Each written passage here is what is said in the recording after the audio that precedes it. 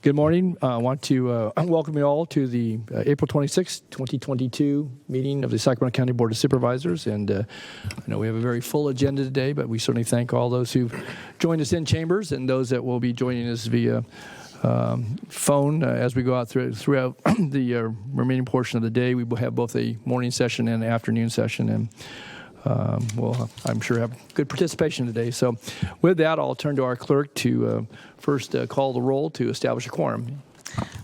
Good morning. Supervisors Cerna? Here. Kennedy? Here. Desmond? Here. Frost? Here. Natoli? Here. And you have a quorum.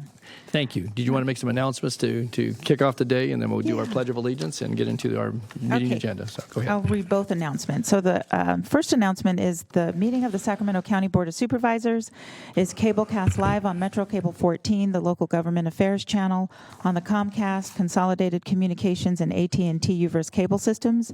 The meeting is closed caption and is webcast at metro14live.saccounty.gov.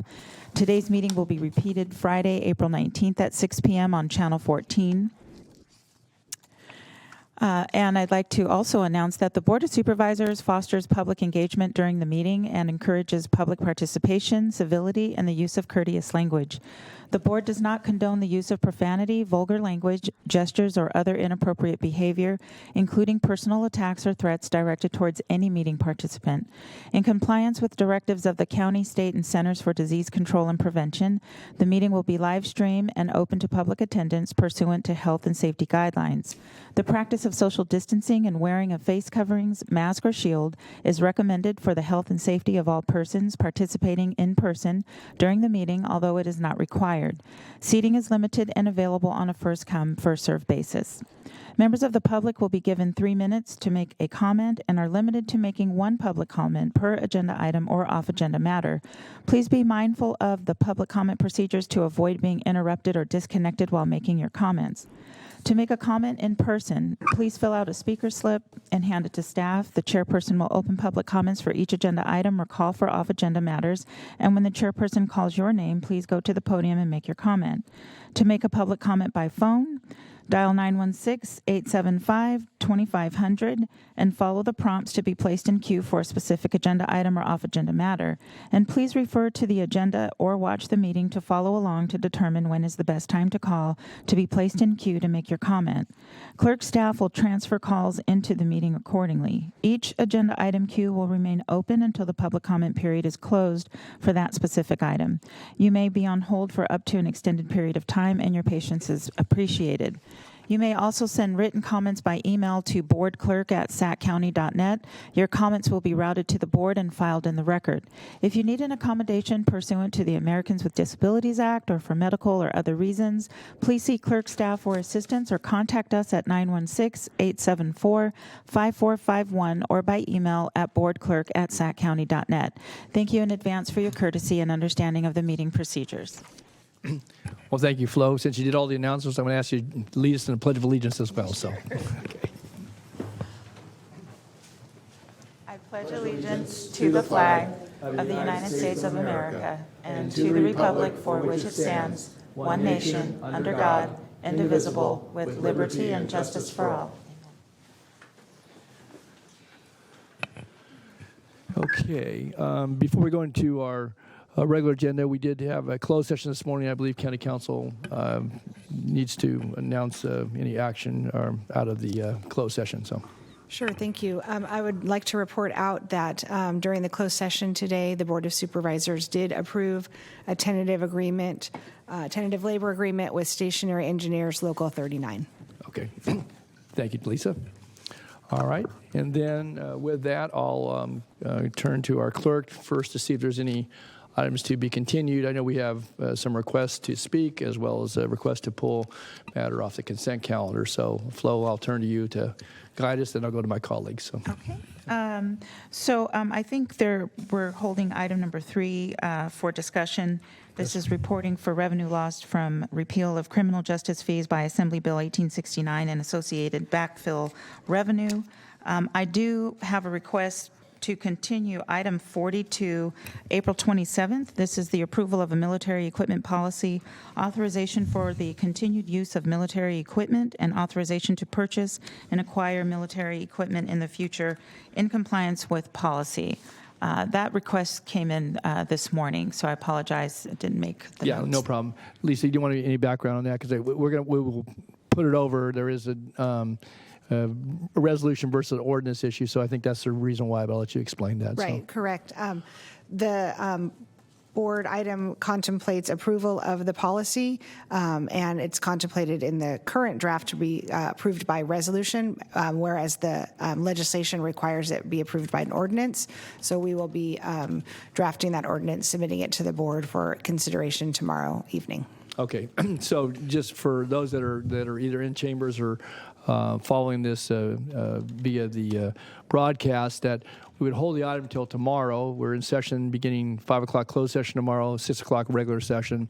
And we would make this, I guess, item number 4 on our agenda. Is that correct?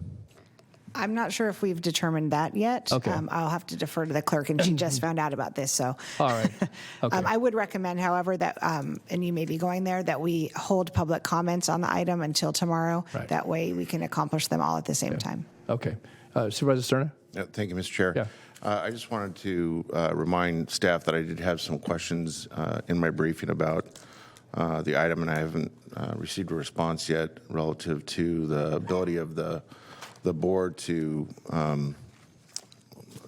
line item approval of different elements of what's in the report, meaning the different types of implements that the Sheriff's Department may be interested in, for instance, vehicles versus ammunition versus lethal weapons, that kind of thing. So hopefully, given the time that we're going to take to resolve the resolution ordinance matter, my office and perhaps others that are also interested in that distinction can have an answer before we're asked to make a decision. Yeah, I know there was that question was provided or asked of our office yesterday, and we did provide a response, and you may not have seen it yet. I haven't seen it. I think the agenda clerk did distribute that maybe early this morning. Okay. So your question has been answered, and we'll obviously be ready and able to answer any further questions that you may have specific to that question or others tomorrow night. Great, thank you. Okay. I know we had one person in chambers who wanted to address the item, but I think in light of the consideration where we'll be considering an ordinance form tomorrow, we would put it over. We're going to be in regular session tomorrow evening. Then we're going to hold comments as suggested.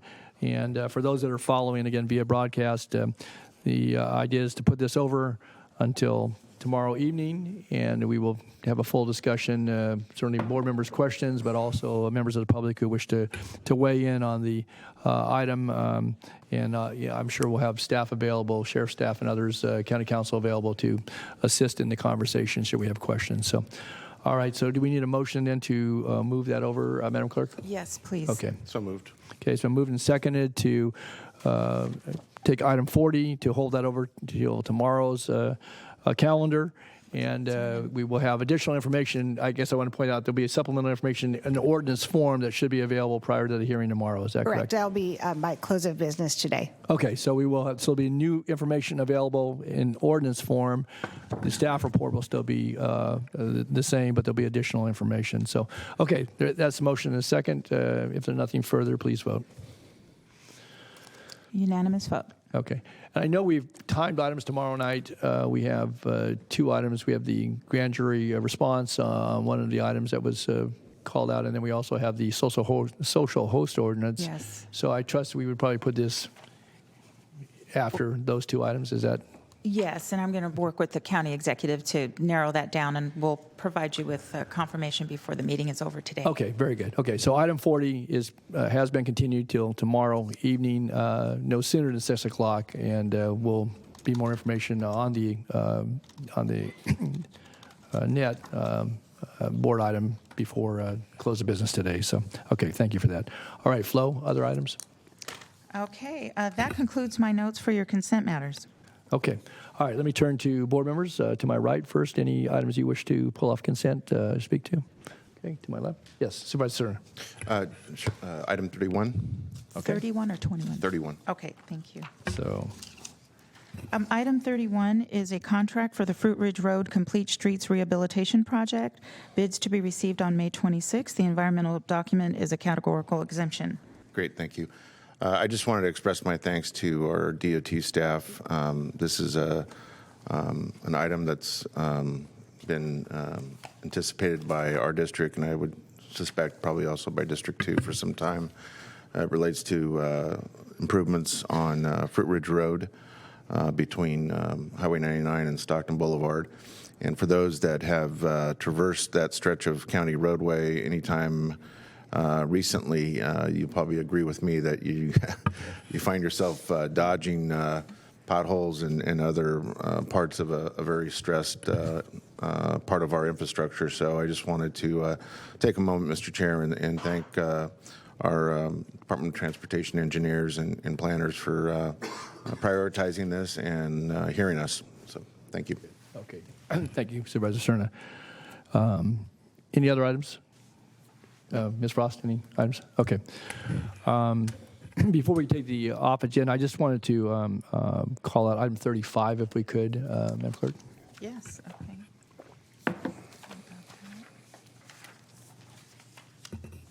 Okay, item 35, authorize the chair of the board to send a letter to the California Department of Water Resources encouraging the necessary repairs and improvements to the reach of Sacramento River East Bank levee from south of the town of Freeport to downriver of the town of Hood. Great. Want to express, again, my appreciation, certainly thanks on behalf of the folks that certainly are affected by some of the levee deficiencies along this stretch of the Sacramento River. And I know this was a outgrowth of the conversation we had earlier this year on the Point Pleasant Beachstone Lakes flood elevations. And so appreciate the preparation of the letter, and just wanted to ask whether it would make sense to, on copies of the letters, we're going to send this to, obviously, the Director, Carla Nemeth. I'm wondering if it would make sense, and maybe this would be for Natasha or certainly Ann, you can ask, but whether it would be wise to CC our local Delta delegation. We have a number of legislators who certainly have an interest, have been very supportive, as has certain leadership over time of making necessary repairs. But I think we might want to keep people in the loop. And again, I'll leave it to you and to others to determine what's the best approach as far as the courtesy copies, but I think it would be helpful. And again, not to get out ahead of the Director of the Department of Water Resources, but I do think that our delegation needs to be aware that there's ongoing concern about the timing for levee improvements in this stretch of the river. So, okay, all right. Again, but thanks to our staff for the follow-up. I know it took a few weeks to put this together, but I think it's very important. Chairperson Yes. Natoli, before you take your off agenda and your vote, can I come back to item 4, or was that the one we continued? Sure. No, we have item 40 was the one we continued. Item 3, we have a request to address. We also have a couple of other folks that have asked to speak to other items. I'll get to those in just a moment. But item 40 was the one we continued. Yes. Okay. So on item 40, we will take that as the last item for tomorrow. And so your second item tomorrow starts at 6:30. And just to give some time Context. frames, any time from 7 onwards is when that would happen. Okay. All right. So for those that were interested in item 40, either here in chambers or following by broadcast, that we'll set that item for after 6:30 tomorrow evening. So probably likely around 7 o'clock or so before we get to actually hear it. So, all right. Thanks, Flo. All right. If we don't have any other items for board member comments at this juncture, we do have a speaker on the consent calendar. Let's go to, before I go to any more on the calendar, let's go to the off agenda. I'll come back. I know I have a speaker on item 13, I believe. So. And you do have a caller for item 3 as well. Okay. So, all right. Well, let's. Do you want to do your off-agenda callers, and then you can Yes. close out your consent calendar and then take your off-agenda? Yeah. Would you okay. like to do that? So you Okay. want to do on agenda? You meant to do the on agenda comments Yeah, first? let's Okay. get your on-agenda stuff done and All right. consent calendar stuff. Okay, so starting with item 3, if you'll call that item, and we do have a caller, and we've received some correspondence this morning from several parties. Okay, could Go you ahead. transfer the caller, Jillian? You want to call the item too, Flo? Please. Oh, yeah, sorry. Item 3, reporting the revenue lost from repeal of criminal justice fees by Assembly Bill 1869 and associated backfill revenue. Okay, very good. All right, caller. Hi, caller. Please start with your comments. You have 3 minutes. Is it 3? Okay. Hi. Good morning, Board of Supervisors. I'm calling about item 3 regarding new legislation, AB 1869, which proposes allocating approximately $2.3 million to the probation department due to revenue loss from the repeal of criminal justice fines and fees. I'm not sure the board understands fully why AB 1869 is such important legislation with incredibly positive social impacts on individuals and families in Sacramento County who have been impacted by the criminal legal system and its financial burdens. We need to remember that the reported total, 8.9 million total in quote lost revenue, is the same revenue that was extracted from mostly low-income communities of color who have been historically over-policed and incarcerated. Individuals and their families had to pay for their own arrest and incarceration, even if they were innocent. This should have never been a policy in the first place, and county departments should have never built their budgets around extracting wealth from over-policed communities. The state legislature recognized the economic injustice of these fines and fees, and this understanding led them to pass AB 1869. The intention behind this legislation was not to continue funding the agencies who have been extracting funding from our communities, who continue, and so the county staff's proposal is not in the spirit of this law. If the county plans to be successful in reducing arrest rates through programs like the Behavioral Health Crisis Call Center, Alternative to 911 program, and reducing booking rates through strengthening reentry support programs that reduce recidivism, then this AB 1869 funding allocation is not only inaccurate, but it's betting against the county's own efforts. What happens if and when the county is successful in reducing booking and arrest rates? Will law enforcement departments and courts keep the same amount of funding? So today, the board does not have to determine exactly where AB 1869 funding will go, but you can decide to accept state funding given the May 1st deadline and later determine how the funds will be best spent and how to measure the ongoing impact given the new AB 1869 legislation. Staff's recommendation to give the entire $2.3 million to the Department of Probation for the primary reason to, quote, streamline reporting is wrong in so many ways.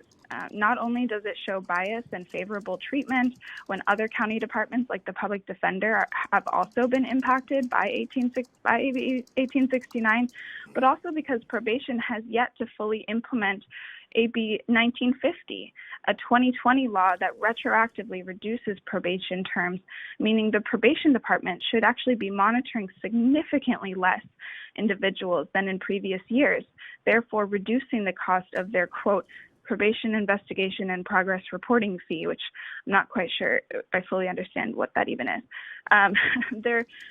So just to summarize, there should be a transparent community process to how the backfill allocation from the state will be spent, to repairing the intent of this law is to repair the harm done to communities who have had to shoulder the burden of paying these unjust fines and fees and directly refunding those who have been directly impacted by these fees.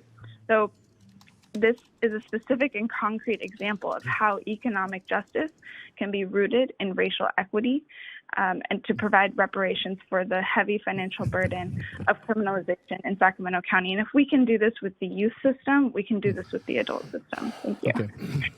Okay. Thank you, Liz. Comment so noted. So,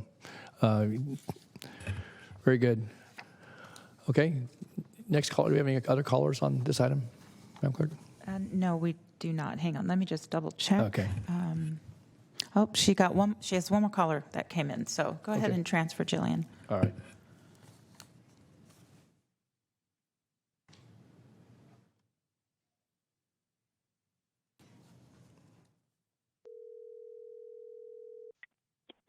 Hi, caller. Please start with your comments. You have 3 minutes. Good morning. Okay, thank you.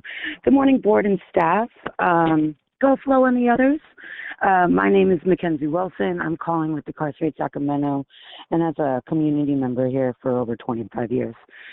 I will say that I did expect a little bit more time to be able to write my comments, so I might go off the cuff at some point. But so far I called this morning with all the concern in the world about item 3 and the direction I am continuously seeing county leadership try and steer us in.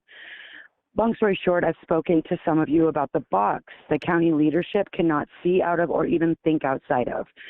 I bring this up because after reading AB 1869, it is clear that the spirit of this bill fell upon deaf ears of county staff who are continuing to make decisions that go against the direction of this county and this community.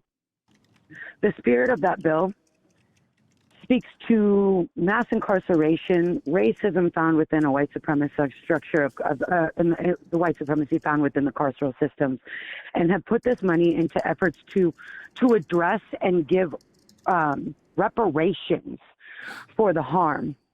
This bill was not meant to backfill law enforcement agencies and give them more funding. This funding was to support alternatives to incarceration and community organizations that are doing that work. I think it is very, and you can tell again, and this is where I'm going off the cuff, you can tell again that the county staff and leadership is struggling to be able to pivot alongside with the board decisions and this community's decisions. When they take projections from 2017 to 2019 to come up with arbitrary numbers that do not reflect the efforts that this county has been taking for 2 years. They projected arrest rates and incarceration rates and imprisonment rates that are actually so high. Like, these are the things that the county is trying to stop doing. So not only should not all of that money be going there, but I actually want to challenge y'all to not give it to probation as it is said to do inside of this agenda item. Makes no sense when you're trying to repair the harm that this county and that this state has caused through mass incarceration. We don't need e-carceration. We don't need at-home incarceration. What we need is for 50% of that, for most of that money to go into the Department of Human Services and through public health arenas, so that way we can begin to focus on mental health services, things like jail support, substance use crisis centers, neighborhood response centers, things that actually work to reduce our jail population, not give it to probation. This morning, I'm very just disappointed, and I'll wrap up. I'm just disappointed that, again, I'm saying out loud to some of these board supervisors that this county continues to make decisions against the will of this board, against the will of this community, and they're doing so, and I don't know if it's malicious or what, but again, they're stuck inside of a box that when they read the language of this bill, I cannot believe they missed the mark. So, excuse my language, because I do recognize we don't condone, but we can't stop me from saying it, so fucking much. Like, they have missed it so much. And you can tell because they're just trying to give all of this money to law enforcement instead of trying to give it to families and to people that this incarceration system that California and specifically Sacramento County has been funding horrifically for decades. Mackenzie, so, you need to wrap up your comments if you could, please. Go ahead. Yeah, no worries. Yeah, normally, like I said, write it up. But yeah, so I am hoping that this gets pushed. I know that the deadline is soon, but if you all can turn something on to, like, if you can push it till tomorrow to where somebody can bring it back and talk about how to re-spend this money in ways that are not going into law enforcement with guns, people who are criminalizing these people, because the money is supposed to go to the decriminalization of these people. Have a good day. Okay, good. Thanks, Mackenzie. Any other callers? Okay, that concludes your callers for item 3. Okay. If I could, since we do have the item called out, I know in the report that it identifies the backfill, obviously revenues that were lost to the county. Most of the backfill is made up by general fund, about 2/3 or maybe a little less. I guess my question is that we will, going forward, be submitting a report to the state by January of each calendar year. And I think that the point, if I understand certainly the callers, and we got some correspondence late last night, early this morning, that again, probation is largely general fund supported, not entirely, but you use some grants and there's some other direct funding streams. And the other departments where, quote, revenue loss has been determined for purpose of this report, I guess I, for one, would think it would be, again, it may be mixing money in the same pool, but I think, again, we've heard clearly from folks over the course of several years now about re-emphasizing or putting emphasis on community programs that would address some of the core issues that obviously result in some of the criminality that folks end up in our justice system. And so I guess one of the things that occurs to me, and maybe Ann, you could respond to this, that with 1869, basically we're claiming dollars because of the offset loss of revenues, because legislation said that for 23 things that we had previously applied penalty assessments and fees, whether it was for booking or other things. I think it would be important, at least in my view, to have an opportunity during budget times, because I think last year we anticipated this, and now we're claiming for dollars, looking back 3 years, calendar years, to identify the 1869 apportionment of that, so that, again, maybe it's the color of money, so to speak. Nonetheless, I think going to the points that a couple of speakers made on the calls this morning, it will allow at least this board the opportunity to look at that, and and whether we segregate those funds or not. Again, with the ongoing conversation about service delivery, health and human services, diversion services, so forth in the community, I think it would allow at least some clarity going forward. Not that we wouldn't necessarily claim for those dollars and are going to continue to backfill. I would also hope that that over time, if we're able to be effective in the community with some of the work that's going on in the justice system, that the calculation relative to lost revenue becomes a different type of a calculation. Maybe you would have less bookings. You wouldn't have folks who would be subject to sentencing that then would have layers of fees or penalties on them. So I don't know how that calculation would be arrived at, because it may be anticipated versus unrealized revenues. But I guess I would just, in my view, that having a conversation and maybe having a flag when it comes to budget each year, an asterisk, so that you could have that conversation. This is due, obviously, in before we would even next meet. So unless it was put over to tomorrow, but I don't know any new information be available. So, Ann, I don't know if you have any thoughts on that. It would seem to me, though, there's a way to call this out to allow us to take as a board annually take a look at it before that January report is submitted each year or so. So I certainly will have that conversation with Ms. Thomas about how we might be able to do that. That's seems like a reasonable request. Okay. And I also just want to highlight that. Is your microphone on, Ann? I don't know. It says it's on. Okay, there it is. Maybe Yeah, I'm not close there, enough. there, Sorry. there. The other point I want to make is that the programs and services that were provided with these fines and fees continued in every single department that received fines and fees dollars. So there was no service reduction in these departments as a result of this, because we did backfill with general fund. And because of this backfill revenue, we will have savings in the probation department that will assist us in some of the items we'll be bringing to you in June to address these very issues. Okay. And thanks for your response, because I think that kind of goes to how you can follow the threads, so to speak, so that one,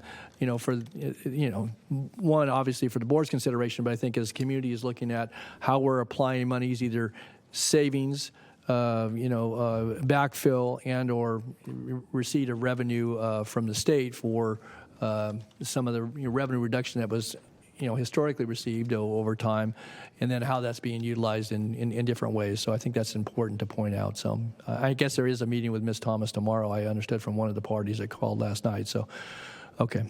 All right. Any other comments on item 3? Don't see any other board members punched up on this. Okay, those were all the callers on item 3. And Yes. okay. And we do have a request to speak then on item 13. Mr. Harris, Ryan Harris, if you're going to call the item. Ryan, come forward. Item 13, authority to extend the agreement with Navix Global for an additional year and to increase the amount by $39,904.91 for a total amount of $181,104.91 for a period of June 1, 2018 through May 31, 2023 for online discrimination and harassment prevention training for employees and supervisors, and request Department Director authority for future amendments through the contract term. Okay. Good morning, Ryan. Hey, good morning. Glad you were able to make it to this meeting, Mr. Kennedy Patrick.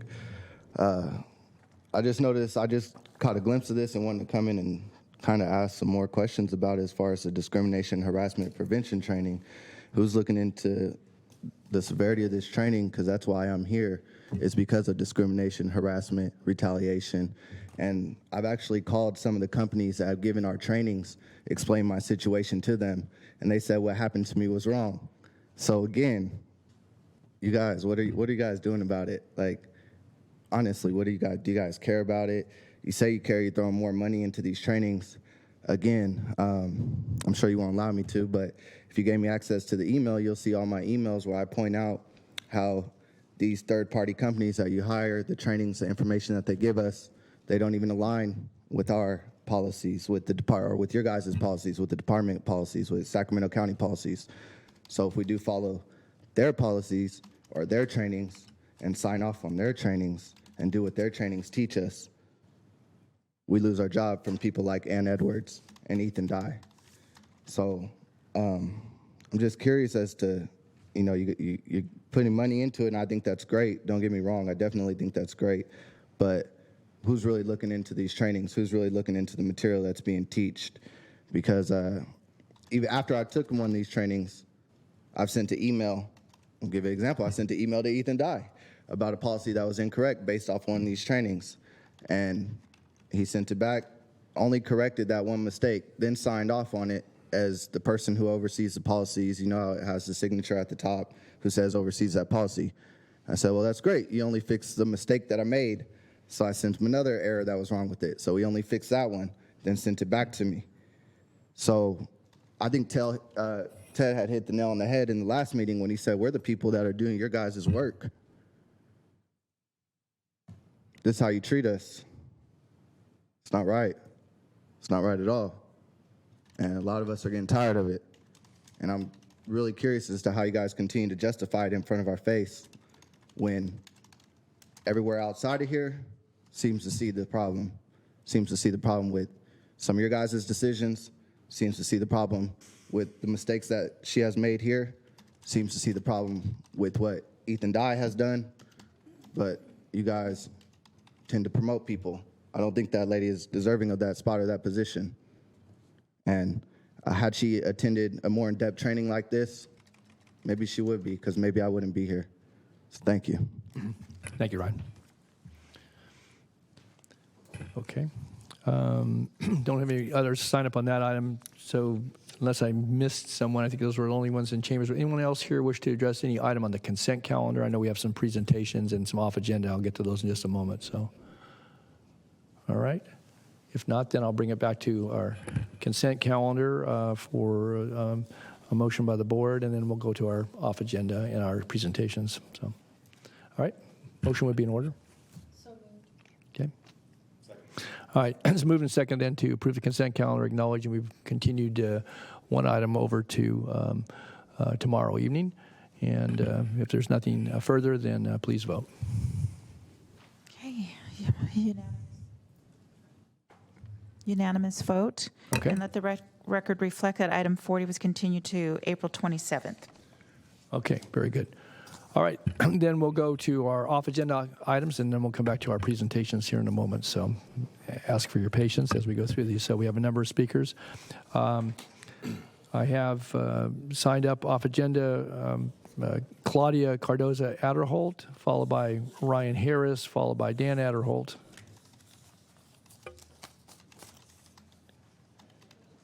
Claudia?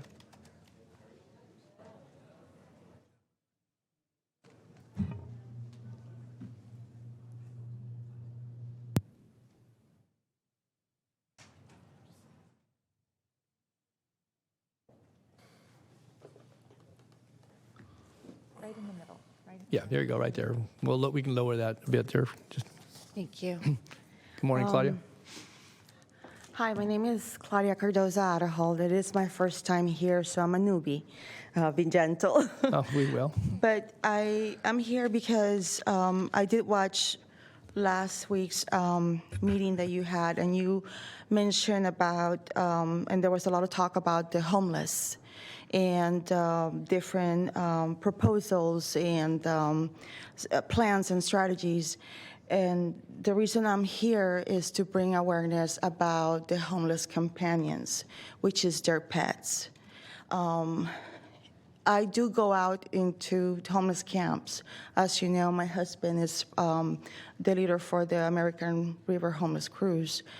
And I'm not sure whether this board is aware of the amount of animals in homeless camps. I can give you an example. There's one homeless camp that has 35 dogs. There's another one that has 20. There's another one that has 11. And we have another one that has 8. And that's just in this district. That's not the entire city or county. So we do definitely have a crisis with homelessness, but we also have to address the crisis that comes together, which is their pets. A lot of the homeless have more than one pet, which is not, it's totally unconventional and out of the box if you're going to compare to a household. They will have 3 or 4 or sometimes 5 dogs. Now, according to Google, Sacramento has about 5,500 homeless. Okay, if I take 5,500 times 4, thinking that they have 4 dogs, we're looking at 22,000 dogs. Okay, and that's the census about 2 years ago in 2019. As of 2 years, the homeless population has increased 19%. So we're looking at 23,000 dogs out there that do not receive medical help or services, do not receive any heartworm medication, do not receive any flea or tick medication, which is an infestation and causes other diseases, do not receive any spay or neuter, not because it's not available, but it's because a lot of these services that the county provides to the community, the homeless need transportation. So we have a dislocation between the services and community. My job here is to provide you with this awareness and maybe later on have more dialogues about it. And we can have a round table and maybe, get together with different branches where we can open up and explore different avenues. That's all. Thank you. Well, thank you, Claudia. Thank you for being with us. Thanks for your certainly concern and for sharing that information, and we very much appreciate it. Thanks. Okay, next we have Ryan Harris, and Ryan will be followed by Dan Adderholt, followed by Charlie Solt.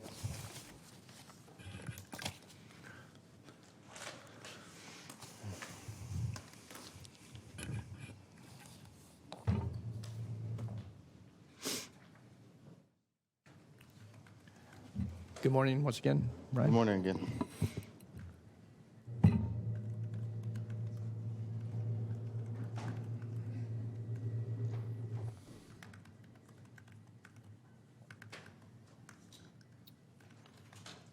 All right, so I tried to contact all you guys several times, ask you guys if you could be my mentor. None of you guys got back to me about it, not too surprised.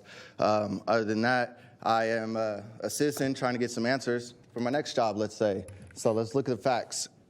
Ann Edwards, she gave me a 24-hour suspension. That was the exact reasoning right there. I spent 40 minutes to compose an email that I had a restraining order, and I sent it to my program manager. You guys said, ask HR what to do. I did. I said, HR, when we met, you said that the correct procedure was if I have a restraining order to email my program manager.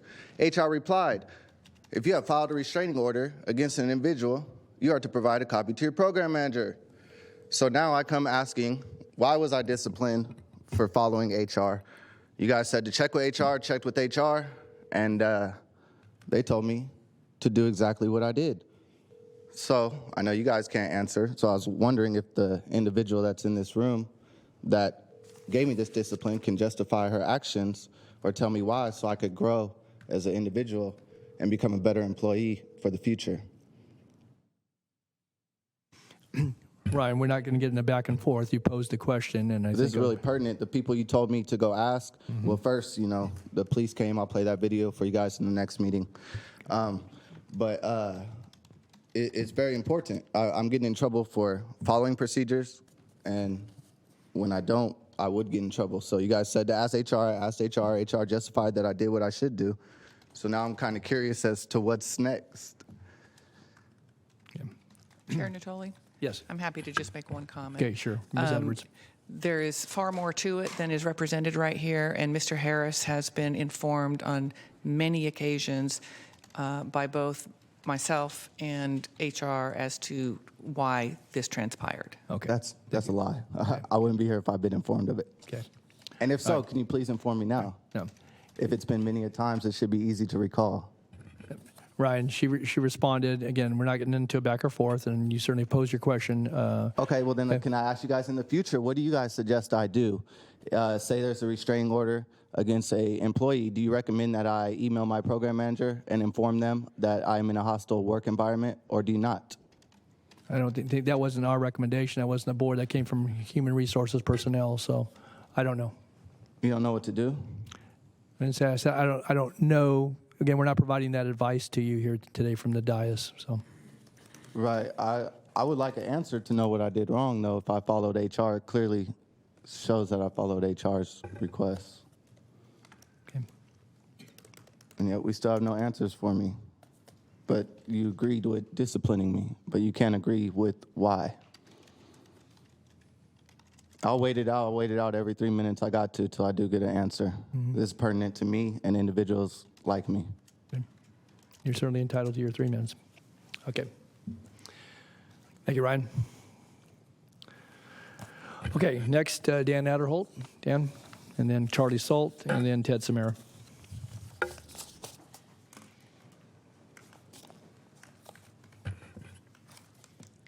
Good morning, Dan. Good morning, guys. Welcome back, Patrick Kennedy and Phil Cerna. I want to personally thank you guys for last meeting for letting my American River Homes crew members stay on the American River Parkway until homes are available, and we're fighting to keep it clean and safe. I also want to let you guys know I sent you guys an email showing you guys pictures of what happened on last Saturday. It was a big event, you guys. I wish you guys were there. Let me know on Nextdoor, Facebook that we're going to be doing this, and all these other groups came and joined us, and our community responded really great. And now we're talking about hitting, and I believe your district next, Desmond, Watt Avenue, going towards Manzanita. There's 2 water banks going on separate directions of Watt.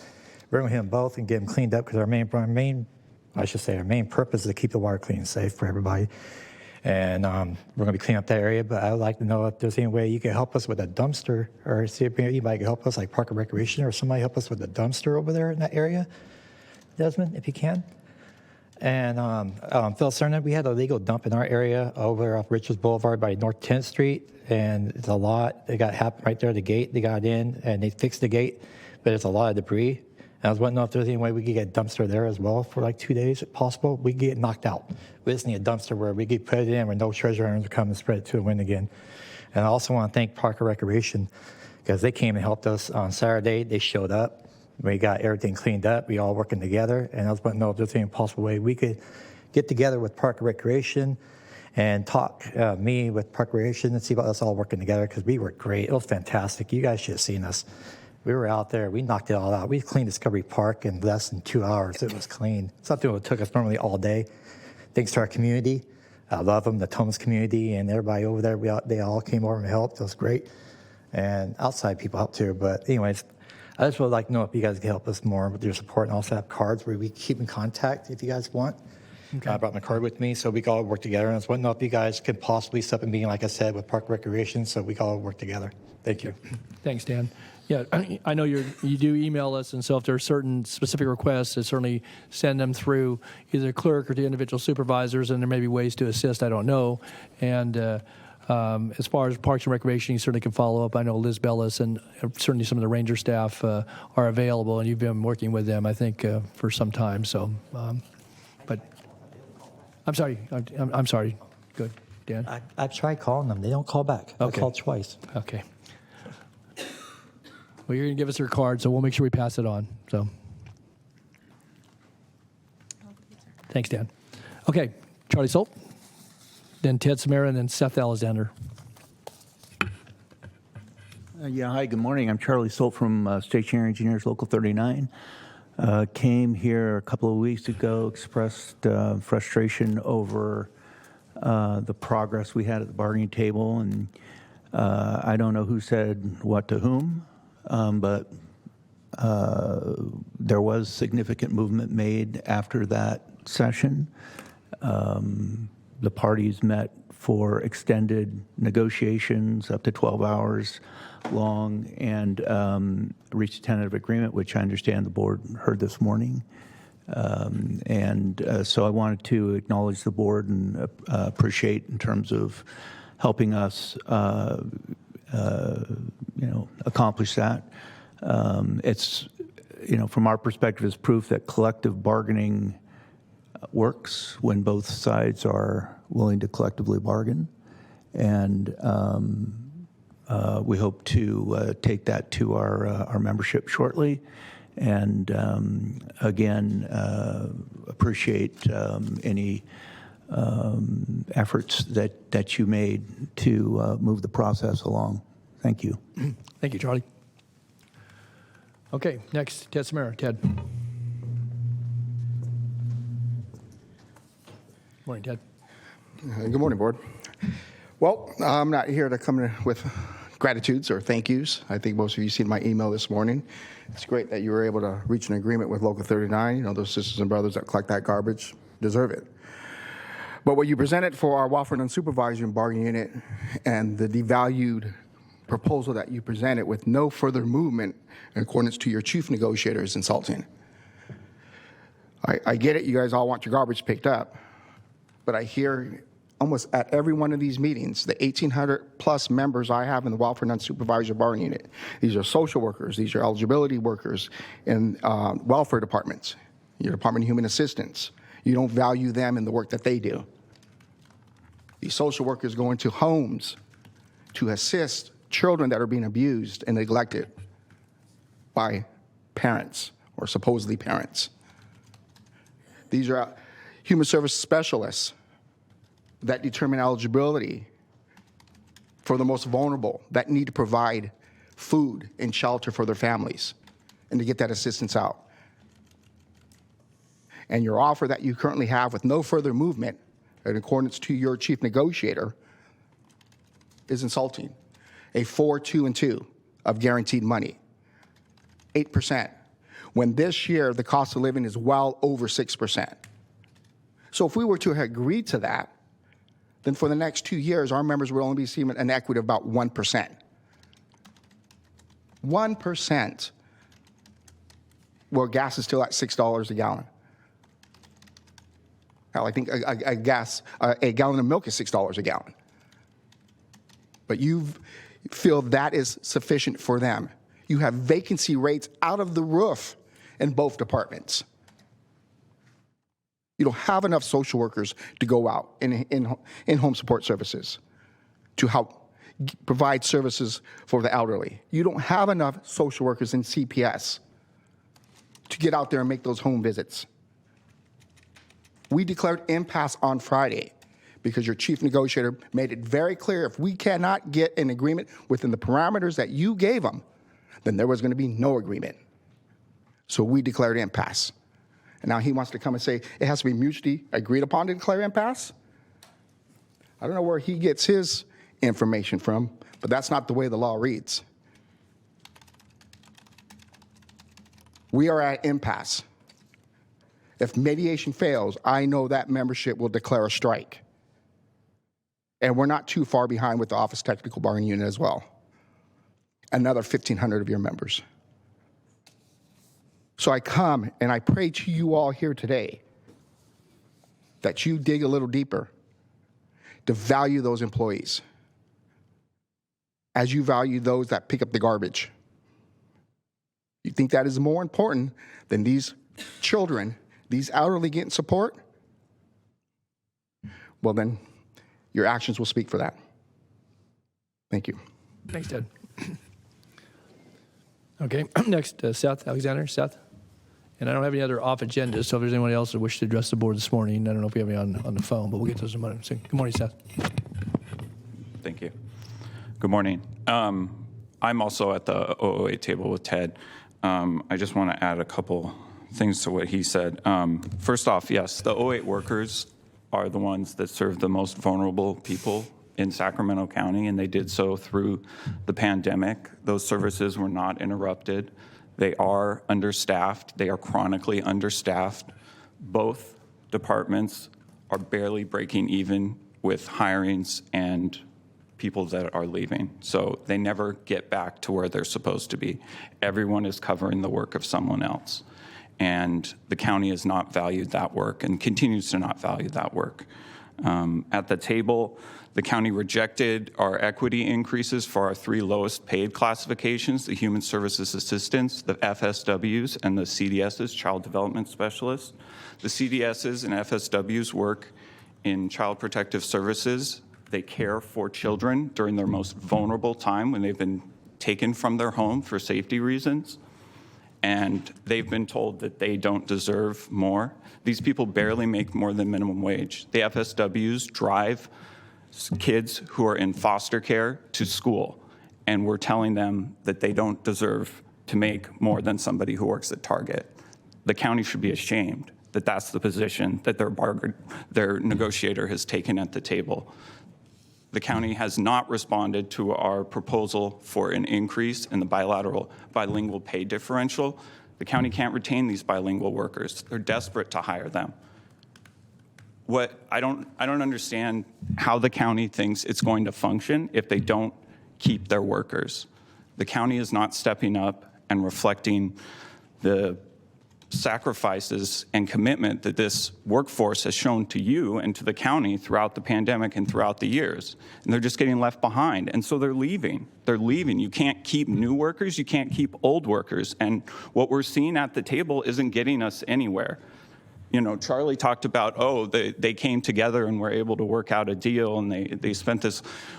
Your bargaining team that you brought to our table, we said, all right, thanks. You came, you brought something, finally. And we said, let's meet again sooner, because your team will only meet with us every 2 weeks.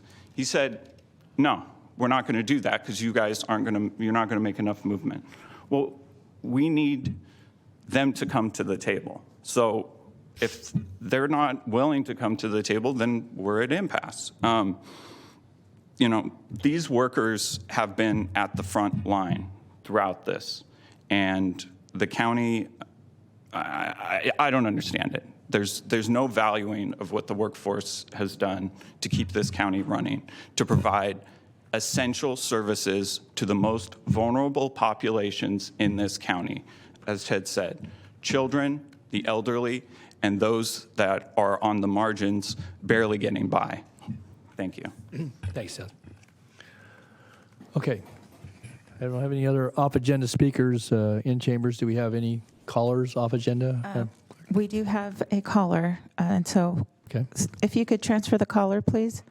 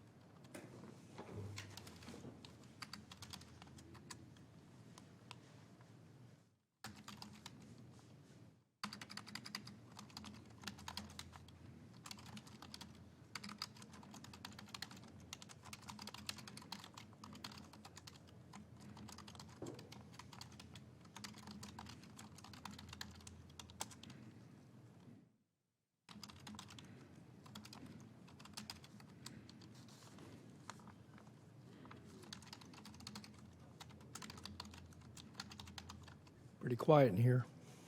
Yeah, I think they're trying to.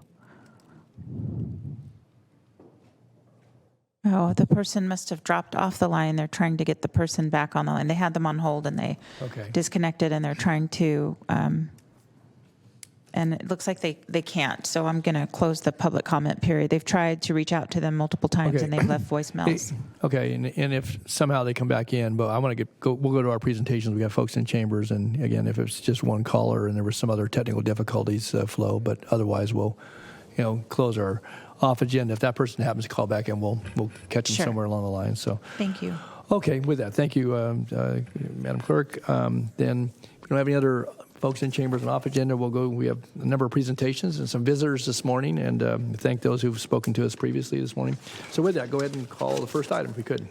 Okay, item 58 is May is Bike Month. Okay, and who's our presenter on May is Bike Month? It looks like Ms. Crosher. Oh, sorry. Ms. Crosher, can you hear me? Yes, I can. Can Okay, you hear me? thank you. I had to unmute you. Sorry about that. Oh, great. Okay, good morning.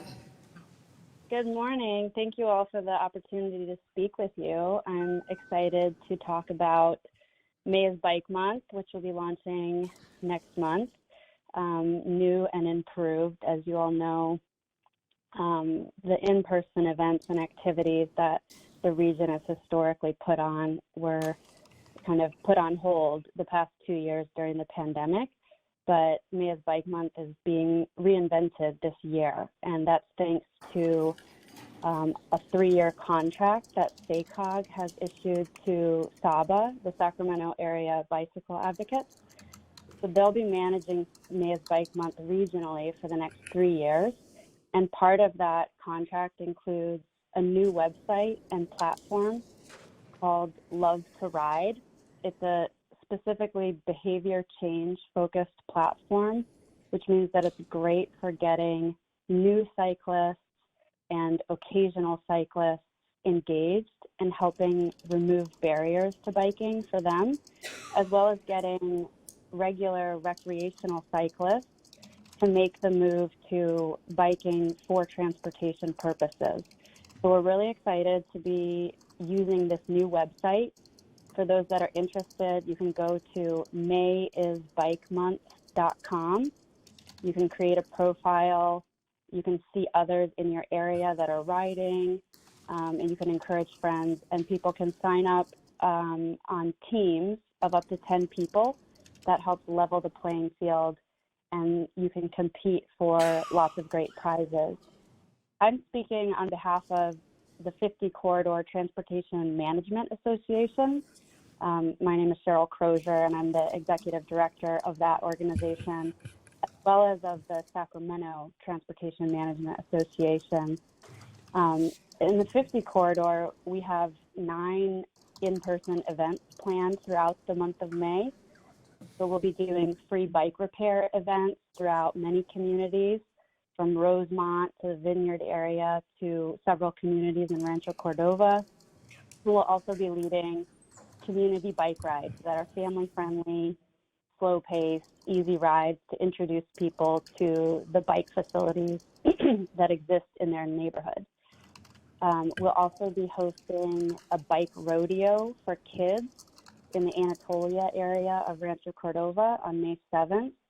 And that'll be an event to teach bike safety skills in a really fun way with a bike decoration. And I'm just happy to promote this exciting challenge for everyone across the region. There are over 50 partner organizations involved in promoting May is Bike Month this year, not just in Sacramento County, but in the SACOG region. And it's not just on biking to work, but because so many people are working from home and because our work lives have shifted so much in the past 2 years, we're really focused on getting people out biking anywhere, anytime. And this new website and the events that we've organized to support the challenge are designed to encourage biking for all means. And thank you again for letting me speak. Well, thank you for sharing with us some of the events during the month of May, and obviously the weather is going to be ideal for certainly some of the activities. And again, certainly the work in neighborhoods and communities throughout the county, I think really emphasizes the importance, certainly, of biking for a myriad of reasons, but appreciate the efforts, and thank you for the presentation. And so you can bike during the month of May, but certainly April and June as well, and throughout the year. And so thank you for that. Is there anything else you wish to add? No, that's it. I'll just reiterate that mayisbikemonth.com is where people can go to sign up. Okay, mayisbikemonth.com, and you can get the latest and greatest on any activities any given day. It sounds like it's going to be a full month of activities. So thank you so much for calling in and for your efforts and your leadership, and certainly all those who've worked to plan those events. And obviously, we wish every success as we proclaim May is Bike Month and join you in that effort. So thanks so much. Thank you. Okay, very good. Okay, Madam Clerk, anything else on that? No, and we do not have any public comments for that item. Okay. Item 59. Okay. Item 59, presentation of resolution proclaiming the week of April 24th through the 30th, 2022 as National Crime Victims' Rights Week. Okay. And I think we have Nina Acosta here, and she'll introduce herself. Nina, and again, I don't have a formal resolution here. We certainly can proclaim that and make sure we get a framed copy to you appropriately. So apologize for any miscommunication on that. I know that we scramble at times to get the frame resolutions ready and available, but it doesn't take anything away from what we're going to hear about in just a moment. So thank you. You bet. Good morning. Yeah, you can just pull us down if you want to just and speak into the...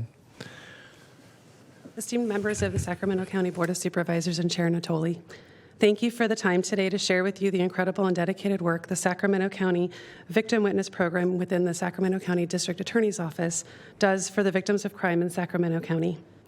In honor of National Victims of Crime Week, I will be sharing a victim story with you today and then provide you with a history of the victims' rights in California. Jane was only 11 years old when she attended her first sleepover party for a classmate. She was very excited and eager to attend the roller skating rink with her friends and then spend the night giggling away. She had no idea that fun night would turn into a nightmare where she would be sexually assaulted by her friend's father. She would go years keeping this secret until finally an investigator knocked on her door to ask her about a birthday party she attended 8 years prior. Now 19 years old and living in another state, attending college, she reveals a secret she held locked inside for 8 years. She is then subpoenaed to testify in front of strangers in great detail about what happened to her 11-year-old body and how that impacted her life today. In this process, she would learn she is one of 15 victims by the same defendant, a previously convicted registered sex offender. She would also learn she is not able to access mental health support because she now lives out of state to attend college. As the trauma now ranges in her after testifying about the horrific things no child should ever endure, she is left with open wounds, not only at the memories of what happened to her being brought back to the forefront, but also by having to endure talking about it on record in front of strangers in explicit detail. After the verdicts were rendered, she turned to me and said, "I am the only one with a life sentence. I will heal, but I am forever changed." With the support of the victim advocate and amazing community partners that we have here in Sacramento County, she has found a sexual assault support group and is engaging in equine therapy to help her through these traumas. In honor of National Victims' Crimes Right Week, April 24th through the 30th this year, across the country, victim service programs are sharing victim stories and raising awareness about the trends of victim services in their communities and the need for ongoing victim support. As I share with you the history of the Victim Bills of Rights in California and the influence we are seeing of crime in Sacramento, I hope to show you the incredible impact victim advocates have to help victims not only get through and get healed, but to survive regardless of what has happened to them. The incredible victim advocates that I have the honor of supervising have helped many victims of crime not only understand the criminal justice process, walked them through the criminal justice process, and assisted them in supporting them through the criminal justice process, they also helped them begin the healing process. The Sacramento County Victim Witness Program in the District Attorney's Office was established in 1977 to assist and serve victims of crime. In 1980, the Sacramento County Board of Supervisors designated the Sacramento County District Attorney's Office as a Center for Victim Services. However, it was not until November 4th, 2008, that the state of California adopted the Victims' Bill of Rights after Marjorie Ann Nicholas was murdered by her boyfriend and her family and championed for victims' rights to be codified in the Constitution. Marzy's Law, as a Victims' Bill of Rights is commonly known, highlights the need for rights for victims in the criminal justice system. California is one of the few states throughout the country that has actually codified this in their Constitution, ensuring that victims' rights are upheld. The Sacramento County Board of Supervisors and the Sacramento County District Attorney remain committed to serving and supporting victims of crime throughout Sacramento County. In Sacramento County, when a crime happens, the Victim Witness Program is notified. Our team of victim advocates reach out to those victims, providing immediate crisis intervention support, emotional support, counseling, and assist them with explaining what the next steps are going to happen. Many people do not have any idea what the criminal justice system looks like until they're a part of it. Criminal acts have a lasting physical, emotional, and financial impact on people of all ages, abilities, economics, racial, and social backgrounds. As we learned on April 3rd, 2022, when multiple people were shot after enjoying a spring evening on K Street, crime affects us all. The entire community was impacted that night. Our community must remain steadfast in ensuring there are adequate supports, proper supports for our community partners, and healing services for every victim of crime. The criminal justice process is often intimidating, confusing, and adversarial from a victim point of view. They often feel lost in the shuffle. Many people have never encountered the criminal justice system until they have become a victim or are the family member of a victim. This is where the critical work of the specially trained district attorney victim advocates come in. They come alongside each victim and their family. They provide education on how the case will progress.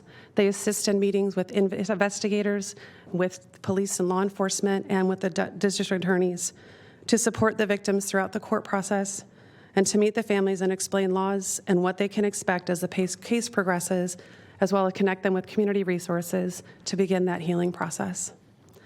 The National Crime Victims' Rights Week theme this year is Help Crime Survivors Find Their Justice, Rights, Equity, and Access for All Victims. Awareness of the impact crime has on victims in the community is not limited to National Crime Victims Week, but needs to be in our thoughts, our decisions, and our actions every week of the year. In all of our conversations about criminal justice reform and social service needs, we must as a community remember those who have been deeply affected and impacted by crime in our community. We must always remember victims' voices need to be heard and never forgotten. This week is to highlight and bring to the forefront the issue and support needed by those in our community and nation who have endured challenges trying to heal and find justice after being victimized by crimes in which they live. This week is to remember and honor those who are healing and those who are struggling to find healing. As we honor survivors of crime, it is imperative as a community to never forget survivors' voices and the impact that crime has on individuals, families, and our communities, as together we seek criminal justice reform.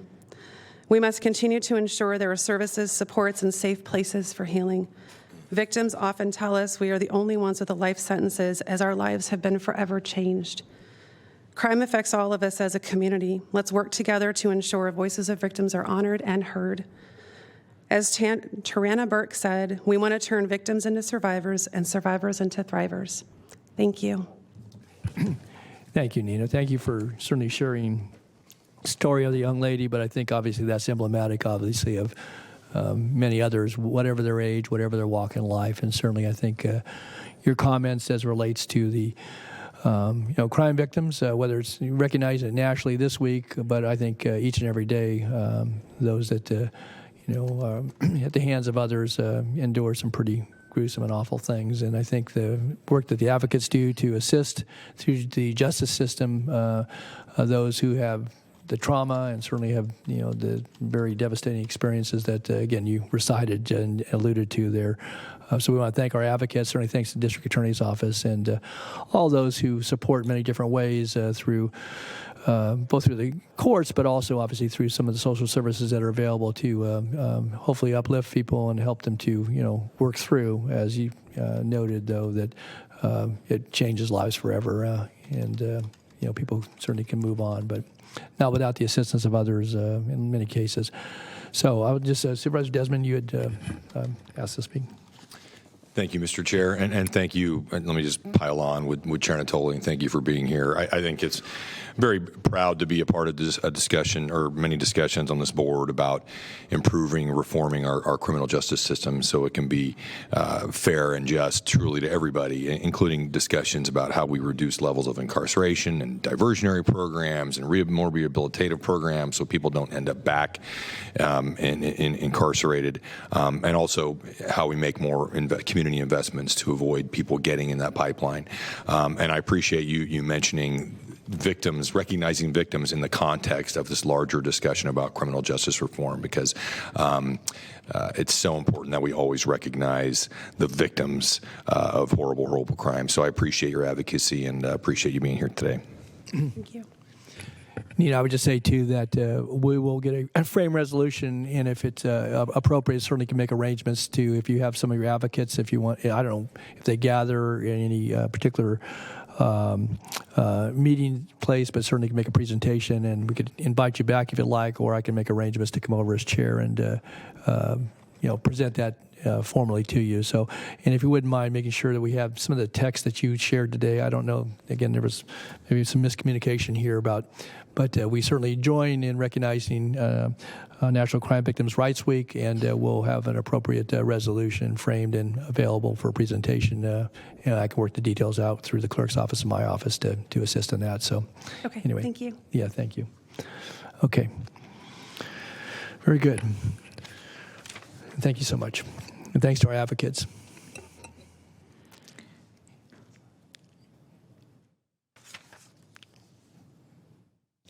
I can come down. Let me borrow this here.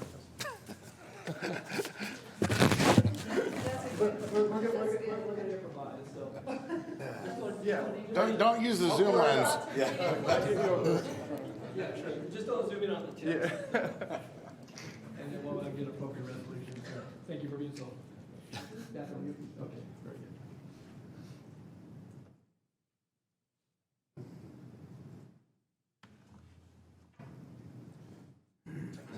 Just use your imagination, but we'll get the real one.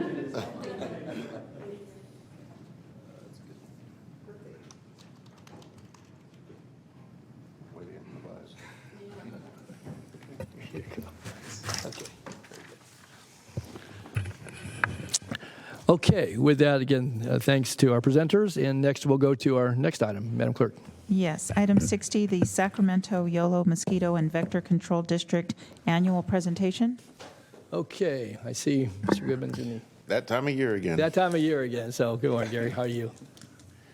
Well, excuse me. Thank you very much. Appreciate the chair and the board inviting us out to give kind of an annual update as to what we anticipate for this upcoming season when it relates. Thank you. When it relates to mosquitoes and disease specifically, and obviously next month is Lyme Disease Awareness Month, and I know you're honoring that right after this, and appreciate that. I'll try to give a little bit of information on kind of what we're doing for ticks and disease monitoring for Lyme disease. So. Essentially, our district covers all of Sacramento and Yolo County. Our main office is down in Elk Grove. We also have an office in Woodland. And we're one of 58 individual districts throughout the state of California that essentially provide these vector control services to try to help protect the public from vector-borne disease. And specifically, the one that we have most prevalent here in our particular area is West Nile virus. And then when you look at tick disease, for the most part, it is going to be Lyme disease. Our technicians go out on a daily basis and look for where mosquitoes breed, and mosquitoes need water to breed, and so they look at any place where there is this potential for water and vegetation interface. And there's some things that are very easy for us to see, the rice fields that are out in Natomas and out in Yolo County, very easy, the wetlands that we have in the southern part of our California county, or Sacramento County. But then the more difficult things are the things that are in people's backyards, because it's hard for us to be able to get into everyone's yard and see what is there. And specifically after we've had just the most recent rains, one of the things that we try to ask the public in general is to just try to go around your yard once a week, take a look for anything that might be holding water, whether it's a bucket or a dog dish or a toy. Mosquitoes can even breed. We found them to breed in empty paper chip, empty potato chip bags. So anything that can hold water for about a week is a perfect breeding ground for mosquitoes, but we really need people's help in being able to try to identify those things and take care of that for us, and or let us know if you're being bothered by mosquitoes. We go through what we call an integrated mosquito management approach. The first one's public information. We do a lot on social media. We have a lot of advertisements on radio and television and print. We go to a lot of different events throughout the both counties. If there are events that you guys would like for us to participate in, please let us know. Very specifically, we actually hand out repellent. I think everybody's probably seen this stuff. We buy this by the pallet. I've got thousands and thousands and thousands in our warehouse down in Elk Grove. If you have an event that you need that, please let us know. Be more than happy to deliver it. We want people to use it, because if you're going to be out in those evening times, you're going to potentially be bitten by mosquitoes, and we want to make sure that we're preventing transmission of disease. We then go into our surveillance program, and for this, we set traps out on a daily and weekly basis to be able to try to monitor the populations of mosquitoes throughout the counties, and then react accordingly when we see something that starts to rise. And of course, this also comprises the testing of mosquitoes to see if they are carrying virus, and then we do interactions associated when we do find that. Then we have a biological control program. If any of you would like to come down to our facility in Elk Grove, you're more than welcome to. We have 22 ponds on our facility that are dedicated towards breeding small mosquito fish. We're probably the largest mosquito fish breeding facility in the country. We plant about 3,500 to 4,000 pounds of fish per year in various sources such as rice fields or wetlands or even backyard unmaintained swimming pools, horse troughs, wherever they're going to be able to take care of mosquito larvae, we'll plant them. And we do that free of charge. All you have to do is give us a call, and we'll come out to your facility and make sure that it's a suitable place for this mosquito fish to survive. Then we have an ecological management department. Essentially, this is one that we look at plans that come through from the counties when there's buildings, and give BMPs and recommendations to those builders to try to say, hey, here's what we would recommend so that you're not going to produce mosquitoes with this property or on this property with this project. We work very closely with U.S. Fish and Wildlife Service, with the Nature Conservancy, with CRP, Cosumnes River Preserve down south, all of these landowners that essentially have water on their property. We want to make sure that they're implementing appropriate BMPs, best management practices, to reduce that mosquito production on their property. So we actually have some heavy equipment, both a backhoe and a dump truck, and we offer those services free of charge to be able to try to make sure that the combination of what their goals are and our goals are being met together. In this ecological management department, we also actually implement a number of drones. We've been one of the leaders in the state in terms of being able to purchase drones and use that for visual over some of these wetlands and landowners, so we can try to figure out exactly where the water is and then be more efficient in our treatments that we're dealing with. And then the last component of our IPM is the chemical control, and this is the actual treatment of those water bodies, and or when we get adult mosquitoes, either treating by truck, backpack, or of course in years past we've done the airplane over town as well. Just a brief snapshot as to what West Nile virus activity last year or last few years has been in California. 128 human cases were reported last year. One thing I do want to try to highlight, and while the symptoms of West Nile are typical of what we've been experiencing over the last 2 years with COVID, they're flu-like symptoms. You tend to have a level of tiredness and achy, fever, those types of things. And for the most part, the majority of people that will get these symptoms will recover within about a week or so. It's typical to the flu. However, it can evolve into what we call the more serious neuroinvasive form of the disease, which can include encephalitis, blindness, paralysis, and of course even death. And so most of the cases that end up getting reported are actually of the more serious neuroinvasive form of the disease. And so CDC estimates that for every neuroinvasive form, there are anywhere from 30 to 70 unreported cases. And so we know that this disease is significantly underreported, because if you just get the flu and you stay home for a week and you recover, you're never going to go to the doctor, you're never going to get diagnosed. But it does have the impact of impacting thousands of people on an annual basis in California alone. Here's a general map of where we detected virus activity last year in Sacramento County. So the red circles are positive mosquitoes that we tested for West Nile, and then the triangles are positive dead birds. And so West Nile virus is a bird disease. It's carried by birds. It's vectored by mosquitoes. So a mosquito bites an infected bird, picks up the disease, and then transfers it to either another bird or to a human. So as you can see, we had quite a bit of activity last year. This was actually a lower year for us, which is good, but we did have some very high pockets of concentration of West Nile virus activity last year in Sacramento County.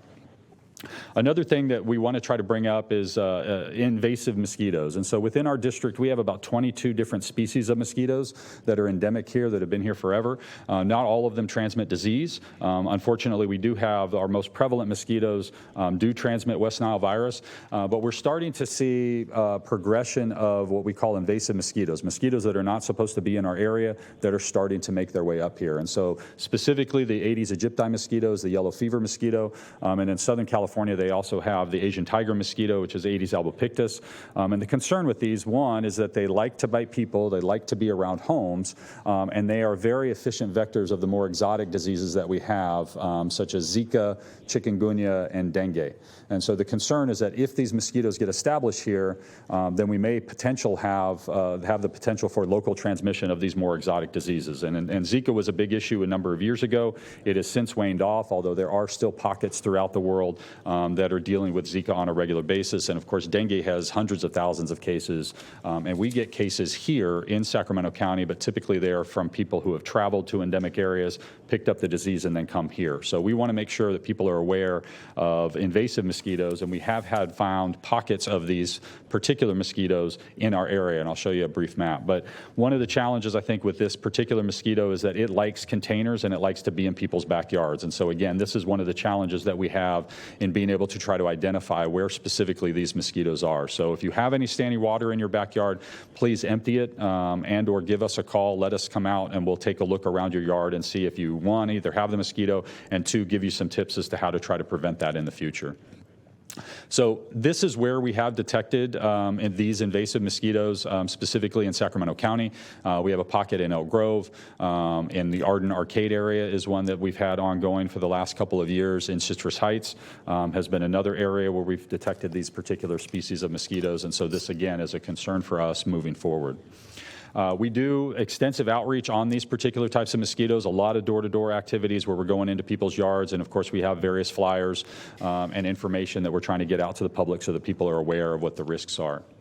So I'll talk a little bit about what our tick surveillance program is here. We do a lot of the trails specifically on the American River Parkway. So that picture on the right with the kind of the white flag is what we do. It's called tick flagging, and essentially you drag that flag along the ground. The ticks there are questing. So the picture there of the tick, typically that's when they'll come across that flag, they'll pick them up, and then we can see the tick on that white flag. We'll then collect it, we'll take it back to our office, and we'll test it to see if it's carrying Lyme disease. The picture there on the bottom makes one of the challenges associated with being able to identify ticks, because typically Lyme disease is transmitted mostly by the nymphal ticks, the very smaller ticks, which are very hard to spot. The larger ticks, the adult ticks that usually live about 3 years or so from beginning to end stage are a little bit easier for people to spot, and they typically don't transmit Lyme disease as frequently as the nymph ticks do. So Lyme disease in general is caused by a bacteria called Borrelia burgdorferi. We have, typically it is also transmitted by the Ixodes specificus tick that we have here, of course, in our particular area. When Lyme disease is present, you will see a bullseye type of rash at around the tick site. That's how you kind of identify it. There are treatments for Lyme disease, and so the key really is if you have and or been bitten by a tick and you start to see this bullseye rash, please go see your doctor. There are antibiotics that will take care of that, and for the most part, with treatment, Lyme disease isn't a problem. The challenge is that when Lyme disease goes untreated, it can lead to very, very serious implications for the victim. And this is our tick surveillance results of what we found, and just most of what we do of where we find ticks and or Lyme disease in Sacramento County is centered around the American River Parkway there.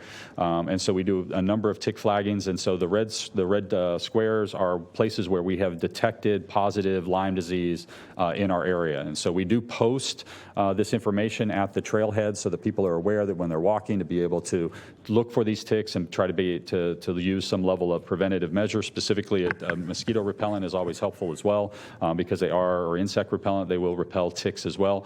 But as you can see, we do have a little bit of activity within Sacramento County. We also have some in the Yolo County as well, up in a bit of the foothills. Gary, excuse me, through the chair. Sure, yeah, go ahead. Gary, so is this just an example of where you've done the surveillance for ticks along the American River Parkway, or do you do it along the full extent? Because this is only the upper part. These are the locations that we did last year, and so yeah, we don't walk the whole parkway specifically. We do samples around to be able to try to determine if and where Lyme disease is being present. And so then when we do detect something, then we'll post something, one on our social media and website, but also at trailheads so that people are aware that there is Lyme disease that has been found in the area.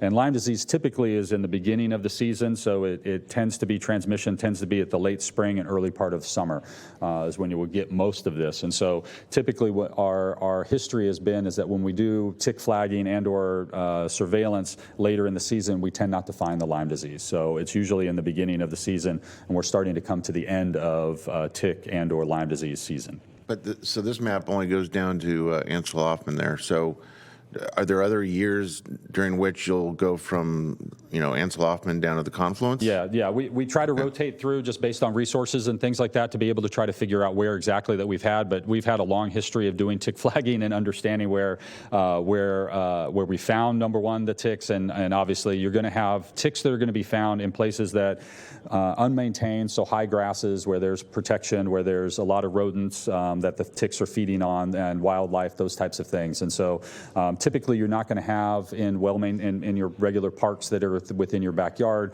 Those are not going to be places where ticks are going to survive because there's just general regular maintenance that's happening there. So we try to go to some of these areas where people are going to frequent as well. And so that tends to be what our focus is. Is there a direct correlation, though, with deer populations?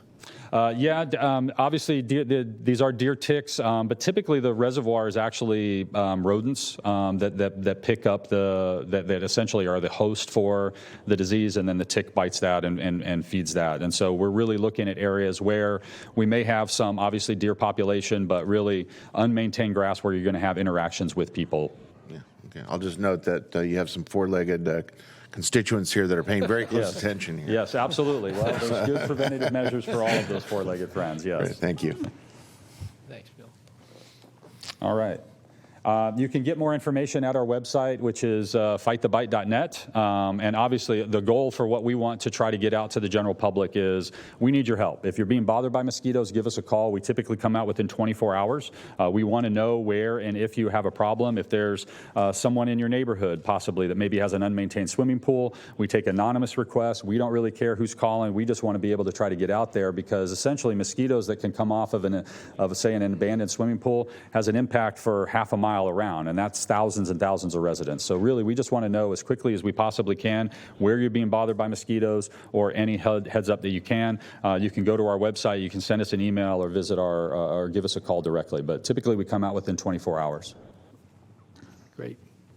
Thanks, Gary. Any other questions or comments? I would just add that please give her best to Luz. She's doing a great job on the TV with her messaging. Yes, she was very busy. Last week was actually West Nile Awareness Month, Mosquito West Nile Awareness Week. I'm sorry, in California. So she was very busy. We had a number of different activities, a number of education out with the general public. We actually handed out repellent to the homeless populations on Friday as well, because obviously they're a very vulnerable population, and we'll continue to do that. But I will pass on that comment. Thank you. Thank you. Okay. Well, thank you, Gary. If you'll just stay there, I'm going to come down. I've got a resolution on Lyme Disease Month, Awareness Month.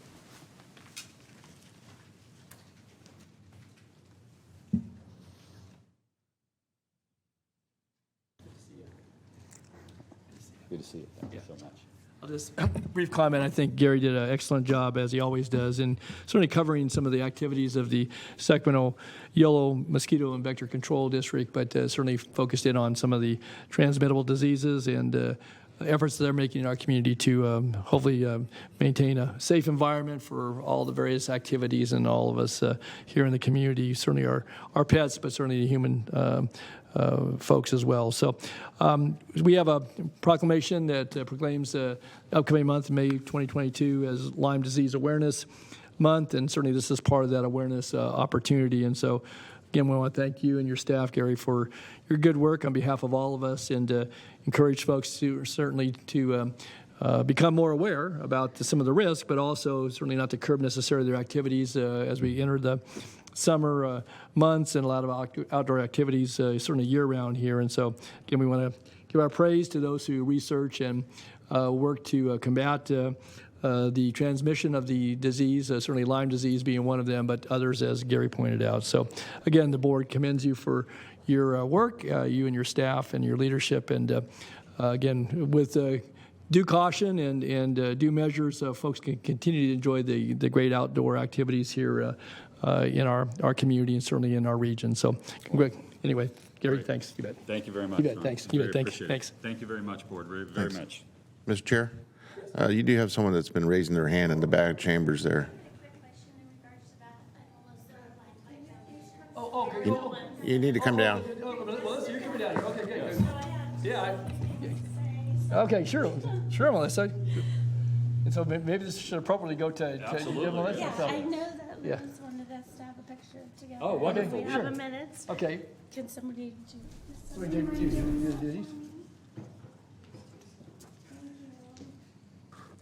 Hi, Melissa, how are you? Get him right in the middle here. There you go.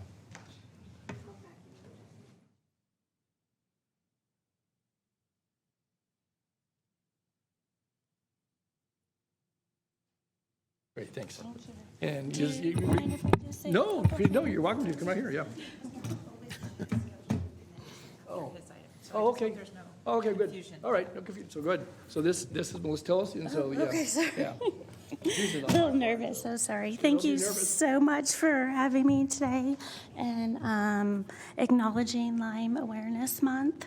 I am a Lyme patient. It took me 4 years to determine what I had. I had to go to Minnesota to figure out what that is. I have been in treatment for 3 years. It's not covered by insurance. I have spent over $100,000 of my own money for treatment. And my goal is to hopefully have remission in 6 years.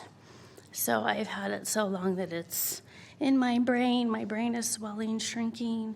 It's in my heart, my nervous system. I lose my leg, my arm, so it's something in my eye, sorry. So it's something very important to me. It was not really talked about. I guess I'm from Carmichael, so it was my silver lining to have a foundation. So we have a foundation. This month is our second year. So we are out providing information. At one point, we hope to give grants, but right now you can go to our website, lymefightfoundation.org, and get a tick kit that we have made that provides all the information and a key. I did bring one for you guys today. And you can go there. We provide care packages for people that are in treatment. I was just going to give a little bit of information. And I know that they had said that you would notice with a bullseye rash, but not everybody gets one. I don't even know when I was bit, so that's not really one to go by completely. There are over 400,000 new cases of Lyme disease every year. The CDC just changed that number just a couple years ago. It's the fastest growing infectious disease in the U.S. If it goes undetected, like I said, it affects your joints, heart, brain, central nervous system. Millions of Americans struggle with late-stage Lyme, which is what I have. And so, of course, prevention and awareness is key, and we are working on getting into the camps for the children, like Sly Park. We're going to go up there and give them some information. So we are doing our best to get that information out. And then next month, we're painting the town green. So if anybody wants to put a green ribbon up or have a conversation, we would greatly appreciate it. Thank you so much. What was the name of your website again? Yeah. Oh, I'm sorry. It's lymefightfoundation.org. Thank you. Perfect. Thank you. Stay right here for a moment. Yeah, Lyme Fight. organization, Lyme Fight Foundation. Yes. LymeFightFoundation.org. And again, thank you, Melissa, and we certainly want to wish you a full recovery. It sounds like it's been quite a struggle, but I think having you here this morning certainly, I think, really complements the general information, because you, as one who obviously has experienced some of the drawbacks, obviously, of contracting a disease, but helping others to become aware of it. And I think your efforts to be a messenger, your foundation, again, are all very worthwhile, but certainly I think help all of us to expand upon our understanding, but also hopefully to not fall victim to the disease, and if so, to recognize what that is and get the proper treatment. So again, want to thank you and your foundation. And again, you brought packets for everybody. We can distribute those. Is that what you said? I brought just one, but I could bring more. No. I'll bring it back down. I brought one ticket just in case. Okay, you guys so we want have to see ticket. the rest. So is that a big flannel sheet that you just drag? No, I'm kidding you.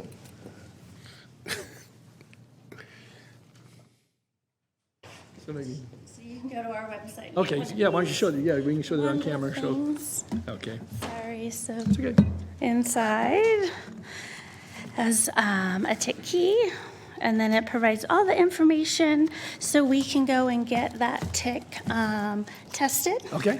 And then that way we can find out, if it does in fact have Lyme disease. Do you work with Mr. Goodman and his folks? I just talked to Luz yesterday, Okay. so we were going to work together on some stuff to get some Because information they have out. a very broad network, and I think, again, Yes. as you're building understanding and certainly getting Yes. the word out, so I think it's a great marriage. So we'll make sure that we support both you and certainly the work of the district. And thank you for being with us this morning. Perfect. Thank you so much for this. We greatly appreciate it. You bet. Okay, thank you so much. Okay, thanks, Liz. Thank you.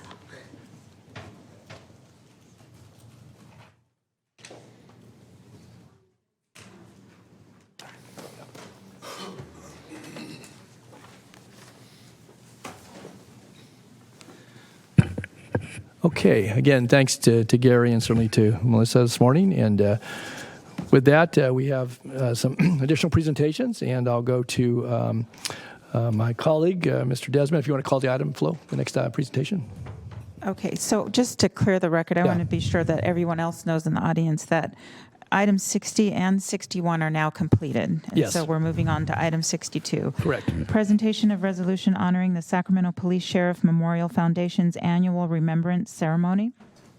Good morning. Okay, thank you, Mr. Chair. I'd like to invite Paul Brown and Steve Lemon to come down here and join me, please, at the podium for the presentation. And thank you. Paul Brown is the president of the Sacramento Police Sheriff Memorial Foundation. Steve Lemon, also a board member representing the North Sac Chamber of Commerce. Rotary Club of North Sac. Sorry. Thank you very much. Each year we present this resolution. It's a somber moment for all of us, but I think it's so important that we honor our fallen officers that have made the ultimate sacrifice. And I believe you'll be receiving a resolution at the City Council tonight as well, if I'm not mistaken. It's delayed. It's delayed, okay. Me as someone who's in the Highway Patrol for 24 years, I've been to too many law enforcement funerals. I've known a lot of friends and coworkers who also made the ultimate sacrifice. So I'm very honored to be able to present you with this resolution today, just from a personal perspective. And I was able to attend the barbecue for a few moments on Sunday and really see how important it is for the families to get together in solidarity, show support for one another during their grief, but also keep the memory alive of folks who have passed. A little history of the foundation. It was founded in 1992 to honor our fallen officers here in Sacramento County. In 2002, the foundation began hosting an annual ceremony to enroll new fallen officers onto the memorial. Unfortunately, the number of officers on there will jump to 41 this year in this newest enrollment ceremony, or will it go up to 43? 43. So there are 41 currently on the memorial. This year they're honoring Sacramento Sheriff's Deputy Adam Gibson and Officer Harminder Gruel from the Galt Police Department will be enshrined in the memorial ceremony this year. Just a little bit of information about the ceremony. It is on April 29th, 2022 at Woodlake Park at noon. If you are interested in attending, you can register for the event on the event Eventbrite website. And I just want to, Paul and Steve, just present you with the resolution and thank you for your work. And truly, it's an honor for me and for all of the board to extend this just small token of our, as a memorial to the fallen officers and the work you do. So thank you. Great. I don't know if Mr. Chair, anybody, any of my colleagues would like to.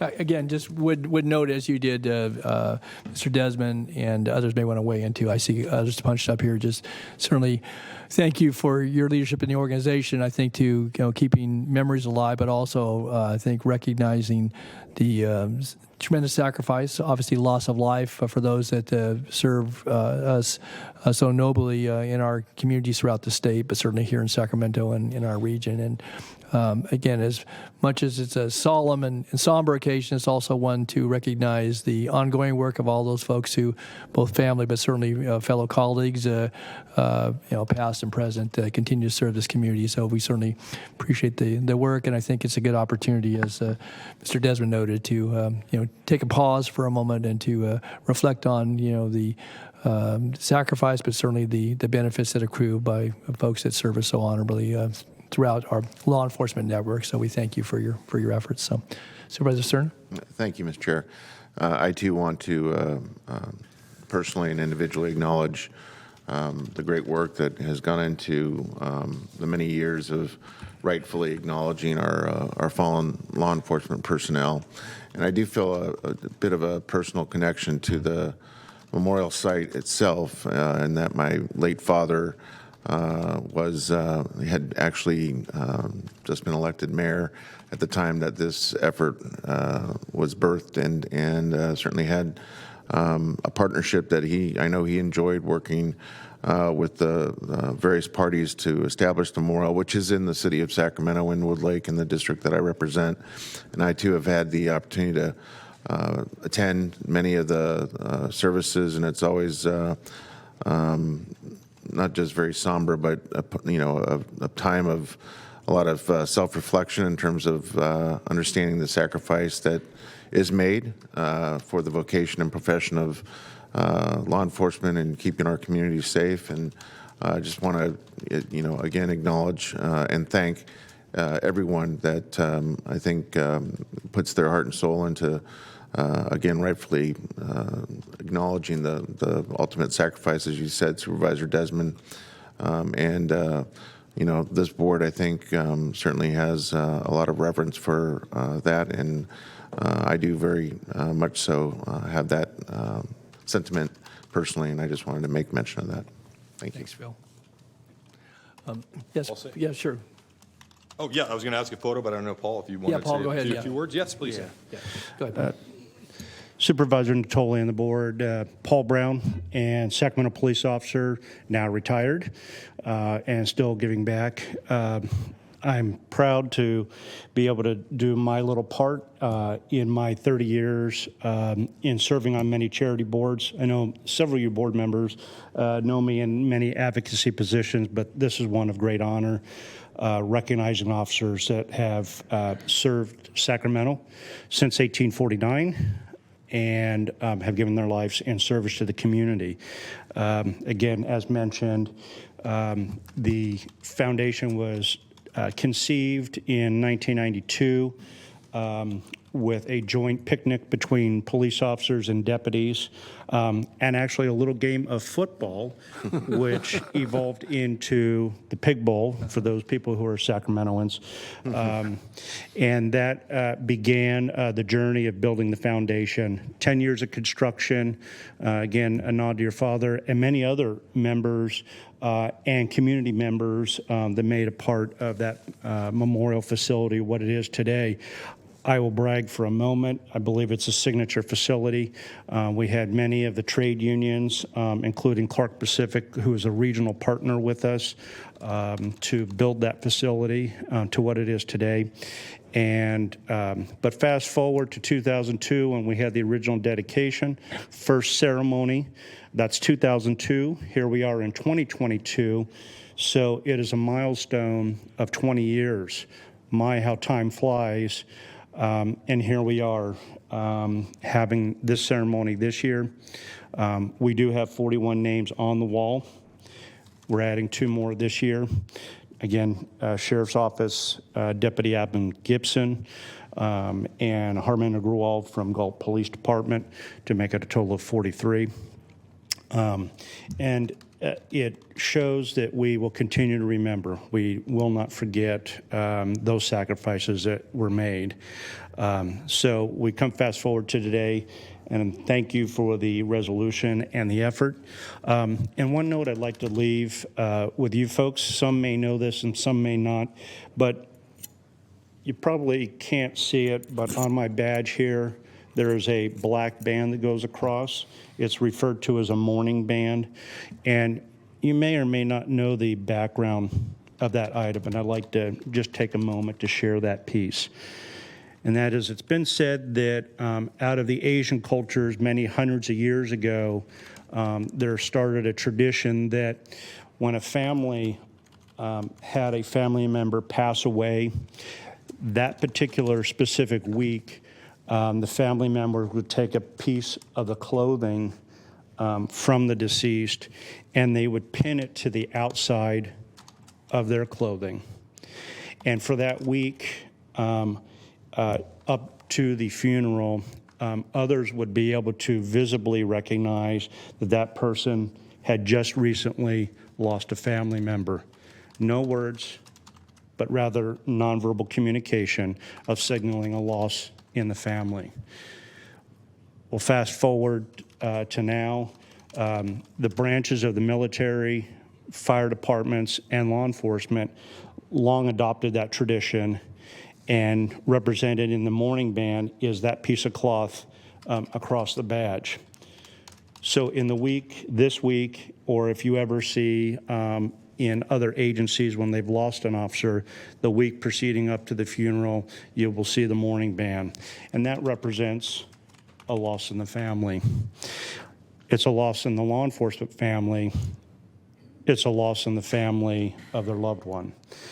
And if you've ever been around that opportunity to meet a fallen family, one of the things you will know, and I can't express it myself because I'm not a parent, but if you have lost a son or daughter or other family member, that feeling never goes away.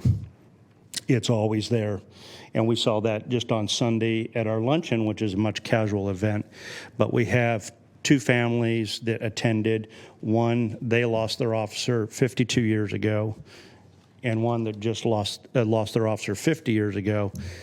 And believe me, they can cite every detail of that day when they were notified of the loss 50 years later, vividly. So it is important, and back to why I appreciate the opportunity to represent the 14 board members and liaisons of our agencies in this effort of remembering our fallen and remembering their families.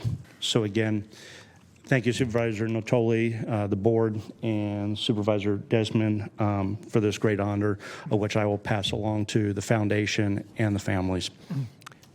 Thank you, Paul. And maybe before we do the presentation, maybe it's just be appropriate just take a quick moment of silence just to pause for a moment if we could. Yes, and we'll do that in memory of Deputy Adam Gibson and Galt Officer Harminder Gruwal. Very good. Thank you, Paul.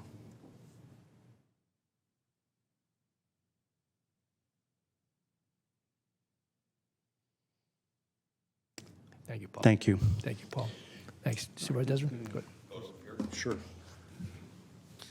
While they're getting assembled here, I would just add, too, that if anyone is watching us via Metro Cable, if you haven't had a chance to see the memorial, you know, you can, it is a public space. You can go out there and you can note the specialness of that place, the obelisk and the pylons, and reflect on the names in each of those pylons. And unfortunately, seems that every year we're adding, as was mentioned, to the memorial, but it is like I said earlier, amazing place and space for a lot of self-reflection and reflection in general on something that's very special to us in the community. Thank you, Phil. Yes, very much so. Thank you, sir.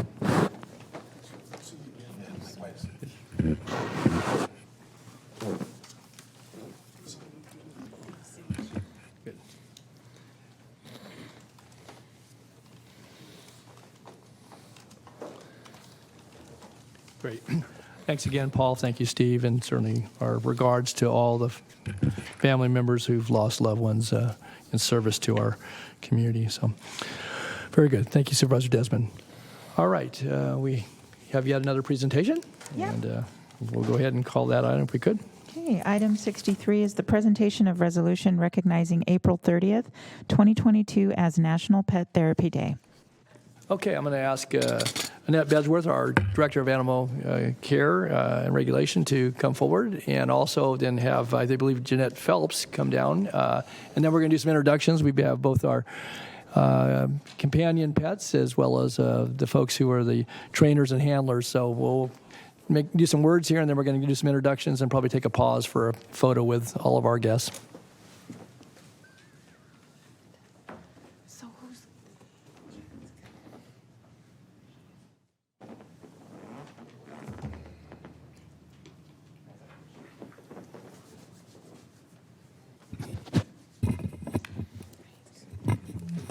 So we have a resolution to present to our acting president of the Linda Hart Pet Therapy Group, and we have both joining us, she and some of her colleagues, but also then Annette Bedsworth, who's our Director of Animal Care, as I mentioned a moment ago.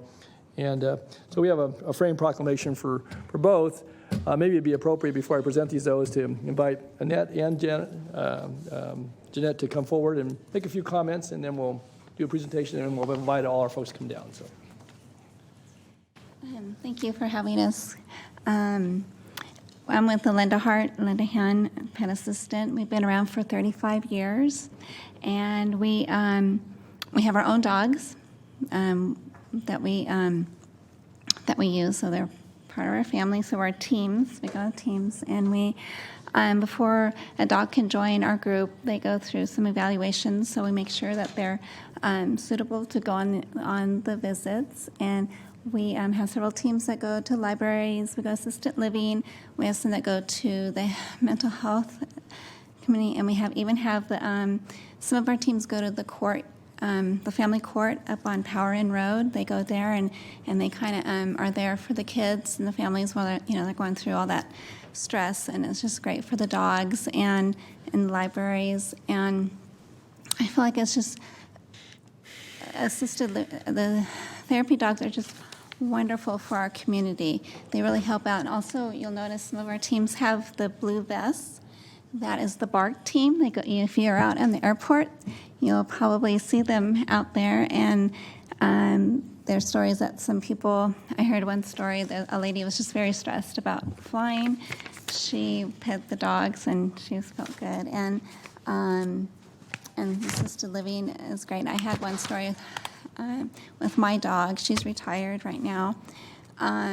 We're in assisted living, memory care, and the family came and got me from the main room, and their mother was fading. It was like the last, they were there to say goodbye. And we brought Jasmine in. The mom was not responding or anything, so I put her on the bed. I don't know, I'm getting tearing up, but I put her on the bed, and all of a sudden this lady just perked up and was petting her, and was just smiles and everything on her face. And then we, took Jasmine down, and then she went back, to sleep. And I just think it's just, our group is just really important for the community to have these dogs. I don't know why I'm having these dogs, so thank you for having us here and recognizing that April 30th as a therapy dog, because I think it's just really awesome thing to have. Stand by. Good morning. Good morning, Chairman Natoli, board members, and CEO Edwards. And thank you for taking the time to recognize this important day and National Pet Therapy Day. Thank you to those dogs for their efforts in making a difference in people. There's 3 dogs here today. It made everybody smile. 4 dogs here today. Made everybody smile as soon as they entered the room. And that's what they do. Dogs make a difference in people. For some, that's life-changing, and in others, it can relieve stress and anxiety and create a smile, which I saw many smiles as soon as those dogs walked into the boardroom. Thank you for the handlers for sharing the love and the power of the dogs with others and what you do on a daily basis. Thank you. Well, Jeanette, we're going to give you a moment to invite your colleagues up, but I think just the one story you shared with us obviously is an example of, or several stories you shared with us, but certainly towards the end of life situation, again, and the glow that came upon the person's face, but also then giving comfort, and I think shows empathy as well as obviously the relationship between very loyal animals and the training that you've all received, certainly as trainers and handlers and your beloved pets, but you share that with the broader community. So as Annette said, I think it's very, very important that we recognize a lot of folks here this morning for a lot of different good work in our community, and not the least among them, obviously, are you and your fellow folks that work both with Linda Hart, Pet Partners, and some of the other programs that are out there. So we are proclaiming this upcoming Saturday, April 30th, as National Pet Therapy Day. So we would encourage folks to if they see you out and about, to give you thanks and appreciation. But our resolution does just that. We recognize the good work. Congratulations on 35 years of making a difference in the lives of people of all ages, and certainly with all different situations in our community, and for helping them feel welcome, to feel comforted, and to be supported even in their last hours. So I have a resolution. If we may want to invite folks, we'll get a group photo, and I have copies here. And if we need other copies for members, we certainly can do that. So I can certainly give this to you, but I know you've got animals, and we'll put folks down. So, okay. So you want to invite your folks down? I know we can introduce them. You can tell us the names of their animals, and yeah, if you want to go ahead and do that, yeah, invite them down. Come on down. I should go get my glasses. Yeah. Okay. I can help you if you want. Okay. We have Martha James with Sargent. Okay, Martha. We can barely And he's hear. an Italian Greyhound Chihuahua mix. Yeah, Martha's, as she's coming down. Okay. Mr. Chair? Yes. I would stipulate that we could also all use a little therapy. Can we join you down there with the dogs? Absolutely. Come down and get your therapy. Get a pet. I'll go get my glasses. Oh, so you need your glasses. Yeah. Dog can read it. Here, one on. Supervisor. Okay. Okay. Well, I think I can do it. Okay, good. Okay, good. Well, I probably should have my glasses. Okay, you want to get it? Go? Yeah, I'm going to go get my glasses. Yeah, sure. Yeah. Okay. We're going to introduce all of you in just a minute. So we got Martha with Sergeant.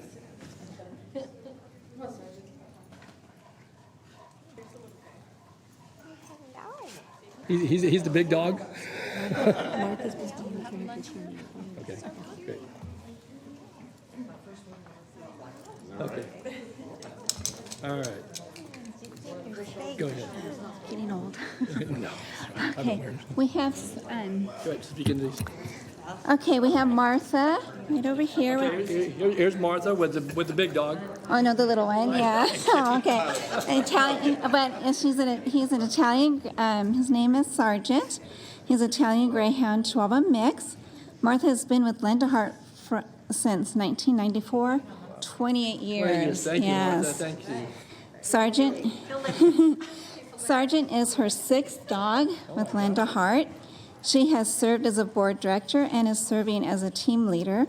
She has been team leading Sacramento County Mental Health for 25 years and attended a number of Sacramento County libraries reading programs throughout the years. Sargent's favorite part of Sac County Mental is showing clients a dance step or two and enjoying a hug while providing a photo op with each client. Our dogs are on many selfies. When we go to distressors, it's so fun. The kids do a lot of selfies with our dogs. And then we have Janine Chang. Janine's right over here. Okay, hi, Janine. And he's with Isaiah, which is a black lab.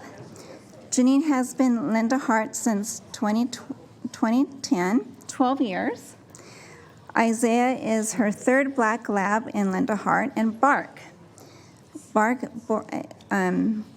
stands for Boarding Area Relaxation Program of Sacramento International Airport.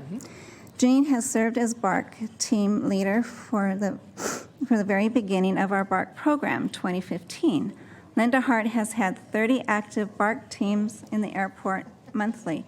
BARC's mission brings smiles to and help de-stress and calm SMF passengers of all ages. Provide information whenever provided. Be an outstanding representative of Linda Hart and Sacramento International Airport. Isaiah's favorite part of BARC visit is getting 2 hours worth of belly rubs from passengers, TSA agents, employees, and flight crews. He's there every Wednesday in Terminal B. So if you guys are flying out, Terminal B, Wednesday. Okay. You can schedule flights for Terminal B on Wednesdays. All right. Leave a little time to visit with our BARC. Yeah. Okay. All right. You'll see them. And then we have Carolyn Unger with Bear. Bear's right down there. Hi, Carolyn. He's a golden retriever. Carolyn has been with Linda Hart since 2015, 7 years.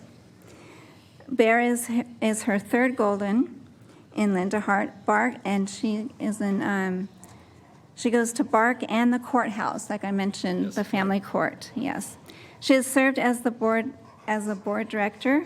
Continues to provide insurance coverage expertise and team leader. Carolyn has been instrumental with the implementation of our newest program, 2018 Sacramento Superior Court Family Relations. She serves as the courthouse team leader and has recruited 10 teams participating weekly to support the courthouse with comfort.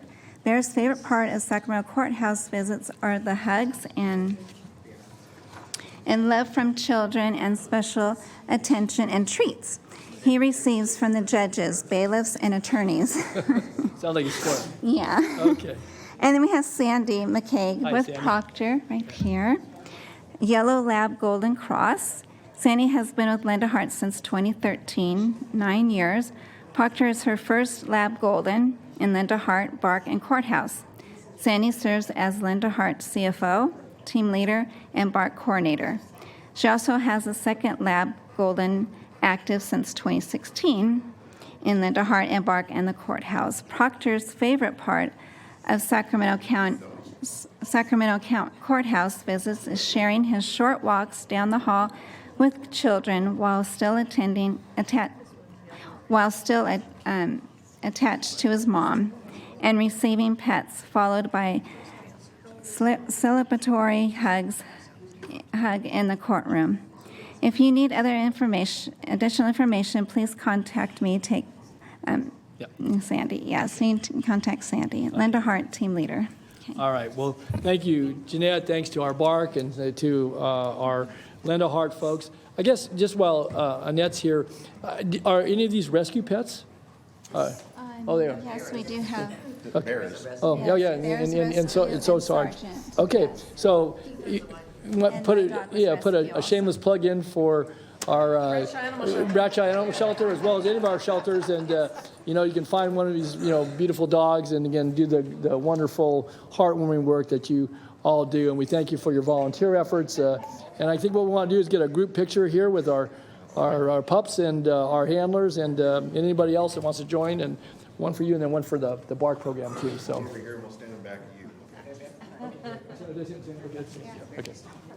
All right. We've got a difficult afternoon session. Maybe prior to Well, this was the last one.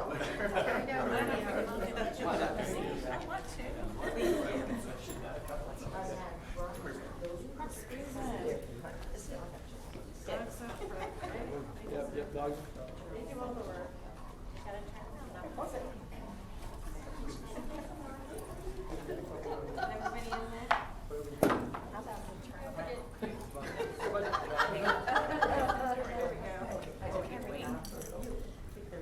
These are actually better than elementary school photos, I'm just saying. Now, I have a squeaky toy in my backpack. Say treat. Now you have to stop petting the toy. Treat. Over here. Good job, everybody. It's better photos. Oh, yeah. Paparazzi.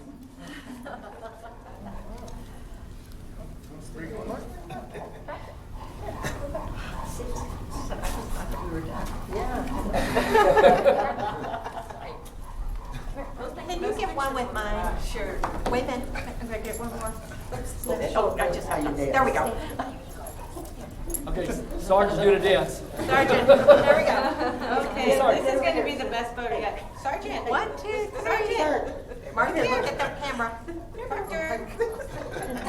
That one is a sparky one. Martha, look up. Martha, look here. All right, everybody, smile. I can't quite see Supervisor Kennedy. If you move closer, there we go. Thank you so much. Thank you so much. Did you get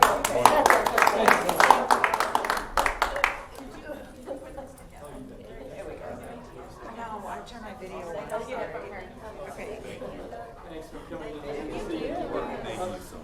You want to set up a monthly visit?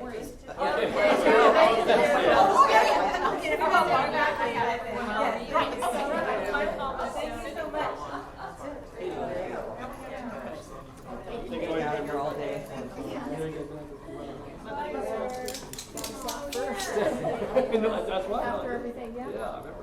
He's a sweetheart. Okay, Sarge. I know you'd like Hey, to see you're run with the big dog. You really will. Thank you.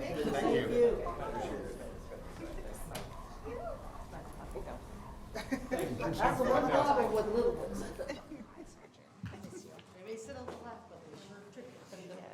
Thank you. Okay, bye, Sergeant.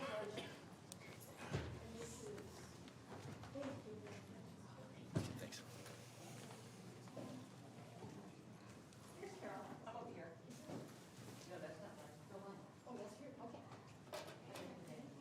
They're so cute.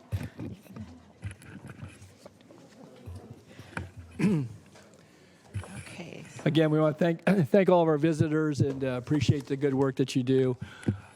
Before we go to our next item, I just wanted to acknowledge too that on the agenda, not with presentations, but we're also acknowledging April is Fair Housing Month in Sacramento County.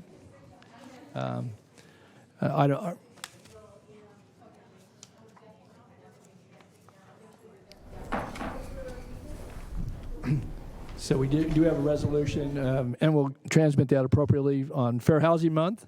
And then also on item 55, we have a resolution recognizing May 6th, 2022, which is prior to our first May meeting, as Child Care Provider Appreciation Day in Sacramento County. So we've got a lot going on in April, May, and more to come. But we thank, again, all those who presented this morning, and certainly a variety of topical areas, but certainly touching the hearts and minds of people in our county and our communities. So, again, thanks to all. Okay, with that, we'll go to our 10:45 item. Only 59 minutes past that announced time. Okay. But our last item for at least for the morning agenda. So, with that, I'll have you call the item, Flo. Thank you. Item 64, reaffirm policies relating to the Sacramento-San Joaquin Delta and update on the Delta Counties Coalition. Great. And I see Michael Grinstead, but do we have a presenter? Mike, you're going to do the presentation? Oh, I see Natasha there. Natasha's on the big screen, on the Jumbotron. It kind of worries me to hear how big my face must be on that screen, but good morning. It's about 6 feet tall. Wonderful. Good morning, Chair and members of the board. I'm Natasha Drain, your Governmental Relations and Legislative Officer. But today I'm here in my capacity as the Delta Counties Coalition Coordinator. Today I'll provide a brief presentation on the DCC's priorities and the work that we're undertaking this year. And as you saw, Mike Grinstead is in the chambers with you today. He's the county's technical representative to the DCC, and he'll be providing the second part of this presentation where he'll talk about the county's Delta policies. He'll talk about the Delta Tunnel Conveyance Project, the impacts on Delta communities, and then also talk about staff's recommendations related to Delta policies. Next slide, please. As a reminder, Sacramento County is one of 5 Delta counties that formed a coalition in 2008 in response to the then proposed Bay Delta Conservation Plan.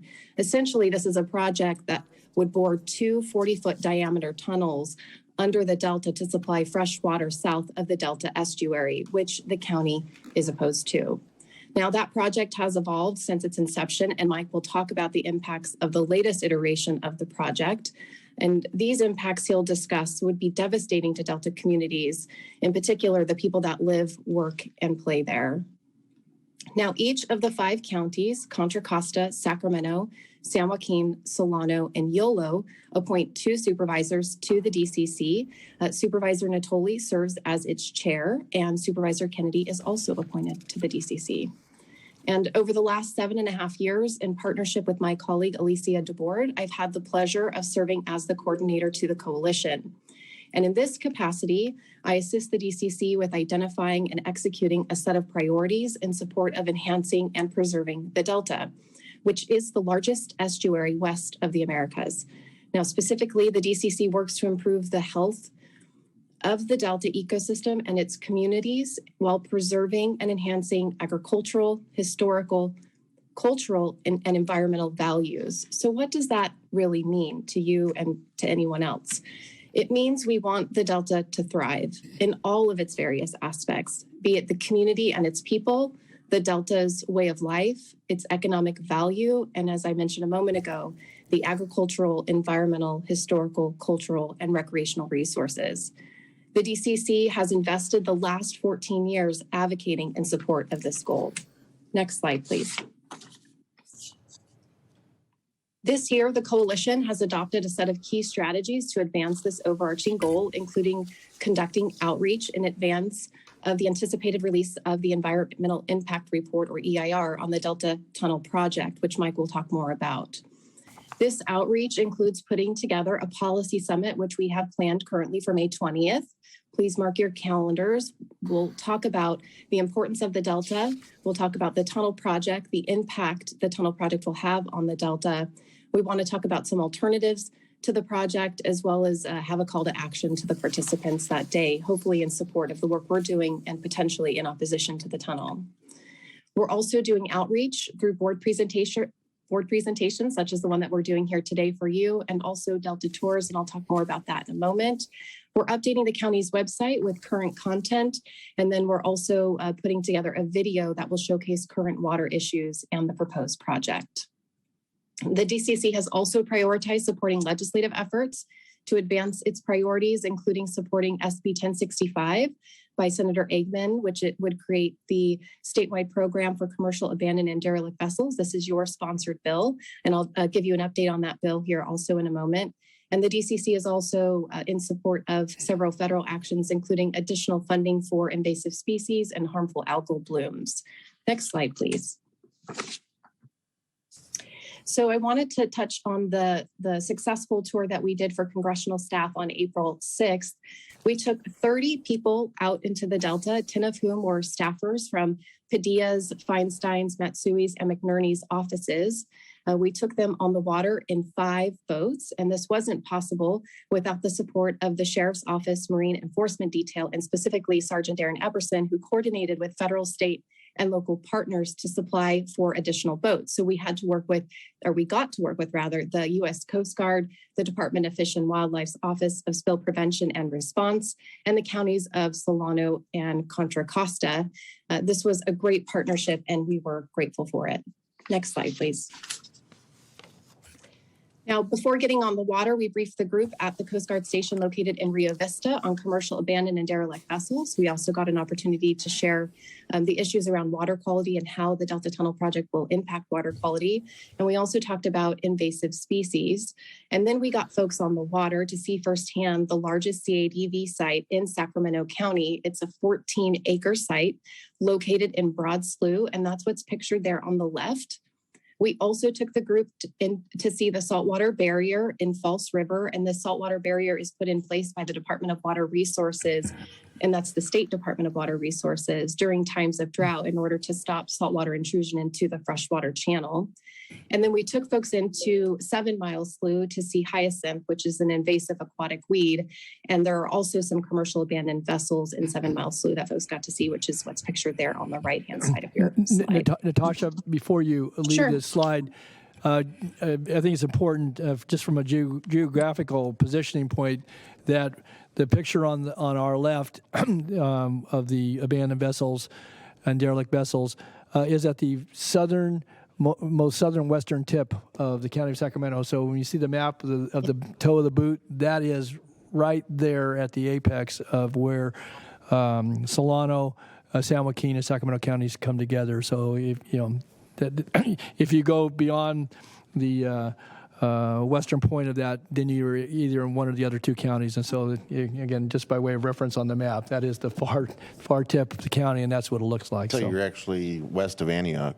Yeah, we're across the river from Antioch. Yeah, right there. Yeah, at that area. Way up, yeah. At any rate, and it's actually fairly shallow in there. You wouldn't guess it because you're out in the middle of the confluence of the Sacramento and San Joaquin rivers. But just wanted to point it out. Thanks, Natasha. Yeah, thank you for orienting us on the map, so that I appreciate that. Next slide, please. We then took the group back to Rio Vista for lunch, but not before we got this awesome photo opportunity.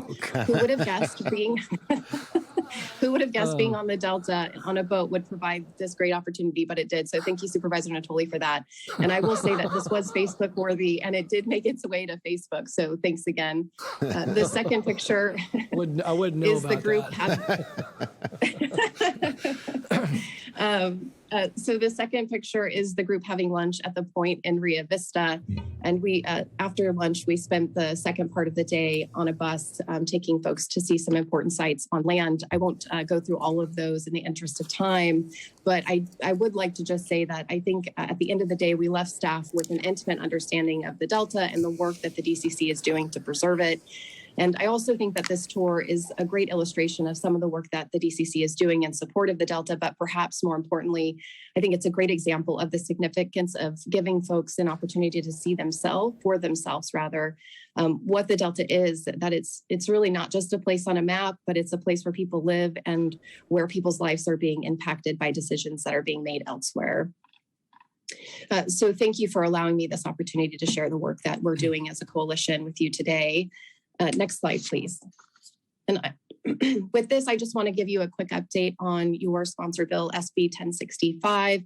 I want to note that on April 5th, the bill got out of the Natural Resources and Water Committee on a unanimous vote in favor, which is great news. The bill was being heard in the Senate Judiciary Committee today, and I just got word before this presentation that the bill is on consent and they passed the consent calendar. So our bill is out of Judiciary, which is very good news.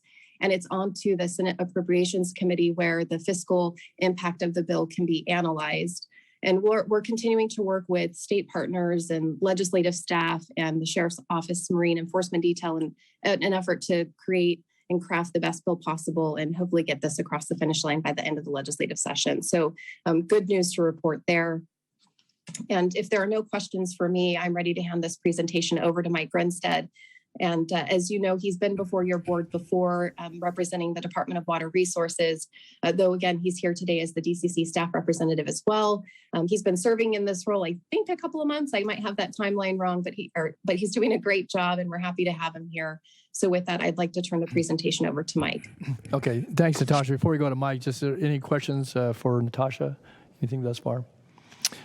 Okay, don't see any questions. So, Michael. Go ahead. Thank you, Chair Natoli, and thank you, Supervisors. I really appreciate your time this morning, and thanks to Natasha for the introduction as well. I'd first like to start off going through some Sacramento County policies surrounding the Delta. You'll see 3 different board actions here, the first 2 of which are resolutions, and the last one being more of a board workshop, all of which are in full in the board package today as attachments. But very quickly, in 2008, the board adopted a resolution approving 8 Delta-centric policies. In 2012, there was a resolution formalizing opposition to the Bay Delta Conservation Plan, consistent with the goals of the Delta Counties Coalition. And in 2014, the board had a discussion to continue these policies along with the opposition to the BDCP, and it unified the message with the Delta Counties Coalition. Natasha just very well went over the Delta Counties Coalition. A brief update. This started in 2008, around the time that the policies that I just talked about came about. It's an alliance of 5 counties, 2 real main goals. 1, to ensure the health and sustainability of both the Delta and the ecosystem and its communities. And second, to advocate for improved water supply, quality, and reliability for the state, thereby reducing reliance on the Delta. Sacramento County, as well as the DCC, oppose isolated Delta conveyance. Isolated Delta conveyance, Natasha talked about a little bit. This is really a project that's evolved over time. First, we had the peripheral canal. This was open Delta conveyance. Then the Bay Delta Conservation Plan. And a part of that Bay Delta Conservation Plan was what we had all heard about as the twin tunnels that were going to take water from the Sacramento River down near Tracy. The twin tunnels were taken out of the Bay Delta Conservation Plan by the state and renamed the California Water Fix. And today, a very similar project, we have the Delta Conveyance Project. Instead of being twin tunnels, this is one tunnel. But the Delta Conveyance Project is the latest version of isolated Delta conveyance. It would divert water from the Sacramento River close to Hood. One was diversion is north of Hood, and the other in between Hood and Cortland. And let me just show you a picture of what that looks like. So this is a map from the Department of Water Resources. It shows the two intakes on the north part of the map, the one north of Hood and the one in between Hood and Cortland, and then many miles of pipeline down to take water to Tracy. The project could include 3,000 cubic feet per second intakes. Now, to give you an example of the magnitude of these, each one of these intakes is 10 times the size of the Freeport facility. These are massive intakes, and there's two of them. There's 30-plus miles of 40-foot diameter tunnel. That 30-plus miles could get even over 50, depending upon the alternative. There's 14 years of construction planned, and I'd like just to highlight the impact that this would have on those Delta legacy communities by saying a young person could enter first grade and go all the way through their senior year of high school, graduate from high school, and never know a year without this Delta construction. And there's hundreds of thousands of heavy truck trips on I-5 and local roads. So obviously a project of this magnitude. Yes, sir. Yeah. Thank you, Mr. Chair. I just wanted to, if you go back to the past slide, just to underscore the stat there of 3,000 CFS. We have, obviously two rivers here in Sacramento. At some points during the course of the year, some of these rivers, or at least the American River, doesn't even flow at 3,000 CFS. Right. So think about that in terms of the amount of water that would be diverted. It's more than the actual river flow of the American River at times. Yeah. No, point well made, and I think you could also relate it just once the American hits the Sacramento, and the Sacramento obviously having significant flows, but you can look at it, and I think on average in some of the drier parts of the year, it's flowing 10 to 12,000, maybe even less than 10,000 cubic feet a second. Obviously, diversion would be dependent upon a number of factors should they move forward with the project, but it could significantly impact not only water volume but water quality, and you may cover that, Mike, in your presentation. But I think again those concerns have been expressed consistently going back over history over the course of probably several decades now, but yeah, the flow in the river, you can check that. It's in the paper every day. It's on websites, and there are times that river flows less than 10,000 cubic feet a second. And if you were pumping full capacity at 6,000, it'd be more than half the volume of the river at any given time. So, good point. Mike. Thank you, Supervisors, for your insight. I appreciate that. And it's a really good segue to the next slide here, which are the potential impacts of this project to Sacramento County. Now, there's more impacts that could happen than are listed here. But to go over this list, we have construction impacts over this 14-year period. There's economic loss associated with that, potential damage to roadways, increase in traffic, air quality issues, and this historical legacy community issues just with these construction happening around them. There's conversion of agricultural land, recreational impacts, operational impacts to water supply, including groundwater. There could be social impacts to these local Delta communities. We talked about the length of time of just the construction project, but also then from then on out, these massive structures will remain. There are potentially salinity changes in the Delta, especially as you're moving the points of diversion and taking water away from water that would flow through the Delta to divert it earlier. And then environmental impacts due to operation. Now, all of these impacts, or they should be, evaluated in an environmental impact report. And this is why we as staff are coming to you as the board for your direction, because it's very timely. Right now, the California Department of Water Resources has this Delta Conveyance Project schedule that you can see on the screen, and you can see this draft EIR and then the federal version of the EIR, the draft EIS, are scheduled to be completed sometime mid-2022. And we've heard from the state that that could be anywhere in May or June, which are quickly approaching.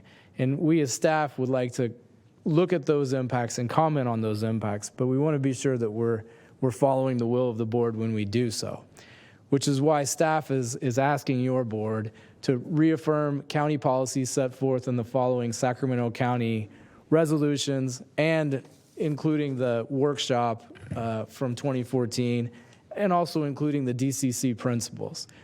This reaffirmation will authorize staff time and resources across multiple county departments to be spent in furtherance of these policies, specifically right now in opposition to the Delta Conveyance Project, and as we comment on the draft EIR process, which is imminent. So thank you all for your time, and I'm here for any questions. Okay.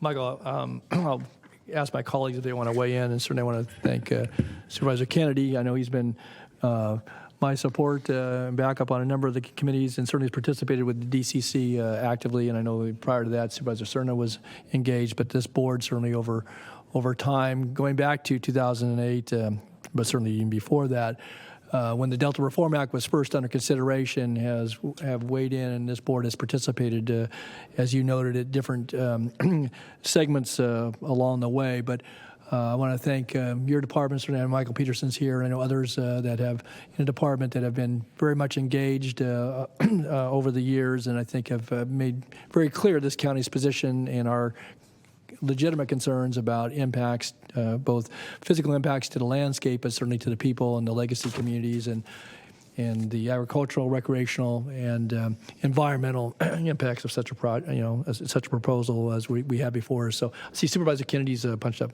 Patrick. Thank you, Chair. A couple things. One is it takes me back to 8 years ago when the proponents of the two tunnels at the time wanted me to take a tour and came by my house to pick me up, and it was somewhat an ominous sign for them when they saw the sign in my front lawn that said no to the tunnels. But I maintained an open mind. But I do want to echo what the chair has said, but I also want to thank the chair. Serving with Don Natoli on a Delta issue board is, can be one of the most useless circumstances of one's life. Because really, his statewide leadership on this issue has been steadfast. His knowledge of these issues and representation of Sacramento County and the 5 counties has just been really, really impressive, and I appreciate it a great deal. So thank you, sir. Yeah. Thanks, Patrick, for your kind comments. And again, thanks to this board, my colleagues, all, both past as well as present, for your ongoing support, which is very resolute. I guess I wanted to just ask Michael, when I did my briefing yesterday, I think in addition to what's being asked today, I do think it would be appropriate at a juncture in the near future to maybe have an additional resolution from this board that I think would reflect currency as it relates to some of the activities that have taken place going back a number of years. The counties united, but also work with the Delta Protection Commission on the National Heritage Area, which we had, congressional and Senate support, and, as a part of the ongoing work there, I think work to support our communities, certainly in Sacramento County, but elsewhere. And I would just note that, the improvements, again, the water agency and this board did a $5 million+ improvement to the water system in the town of Hood. We're currently contemplating, as this board endorsed just a couple weeks ago through the executive's office, contribution of ARPA funding to assist in bringing sanitary sewer to the towns of Franklin and and Hood. Ongoing work as relates to the road infrastructure, the work on legislation with derelict and abandoned vessels, and just, I think, a consistent message throughout the various departments, but certainly this county, and working legislatively with our Delta Caucus and our legislators both here and in Washington, D.C. So it's been a real team effort, and again, certainly I've been very proud to be a part of the effort, working with my colleagues in the 4 Delta counties, my colleagues at this dais, certainly our staff and respective staffs from the 4 counties, 4 additional counties. So it's a yeoman's effort, and it's been continuous over now, better part of 14 years. And just from the historical slide there of how long some discussion regarding conveyance has been ongoing has been a lifetime at least. And so I think the work will continue. But again, I support what you have before us today when asking me maybe contemplate a resolution at an early date once either prior to or once the environmental document has been issued, so we can reaffirm our concerns and make them very, very current in reflecting on this county's position on the conveyance matter. Yes, sir. We could work with the county executive's office and make that happen. Again, and thanks, Michael Peterson, and all your staff. I know you've dedicated, and certainly Natasha. I know there's been a lot of time. It's been duties as required, but we've, again, had good support, and we've had a great coalition that's worked really well together for a better part of 14 years now. So, okay, again, any other comments by board members? Any questions? So we do have a staff recommendation before us. I would move the staff recommendation. Second. Okay. Please vote. Unanimous vote, and there are no public comments. Okay, yeah. Thanks for reminding me, Member Frost. So no public comments. Again, thank you, Michael, and we'll see you back in a few. And by the way, I noted earlier, but on item 35, thank you for getting the letter prepared on the Delta levies. That's very important, and another piece of the overall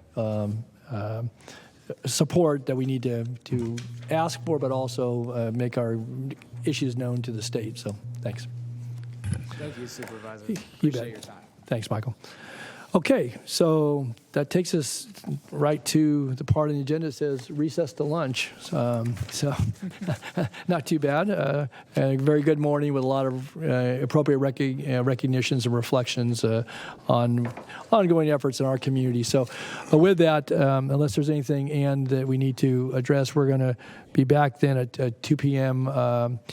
For the remainder of the day, and I trust we'll have several hours probably of discussion, deliberation, and testimony on the items that will be before us. So, okay, with that, then we'll stand in recess until 2 o'clock.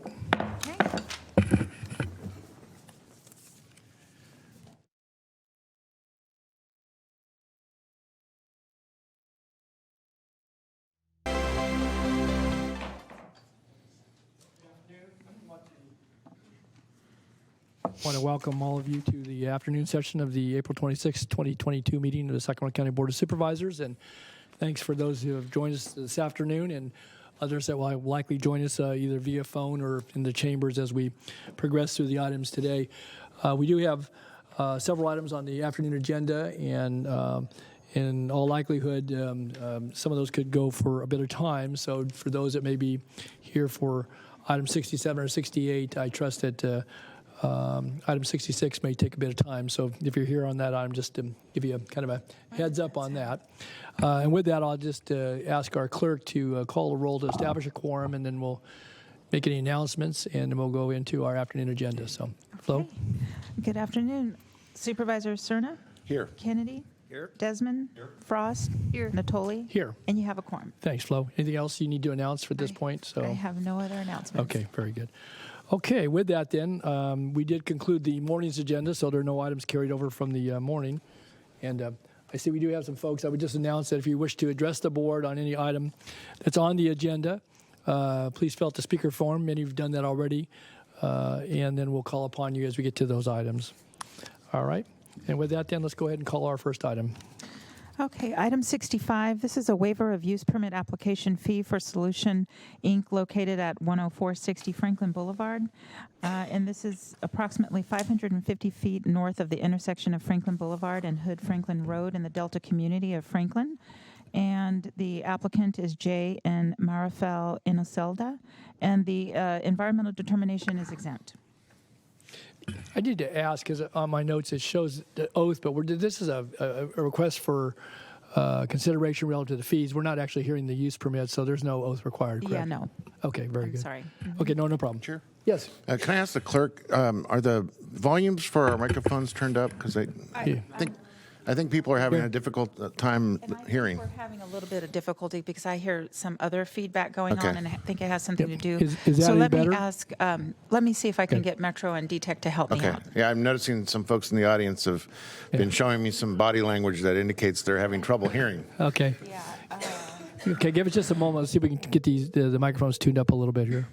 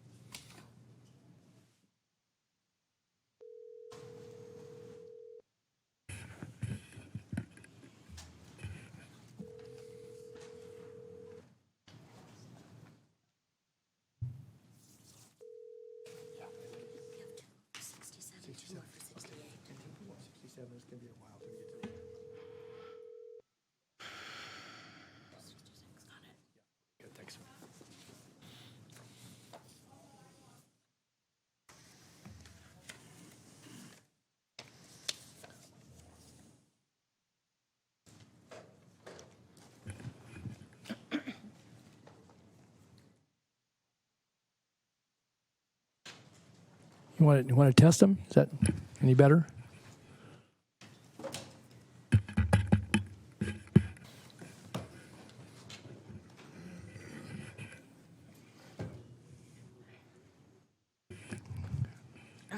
Flo, do you want us to try to test them, see if it sounds any, or can you? Yeah. See, and that's the thing. You do sound low, but do I sound clear?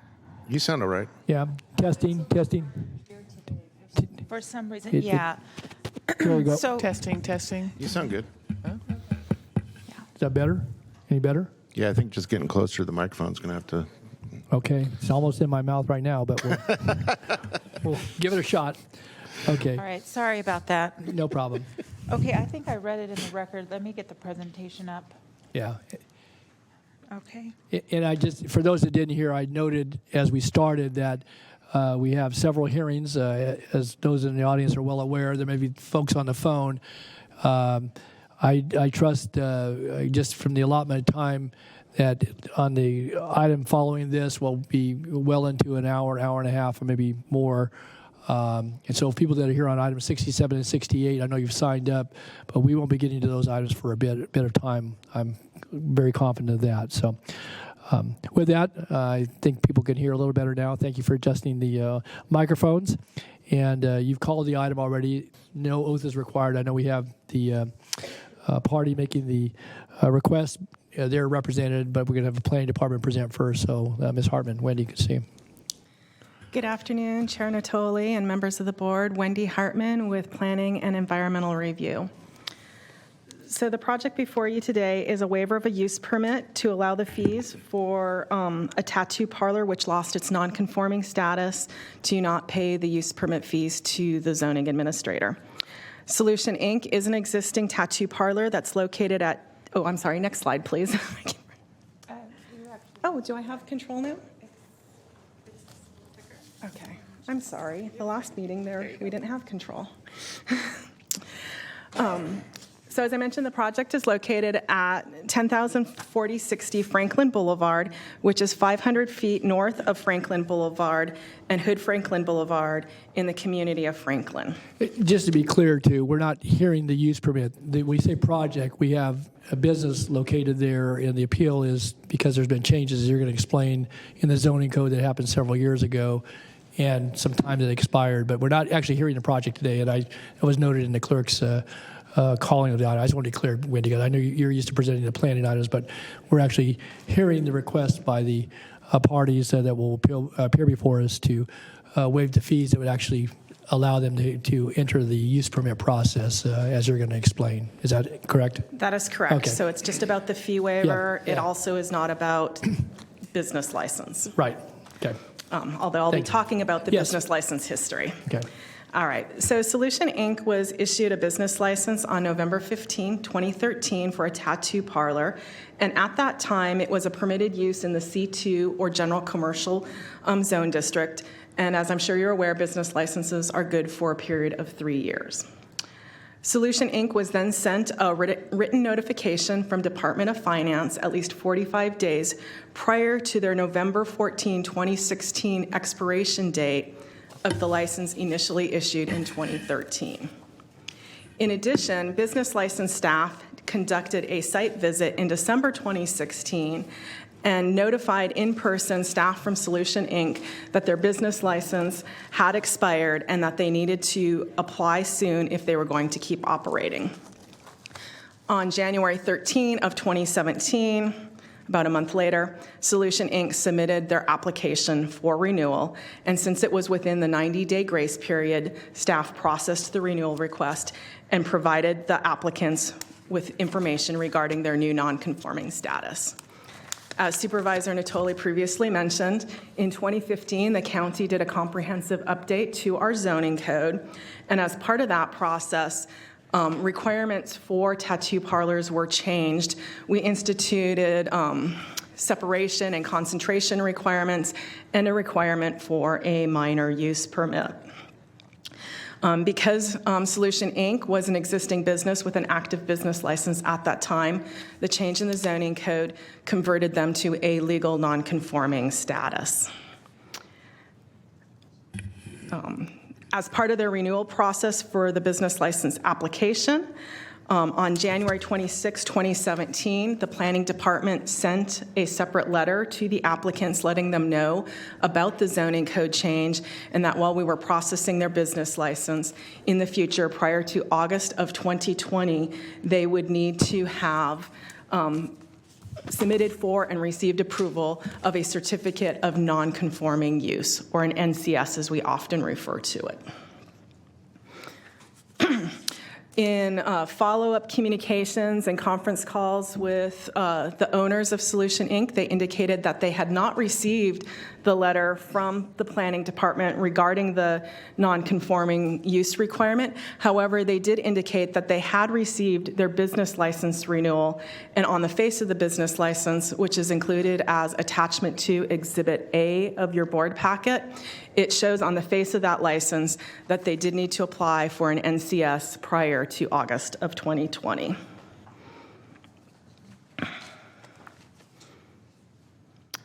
Unfortunately, Solution Inc. did not apply for an NCS prior to August 2020, and in addition, their current license expired on November 14 of 2019, and the 90-day grace period ended on February 14th, 2020. Once a business has either been discontinued... When do you need to change your slide, though? I think, yeah. Sorry. Yeah.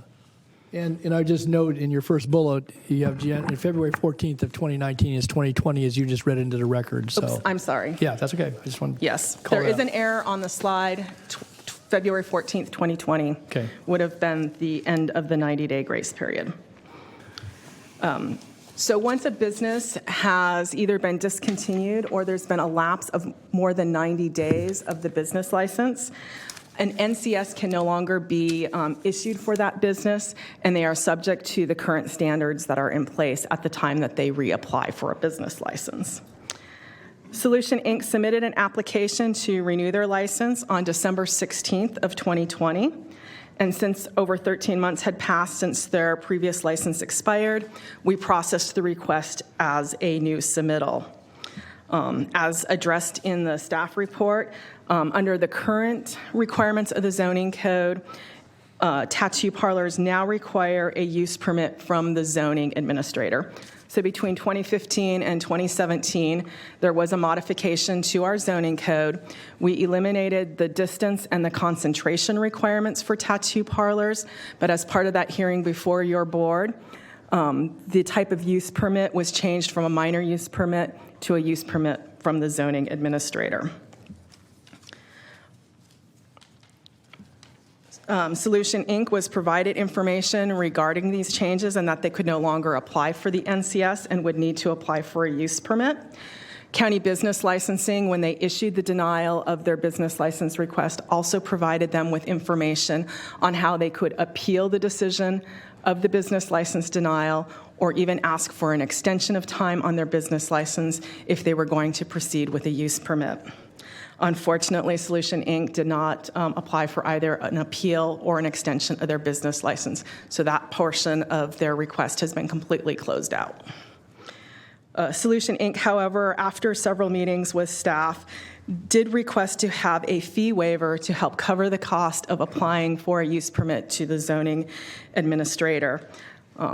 As discussed in great detail in the staff report, as there were no error found on staff's part in denying the business license or in requiring the use permit, staff could not make the findings necessary to do an administrative approval of the fee waiver, and therefore the request is being forwarded to your board for special consideration.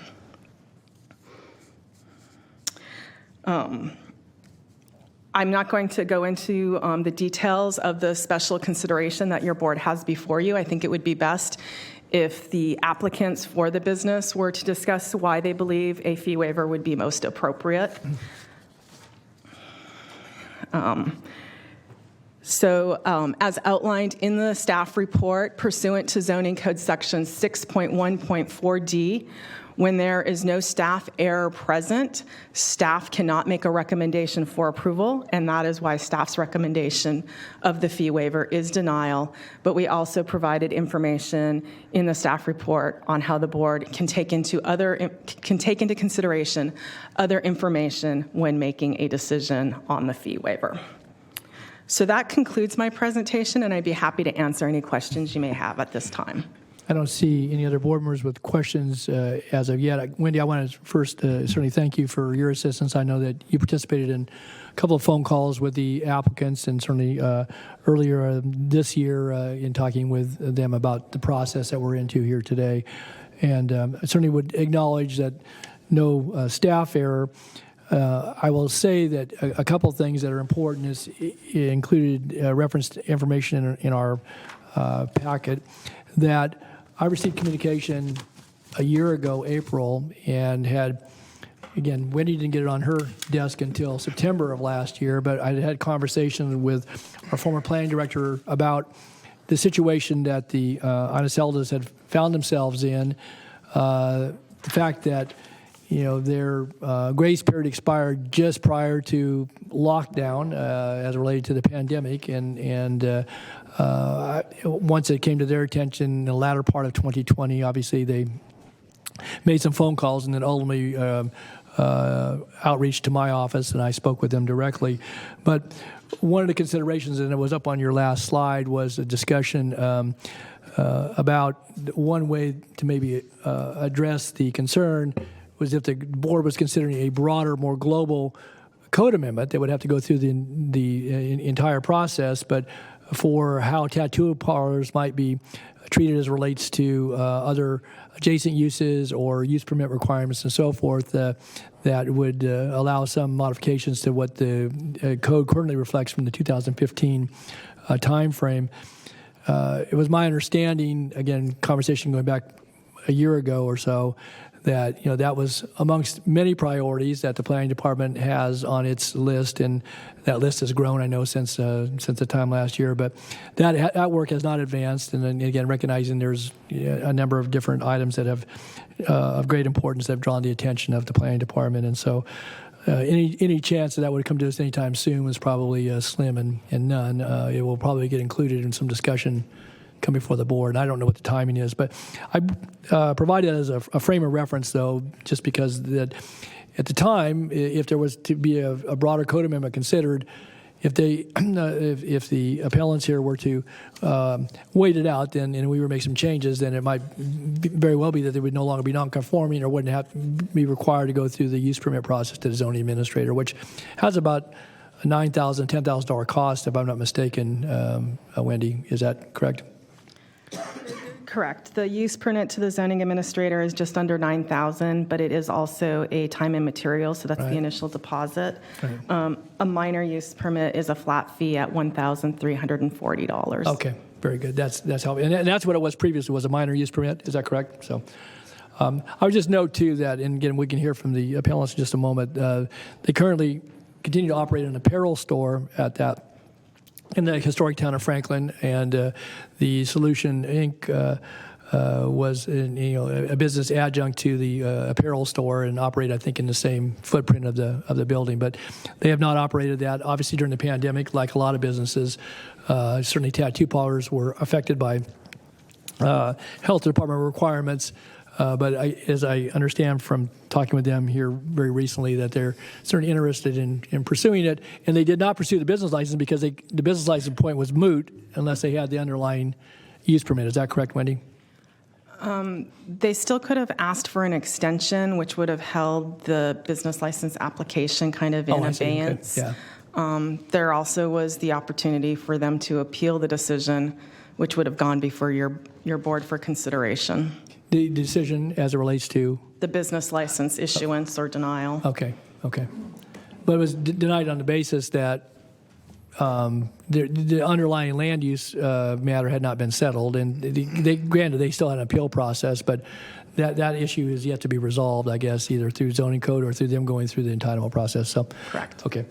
All right. I don't have any other questions. Any board members? If not, I know Jay Inacella is here, and I believe Mirafell is as well. So thanks, Wendy. I appreciate it. If you want to stand by, and I would now call Jay to come forward. Jay?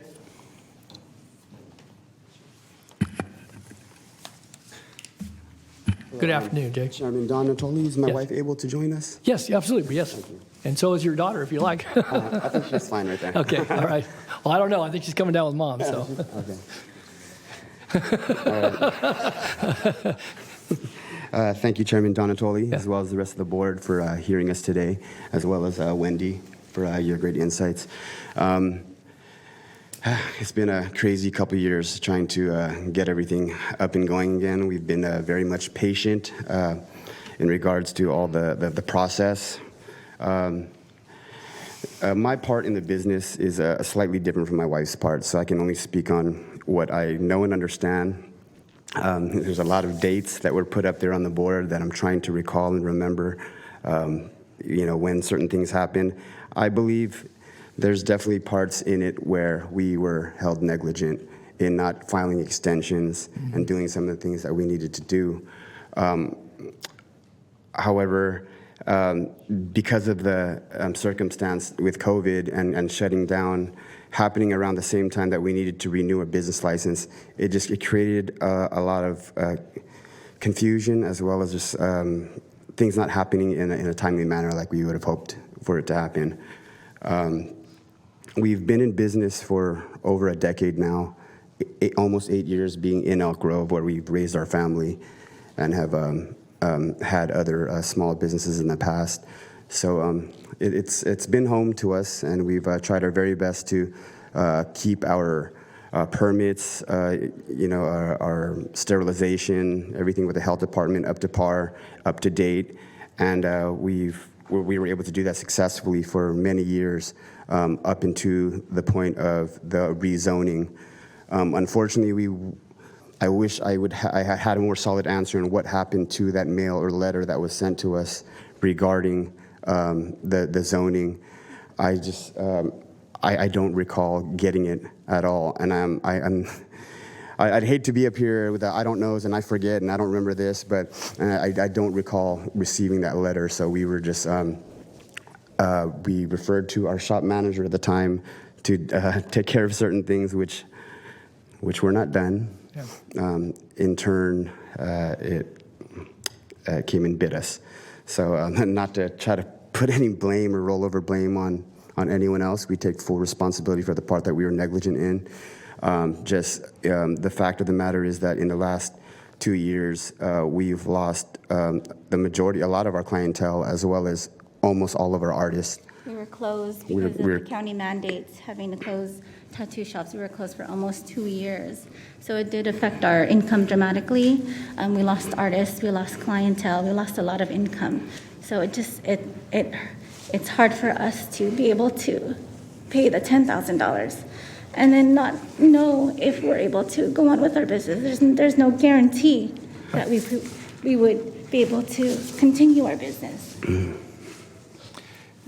Jay, let me ask you about, because I recall from one of the conversations with you that, and again, you're not to place blame, but if I'm not mistaken, the information was mailed to the business address, which is not where you reside. So there is certainly a good chance, I guess, that whoever was managing or who was in charge of the mail, may have been you or not, received that and it didn't get transmitted to you. Again, not making excuses, but that's to your point, if I recall in the conversation. Possibility. Yeah, possibility.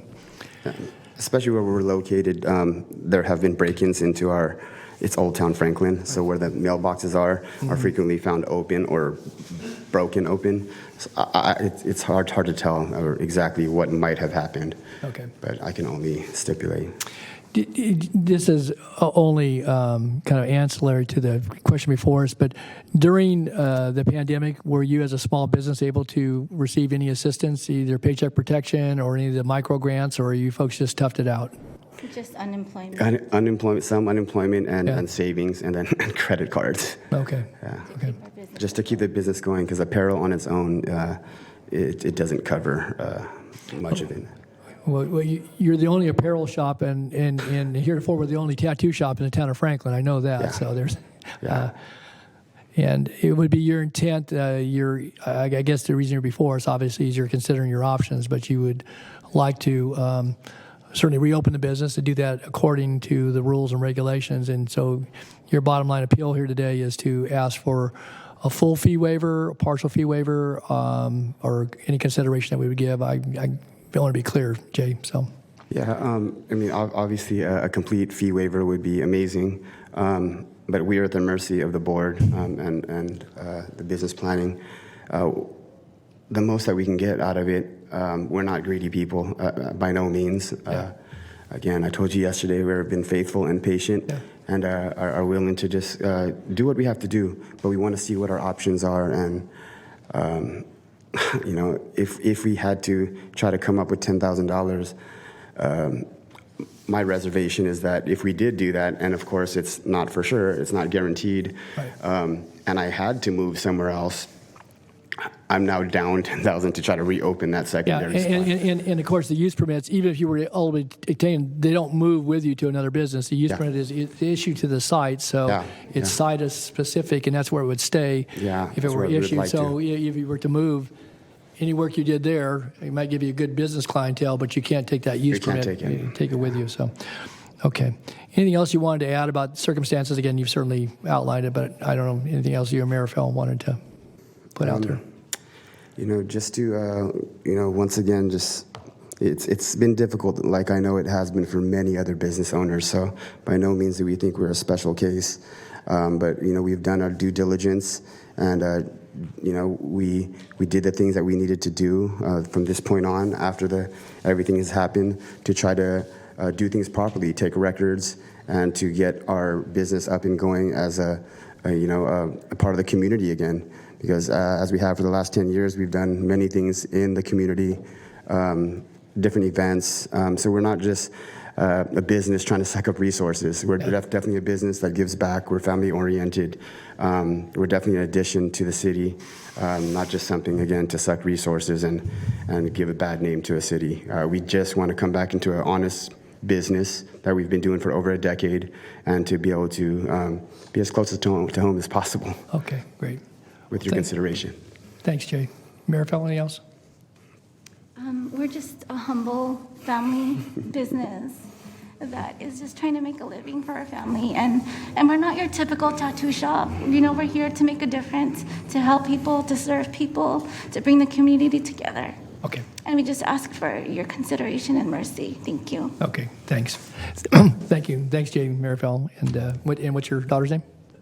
Gianna. Gianna. Hi, Gianna. Okay. All right. Unless any board members have any questions of Anacella's? I don't see any. I do have a question for staff, so if you want to stand by, then thanks, Jay Merifel. Thank you. Yeah.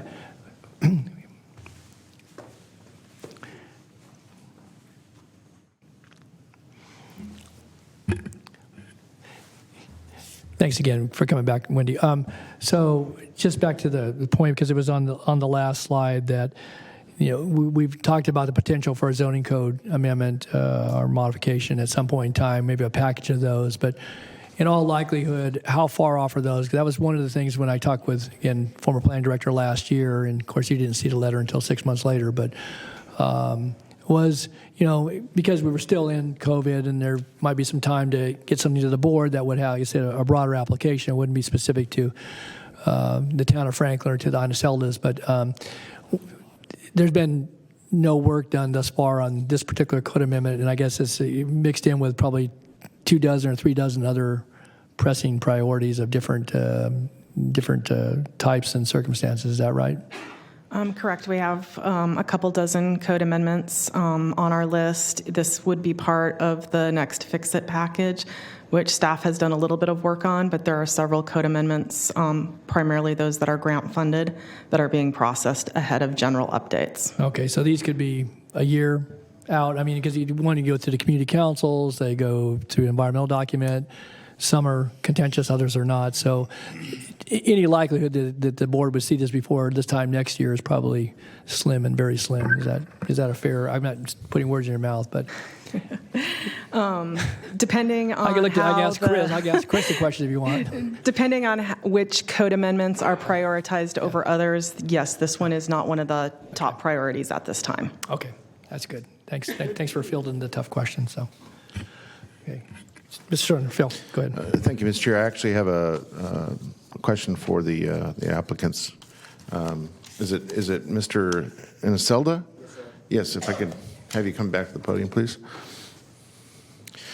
So if the board were to grant the fee waiver today, moving forward, would you be open and willing to accept any outside professional help relative to making sure everything is done appropriately in terms of making sure your business is on firm footing from a regulatory standpoint and a land use standpoint? Is that something that you'd be willing to at least maybe invest in a little bit? Absolutely. Okay. Yes. A greater understanding of just all the legal parts of it and the structure that needs to be put in place for us to restart. I definitely would consider that. Okay. Well, before you leave today, I would have you turn around and the man behind you there with the tie, Mr. Holloway, I'd like you to take his business card before you leave. All right? That's all. Thank you. Thank you. Okay. All right. Thank you, Phil. All right. Any other board member, any other comments, questions of staff? All right. And was there anyone else in the audience that wished to speak to this? Okay. Seeing none, then I'll just lead off here. I know that these are not easy considerations for our board. Obviously, we have any number of businesses that are certainly impacted by changes in the code, and certainly COVID, which affected all of us in this room and everyone else in our communities.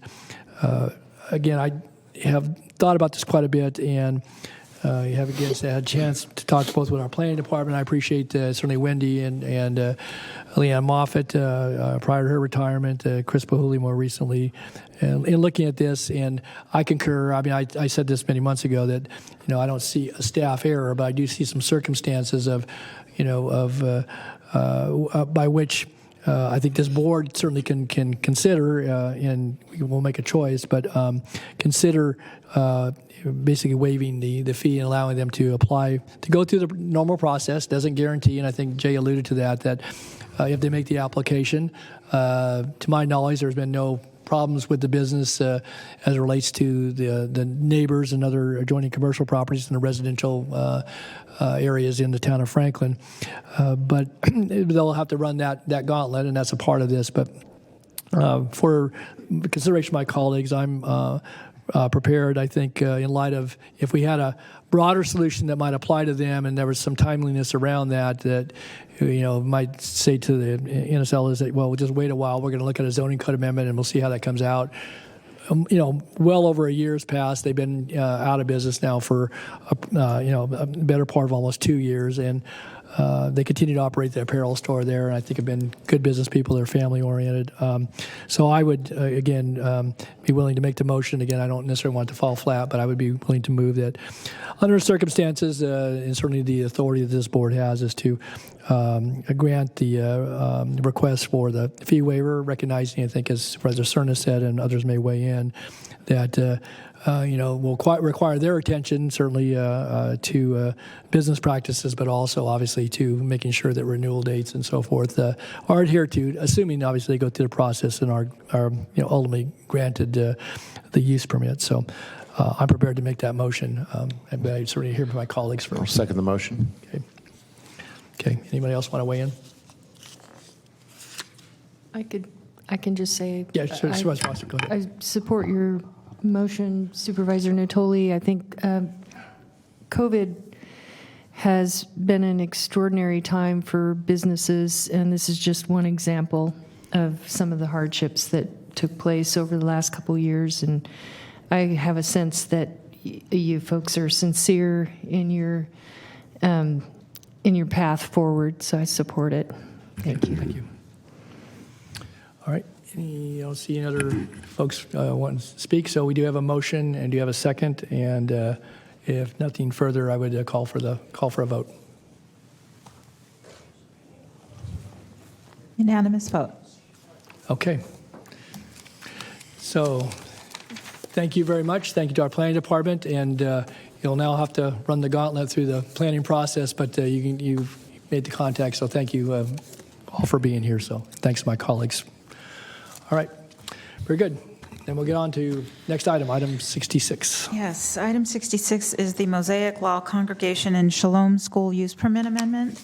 It's the appeal of the Planning Commission's approval of use permit amendment and design review to allow incidental non-congregational event use on approximately 9.6 acres in the multiple family residential RD20 zoning district with flood combining overlay for a property located at 2300 Sierra Boulevard, which is approximately 0.2 miles east of the Sierra Boulevard and Howe Avenue intersection in the Arden Arcade community.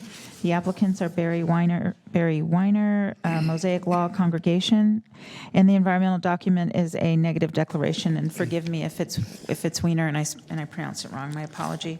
Okay. I did pass out material that was received in the chambers today to you, and staff is working on getting that circulated online and getting it published. But we received 2 packets. They were pretty thick, and I did distribute that. Okay, thanks. Before we get into presentations, and Flo, I also had worked with the clerk's office and certainly have spoken to the planning department about the order for today's presentations, because this is coming to us on appeal, so the appellants will appear first. Applicant would then follow. This is following the planning departments, and then we would take public testimony, and then come back. The appellants would be given the opportunity to close at the end. And if there were questions, obviously along the way of appellants or applicant or their representatives, we certainly can. We will take those from the board members. Yes. Is that accurate? Yes, that's accurate, Okay. and I have that noted here.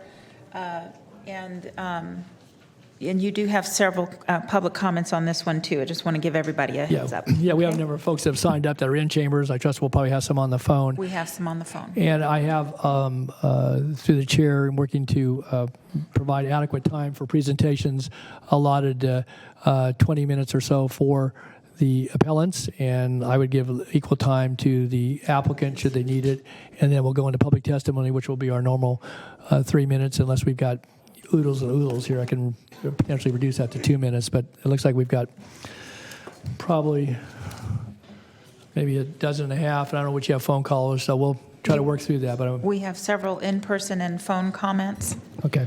And for the record, I didn't get to say on the record for the last item, there were no phone comments. So none in chambers and none on the phone for the last item for the waiver. Okay, all right. And just before we get into this, again, just you've heard kind of the explanation of the number of speakers that have signed up and so forth. So those that are here for 67 and 68, we're going to be well into 90 minutes before we get to those items. So if you're here in chambers, you're welcome to stay, listen to this. But we're going to be at this for a while, so I safely take at least an hour if you wanted to step outside the chambers. But again, for 67, 68, we're going to get to it, but I'm not sure exactly when this afternoon. So, okay, with that, I'll turn to Mr. Bahuli to provide the staff presentation, and then we'll go to the appellants and then the applicants. Okay, thank you. Good afternoon, Chair Natoli, board members, Chris Pahuli with Planning and Environmental Review. I'll be providing the staff presentation for this item, which is an appeal of the Planning Commission's approval of a use permit amendment for the Mosaic Law Congregation and Shalom School to allow for the private leasing of their sanctuary and social hall space. The Mosaic Law Congregation and Shalom School occupy a roughly 9.6 acre site located at 2300 Sierra Boulevard, east of the Sierra Boulevard and Howe Avenue intersection. The project site is zoned RD20, a multifamily residential zoning district. As shown on the aerial photograph, the project site is developed with multiple structures associated with the existing church and private school, including a 20,000 square foot sanctuary and social hall, which they call the event center, and I may use that terminology interchangeably during the presentation. Residential uses abut the project site to the east and west and are also located across Sierra Boulevard to the north. Specifically, the Sierra Regency apartments are to the east, and the Sierra Meadows single-family development are west of the project site. Additionally, the Woodside condominium development is located across Sierra Boulevard to the north, and the Pavilion Shopping Center is located south of the site. The subject property has been used as a place of worship since 1964, when a use permit was issued by the planning director to allow a church on the project site.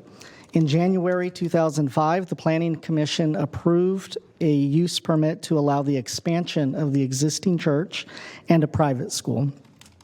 By the end of 2009, construction of the improvements associated with those entitlements was completed, and the business license for Mosaic Law Congregation was issued in July 2010.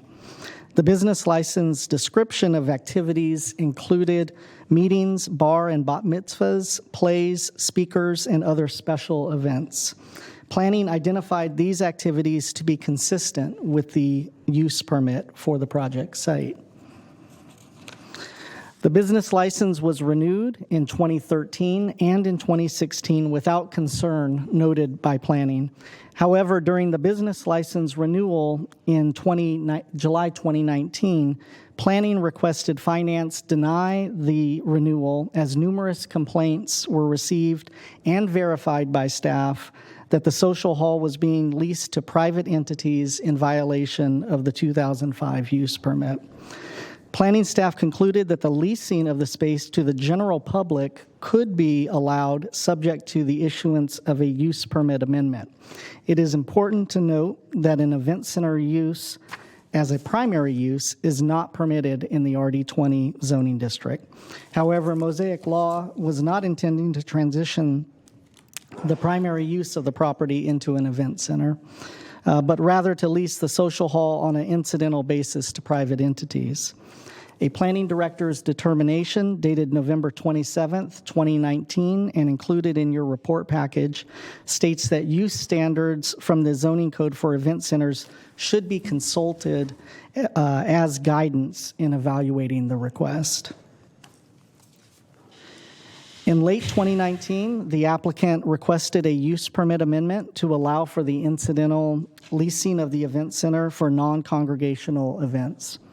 Following stakeholder outreach and community input, the applicant refined their project description to include the ability to lease the center for up to 70 non-congregational events per calendar year, with a maximum capacity of 400 persons per event. I should note that the capacity of the event space ranges from 440 to 860 persons, depending on the configuration for congregational events. The non-congregational events are defined as events that are not related to the existing church and private school uses. These events are limited to 2 locations on the project site. The event center, which is circled in green on the slide, as well as the Friedman Courtyard, which is an outdoor area circled in blue on this slide. No physical improvements are proposed as part of this request. Non-congregational events would be subject to the project's traffic management and parking plan, and all of the parking is proposed to be accommodated on site for non-congregational events. I do want to spend a moment on public outreach conducted for this entitlement request, given the robust community engagement and interest. Planning did perform our standard outreach process. It included a sign posting on the property and review of the project by the Arden Arcade CPAC with mailed notices to property owners and tenants within 500 feet of the subject site, as well as our project planner provided courtesy email notifications to multiple interested persons at various project milestones to ensure community participation in this process. Apart from planning's neighborhood outreach associated with the entitlement process, the applicant team actively worked with various neighborhood groups. I'm certain that they'll cover that during their presentation. During the course of the entitlement process, prior to the Planning Commission hearing, over 100 written comments were received, with the majority of the comments expressing opposition to the project due to noise, parking, traffic concerns, and other nuisances experienced by surrounding residents from prior non-congregational events held on the site, as well as some general opposition to allowing an event center venue near residential uses. Separately, 48 comment letters were received during the CEQA comment period. The majority of those comments did not pertain to the adequacy of the CEQA analysis or the environmental analysis, but rather expressed opposition to the project for the aforementioned reasons. Responses to those comments have been prepared and are included in attachment 13 of the report.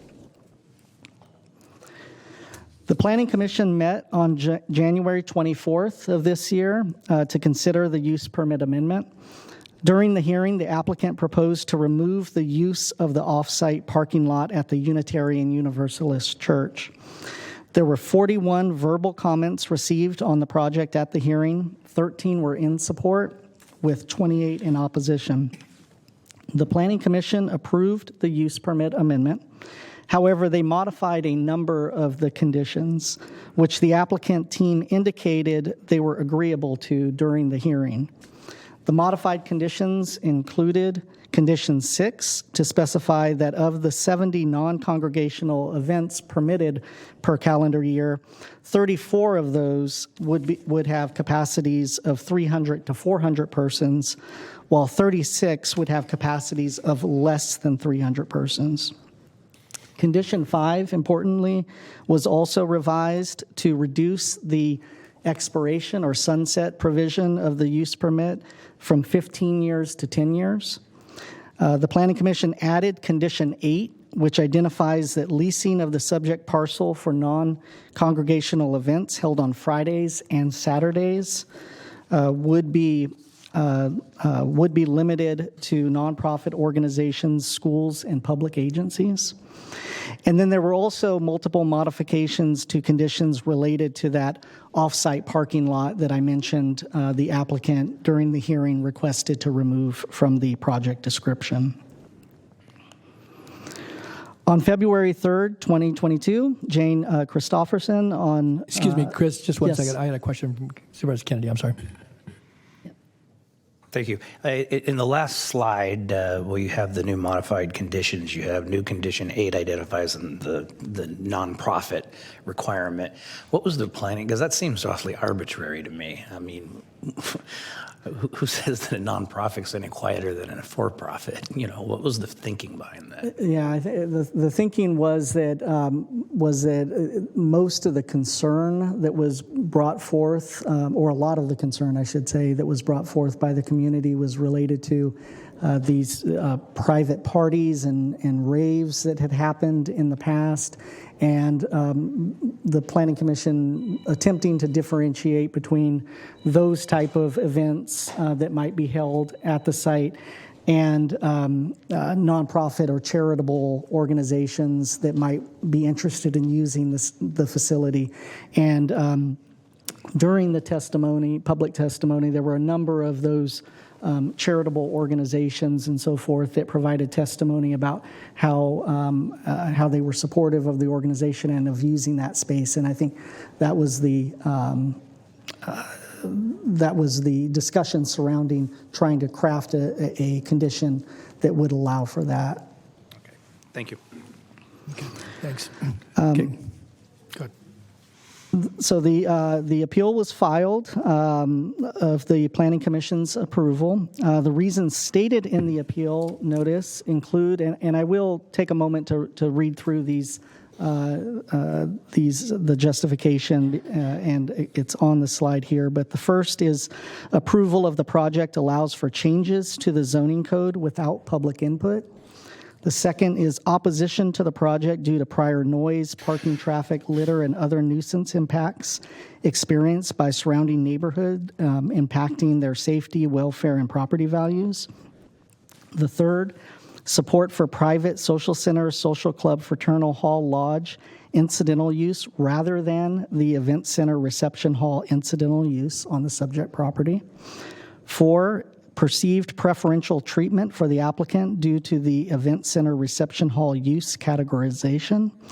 And 5, opposition to the project due to violations of the use permit and business license. Before I address planning's analysis of the appeal and our justification for recommending denial of the appeal and approval of the use permit, I do want to review some of the recommended conditions. The package before you includes the set of conditions approved by the Planning Commission on January 24, and include Condition 5, which I mentioned earlier, which is the expiration date or sunset provision at 10 years from issuance of the use permit. Any request for an extension would be subject to public review and scrutiny and issuance of an amendment from the Planning Commission. Conditions 6 through 21 were developed and agreed upon by the applicant team in an effort to minimize neighborhood impacts from the incidental leasing of the event space.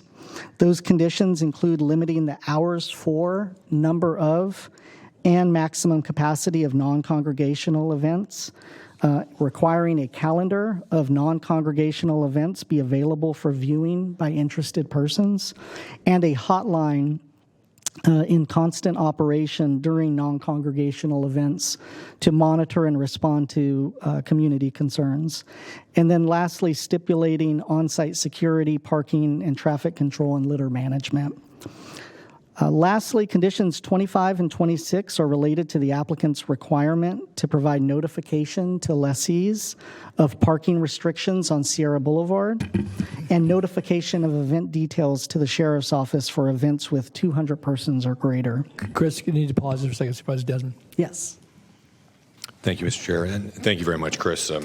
You and I have had too many conversations to count about this. As a matter of fact, I've probably heard more about this item than any other item I've had to consider during my short tenure here on the board, and just appreciate your work on this. I have a couple of questions on these conditions 6 through 21 and just some of the mechanics of these and kind of the evolution of some of these conditions.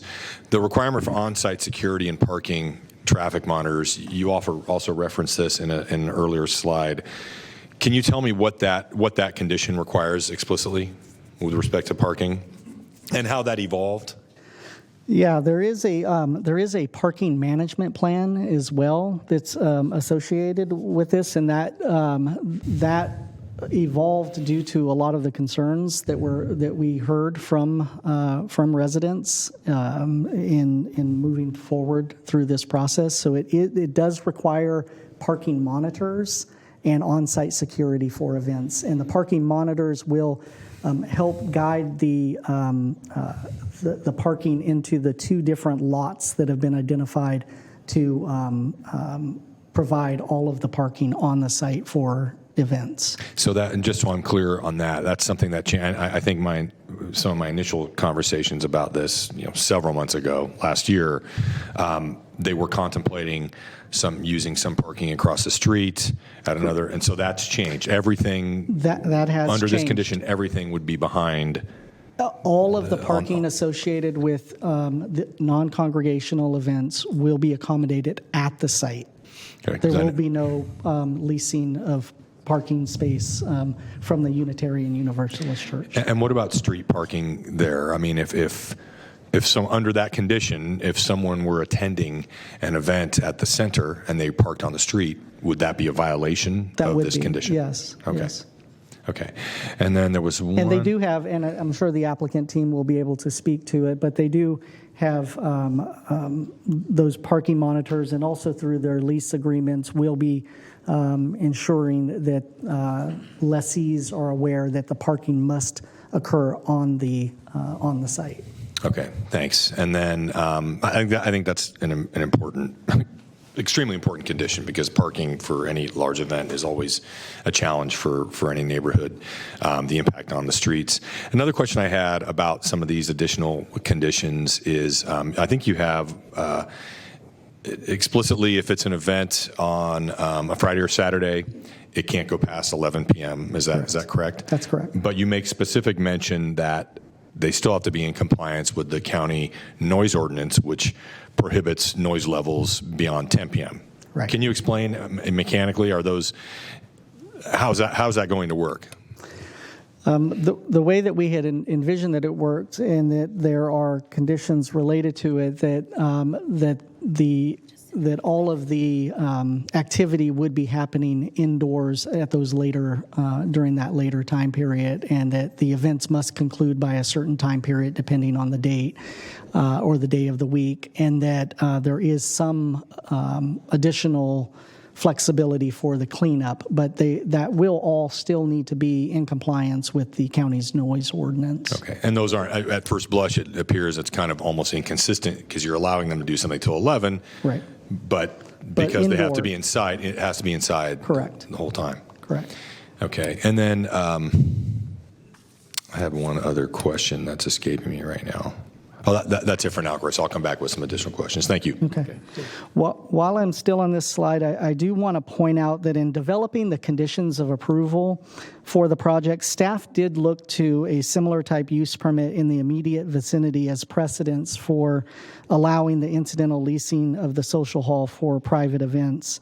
The Unitarian Universalist Church, located at 2425 Sierra Boulevard, has a use permit which expressly authorizes the leasing of their social hall to the general public. It is important to note that when the use permit was approved in 2013, the zoning code did not have a definition for event centers. So the use permit referenced the private social center use. However, the use permit specifically states the social hall is allowed to be leased to the general public.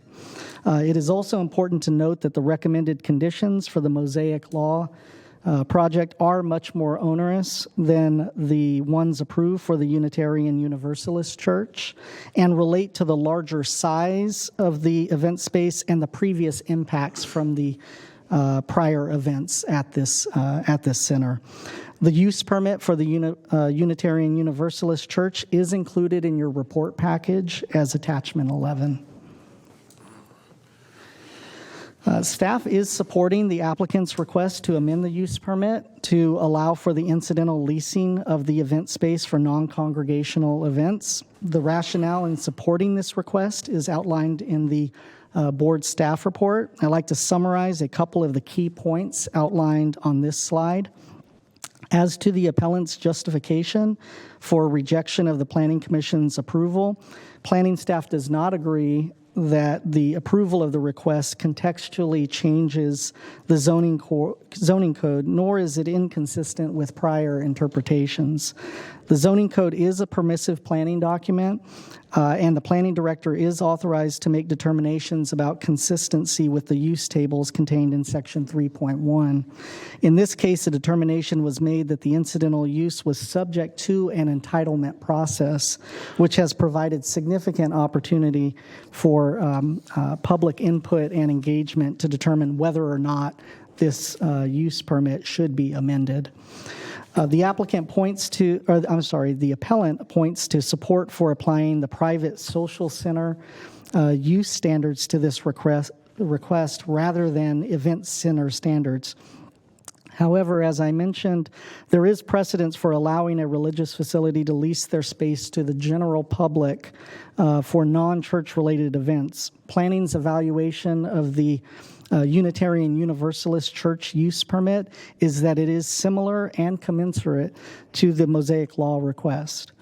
The appellant's arguments in their justification letter regarding prior nuisance issues and previous violations were noted during the entitlement process and evaluated and resulted in conditions that, as I mentioned before, are more onerous than are typically placed on event centers. As outlined in the board report, staff has determined that the request is consistent with applicable county plans. The Arden Arcade CPAC has recommended approval of the request. The Planning Commission previously approved the request, and it's for those reasons that staff is recommending denial of the appellant's appeal and that the board approve the requested entitlements.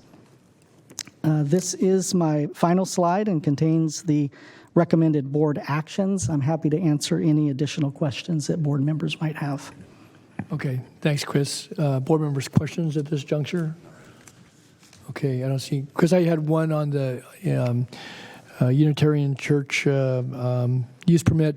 Is it time sensitive? It is not. There is not a.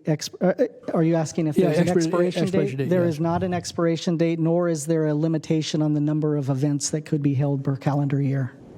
Okay. So the distinction, again, I appreciate some of the highlighting. I'm sure we'll hear from others on this, but the changes in the zoning code, the interpretation made at the time this application was being processed, or since it's been processed, of the social hall versus the event center.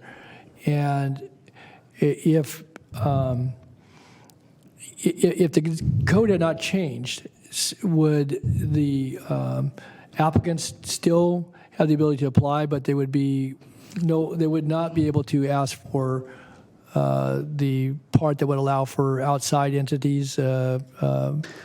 No, I would venture to say that if the zoning code had never been changed and the applicant requested consideration, that we would evaluate it similar to the Unitarian Universalist Church and consider it under the use standards of the private social center standards, like we did during that time. Okay. Alternatively, if the Unitarian Universalist Church were to apply now, we would have applied the event center use standards. But is it still classified as a social hall? The use permit, again, it's attachment 11 to your report package. I'm looking at it right here. Yeah, it is characterized as a private social center. However, it does say that it is to be used by the general public. And in the staff report, which we went back to review, the staff report, it clearly identifies that the intent was to lease the facility to the general public and not to organizations that we now have more clearly defined in our zoning code as being private social halls, being fraternal organizations, labor unions, and the like. Those are the only types of organizations that now fit under that use category. So just quoting what you just said, but on the front page of the use permit for the Unitarian Universalist Church, it says a use permit for a private social center, but to allow the church facility to be used by the general public, subject to the findings and conditions. And so, Correct. So they're still classified as a private social center by virtue of the use permit. The code update you're saying would put them into the category of being treated as an event center? No, what I'm saying is Okay. that the operative wording here is that even though it says private social center, it also says to be used by the general public. Yes, okay. Correct. That's the operative word. So, Correct. And so our evaluation of this use permit would be that them leasing the property to private entities that are not labor unions or fraternal organizations would be covered under this use permit. okay. And then could you quickly, and maybe it goes to Supervisor Kennedy's earlier question, but contrast against what's before us today on appeal. So you've talked about using your word onerous, but there's been conditions that have certain net force and impact applied to them. How then, if you frame that, is the use more contracted versus the Unitarian Universalist Church, or is it broader, or is it? Certainly, I would say that the reason that there are much more robust conditions for this site is related to the size of this being much larger than the Unitarian Universalist Church, and just as I mentioned, the previous concerns with the prior operations. And so I would say that we really worked to develop a set of best practice or good neighbor type conditions. And the applicant team also worked on developing those sorts of conditions. Okay, so let me just boil this down. So again, not that we're judging this by the Unitarian Universalist Church's use permit, but are they, aside from the number of events, are the uses that are allowed virtually the same, or no? And if not, what are those distinctions? Yeah, I would not see that there would be a difference in the types of events that could be held at either. Except for the size. Again, there are relevant facts here, but I just wanted to know, so, because again, as I've read some of the correspondence, and we're going to hear from folks, that somehow this distinction, this change in the zoning code has, broadened the ability for what's being asked by the applicants versus what was granted to the Unitarian Universalist Church a few years ago. But in your view as a planner, recognizing conditions, number of events, but virtually the same types of events. Correct. Will be allowed. Correct. At both of the locations. Correct. Subject to the conditions. Yes, as you I understand. mentioned. No, again, there's a lot of qualifiers, but I just wanted to be clear. So, okay. I don't see other board members. Any questions? I do want to note, Madam Clerk, we're going to have to do these under oath. So this is a use permit, so we're going to need to, before we move to our presentations, have you give the oath, and so you can give the direction to folks. And then thank you, Chris, and appreciate your presentation. Stand by. So if you're here for this item and you plan to address the board, I'm going to take your oath now, and I'll do it as a group. So if you could please raise your right hand, and the appropriate response is I do. Do you swear that the testimony you are about to give this board is the truth, so help you God? If you do not swear, do you so affirm? Yes. And then when you get to the podium, please state your name for the record and the statement, I have been sworn. Okay. Very good. Okay, so we're going to go to the appellants, and I know Jane Christofferson, you were the one that actually filed the appeal, so I don't know what order, if is Carolyn going to come first, and then I'm going to allot 20 minutes, and again, if there's a little deviation, we certainly can accommodate that. But so come forward, Carolyn, and I'll pause the clock as you change speakers. I know you've got part and parcels of the presentation, so just give us your name, tell us you've been sworn, and then I'll start the clock. So. Thank you. So good afternoon, Chairman Natoli and members of the board, Mr. Desmond, members of the board. My name is Carolyn Walker. I'm an owner and resident at Woodside. I've lived there for 42 years, owned there for 42 years. Until recently, I was a member of Mosaic Law Congregation, and I'm a member of the Sierra Boulevard Neighborhood Coalition. Our coalition is a group of concerned members stretching between Howe and Fulton and the streets that feed into Sierra Boulevard. Carol, I just need to, for the record, you've been sworn. Pardon? For the record, you have been sworn. I have been sworn. Good. I'm Okay, sorry. Good. All right. Yes. Very good. Go ahead. I'm sorry. I don't want to interrupt you. But I want to get that on the record. Okay, go ahead. And I kind of heard something you said, but honestly, I didn't catch it. Okay. So I have been sworn. Thank you. Yeah, thanks. So our coalition, we're not lawyers. We're not paid representatives. We're volunteers who have chosen to educate ourselves about zoning code because we're concerned, we're angry at what's gone on, and we intend to protect our neighborhood. Some have been working on this for many years, and I do want to single out Jane Christofferson, who's been working on this issue since 2015, and who could easily challenge anyone in this room to a planning code, game of planning code, or zoning code, and win.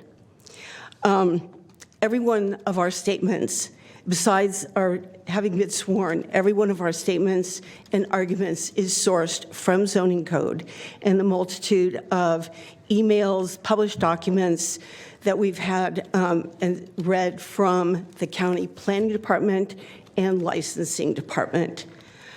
Considering the distinction that zoning code has made between social halls and event centers and their uses and appropriate sightings, some of you and your staff have asked, how could this issue have gotten this far in the process? So I'd like to introduce three of my neighbor colleagues who will address this question. Jane Christofferson is a longtime resident of Sierra Boulevard. She was raised, her family home is one of the first built on Sierra Boulevard. She was raised there and lives there again now. Jack Burrows is also a resident of Sierra Boulevard, and Bill Sessa is a resident and owner at Woodside and a member of our homeowners board of directors. So I will turn it over to Jane. Good. Thank you, Carolyn. Thank you. Okay. Thank you, Carolyn. My name is Jane Christofferson. I have been sworn. Thanks, Jane. I live at 2254 Sierra Boulevard. The home was built in 1950. It's the only adobe house on the block, and I'm sure one of the few that remain in Sacramento. I first want to address some of the issues that Mr. Bahuli brought up, just for clarification.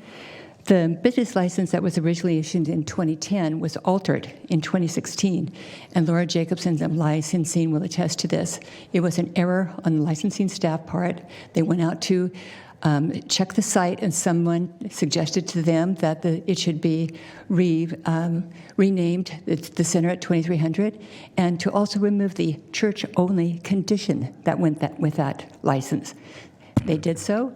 And then in 2019, when all these things came up, one of our very due diligence staff, not me, but someone down the road, looked up the business. They said, why was that changed? And so we asked Jacobson, and Jacobson said, yeah, mea culpa, it was our fault. We should never have done that. Then that was a very useful thing because Mr. Rich, who was one of the program planners at Mosaic Law, used that as his excuse for booking any kind of event he wanted to until any hour of the night. So I just wanted to clarify that. And secondly, he made a statement that Mosaic Law says that they only wanted this to be an incidental use. That is quite wrong.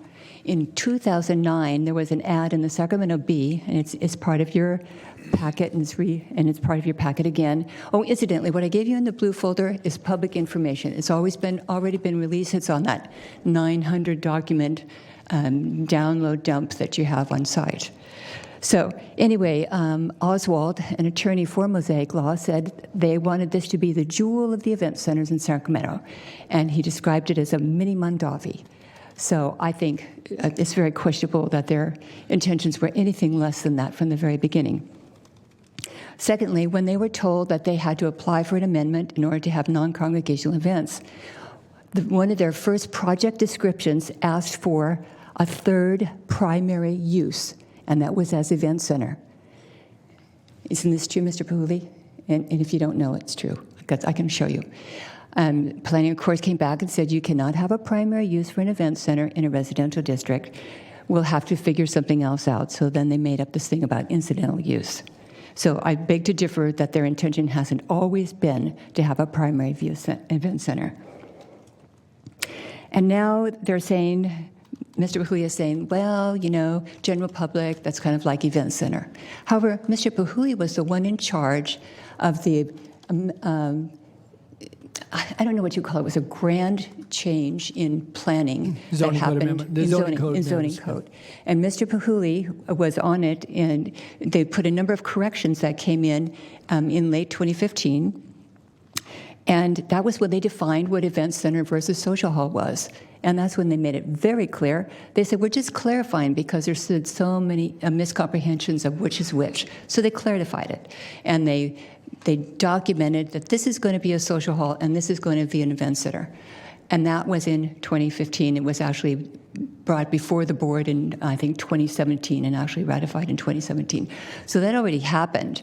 So if we're looking at UUSS being grandfathered because they did it in 2013, that's fine. But I don't think that you can judge now what's happening now by anything less than the standard that were put into place in 2017. And they have a social hall. That is what they were permitted for, nothing more. Now I'd like to get to what I brought as comments. And I gave you a blue folder, and I mentioned that it has some of the things that we're going to talk to specifically here. The only reason I did that, because I say it is publicly available already on the downloaded information that's on the site. But it's a quicker reference if you want to double check what I'm saying, because it's all right there. As we've shown in our appeal, we have twice been denied our due process rights to a hearing on the merits of an event center in our neighborhood. First during the 2005 conditional use permit process, and then in this amendment request process. We were also denied our due right to unbiased decision-making in the amendment process, and I will explain that. In 2005, applicant requested and was granted a conditional permit for expansion of facilities which included a new and larger social hall. They already had a social hall, they just wanted a bigger one. There was no request for an event center or non-congregational events because I guess according to Mr. Puli's remarks, event center didn't exist. But applicant could have applied for non-congregational use of its social hall at that time, just in 2005, just as the Unitarian Church would 7 years later. It did not. If applicant had requested an event center, I guess it wouldn't have been approved because there wasn't one, but it would have been entirely different standards because you're not allowed to have one in a residential area, and they are RD20. So I'll go past that one. Additionally, applicant would have had to prove that another event center was needed in this neighborhood. And that's part of the hearing process for a conditional use permit. That there's a standard that I'm just not recollecting at this time, but I'll go on. But that didn't stop the applicant from doing a bait and switch by advertising its social hall as an event center just as soon as the construction was completed in 2009. As I said, you will see that email and Mr. Oswald's declaration that it's a minimum davi. Applicant lost its business license in 2019 when its illegal non-congregational events and the 2016 error in its business license were brought to the attention of county licensing, and applicant was told it needed to submit an amendment request if it wanted to hold non-congregational events. Again, they could have submitted an amendment request to host non-congregational events in their social hall, but no, they want an event center. So here we are. They submitted an October 24, 2019 amendment request for a conditional use permit and design review to allow for events that are not associated with or incidental to congregational events at the event center located on the property. Their self-described event center does not legally exist. It doesn't have a permit. It's not listed with the Secretary of State as a corporation or a limited liability corporation, and it isn't even on the fictitious name registry. But curiously, the planning director accepted this event center, quote, language from then on in the applicant's amendment request and in the director's own November 27th letter, as if this event truly existed. In the first bullet, in the November 27, 2019, first bullet, the director quoted the 2005 CUPS social hall. The very next paragraph, the director stated that the applicant's request for non-congregational use of its event center as if one already existed. Thereafter, anything that came out of planning related to this amendment, including the negative declaration, used the words event center. You never heard of a social hall after that coming out of the Department of Planning. It was this misrepresentation of the permitted social hall as an event center that caused bias in the decision makers' conclusions. It led them to believe that an event center already existed and the applicant was only requesting non-congregational events. Proof of this decision makers' confusion is evident in the postponement of a decision at the March 1st Art and Arcade CPAC meeting. CPAC, just listen to the video, you'll find this out. CPAC members were so surprised to hear the large community opposition to an event center that they deferred the discussion and the decision to March 25th. Additionally, decision makers did not question the director's November 27, 2019 decision, or whether the director had satisfied criteria under Section 3.2.4 to exercise this authority. We've already submitted our opposition to the way she did it, and we believe that it wasn't correct, and we already submitted that. In fact, most decision makers would not have even known about the director's letter if it hadn't been for us bringing it up and sending it in our document called Grounds for Denying Change of Use Classification of Mosaic Law Congregation and Scalone Social Hall. But then again, it's entirely possible that the decision makers did not even read this document. Those are my comments, but before we move on to Jack Burrows, I would like to have you keep in mind that going down this road, we've been here for 7 years, since 2015. We're tired, we're angry. Before you write us off in your mind as complaining about 2 abnormal and outrageous events, there were far more than that. We only started documenting things in 2019.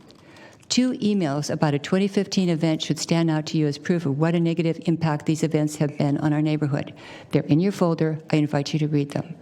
Kristen is a desperate mother whose 4-year-old girl cannot even sleep in her own room anymore because of the bikers event that happened before this event. So that goes to show what kind of clientele they were having. Laurel's email will tell you about a street fight that broke up, and you've heard about that one too, where there was paddy wagons, SWAT teams type of people there, helicopter. They broke up the fight, and guess what? It moved down Sierra Boulevard to a Howe Avenue apartment. This is all right in Laurel's letter because Laurel was the manager of the apartment there. And the fight continued there. So it's not just our neighborhood was affected, it went further. The fight continued there. They broke headlights, they broke street lights, and they beat up a girl.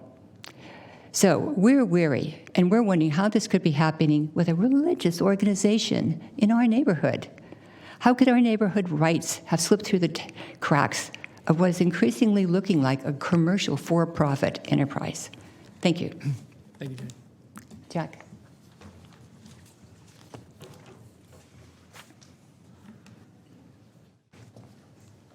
Thank you, Jane. Good afternoon. I am Jack Burrows, and I live at 2249 Sierra Boulevard. I have been sworn. In 2015, applicant hosted a number of outdoor programs with very loud amplified music that literally rattled the windows of nearby homes. You can read the frustration of a desperate mother in Kristen's email in your blue folder. One was so disturbing that 2 local residents went to the home of the rabbi on Shangri Lane, believing he would appreciate knowing how disturbing this event was to those living closer to the synagogue. The rabbi and his wife responded that what went on in the building wasn't his responsibility, but he would contact the director and suggested we call the office Monday. Please see the email in the folder regarding that visit. Eventually, after 3 meetings or discussions with the program manager and/or David Long, the president of the board, they promised to be good neighbors and more mindful of the neighborhood. We took their word as binding. Our second attempt to be neighborly, a big mistake. Things got better until mid-2016, but in 2017, 18, and 19, they got progressively worse. In 2019, neighbors started documenting what was happening. A May 2019 program created fights in our streets. Someone was stabbed. We counted 13 law enforcement vehicles, a paddy wagon, a fire truck, and a helicopter, all just to bring things under control. However, the fights broke out later that night, and they walked right past my house on their way to Howe Avenue, where the fights continued there. Many of the programs from 2016 through 2019 packed our streets with cars. Trash, broken bottles, drug paraphernalia, condoms were visible in our streets and in our front yards. Of course, the neighbors had to clean up. I'm going to digress a little bit. In 25, when Mosaic Law applied for their cup for a social hall, there was not enough parking spaces available. Planning could have told them to go back and reduce the size of the buildings that they were building, but they didn't. Several months later, a need to reduce the parking further, another violation of zoning code, was brought forth. The only way the CUP was approved was when Mosaic Law agreed never to have concurrent meetings or programs, and never to park in the neighbors' streets under any circumstances or conditions, with one possible exception. And that exception was possibly on a high holy day, they may be an overflow where they'd have to do it. In August 2019, we finally took pictures of the scantily clad women who were attending these raves. Gate guards reported that over 900 attendees were expected. The neighbors were shocked. We didn't know what to do. Where was the planning department at this point? Where was licensing? Who was responsible for identifying and ending violations to protect our residential neighborhood? Isn't there a communications channel between law enforcement and the permitting agencies? Finally, we expressed our concerns to our supervisor, Susan Peters. Her chief of staff, Howard Schmidt, immediately gave us the names of 2 leaders in planning and in licensing. Laura Jacobson actually came to my house to talk with concerned neighbors. She told us that the applicant was never intended to have an event center or non-congregational events. She reported that event centers are not allowed in residential neighborhoods under any circumstances or conditions. Wendy Hartman followed with an email confirming just that. See the blue folder. Shortly thereafter, applicant's business license was suspended because it became, quote, it became apparent that their business activities did not fall within the scope of the approved use permit, social hall, or within what was allowed by right in the zoning code. Now let's digest that declaration. In 2019, planning said applicant did not had a social hall and not an event center. But wait, in 2021, didn't planning and the applicant tell CPAC that applicant always had an existing event center and just wanted to add non-congregational events at their existing event center? Didn't planning report in the negative declaration that the applicant had an existing event center? Didn't planning and the applicant tell the Planning Commission that the applicant had an existing event center? Or Mr. Bahuli at least alluded to that. Excuse me, okay, paper trails are important. When did they ever get an event center? When did they ever apply for an event center? Where is the documentation that they ever applied for an event center? Who gave them an event center in the first place? Is it legally appropriate to say applicant always had an existing event center all of these years when they never applied for an event center or don't have a record of it? Please remember, zoning codes repeatedly state that event centers are not allowed in residential neighborhoods under any circumstances or conditions. I'm sure you all know zoning codes are zoning laws. If the applicant had done what they were supposed to do as a permitted social hall in 2005, or if Mosaic Law had not tried a bait and switch in 2009 and continued it for years, or if planning and the applicant had not misrepresented facts to CPAC on the negative declaration, or to the Planning Commission, we would not be here right now. Why are people like me and my neighbors expected to follow the law, but applicant broke the zoning law for at least 5 years between 2015 and 2019 with up to 70 events per year? Not 2, not 3, but up to 70 events per year. Granted, they had their business license suspended, but now there are efforts by some in planning and with the applicant to approve their breaking the zoning laws again. This would be precedent-setting. Our other religious organizations in residential zones in Sacramento County would expect to be granted the same, quote, special privilege. Today, there are no permitted event centers in neighborhoods, residential neighborhoods in Sacramento County, and there never have been any in the past. Ask yourself why, please. Thank you for the opportunity to make this presentation. Does anyone have any questions of me? Thanks, Jack. Any questions of Mr. Burrows? I don't see any. Thank you, Jack. Okay. Bill, how much time will you need to conclude your presentation? Yes, I'm going to be very brief. Yeah, and I appreciate the I'll time. put 2 minutes up, and then I'll allow the same for the. Okay. Yeah, because you had. Let me reset the clock here 1 second. Real quick. My name is Bill Sessa. I'm on the board of directors of the Woodside Homeowners Association, and I have been sworn. I think the biggest part of this whole debate is a zoning change that we knew nothing about, and in it, the terminology about what a social hall or an event center is allowed got really reflected badly on the neighborhood. This is a residential street. There's no other place on the street for any commercial event. And Mosaic Law has been pushing for this event center language for so long. And here's what we're concerned about. In the staff report, it does talk about bar mitzvahs, weddings, graduations, and quite honestly, we wouldn't have any objection to that.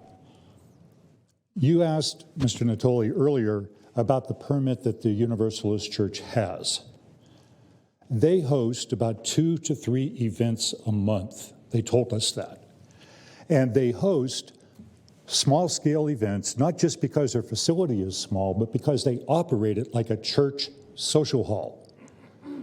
Our concern is, with this language and with this zoning change that I read about in the staff report, and suddenly a street that I've lived on for 20 years is now a mixed-use development. If they have that language in their permit, what prevents them from putting on concerts, stage plays, all kinds of other commercial things? The difference between the two, the Universalist Church operates a church social hall according to the spirit as well as the letter of it being a church social hall. Mosaic Law has every intention of just turning this into a money-making building. The one person who caught on to this was Peter Tateishi, who Mr. Desmond knows represents District 3 on the Planning Commission. I suspect he knew more about the history because it's in his district. And he's, his own words, this is a classic bait and switch. If the neighborhood, if Mosaic Law wanted an event center, the way it's always been defined up until this most recent change, that's the conversation they should have had with the neighborhood before now. And in fact, Mr. Holloway then admitted in that Planning Commission meeting, he said, it's always been our intention to have an event center. And it didn't sound like you were only talking about church-related or even so-called the typical non-congregational events that you typically associate with a church social hall. And that's our real concern, and that's why the language in the documentation and the language on the permitting has caused us so much concern. Okay. Thank you, Bill. Okay. Any questions then of, yeah, Jane? Can I make a Sure. brief comment? Yes. Okay. I'm going to go from our appeal to something that was submitted by planning, and it's about the discussion of the general plan consistency. Okay. All right. Give it a minute and a half. I'm going to give it a minute and a half. Go ahead. No, it's going to be verbal. Planning misrepresented the consistency of the project by misrepresenting the mixed-use corridor designation and what it means for Fair Oaks Boulevard and the 0.7 miles of Sierra Boulevard. I'm going to read, skip this whole first part. You all know what they're asking for. Here's strike from the 2005-2030 general plan. Direct quotes. The plan proposes to revitalize existing mature communities by focusing limited county resources on commercial corridor planning. Each corridor plan is created with input from local residents and businesses and is unique to that community. The focus now is on revitalization efforts in older commercial zones to encourage infill development, transportation improvements, and blight reduction, while providing each corridor with a lively and unique Main Street character. Infill continues to be encouraged in appropriate locations, outside of the corridors. However, the plan recognizes a policy balance between seeking infill and ensuring that development is compatible with existing neighborhoods. The commercial corridor, still quoting, the commercial corridor designation is not intended to radically change the type of use that's present, but to revitalize aging infrastructure and fully utilize the underdeveloped vacant land. This aspect of the project will not significantly conflict with any applicable land use plan, nor will it result in significant physical disruption or division of an established community. Okay. So in that regard, Fair Oaks Boulevard's corridor plan doesn't exist, and that's because the Fair Oaks Boulevard West doesn't exist. And planning acknowledges this in their report. And even if the corridor plan were extended west, the section of Fair Oaks Boulevard from Howe Avenue to Monroe and Fulton Avenue to Fair Oaks Boulevard would likely not be impacted, since this stretch is already fully developed with a Main Street flair of flourishing restaurants, retail stores, business and professional offices adjacent to residential zoned area. In fact, the Fair Oaks Boulevard Complete Streets projects from Howe Avenue to Monroe, which was recently finished, Phase 1 had ascertained there were only 2 improvements to be, and they would be the installation of 2 signalized pedestrian Jane, crossings. I'm going to ask you to conclude. We're around at 25 minutes. So the long and the short of it is, this is a residential neighborhood. It's 1,000 residential units. There are 2 small BPs at Howe Avenue and Fulton Avenue. Mosaic Law bought this as a residential entity, and it is a residential entity. Just because their backside, their southern side faces the pavilions does not give them the right to an event center, as it would none of the other pieces of our neighborhood who also back up to the pavilions. Okay, thanks. Thank you. And you'll get an opportunity to conclude at the end of the public hearing. So thank you to our presenters. We got right to about 25 minutes total, so I'll reset the clock. That was the 4 presenters in, Carolyn, Jack, Bill, and Jane.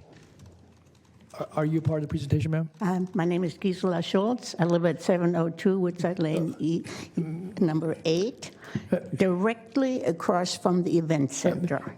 So as such, I don't want to repeat a lot of things, but as such, I have been exposed to the worst of human behavior. Gisela, just one second. We have a certain order here. I wanted to give you the opportunity to be heard. Oh, it's not my turn? No, not yet, not yet. Okay, I'm sorry. So hold on. We're going to get to it in a minute. I'll come back so later. Hang on. I've got the speaker forms here, so I want to be respectful of the time here. So if you'll hold on, we'll call you back. I apologize. Okay, that's okay. So we'll have you come back. Okay. I've experienced some of the worst behavior ever in my life. It is, but I don't want to repeat it because you've heard it all. Well, here is my question for you. What remedies are in place for us if those promises that were made to us will not be kept, if they don't live up to it? How many complaints do you need? How soon will you act? Or are we going to complain for years and nothing happens?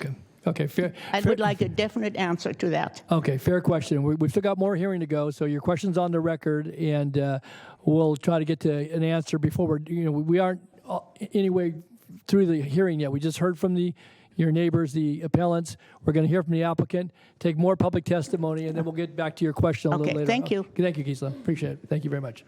Okay, with that, then I'm going to reset the clock, invite the applicant to come forward at this point in time. Then we'll take public testimony. We'll continue with that, and then we'll get back to the appellants for a close, and then back to the board. Any questions at this point, board members? Okay, seeing none. Just give me 1 second to reset the clock here. Okay, good afternoon, Chair Natoli and board members. Brian Holloway, Holloway Land Company, representing Mosaic Law's Congregation Event Center. I have been sworn, and it's a pleasure to see you in real time today. And thank you, Supervisor Cerna, for the free marketing advice. Appreciate that. I'd like to first of all thank our planner, Jessie Shen, and her supervisor, Chris Pafuli, for a very thorough, comprehensive staff report and for guiding us through the planning process efficiently. With me today are Judy Weiner, who is the president of the Mosaic Law's Board of Trustees, and who would like to say a few words when I am finished. Also, Barry Weiner is here, and we were hoping the incoming president of Mosaic would be here, but he's stuck in a hearing at the Capitol. And then also Ken Anderson, our traffic engineer, and Barry and Ken are here to answer any questions that you may have. As you see, I have a brief PowerPoint for you, and I will not be reading it to you. See, if this is my first time doing it, so let's see what happens. It works, great. So the Event Center provides 3 significant benefits to the greater Sacramento community. The first benefit is supporting arts and culture engagement in the community, and for performing arts, for rehearsals, and especially for organizing. And you can see here some of the arts groups and cultural groups that have benefited from being able to use the Event Center. The second community enhanced by the center is our local schools. The list here, there you go, shows the schools that have been supported in the past few years. Students, faculty, and parents tend to use the Event Center when the special events that they want to have are basically too large to hold at their multi-purpose rooms, and so they rent or use the Event Center. The third community that benefits is the large number of charities throughout Sacramento that utilize the center for business events, social gatherings, and most importantly, for fundraising. And I think it's important to note that although the Event Center, this particular Event Center, is managed and run by a single faith-based entity, they excel at ensuring that a diverse array of charities and their guests are allowed to use this facility, and especially other faiths. And you can see the large number of charities that have benefited from fundraising and other activities at the Event Center. And it also shows the diversity of those charities as well. We've apologized for the earlier problems that occurred at the center when it was not managed well. And in this, now the Mosaic Board of Trustees will personally take complete control of the center. It's not going to be left to a staff person. They will be reviewing and monitoring and managing this project. As I mentioned, we've apologized to the neighbors repeatedly, and we've met their demands relating to event size, the frequency of events, security, noise prevention, and on-site parking. And we've also asked that all of those concessions be formulated and formalized as conditions of approval. In terms of neighborhood outreach, the neighborhood established, as I mentioned, a working committee early on, and we joined it immediately. We spent over a year working with them to learn about their concerns, the issues, the complaints that they have, and we concluded those meetings with agreeing to 11 concessions and demands that they made of us, and you'll see those in a list in a minute. Because of the issues in the past, we conducted the largest neighborhood outreach effort that I've personally ever been involved in. Over 1,100 property owners and residents were made aware of the process and invited to come to the project, come to the site, tour the facility, raise issues, and have a question and answer session with us. Unfortunately, the first community meeting was canceled. You all know why. That meeting was generated by mailing 450 residents within 600 feet of the property. And as you know, the county typically mails to 500 feet. We wanted to reach beyond that. The second community meeting, where the neighbors came and had a Q&A, they toured the facility. We emailed through the Homeowners Association 724 invites, and 13 residents came. And fortunately, Supervisor Desmond was able to attend that particular neighborhood meeting. Again, these are the concessions that we've made, and there are additions to these that came about after the Planning Commission. I'd just like to touch on a couple of those, okay? The most significant is that we reduced the maximum attendancy of this facility from 900 residents down to no non-congregational event more than 400. That's a 55% reduction. We also agreed with the Planning Commission, where we had originally asked to have 70 non-congregational events per year. We worked with one of our multifamily neighbors. We reduced that to 45, and the Planning Commission reduced us down to no more than 34 non-congregational events at the facility above 200 residents. So maximum capacity 400, no more than 34 that it would exceed or get up to 400, basically above 200 attendees. And you could see from the slide the kinds of limitations that we've agreed to about adequate security, both inside and outside the building, mandatory parking lot attendance, preventing anyone parking in the neighborhood from actually coming onto the site. So basically what happens is if someone, and this is for congregational and non-congregational guests, if you park in the neighborhood, you are not allowed to come onto the property. You will be told to go get your car and park on the site, both congregational and non-congregational. And that includes ride service facilities like Uber and Lyft. We don't want them dropping off their guests on Sierra. We want them to come into the parking lot, and the parking manager will make sure they do that. Other days that came up during the process were some good neighbor ideas. So, for example, we will have a sign at the front of the property out towards Sierra Boulevard that will provide the name and the cell number of a Mosaic member to call should there be any kind of event where there's a concern, a complaint, or a problem. Congregational, non-congregational, so you can call this number and a Mosaic member will pick it up. Additionally, that member will be at all non-congregational events. So you'll have someone at a non-congregational event who will have that cell phone number, and a neighbor can call and speak to somebody who's at the event, take care of the problem right away. And as you heard, we also requested that the off-site parking lot that we thought we would need at the Unitarian Church, we've withdrawn that request. Mr. Chair? Yes, Mr. Sir. May I ask a question about that? So with regard to that condition where board members would be required to have a phone in their possession at the larger events, will that happen on a rotating basis? Will it be one designated board member that would do it per quarter? How will that be? It's a kind of an unusual condition. So how will it be managed? Yeah, it'll be a board member with that cell number. So it may be Judy, it may be Barry, it may be Randy, it may be whomever. They will have that cell number with them at the center.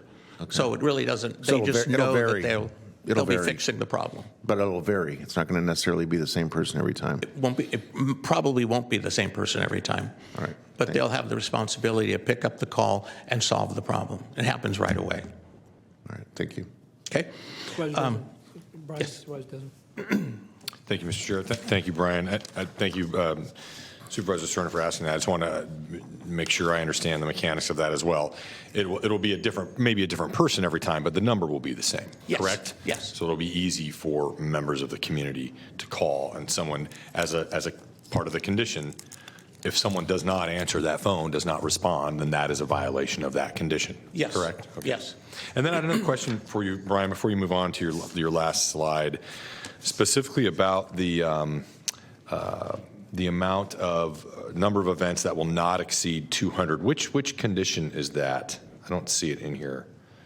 Or maybe that's a question for Chris. Which one is that, Chris? Is that Mr. Bahuli has a staff report in front of him. It's condition 6. I should note that the condition does read that it's a capacity of no less than 300 persons, not 200 persons. So you're saying less than under 200 persons? We're comfortable. Our understanding was 200 to 400. That would be the maximum number of 34.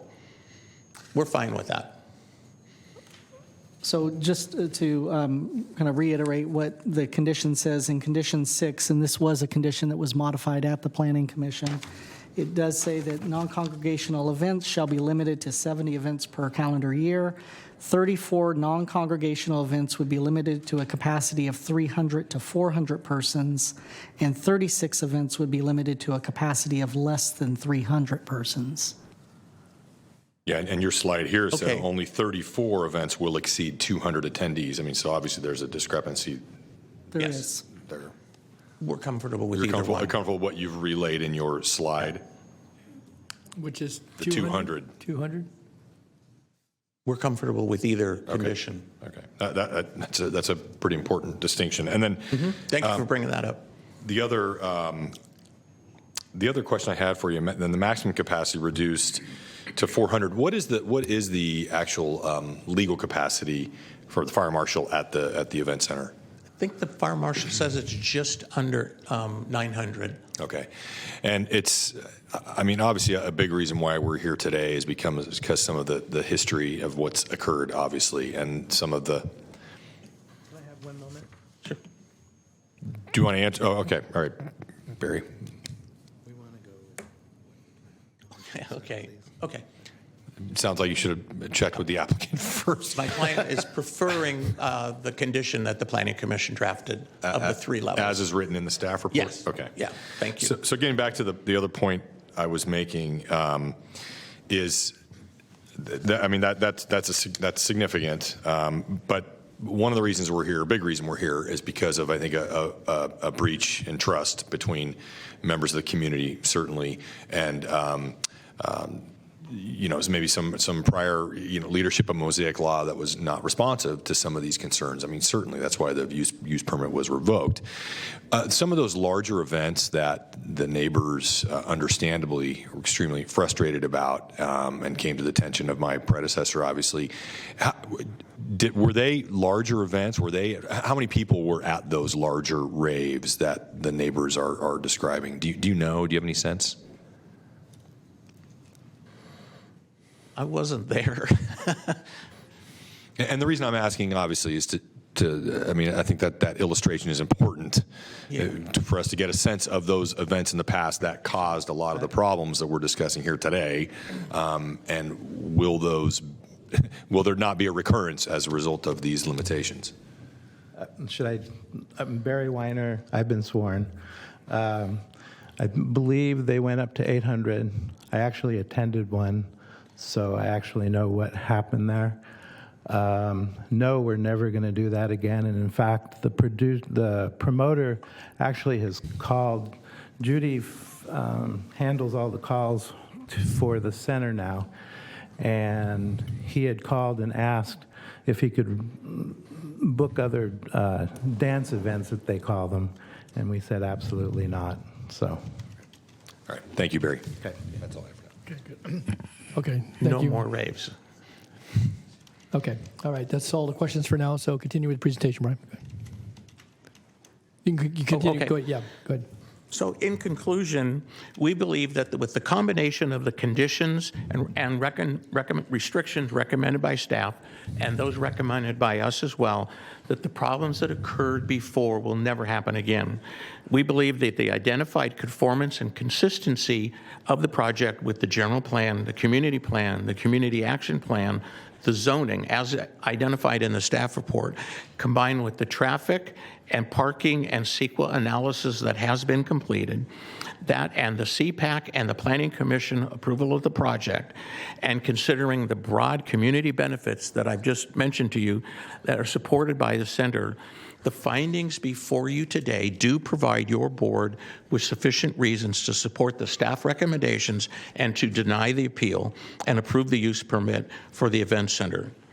We do ask that the board discuss one condition that was added by the Planning Commission, and that is the limitation on only nonprofits being able to use the facility on Friday and Saturday evenings, which would not go beyond, as you mentioned, 11 o'clock. We don't understand the reason for this. We understand the Planning Commission thought it was important, but we understand that it leaves out school graduations, wedding, and especially ethnic and cultural events.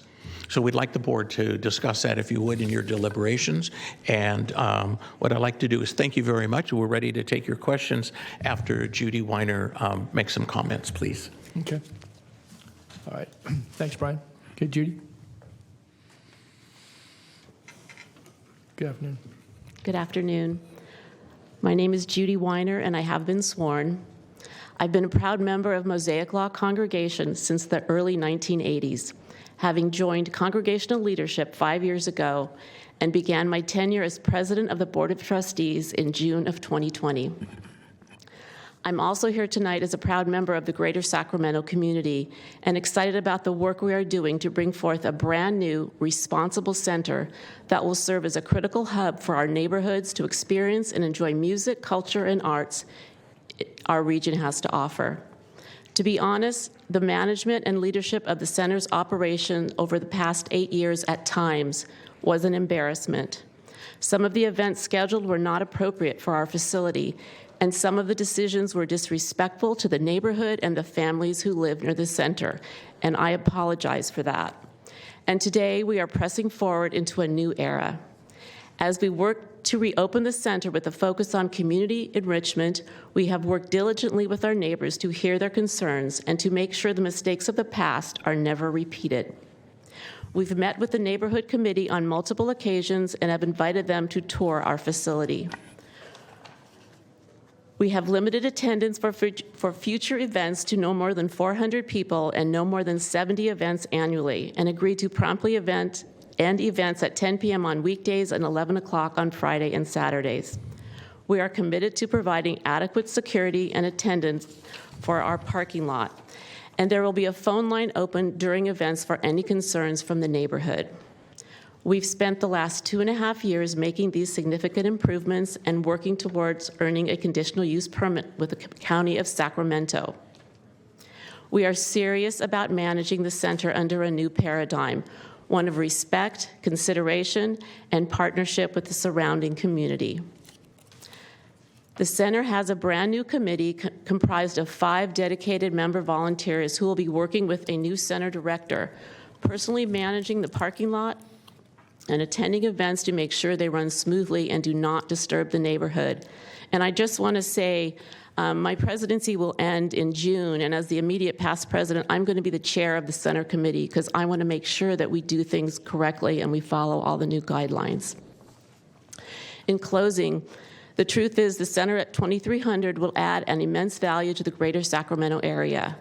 Nonprofit organizations have used the center to raise billions of dollars over the last 8 years, including organizations like Habitat for Humanity and the Sacramento Children's Home, to name a few.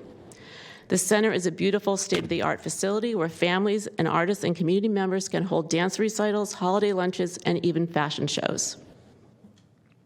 We urge the Board of Supervisors to deny the appeal this afternoon and approve our project. Thank you. Thank you, Judy. Were there any others that were part of the presentation, the formal presentation, Judy? I think so. Right. Anybody else? No. Barry? Okay. All right. Okay. So you're available for questions. Any questions? Supervisor Cerna. Thank you. A question for staff, for Chris. I just want to make sure that I'm understanding the final findings and conditions that we are being asked to consider is attachment 2, correct? That is correct. Okay, so I have a question about condition 14 related to noise. As I view this, or as I read it here, last sentence of that condition looks like it's top of page 5. It says violations of the noise ordinance is grounds for suspension or revocation of business licenses and or use permits. So violations is obviously plural, but there's no specificity to a threshold number. So Correct. It could be 2 or it could be 200. What is there a reason why it's left somewhat vague?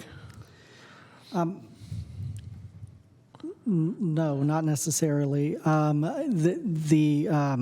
The process that we would take would be that we would issue violation notices, we would evaluate complaints, monitor them. So it is a rather vague reference here, and it doesn't include the number of violations, but it would get to a point where if there were violations that were found and notices that were issued, notices of violations that were issued, then we could get on a progressive path of either a suspension or revocation of either a business license or a use permit.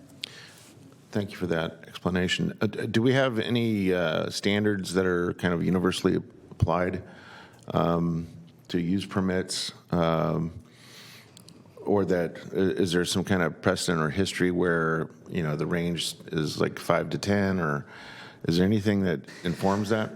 There is not. We have worked on use permit revocations in the past. They are fairly rare, as the board is aware, but they do occur when there have been continued violations, and it becomes an egregious violation of a use permit.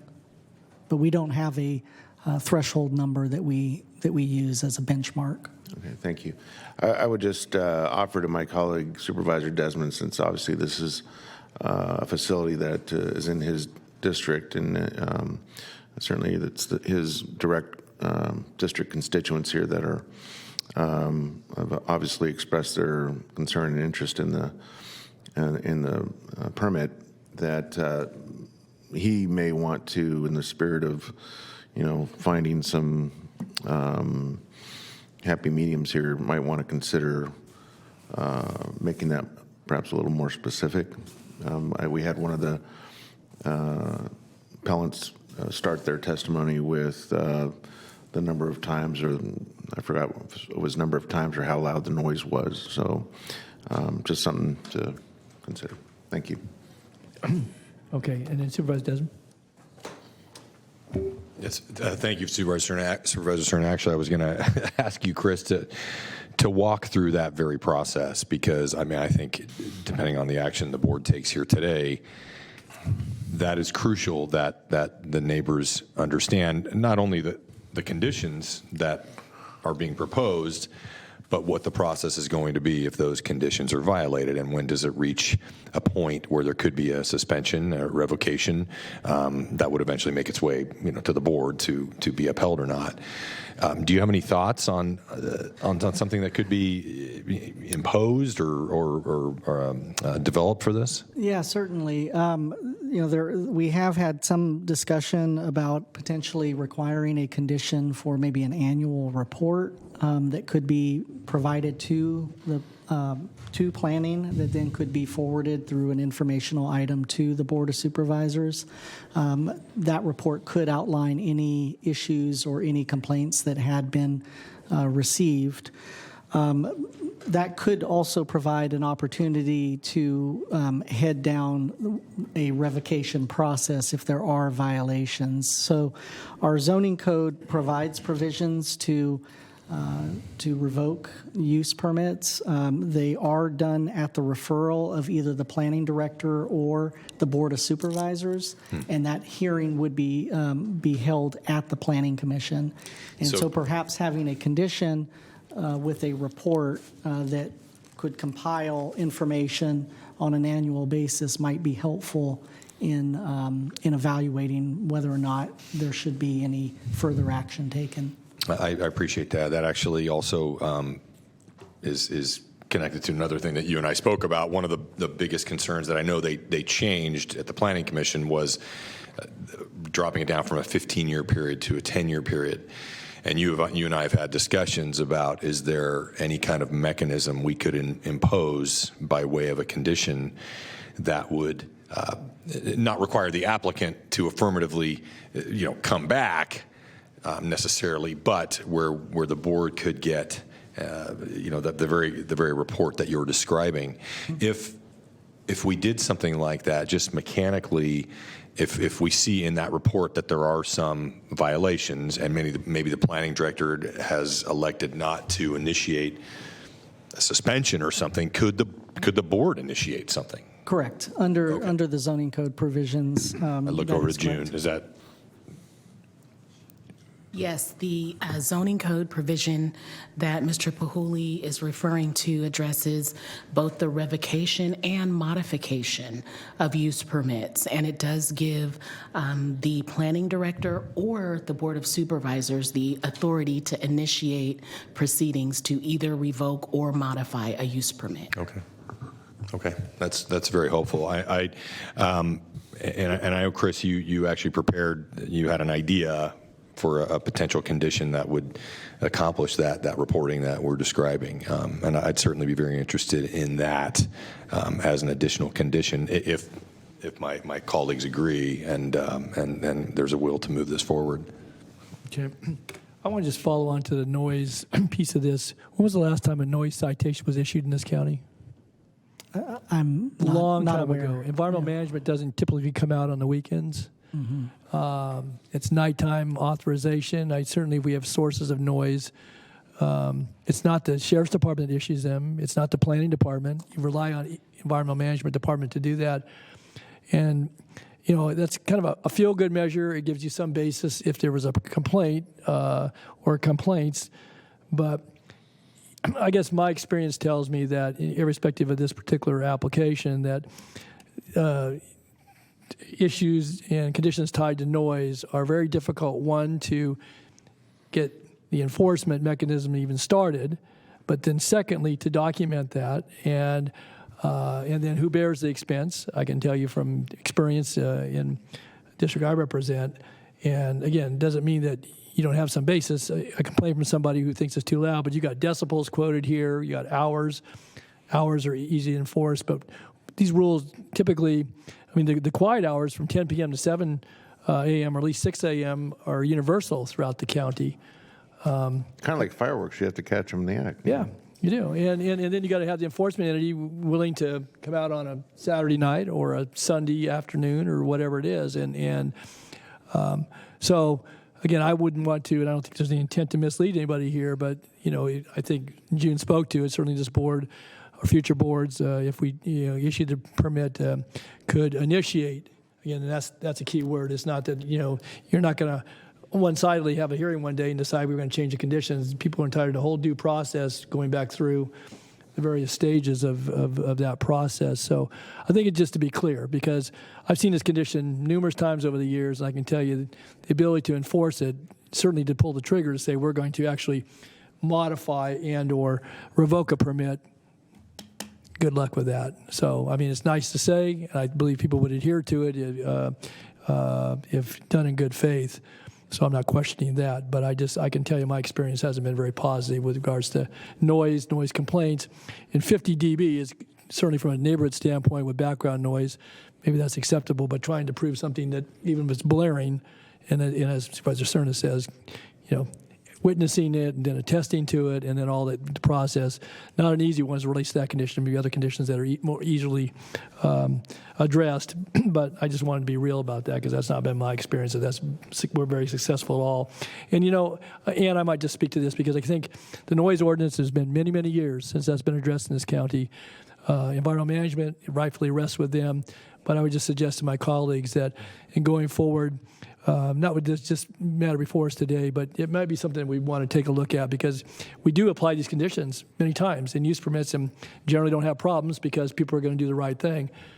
But my experience with that noise ordinance, the sheriff is the one that gets the call, and they'll go out there and ask people to turn it down, and often they do. Sometimes they turn it right back up when the sheriff's gone. I've had that experience, not with this particular location by any means, but so it might be something, again, as we're looking at updating codes and requirements, and because the planning department and this board and the planning commission rely on a condition that says we will, and if you don't, then there's a consequence. I'm not sure that that's much more than what's written on the paper that's really enforceable here, so I just raised that. So. Okay. Any other questions? Mr. Holloway, any other items before I then go to public testimony? Okay, very good. Okay, and that was conclude your presentation. So with that, then I'm going to go to our public testimony. I have a number of folks that have signed up. Gisela, I just wanted to say I didn't have a form from you, so if you do want to address, you filled out one? Okay. Okay, when I get to it, I'm going to call you back up in a moment then. Okay, all right. Okay. All right, so I'm going to take these in the order they were handed to me. So I have Mitchell Oswald, Matt Friedman, and Pamela Petterly. Yeah.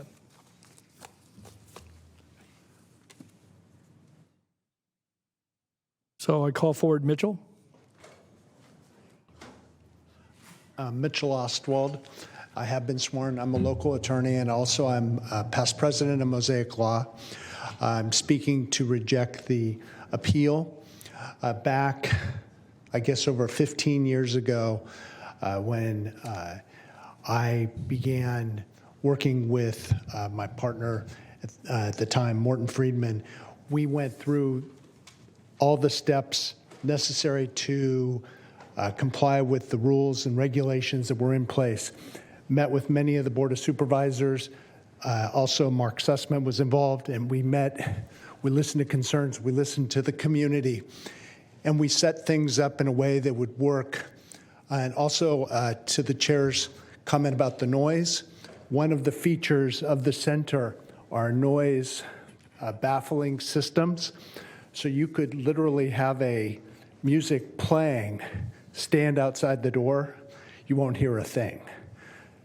The reason I bring that up is that back when I was president, maybe 12 plus years ago, I did receive a comment saying, hey, it was very loud that night. I checked our records. There was no activity at the center, but there was a concert at the pavilions, and noise travels. The center has been good for the community. Obviously, not just as a member of Mosaic Law, but as a citizen. I'm deeply troubled by the fact that they had a rave at the center. It wasn't appropriate. I believe that has caused a lot of mistrust. But I do know that the Mosaic Law congregation, the school, the Shalom School, and the center have been there for quite a while without incident.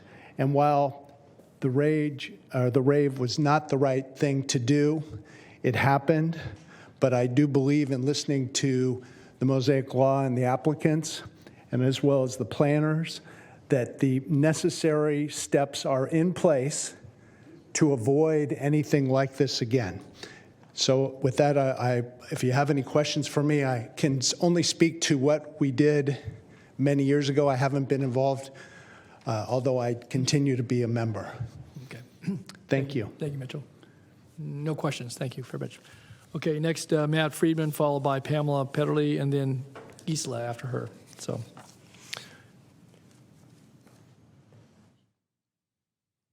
Good afternoon, Mr. Chair and members of the Board of Supervisors. I'm Matt Friedman. I have been sworn. Although I speak as an individual to you today, by profession, I wear a number of hats. I am a rabbi. I am president of the Sacramento Board of Rabbis. I am also a professional senior level transportation and land use planner. I'm a previous airport commissioner, a previous planning commissioner, and a previous elected official as a member of the Center Joint Unified School Board trustees. I reviewed the packet. I've reviewed the staff recommendations. I'm also familiar with some of the history, having spoken with Dr. Weiner and been present at the center during certain events. And what I have noted is that over a period of time, there's been a learning curve, a curve of improvement where some of the earlier mistakes that were admitted to just a few moments ago were acknowledged and have been responded to. I looked at the conditions and recommendations of the board, and I find them to be pretty strong. In fact, I don't recall when I sat as a planning commissioner ever seeing conditional use permits being quite so stringent and restrictive. So I think the planning staff has been quite specific and detailed in listing those expectations, and the board of Mosaic Law has been quite specific in saying they will enforce them. So I would like to stand with the staff's recommendation in rejecting this appeal. Pending any further questions, that concludes my testimony. Great. Thank you, Matt. I don't see any other questions. Thank you for being with us today. So, okay, next, Pamela. And then Pamela is followed by Gisela. Thank you to all the board members. My name is Pamela Petterly, and I have been sworn. Thank you. I just want to say, when I heard 30 or 40, that was one thing. When I heard 70 events, honestly, my heart stopped. My blood pressure just went sky high. I live not in Gisela's building, but I live in a building directly across the street from the center, and I can assure you that that bands that play there and have various types of updated speakers and that you can hear drums beating through the night and way beyond whatever the ending of the time is. If it's over at 11, then the parking lot takes another half hour, 45 minutes or so. Then the cleaning crew comes in, and you have another hour or two where they wheel out everything on metal wheels to the dumpster. So it's not just a 4 or 5 hour event. It goes on, and I have really suffered physically from the events that you've heard about tonight, so I won't go and enumerate. I'm also a real estate broker and have had my license since 1979. And as a broker and agent, we are required to disclose any material facts that we are aware of. This is a material fact that I'm aware of, and I sell many properties, not only in Woodside, but all over Sacramento and other counties in the area. But for our county, for that area, I am now obligated to write down what did take place across the street, what has taken place, and that has affected already some of the values of the properties in there, and that's a point that hasn't been addressed. I strongly recommend that you approve the appeal that's been set before you tonight. Thank you. Thank you, Pamela. Okay, Gisela Schultz. Gisela, your turn.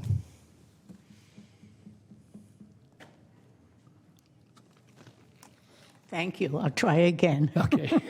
and you have been sworn. You've been sworn, right? Yes, I am. Okay, go ahead. Okay. Coming back to the appeals process, I heard some interest in it, but I didn't get the feeling that there's a lot of sincerity there. It's, yeah, we'll deal with it, but we need to know, how do we complain? If we call the sheriff's department, if they don't show up in time, whose word will they take for it?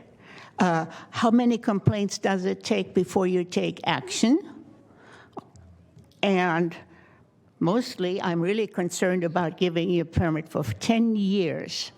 How many complaints will you need? Do we have to go through a number of complaints every year? Do they accumulate, or do you wipe the slate clean every year?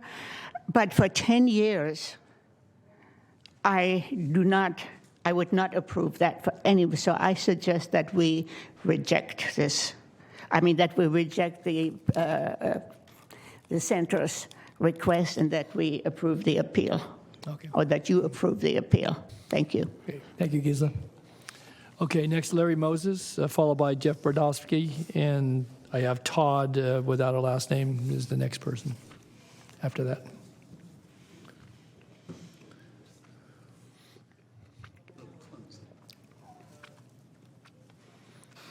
Good afternoon.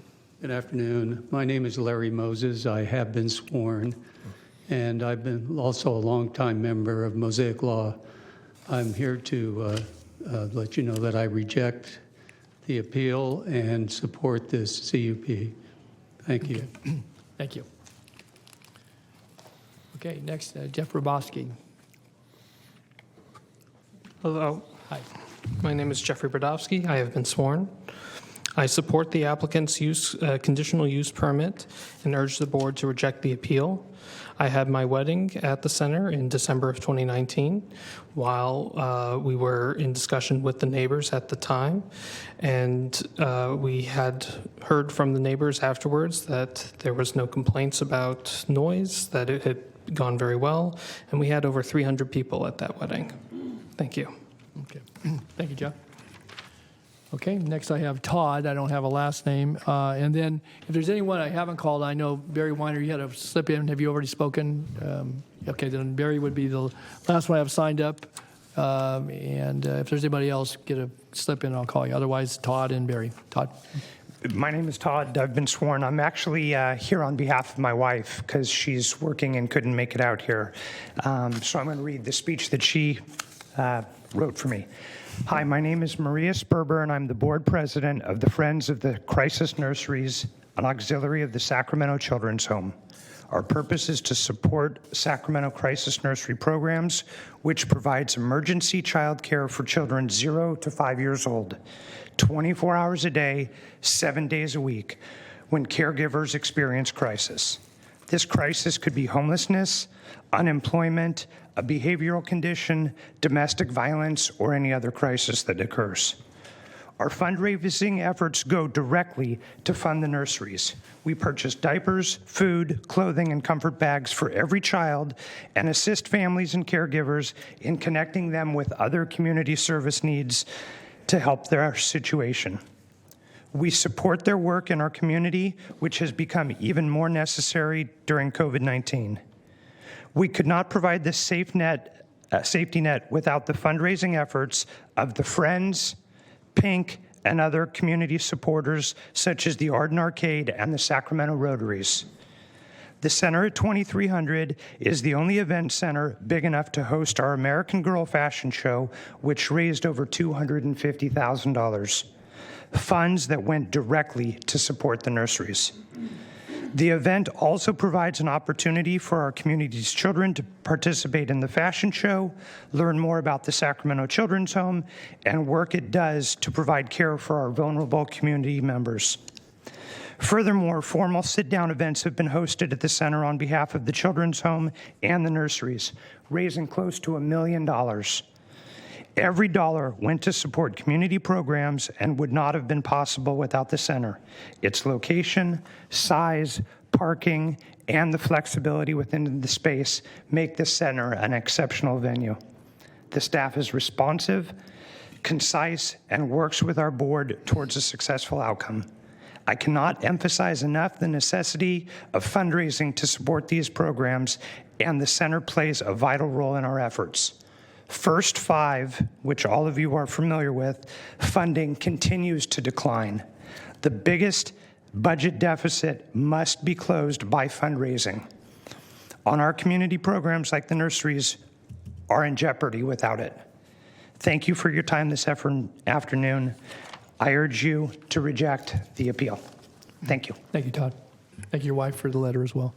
Okay, I have Barry Weiner, and then we'll go to the phone. So, Barry, how many callers do we have, Madam Clerk? About 8 callers. Okay, all righty, very good.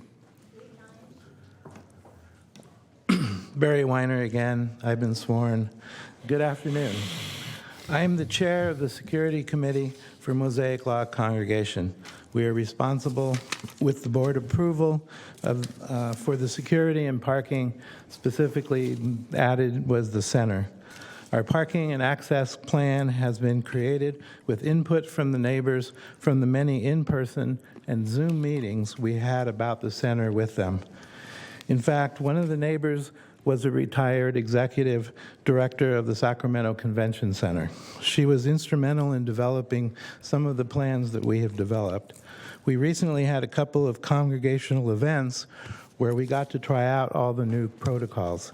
We successfully followed all the good neighbor policies and not one complaint. We even measured the decibel levels for the 5 hours of the events. The ambient decibel level on Sierra Boulevard is 40 to 50. A normal conversation is 50 to 60 decibels.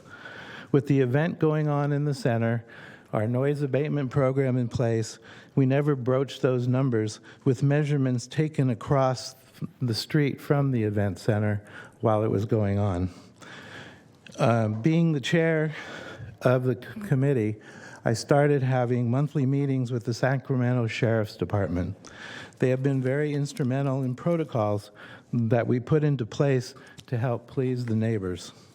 An interesting fun fact, when you pull the calls for service, approximately 50% of the phone calls to the Sheriff's Department is when our campus is dark. In other words, nobody's even on it. The sheriff's officers have come to our facility for various requests by us, for requested patrol visits, when there have been threats of violence against Jewish people and/or houses of worship in general. In spite of comments made, and I double-checked with the sheriff's office recently, SWAT never showed up, and there's been no paddy wagons to our facility. There's been no riots, shootings, or stabbings. We have, however, had 2 fights over the many years since opening. The first was a state-sponsored event for teenagers.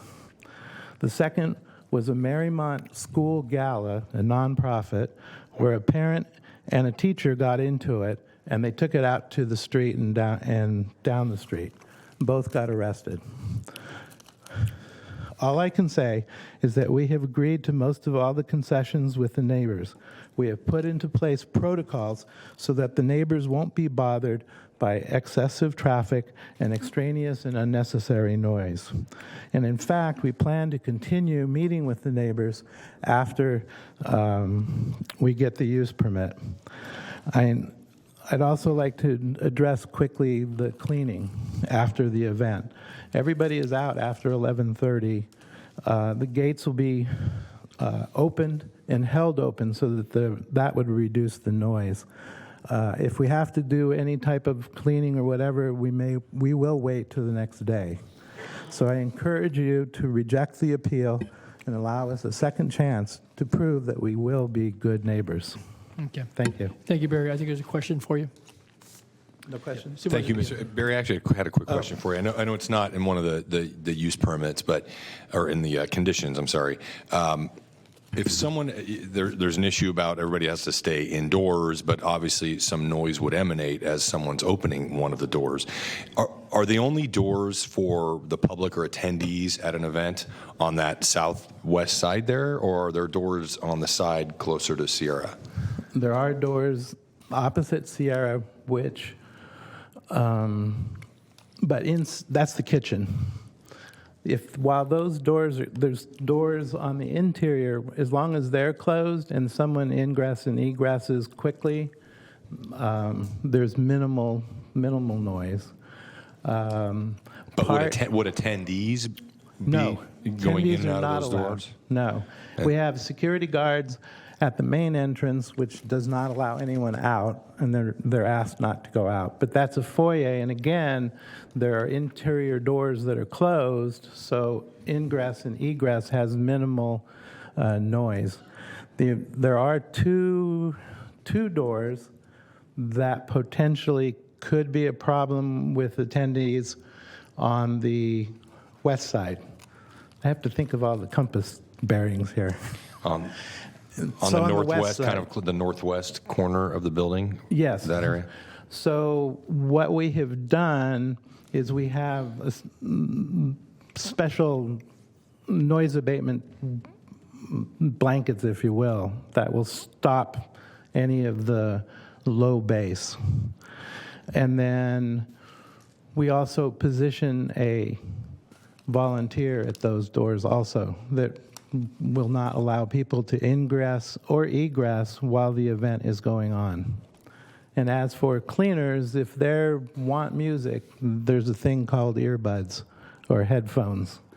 And that's how if they want to listen to music while they're cleaning, that's fine. Thank you. Mm-hmm. Okay. Thank you, Barry. Okay, unless there's any other questions of the parties have spoken, we're going to go take the callers on the phone, and then we'll come back to the appellants and board questions if anybody's here, and we'll bring it back to the board. So, all right. All right, please transfer the first caller. We have about 7, or actually, no, about 9 now. Okay, all right.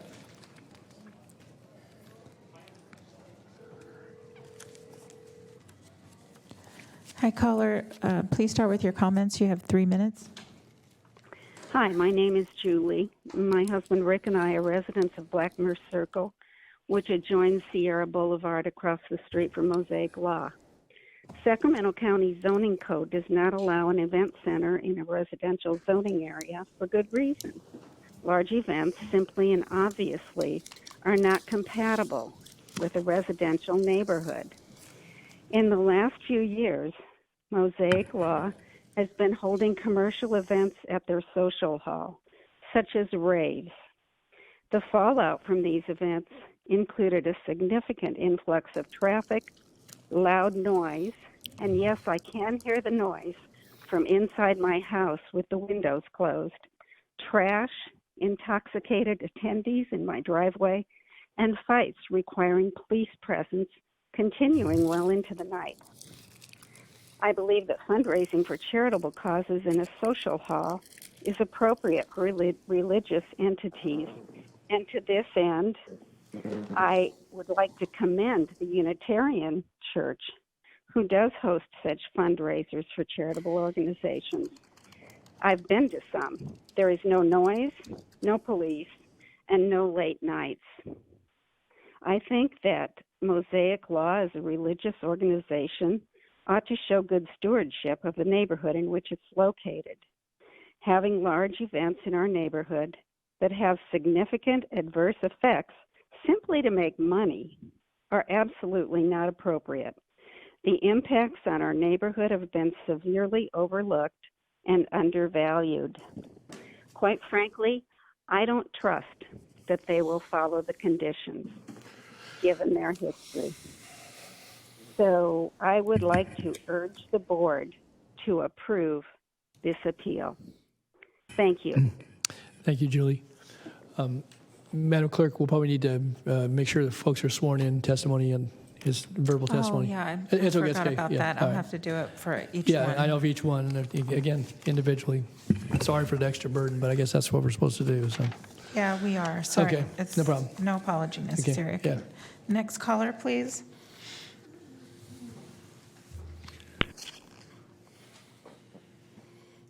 One more time, Gisela, one more time concerning. Someone's transferring in and I can't. There's nobody here. No, we're on the phone, Lisa. We got folks calling in on the Oh, phone. you can't hear that, Oh, okay. okay. I'm sorry. That's good. Okay, I will not All come right, back that's all right. You until can you hang tell me. around. Hi, caller. I'm going to need to swear you in before you start. So, Yes. Okay, thank you. So if you could raise your right hand and the appropriate response is I do. Do you swear that the testimony you're about to give this board is the truth, so help you God? If you do not swear, do you so affirm? Yes. Okay, and then if you could just state your name for the record and the statement that you have been sworn, and then you can start with your comments. Okay. Just you said my name and my comment, yeah? Yes, and that you've been sworn. Okay. Go ahead, speaker. This is Mohammed Golshani. I be store, and this is I'm Mohammed Golshani, Iranian American Culture and Education Center. I'm the president. We are using that facility for years and years and years. That facility, to me, is a state of art. Great location. Price-wise, is no comparison with other places. As far as and as long as the facility is concerned, is one of the best, or maybe the best in the area. Their service is so great that we've been going there like we are going back home. We are going, and the service that they provide is like you feel it's like you are part of the family. I was using it at least 2, 3, 4 times a year. And when you go there, they take care of you as this is their own program, and they understand you, and they're always very helpful to all of us. We were fortunate enough to be close to that center, and our community, we're proud that we are using that center, and I hope that you guys consider that place to be open to the public, because it's a great place to have in Sacramento area. Okay, thank you, caller. Okay, next caller. Please send the next caller.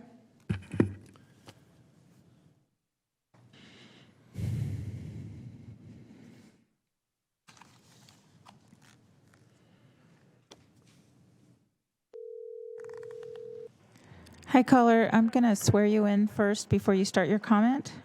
Okay. Oh, thank you. Do you swear that you are about to give this board is the truth, so help you God? If you do not swear, do you so affirm? I do. And if you could state your name for the record and say the statement, I have been sworn. Dan Ott, and I have been sworn. All right, please start with your comments. Okay, thank you. Thank you, Supervisors, for having us, or allowing us to speak today. My name is Dan Ott, and I'm a past president of Mosaic Law, but I also am very much involved with the community as well. I've been working with Rio Americano football. The boosters have done events there, working with the Marymount PTA and other areas, other groups that leverage the center because it is such a great event center. What I wanted to talk about primarily was, Judy had mentioned that we're working to a new paradigm, and I'm asking that the neighbors look past what happened years ago. I mean, people keep referencing it as it happened last week. It's been 3+ years since those raves occurred, and many of the people that were involved have either apologized or are no longer with us. We really want to move past this, and I know some of the neighbors have said they don't trust us, but we're asking that they really do. We are trying to be better neighbors. Everything we're doing here is to be better neighbors. I did want to say that as a past president, I'm the incoming treasurer for Mosaic Law, so I will be working with Judy and Barry and that committee. I'll probably be one of the people carrying the phone for events. And so I've worked the parking lot committees. We've stopped people walking on and sent them back to their cars. So I know it is in effect, and we are trying very, very hard to make these things work. I encourage you, the neighbors that are there, that we are good neighbors, and we are trying to make things better than they were. And I urge the Board of Supervisors to reject this appeal. Thank you very much. Thank you, Dan, for your testimony. Next caller. Okay. Next caller, please.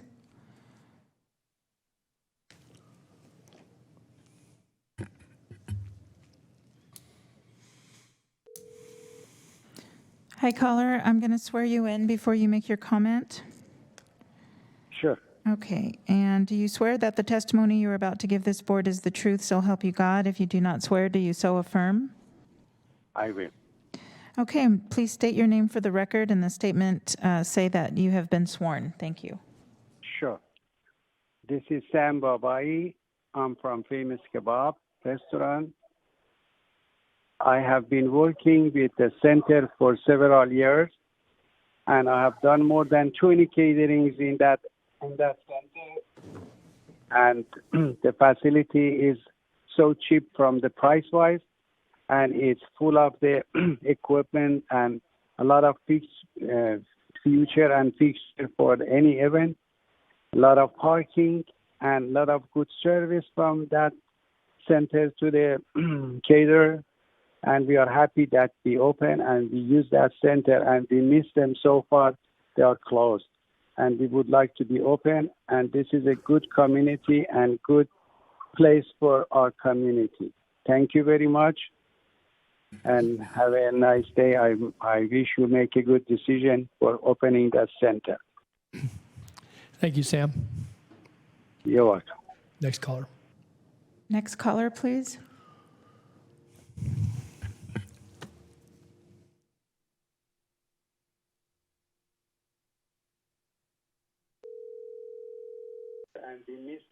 Hi, caller. Could you mute the meeting in the background, please? Yes. Okay. I'm going to swear you in first, and then you can do your comment. Do you swear that the testimony you're about to give this board is the truth, so help you God? If you do not swear, do you so affirm? I do. Okay. And please state your name for the record and say that you have been sworn. Hi, my name is Mike Roth, and I have been sworn. Good afternoon, Mr. Chair and members of the Board of Supervisors. My name is Mike Roth. I am a member of Mosaic Law Congregation and a proud member of the Sacramento community and a constituent of Supervisor Desmond. I'm excited that the center serves as a critical hub for community enrichment, bringing music, culture, and arts to our region. Mosaic Law leadership has met with and listened to the concerns of neighbors on multiple occasions and is fully committed to continuing Mosaic Law's 48-year tradition as a good neighbor on Sierra Boulevard. Listening to these concerns, as you heard today, leadership has agreed to numerous conditions, including limiting attendance, promptly ending weekend events at 11 p.m. and providing security and attendance for both parking lots. We're pleased that the Arden Arcade Community Planning Advisory Council approved this permit. We're pleased that the Planning Commission has as well. We are also very pleased that the staff is recommending a denial of this appeal. So I urge you today to approve the conditional use permit, to reject the appeal, so the center can continue serving the greater Sacramento region. Thank you for your time and consideration of this important issue. Thank you, Mike. Next caller, please.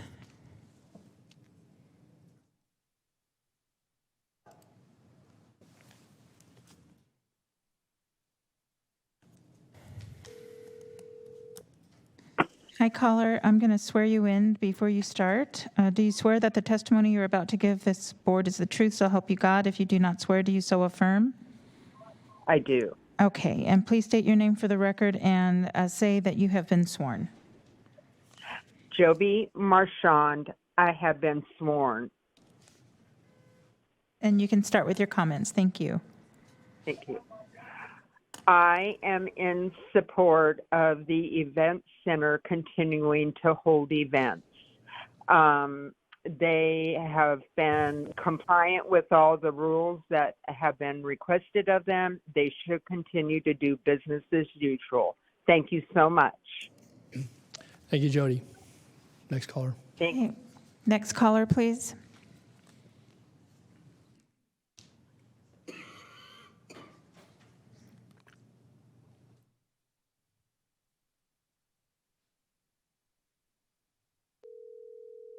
And chew on that. Hi, caller. I'm going to swear. Hello. Hi. I'm going to swear you in before you start with your comment. Do you swear that the testimony you're about to give this board is the truth, so help you God? If you do not swear, do you so affirm? I both affirm and swear that it's true. Okay. State your name for the record, and if you could say that you've been sworn, and then you can start with your comments. Okay.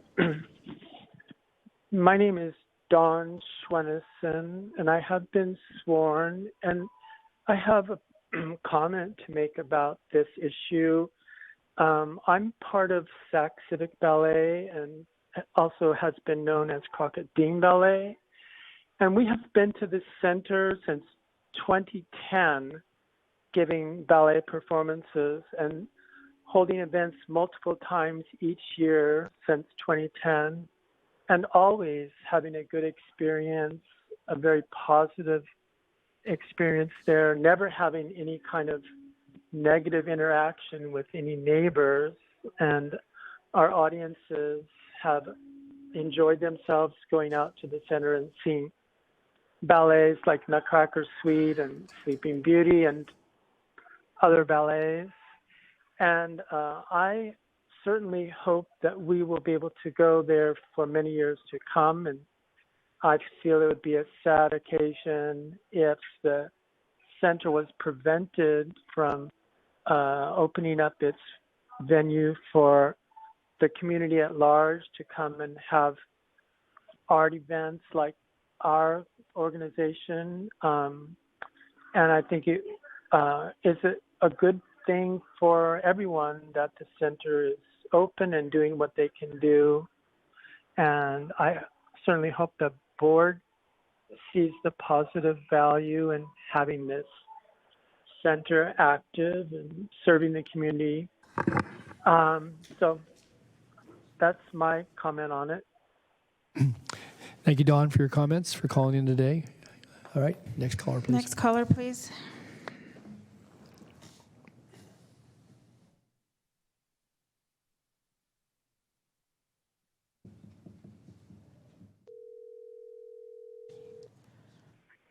Hi, caller. Please, I'm going to swear you in before you start with your comment. Sure. Okay. Do you swear that the testimony you're about to give the board is the truth, so help you God? If you do not swear, do you so affirm?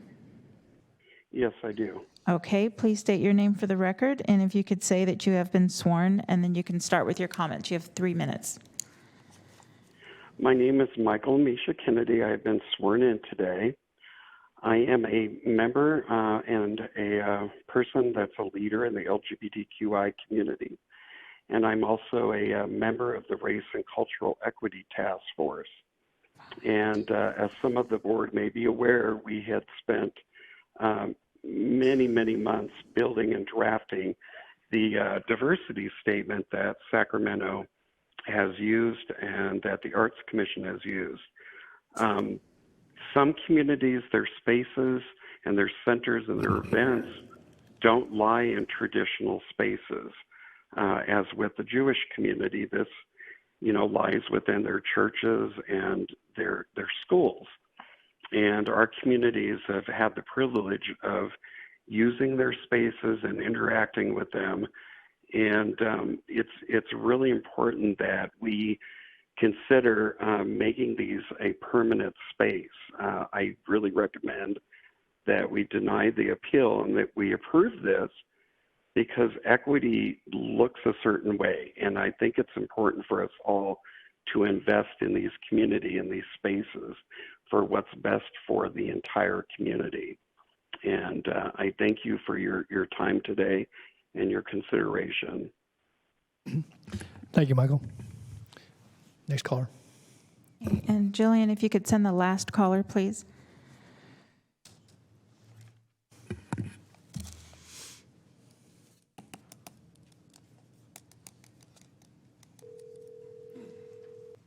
Hi, caller. I'm going to swear you in before you start your comment. Do you swear that the testimony you are about to give this board is the truth, so help you God? If you do not... Yes, I do. Okay. And when you... please state your name for the record, and if you could say that you have been sworn, and then you can start with your comments. You have 3 minutes. Thank you. You're welcome. Go ahead, caller.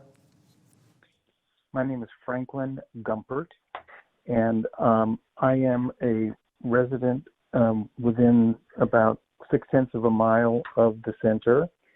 I am also president of Shalom School, which is a tenant on the property of Mosaic Law, and the board is very much in favor of accepting the recommendation of the Planning Commission for approval of the use permit for the center, which the school uses on a number of occasions for family events, ceremonies that are related to the school and the children graduating and having holiday performances and things like that. And we believe that we can work very, very closely with Mosaic Law and the people associated with it to enhance the quality of things that are done at the center.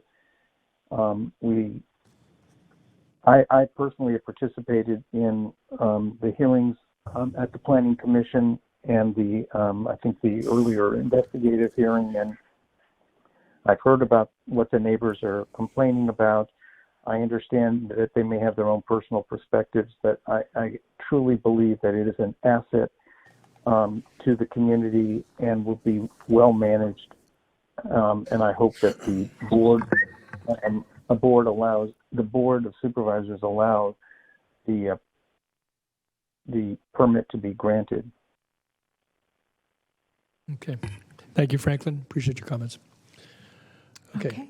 That concludes your comments. All right. So that concludes the public testimony. And with that, I'm going to bring it back. We give the appellant, I agree to give 5 minutes for concluding comments. Let me ask, before we do that, is there any other questions of the applicant by board members? All right. Seeing none, then I'll invite either, I don't know if it's Jane or Jack or Carolyn, who's going to do the 5 minutes to conclude your... Do we have one final speaker? Just one? Well, I'm going to give you... Carolyn wants to say something. Yeah. Jack, I'm allowing 5 minutes to conclude your appeal comments, so you can divide the time any way you want. Just give me a moment to reset the clock here. Thank you. Okay, very good. My name is Carolyn Walker, and I have been sworn. Thanks, Carolyn. You'll be glad to know that we limited the number of callers to this afternoon because of time. They asked us to represent them. They're exhausted by the whole thing. So we do want to remind you of the number, the over 200 signatures, and the volume of letters, emails, and so forth that you've received. A couple of quick points and corrections. Jesse Shen, if you're here, did send us a report from the sheriff about the stabbing that did happen at one of the events. So I do want to correct that. We appreciate your internal discussion of the noise in particular. We all know it doesn't take a physicist to know that noise travels more than 500 feet, as you've indicated. So we appreciate those discussions. I want to point out, too, that uniqueness about UUSS, with whom we've enjoyed such a good relationship. I spoke to one of their reverends. They limit their non-congregational events to 2 a month. They do not advertise, other than the page on their website. They do not advertise, unlike the applicant, and they lease to organizations that share their values. So we hear all of the community activities, the community organizations that Mosaic Law supports through the center, as it's called. And that's fine. There are 501c organizations. We have no objections to those in particular. Our objections are, of course, to the quantity, the number of events, and to the chaos that ensue. And also, I want to point out, a social hall is not intended to be a community center. If you read the definition, it's rather localized.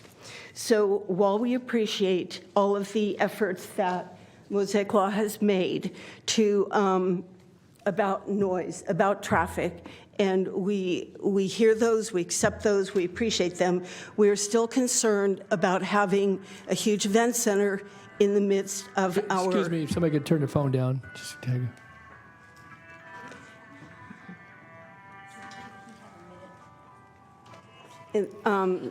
we're still concerned... Hold on. Oh, okay. I'm not... Sorry. I've got the time paused here. I didn't want...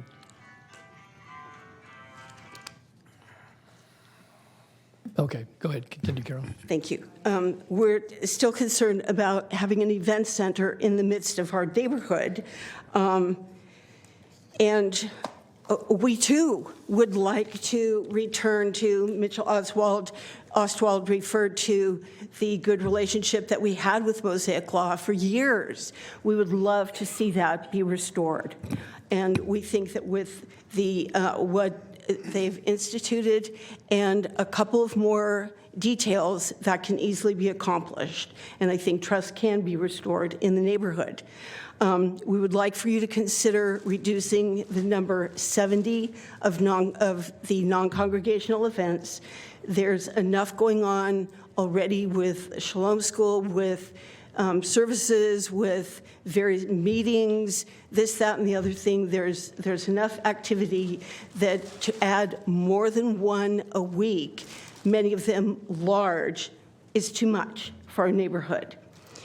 We also want to make sure that any permit that you do approve states that you are approving a social hall with occasional use for non-congregational events, occasional or incidental use for non-congregational events, not an event, not a permit for event center use.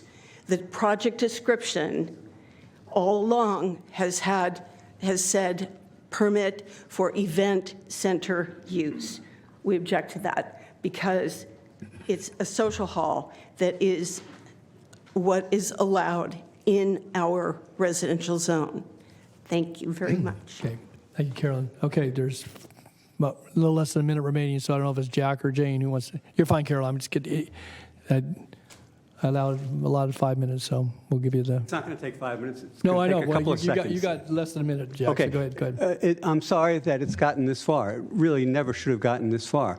Every single program you saw today on the video, you heard all of the people who called in. We are totally in support of Mosaic Law having those type of programs at their social hall. The reason we're concerned is that they're asking for an event center. What can be done at an event center is totally different than what can be done at a social hall. We strongly support everything they want to do that they've mentioned today at their social hall, not at an event center. Thank you. Thank you, Jack. All right. And if that concludes your testimony, then I want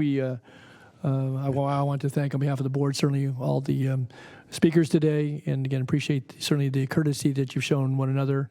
And I'm going to bring it back to the board first for questions, and then have any parties, and then if there are none, then we'll bring it back to the board for deliberation, probably starting with Supervisor Desmond. So I have Supervisor Desmond and Supervisor Frost punched up, so I don't know if there are questions or comments, but Supervisor Desmond, you have the floor. Thank you. Thank you, Mr. Chair. This is a tough decision for me. Certainly, I'm someone who's very sympathetic to the concerns of neighbors having been in a situation where living next door to folks who don't respect the privacy and the quiet of a neighborhood is it can be hellish. I certainly understand that and appreciate that. I think this is Supervisor Kennedy and I had a short exchange that this is probably the most conditioned project I've seen since I've started, as well as the amount of public outreach and dialogue, which I think is good. I mean, I think the reason we're here is because of problems in the past. I really applaud the advocates in the neighborhood. I applaud Mosaic Law for working so hard to come up with these conditions. I know that we're not going to be able to make everybody happy with this. I am confident that we have some very good conditions in place for this use permit. Judy, I just want to say I thank you very much for your comments. I mean, I think that means a lot, because clearly you're seeing a lot of the feelings of distrust and really hurt by the neighbors about some prior actions that had occurred that you have all condemned unequivocally. And so I appreciate your comments. I really do. I'm prepared to support this with a couple of changes that I would like to. And I don't know, Mr. Chair, I actually had Mr. Pahulia prepare some language, and I had him make copies for us. So could I pass one of these out to everybody? When you say support the appeal or support the? I'm sorry, support the use permit. Yes, Thanks. Rejecting the appeal, supporting the use permit. Thanks. Sure, if you want to have those distributed, then. Yeah, do you mind? And then I'll read it out loud. And this is what I would propose, and I'd like to hear feedback from my colleagues up here, is some language that Chris Pahuli put together that would be an ongoing annual reporting requirement. And actually, Chris, since you have, why don't you go ahead and read it and explain what your thinking is? Yeah, put it up on the. If you don't mind. Oh, that'd be great. Yes. Put it overhead so everybody can see. He just did. Oh, yeah, okay, he did. I'm sorry. Do you have? Okay. We need somebody to cut the. I do have it on the overhead. I know Chris once wants, but we the haven't got clerk it of up the yet. board's We have Mike Penrose up there. showing I Mike. can't believe our clerk can't be in two places at once. I know, she's making a copy for, there it is. Okay, there we go. So we can bring it up a little bit. So, very good. Perfect. And I could read it into the record. It is a bit long, but it would require that the applicant submit a yearly report of non-congregational events held at the subject property. Contents to be provided in the yearly report shall include, at a minimum, for each non-congregational event, the date and time, lessee, estimated number of attendees, incidents, complaints received, etc. The yearly report shall be submitted to Planning and Environmental Review via research application. Each yearly report shall cover a one-year time span beginning with the effective date of the use permit amendment. Yearly report shall be submitted within 2 weeks of the end date of the yearly report coverage. Planning will review the contents of the yearly report from the project proponent, request logs of calls for service from the Sheriff's Office, and review for any open or pending code enforcement cases related to non-congregational events. Planning will prepare an annual report with the information and conclude whether the conditions of the use permit amendment have been complied with, and that annual report will be forwarded to the Board of Supervisors as an informational item for review and consideration. Is there some difference in language? Did he just read what was distributed? I believe so, yes. Yes. Yep. Okay. Mine reads a little different at the end. Oh, I may have paraphrased, I'm sorry, a little bit at the Okay. end. All right. I apologize. The end does say the annual report shall be forwarded to the board for review and consideration. Thanks. Sorry. So I think, I don't think this is a very onerous condition on the applicant. Frankly, there's more work by planning and environmental review annually. I'd ask if my colleagues have any comments on this or any suggestions for changes. I have a question. Are you proposing a probationary period, or this is ongoing for the life of that license?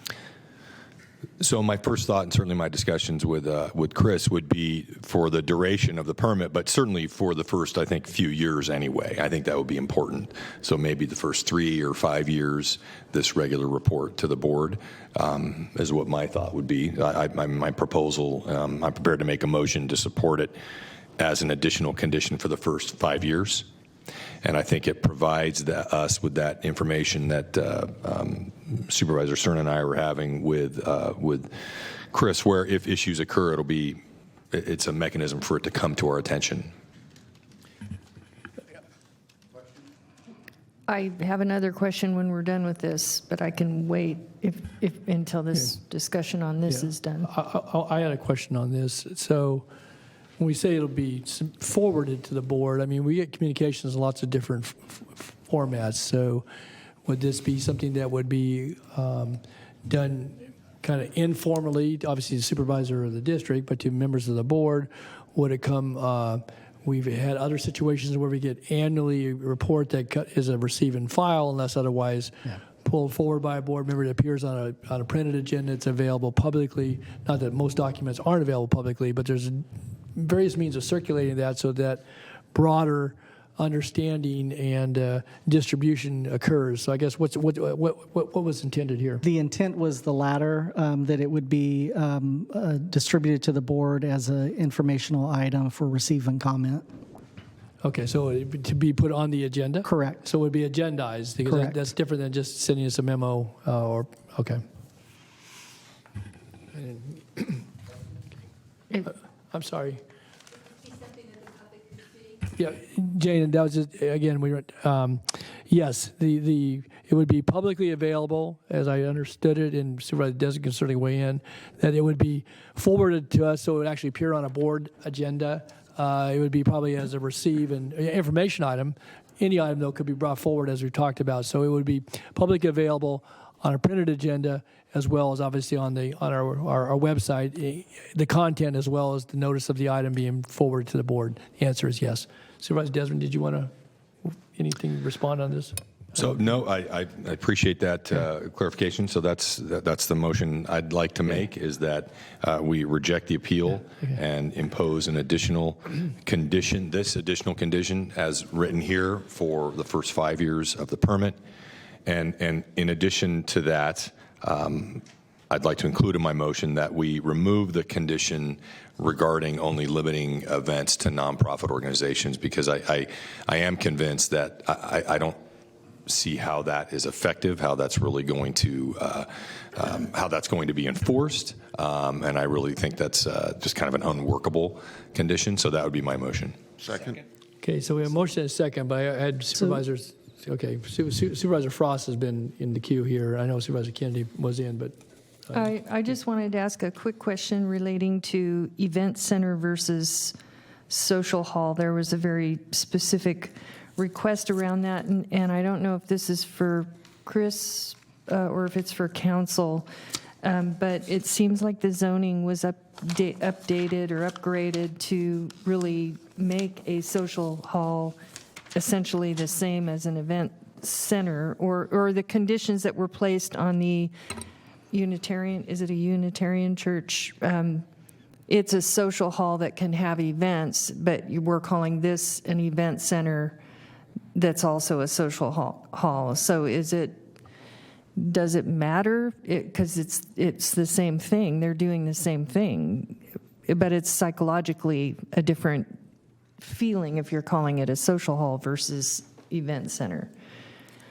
So the classifications are different.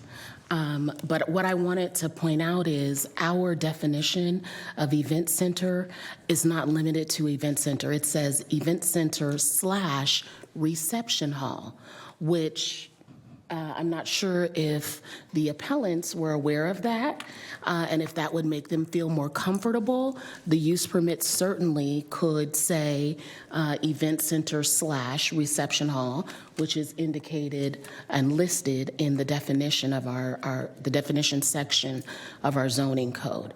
There is a difference between a social hall and an event center or reception hall. The definitions did change when the zoning code was updated.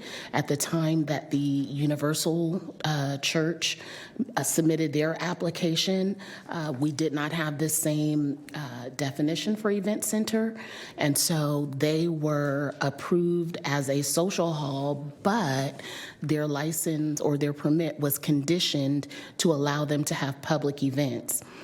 If they came in today, as Mr. Pahuli explained, if they came in today and made that same request, they would also be characterized as an event center / reception hall, not a social center or social hall. Okay, thank you. That kind of clarifies it for me. I appreciate that. I think it's a thoughtful solution, and I support Supervisor Desmond's consideration, and I think it gives the appellant, the opportunity to be involved and responding, and if there's a problem, calling in and calling the police, and then proactively watching for those public reports. So it gives everyone transparency and responsibility at the same time. So I'm prepared to support it, and I thank you. Okay, I don't see anyone else punched up in the queue. I wanted to go back to the noise discussion we had earlier. Didn't get the feeling we were settled on that. We talked about the condition. A couple members weighed in. So, did you scribble anything while we were going through the hearing? I understand the motion. The motion didn't include any revision to that condition. Not any changes to that condition. However, as part of this annual reporting process, there could be a notation about any complaints, any noise complaints that might be received during that time period. But I think the condition as written is a paper tiger. It doesn't really, again, assuming people, adhere to it, it's not going to be problematic. But the condition in its current format here that came from the commission, I just don't. Again, I don't see how you could really enforce that condition reasonably, for both the permittee but for the neighborhood, because again, it leaves so much to question there. I don't disagree that the annual report would get to other complaints, and maybe it's just the weakness in the way we enforce noise. I guess it's nice to say it, and if we're going to take it on good faith, as I said earlier, then you trust that people are going to adhere to it. Right. It's a non-issue, but again, and I don't know who it came through, if this is just a standard condition. Oh, it's been standard. appearing in staff reports for 40 years, but I just think that the enforceability and recognizing that some of the complaints were sort of centered around noise, I understand the conditions will do their best to curb that, but interior and exterior noise and the ability to measure that and so forth. So I don't know.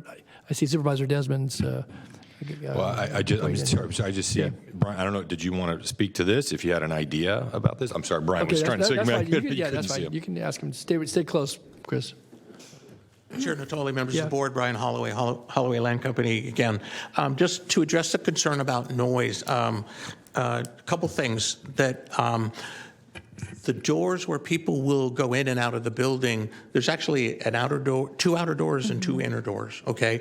And there will be, first of all, those doors should be closed during an event, especially if there's music. And there will be monitors at those doors to make sure that if people leave, for some reason they have to go to the car and they have to leave, those doors go back to being closed again. So from a noise point of view, from inside the building, that's how we're going to handle that. Also, the parking lot attendants that will be there to make sure people get in and out of their vehicles.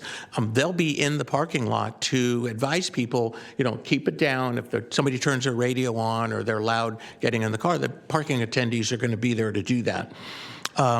There are also conditions about activities inside the Freedman Court, which is the outdoor plaza between the synagogue and the event center. So there's limitations on noise coming out of there, basically no amplified music. The leases also require that there be an announcement at the end of an event that the attendees are to leave quietly. So that's in the lease, so that will happen. And we've even addressed the neighbors' concerns that they mentioned about after the event, the cleanup people are, making noise near the parking lot. And so we've actually moved the dumpsters closer to that door for events so that people won't, the cleanup folks won't need to drag big tubs or cans to that location. So we're already dealing with those kinds of things. And then the other thing to remember is that, as Mr. Weiner mentioned, there haven't been a lot of congregational events because of COVID, but since things have opened up, there have been 3 very large events, congregational events at the facility, and they've utilized the protocols. They basically already adopted the conditions that you're adopting tonight, and there have been no complaints. In addition to that, remember there will still be the phone line to the person at the event to solve any problems. And we're going to continue to meet with the neighbors that want to meet with us. Some of them have already expressed desire to meet on a quarterly or every 6-month basis. So we're going to meet with folks, make sure there's no events. And so I really don't think there's going to be a problem. And then lastly, I really like the additional condition from Supervisor Desmond about the annual report. It's going to basically, from us, it's almost like a table at the end of the year, as Chris had mentioned here. And I think that's just another reminder for Mosaic to make sure they abide by all the conditions, even though they already are, and they're not even adopted yet. Thank you. That's your question? Okay, good. I see Supervisor Frost, but I just wanted to, Chris, while you come back to, in this condition, that's part of the motion, and to the question that was posed from the audience, but kind of to my point about the public dissemination of that report, I think in the spirit of being a good neighbor, that once it's been submitted to county, obviously, and will be available publicly, we've had folks who are the appellants here this afternoon, the Woodside Neighborhood Association, the Sierra Neighborhood folks. I think it would be wise, I assume those addresses are static, and they have likewise phone numbers and contact. I think making sure that is transmitted to those parties once it's received publicly, I think, and I would ask Mr. Desmond his thoughts on that, but I think, again, that's in the spirit of neighborliness that you're sharing, and, it may or may not be that folks would know you had that many events, we didn't know it, or if there were issues, obviously going to be encompassed in that report, so. Well, that sounds like a friendly amendment. Yeah. I'm certainly fine with that. Okay. All right. I have a... Supervisor Frost. I'm not sure the question of what happens if the report is not acceptable? Is there a suspension, or is there a consequence? Or is it just something that comes out every year? That's number one. And number two, Brian, while you were up, you made a comment regarding the cleaning, and there was a comment earlier this evening that they would consider cleaning if there was going to have to be a loud wheeling cart, it could happen the next day. They could postpone that to the next day. So the question of what happens if the reports are not good? So, Mr. Chair? Yes, go ahead. As County Council said, that the board could initiate some kind of action to either suspend or revoke. Is that accurate, June? That's correct. So that would be the whole point of us getting that report. Then we could, collectively as a body, if we decide to take action, we could initiate that. So it's not written in, we're not writing it in, we're leaving it open. You mean what the criteria would be to initiate those? That's what it sounds like to me. It sounds like the criteria really is kind of subjective today. on other conditioned projects, right, Chris? Correct. It would be, as we talked about earlier, the zoning code provision related to a modification or revocation of a use permit could be initiated by the board after evaluating the report and indicating that it seems like there's enough concern here to warrant revocation or modification proceedings. Okay. Incentive, good incentive.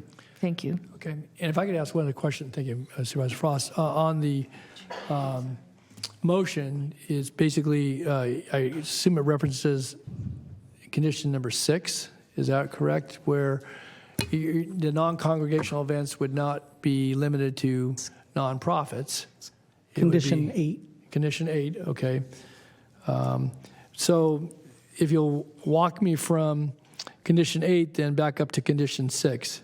So if the amendment is, as suggested in the motions on the floor, that the non-congregational events held on Fridays and Saturdays would no longer be limited to nonprofits, what is the number of those? Then that references back, it goes back, feeds back into the 70, with the distinction between the number of folks attending those events. Is that correct? That's correct. As I understand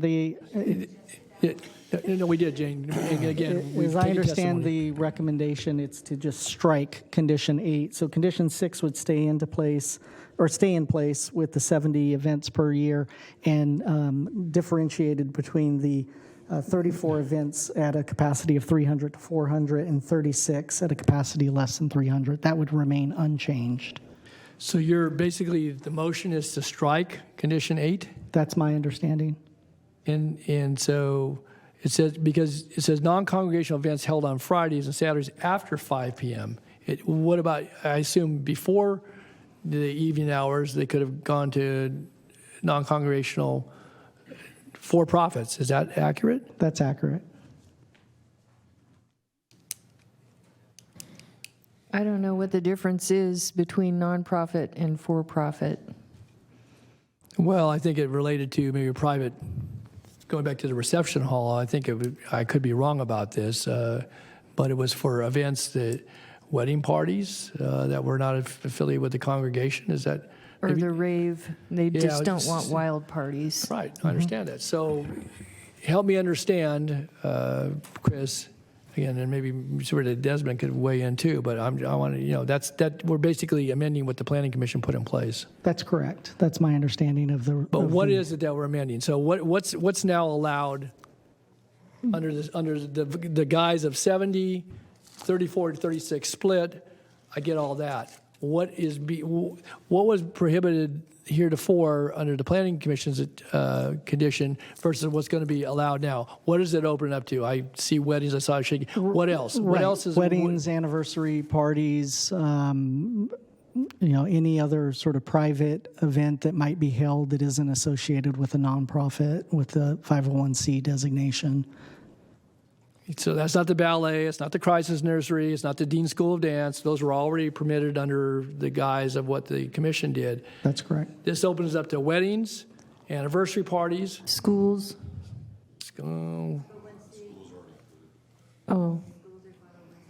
Could we define that a little more? So I think it would, again, it would allow, I'm asking maybe the maker of the motion, so you could allow for a wedding reception, you could allow for an anniversary. I may defer to the applicant team. They requested that the condition be struck, and so they may want to indicate what sort of events they believe might be impacted by striking the condition. Okay, I'm not the maker of the motion, but Supervisor Desmond, Yeah, so my thought was, the very events that Chris is describing, if we kept Condition 8 in place, that would prohibit a lot of those kinds of events. Mm-hmm.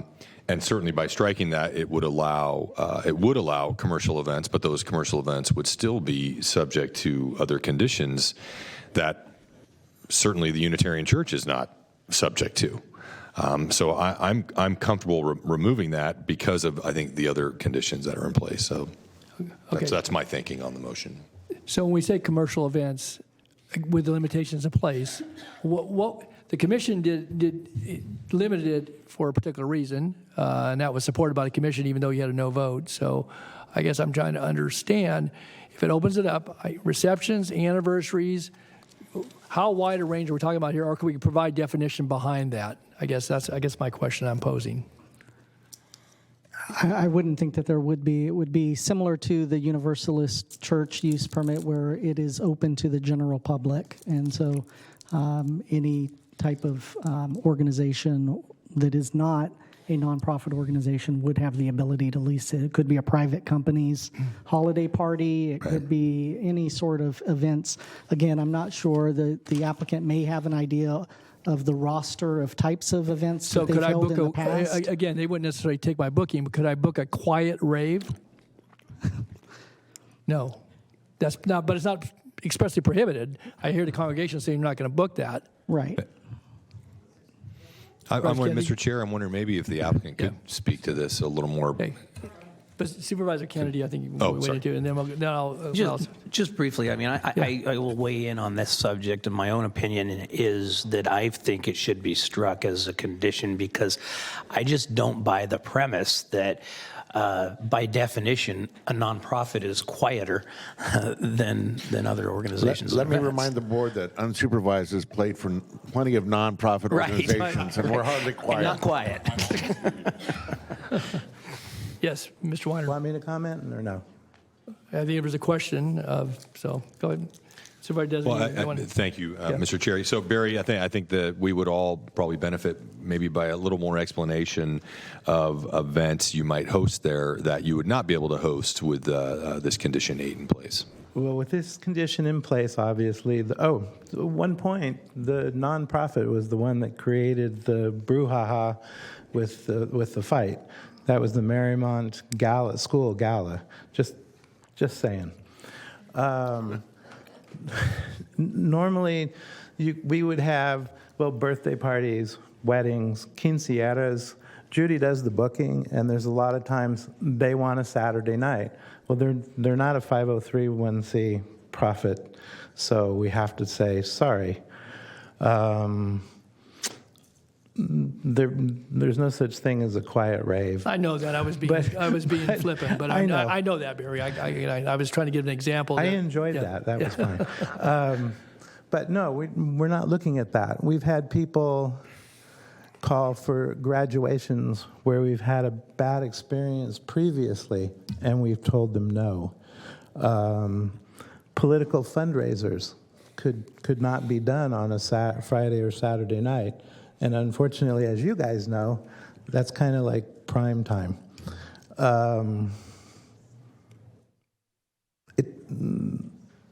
As long as we keep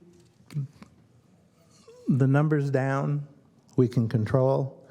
As long as we vet we're vetting the licensees also. I mean, the people that want to rent from us. So we actually try to research who they are and try to find out if there's been any prior problems. Okay. So Supervisor Cerna. Yeah, just to try and put a bow on this so we can kind of get to the motion that's on the floor. You know, I think with carefully crafted language of this additional yet lengthy condition that Supervisor Desmond's come up with, I think this is very clear in terms of the expectation that the center is going to have to be on its best behavior to continue to hold on to its permit. And I agree that given this condition and that understanding, I just don't think Condition 8 is necessary, and I would suggest it be struck. Okay, that's the motion then, embedded in the motion. All right. Okay, Ms. Pahuli, anything else? Otherwise, we have a motion on the floor. Is it understood? And there was an amendment to the one condition to do a distribution to the Woodside Neighborhood, Sierra Neighborhood Associations when that public report is out. I have that, and then I also noted that at the end of the first sentence that there would be an addition to say for the first 5 years. Okay. All right, that's the motion. Is it clearly understood? Then the motion and the second changes in the conditions. If there's nothing further, then I'll call for the vote.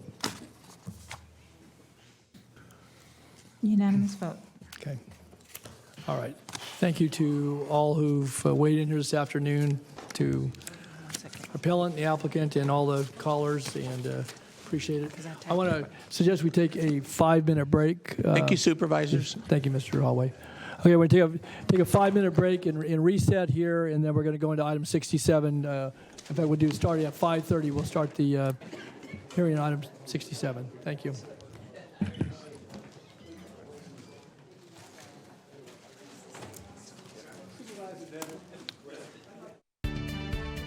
Okay. Yeah. Okay, we'll reconvene after a brief recess, and again, certainly welcome all who are with us this evening. And I know we've got a number of folks that are in chambers that wish to speak. We probably have some on the phone as well, but we'll go ahead and call item 67 and get started with the proceedings. So, and call a roll, establish quorum. Yeah, please. let me reestablish the quorum. Cerna? Here. Kennedy? Desmond? Frost? Here. And Natoli? Here. You have a quorum. Item 67, approve the site located at 8144 Florin Road at a safe stay community. Approve funding from Phase 1 of the American Rescue Plan Act in the amount of $6,462,127 for the Department of General Services to purchase pallet shelters, design, construct, and operate the Florin and Power Inn safe stay community in the amount of $1,212,055 for the Department of Human Assistance to operate the Florin and Power Inn safe stay community, and approve funding from Phase 1 of the American Rescue Plan Act in the amount of $720,000 for the Department of Health Services to purchase and distribute water to homeless encampments. Okay. All right. With that, then we'll go ahead and get the staff report. I guess, Emily, you're up. Is that, did I take that Yes, to be? I am. Thank you so much. Good evening, Chair Natoli, members of the board. I'm Emily Halkin, your Director of Homeless Initiatives. And as you know, in recognition of the increase in unsheltered homelessness throughout the county, and especially in those parts of the county that currently aren't served by existing sheltering programs, the board has made some really significant investments in addressing the plight of unsheltered homelessness, both for those living unsheltered and for the communities in which they reside. Specifically, the board was interested in offering sheltering alternatives that serve the people who traditionally may not engage in the homeless system of care, those who are remaining unsheltered and causing concerns for the community. Doing this by reducing barriers to entry and providing intensive on-site services to keep those folks engaged and on a path towards housing. You are also interested in programs that could be stood up quickly, recognizing the crisis, and that also could be temporary, using facilities that might be able to move to other locations as our sheltering needs change throughout the county. And most importantly, you were committed to addressing the impacts of unsheltered homelessness in the communities where we locate these shelters is served with targeted outreach and engagement efforts and invitations to serve those folks first with any shelter that we stand up. In February, as you recall, you also declared a shelter crisis, recognizing not only that this is an emergency, but also providing staff some more ability to work with a bit more immediacy in terms of selecting sites, purchasing supplies, construction, and selecting and contracting with operators of these shelters. However, even with the shelter crisis declaration, we did commit to coming back to the board for input on any sites before construction got well underway. And so tonight is the first of what we hope might be more than one safe stay community in our community that we are asking for your input on. The site we're discussing today is located at 8144 Florin Road at the southwest corner of Florin and Power Inn. This shows the location on the map. This site meets some preferred criteria that we were looking at as we explored potential sites. Specifically, it's at least an acre in size. It is it's actually almost fully paved, the portion we are using. There is access on site to infrastructure, including water and power. And most importantly, it's an area where we know that there are currently unsheltered folks living in the area. As a matter of fact, we used to have camps on this site. And today, if you were to go out there, even though it's fenced off, there are camps lining the immediate adjacent fence line. Zooming in a little bit more on the site, this site is owned by a private entity, and that entity owns both the paved portions where the grocery store and the parking lot used to be, which is outlined, it's hard to see, but it's outlined in yellow where the big blue star is, as well as the surrounding grassy areas, which is labeled on this map as expansion parcel. The total acreage of these two parts together is about 9 acres. The paved portion is about 3.5 acres. Currently, the county has a facility use agreement or a lease that covers just the paved portion, the part with the blue star on it. The balance of it, while it's owned by the same entity, has some title issues that the owner is working to clear up, should we wish to add it to the lease. In the future, this expansion parcel may be added, but the lease rate will not go up. The county will simply become responsible for maintenance of that site. And I do want to underscore that while we may take responsibility for maintenance of the expansion parcel, there is no intention to use those portions of this parcel for an extension of the safe stay property. Emily, please pause. Supervisor Kennedy. Okay. Okay. Yeah, we intend to take it just to maintain and make sure that it's safe and secure and mowed, et cetera, but it will not be a site that we will expand additional sheltering. Zooming in a little bit closer, this is the current planned site plan, and it does include 100 sleeping cabins. We are using a product called pallet shelters, which we can certainly show you some visuals if it's helpful. And it shows all the operational components. I know it's a little bit difficult to read, especially the legend, so I'm just going to talk by color, and we can certainly zoom in. I have a paper version if we need to. So within the parcel, you can see that we are using the paved portion, which used to be the pad of the grocery store, as well as the parking lot area. The green boxes, the bright green boxes, there's 75 of them, are 64 square foot pallet shelters. These will accommodate a single person. The purple boxes, there's 25 of them, are 100 square foot pallet shelter. This could accommodate a couple, but I do want to underscore we will not be sheltering unrelated individuals. However, if you come as a couple, you can be sheltered as a couple. The large blue boxes to the bottom right, as well as some of the smaller blue components which are up at the north end of the property as well as right in the center of the pad, are staff facilities, and they include 2 large trailers, something like you might see at a construction site on the east side of the property, that will contain staff offices, break rooms, some meeting rooms for staff, as well as some areas to engage in case management with clients on site. The 2 smaller blue boxes, one of which is right on the edge of the pad, is a smaller office just to provide eyes on the entire property for staff. So staff aren't always in the bottom right corner, and they can engage with clients as they're in the common areas. And then the 4th blue box at the very top middle of the site plan is essentially a guard shack. That's the main entrance, and staff will be located there so that anybody who comes in and out is checking in and out. Only authorized guests or appropriate visitors are allowed on site, and so that will limit anybody's ability to come on site who is not allowed to be on site. The green striped areas, which also have yellow boxes underneath them, those are effectively large, what you might think of as like an event tent. So it's an outdoor communal area where guests can convene. The yellow boxes underneath them represent like picnic tables or other gathering areas. This is where the guests would be convening for social events, certainly for eating, potentially for some large meetings if the weather is nice, and it'll be completely covered by a pop-up type of tent. The 2 large yellow boxes, large narrow yellow boxes in the top right corner are storage containers. This will both accommodate bulky items that guests might be bringing on site, as well as storage for the operator. And while it's always our effort to help clients declutter their lives and get rid of possessions, we don't want their inability to do that at the moment of entry to prevent them from coming on. So we'll be able to store large items like bikes or extra tents, etc., while we work on decluttering their lives. In the middle of the site, there's 2 yellow shapes going horizontal. Those are the portable shower facilities that will serve people living on site. And then probably too small for you to see, but there's 2 different shades of blue at the very bottom of the site and also at the top of the pad. These are the portable toilets and wash stations to serve all the guests. And finally, the entire site, you can somewhat see it in the black going around, is fully fenced with a 7-foot high fence with privacy slats. So people cannot look into the facility. Also, the guests cannot look out into what's going on in the community very easily. This provides privacy and security both for the folks inside, but as well as the community outside. You can see there's 3 access gates, or there's 2 facing Florin Road and 1 off the little access road off of Power Inn.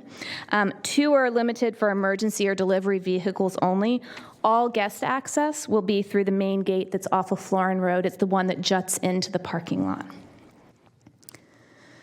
So this slide just captures some of the facility and design features I just showed you on the site plan. We really have been working closely with Jeff Gasaway's team to consider safety and security for the community as well as for the guests and the design. And we think that this represents the best that we can do with this type of site and with this type of population. All services for daily living, so that includes sanitation, food delivery, case management, supportive services, are being brought on site. And so guests will really be encouraged to stay on site with those regular services and engagement.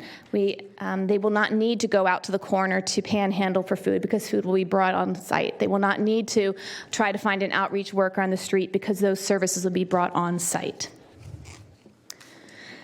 And finally, Supervisor Stern had a question, I believe. Just at the end of her presentation. Okay, good. Yeah. Sorry, no? Yeah, Okay. keep going. Okay. Finally, on the services, as I said at the front end, our intention really here is to serve those folks currently living unsheltered in this community who will not or cannot engage in more traditional services. That's both through the site design and the welcoming approach, but also how the operations is managed and the on-site operator. We are currently, my office as well as Department of Human Assistance is currently in the process of selecting that on-site operator.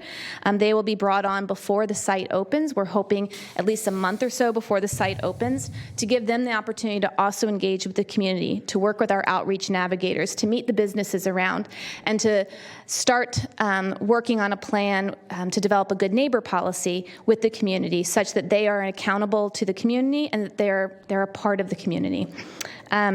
Some of the critical components for that operator is they will be 24/7 on-site presence. There will be staff there at all time. These staff will be trained to work with this population, including expertise in behavioral health and de-escalation techniques and knowledge of rehousing systems. We are looking for operators, and we're committed to getting an operator who either has those expertise or is willing to connect with other providers in our community with those expertise. They will be providing daily case management services to all the residents, and that could look different depending on who the resident is. It could be something like helping you get your ID so that you can apply for services. It could be developing a budget as you're preparing to move out. It could be helping to apply for jobs or applications for apartments. And then the other big component for the operator is the daily facility management. This is coordination of the delivery of meals and other services. Definitely trash pickup in and around the perimeter of the fence, and general maintenance of the site. As I said earlier, we will be working with the operator in the community on a good neighbor policy, and we will regularly report back to the board and to the public on outcomes of this program. So finally, a real quick viewpoint of the timeline. As you know, we've been working with a sense of urgency under our shelter declaration, and so this shows some major milestones pending tonight's approval. We did enter into a facility use agreement in mid-March and began community engagement along with Supervisor Kennedy's office earlier this month. If approved tonight, construction will start very soon in the next week or so, early in May, and is anticipated to last throughout the summer. But in parallel to those construction activities, we will be working to select the operator, bring them on board, starting to orient them with the community as well as other providers here in our community. And our goal is to hopefully welcome our first guests by the end of summer. With that completes my comments. Jeff Gasaway as well as Todd Smith from the Planning Department are here if you have any specific questions. Okay, we do have questions from supervisors, and we will get to public testimony here in a few minutes. So starting with Supervisor Cerna, followed by Supervisor Kennedy. Great, thank you, Mr. Chair. Thank you for the slideshow here, Emily. I note that in the presentation, there isn't any slide or detailed mention of outreach, community outreach, before this was coming to the board, besides 1 week ago. And what's missing, quite frankly, on your timeline there is the fact that the media reported this, I believe, before 4/19. The fact of the matter is that the community, in large part, learned about this through the media, as did this supervisor. What's also missing from your presentation is the political geography involved. What you failed to mention is that the site is right at the border between Districts 1 and 2. I will tell you that I was not briefed until my briefing yesterday on this. I, too, had to learn about it through the media, unfortunately. And then I have some other concerns. But when you say that there's going to be good neighbor policies developed. Please turn the phone off or down. Thanks. Go ahead, Mr. Chairman. When you say that there's an intent to establish a good neighbor policy, it's obviously based on the fact that you're hoping for board approval today. And doesn't that seem like a little cart before the horse to approve something and then go get the community's input? It seems to me that almost with anything else that we do, whether it's a land use approval, or even if it's another homeless initiative, that usually we like to pride ourselves on doing adequate outreach, stakeholder engagement. And quite frankly, I'm extremely disappointed that this obviously did not happen here with regards to the community, with regards to a supervisor and his staff who borders directly on this proposed site. And that gives me great pause. The other part of your presentation that I found lacking was any mention of the socioeconomic or demographic information for where this site is being proposed. Just to give you an example, a couple clicks and I was able to ascertain some census information for the 95828 zip code. For instance, the per capita income in that area, that zip code, is just a little over $22,000 a year. That's 3/5 of the amount in the Sacramento, Roseville, Folsom metro area. The median household income is $56,000 a year, about 3/4 of the amount that's in the Sacramento, Roseville, Folsom metro area. If you look at the ethnic breakdown for the area, the Asian Pacific Islander population actually exceeds 35% in that zip code. The Hispanic population is nearly 30% of that zip code, and the white alone population is less than 20%. And I make mention of what I think are these important details because this is the first of its kind for us to be considering. And I know it's probably not going to be the last. I hope it's not the last because, quite frankly, in concept, I think it's the right thing to do. But I think it needs to be thoughtfully done. And quite frankly, thoughtfulness is kind of the last thing I'm seeing here with this presentation this afternoon. It doesn't give us, I think, the important key information that we need to make an informed decision. It has surprised the community. It has surprised, I don't think just this supervisor, I think others on this board were surprised by it and had to learn about it in the media. And so I just wanted to make those clear statements before we hear from members of the public because I want the public to understand that I share your concerns as it relates to process here.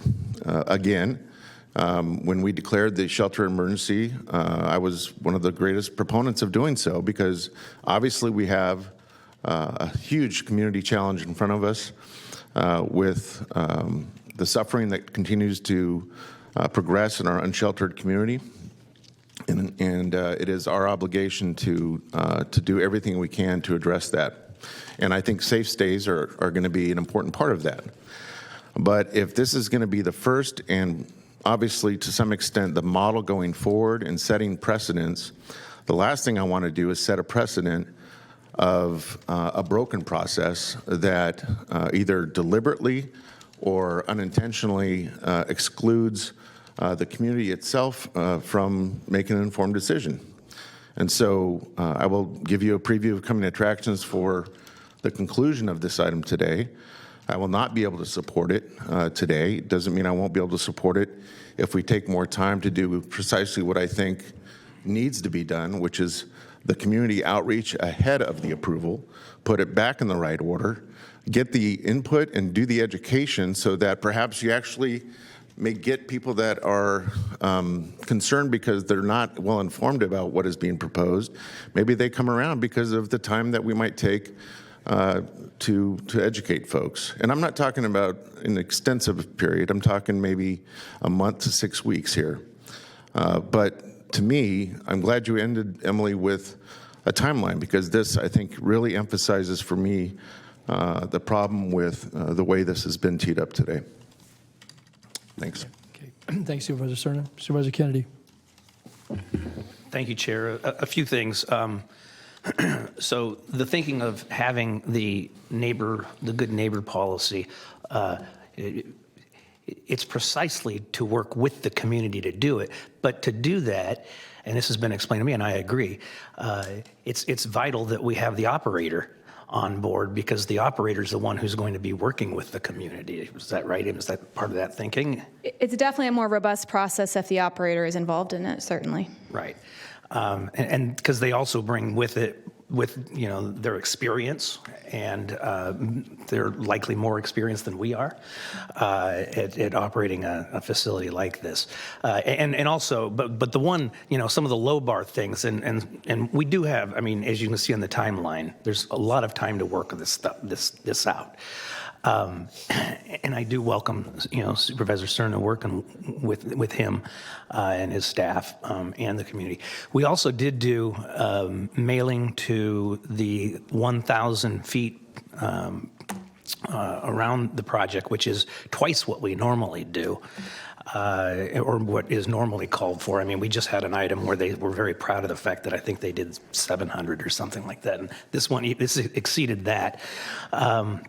And as a result, we did have a community meeting based upon that. And Supervisor and I, when I found out this was out to the media, Ms. Edwards was the first one I was on the horn with, because that was never, I think, anybody's intention.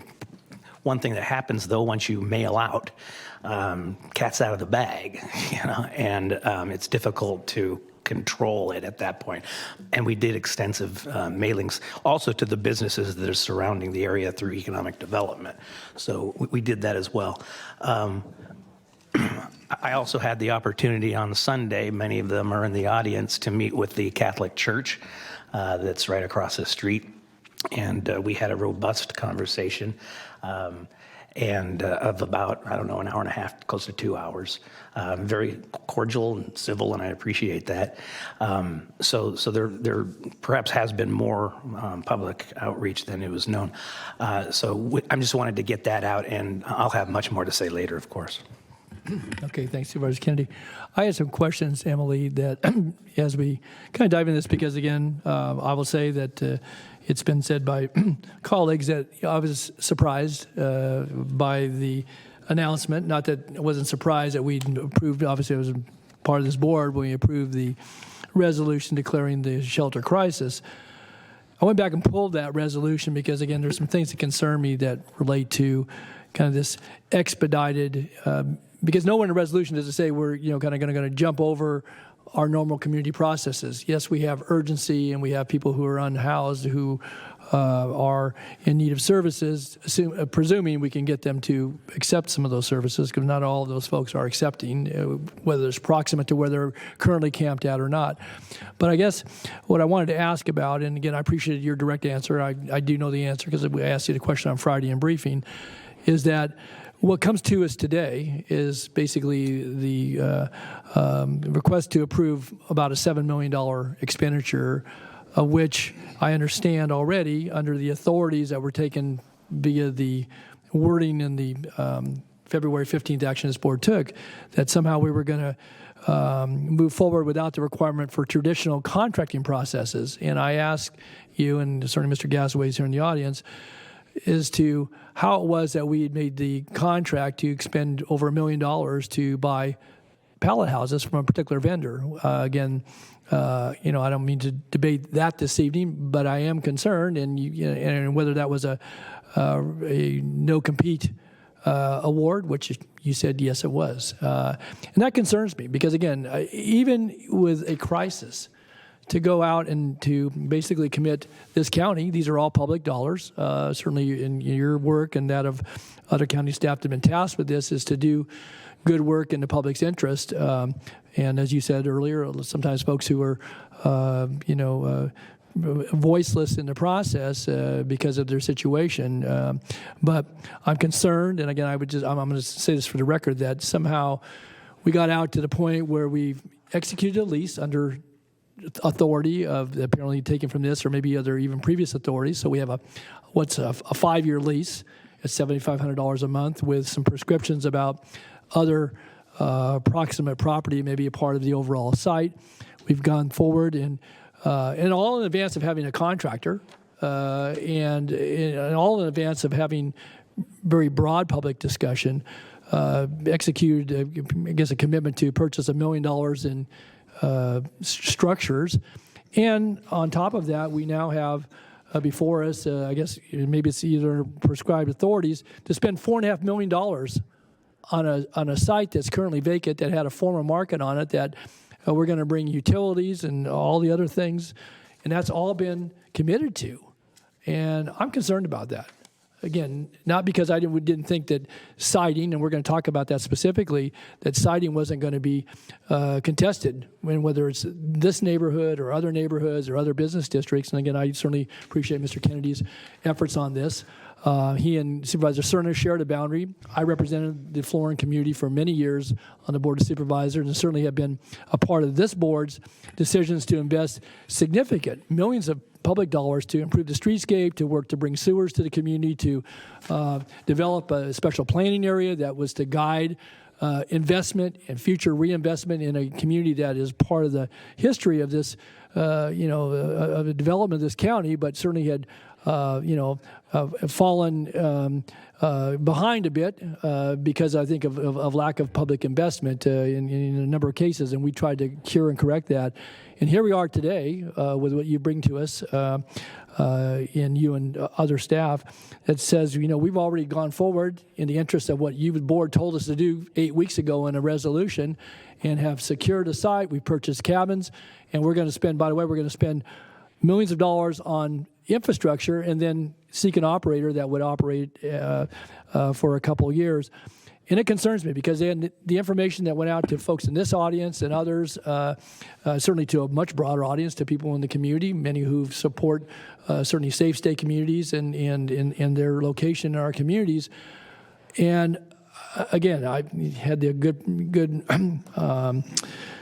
privilege of serving on this board for many years, and I just think that what we've learned about how we approach the community, even with issues that may have a strong difference of opinion, is that we don't get out ahead of our skis, and if we do, then I think it puts us in a position that we're in here this evening. And I, for one, don't find that a very comfortable position, but I don't serve in this to be comfortable, but I also find this, being counter to the way we've approached, decisions to bring services to communities. And I think Mr. Cerna's, homework on the demographics, which aren't unimportant. And again, where we've tried to, I think, and have successfully brought forward millions of dollars of improvements to, seek commercial reinvestment, to have folks who are on the backside of a sidewalk or the curb to invest in their properties. We have modest homes, but people that are working class that, care very deeply about the community, not different than people throughout the broader community. But I'm really concerned that we come here this evening. Again, I've expressed this certainly to the county executive and Emily, and again, I appreciate certainly your frankness. But the fact that we somehow in this resolution, in the broad context, delegated authority that gets us into a position where, and whether it's Supervisor Kennedy or any other member of this board, that somehow we're working expeditiously, we get out ahead of the public process, and that concerns me greatly, and it gives me reason for pause. Certainly as we're talking, I want to hear from the community members. Again, you certainly take your task seriously. You folks went ahead, forged ahead, and we got people working out on the site. We get pictures of cabins that have already been purchased, and then a public meeting that occurs basically 1 week before we're here in session this evening. And I got to say that's counter to the way we've approached many difficult items in this community over the years. And crisis or not, emergency or not, again, we're spending taxpayer dollars in decisions that we make, and we're working on behalf of the people of this county, and whether they're the unhoused, they're homeowners, they're business owners.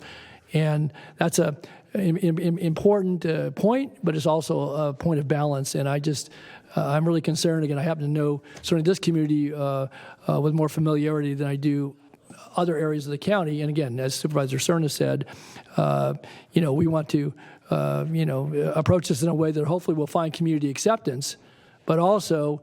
And I've heard it said, and I heard Supervisor Kennedy say it, that we want this to be a good example. But we got out ahead of ourselves significantly. And again, I for one want to have a conversation before we leave this evening about what sort of delegation we've given as it relates to not just this site, but to other potential sites, and certainly the work that supervisors are undertaking. I think we've all embraced the idea that we have to do more. But to have this community here this evening is reflected by the folks that are certainly in attendance. And with the concerns that they've expressed, that bothers me greatly. I'll just say that. And again, I'm not expecting you to respond to my comments, but I certainly, Jeff, I would like to hear about how we got to purchasing this. And again, we had an item on today's agenda, just to contrast it, where in order for the county executive's office to pay less than $1,000 to a vendor who invoices had gotten misplaced somewhere in the county system for $800 some dollars, and you have the authority under this resolution to go out and spend $1 million and buy stuff that's already ready to be put into the ground. I guess I for one didn't think that we gave that broad of authority. So I'm curious as to your understanding how this all works. There's been a lot of research and months of work going into researching what type of shelter would be best for what we were trying to do here in the county. Did you introduce yourself? Jeff Gasaway, Director of General Services. Sorry about that. That's right. I called him up, so thank you. So we've gone through extensive research, site visits to different vendors for types of shelters that we could use at these sites. And, I think Emily covered it. One of the things that we wanted to be able to do was have something that's portable, you can erect, you can take down. These shelters can be assembled in 45 minutes, broken down in 45 minutes, stored easily versus, say, a wood structure type shelter that you would need to have a crane loaded on a trailer and have a big yard to store it in. So they're portable. I reached out to my counterparts in Sonoma County, and they built a community with pallet shelters as well. And there's other counties, Los Angeles County, Riverside, that have developed these communities with the pallet shelter product. We felt it suited us best,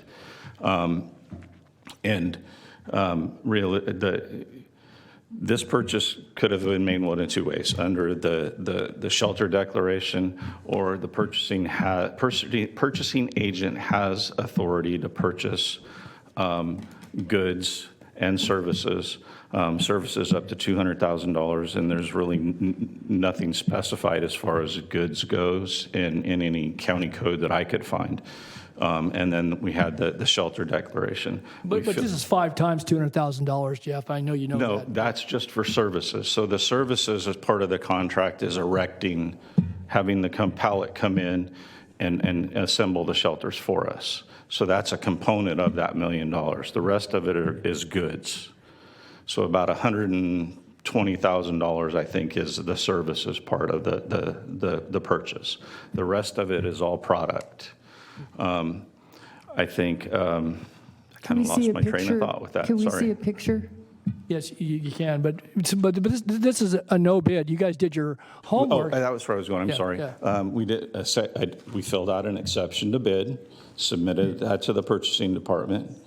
They approved it. We also did this with a lot of conversations, and the decision was made based on a lot of conversations with the deputy county executives, both David Villanueva and Bruce Wagstaff.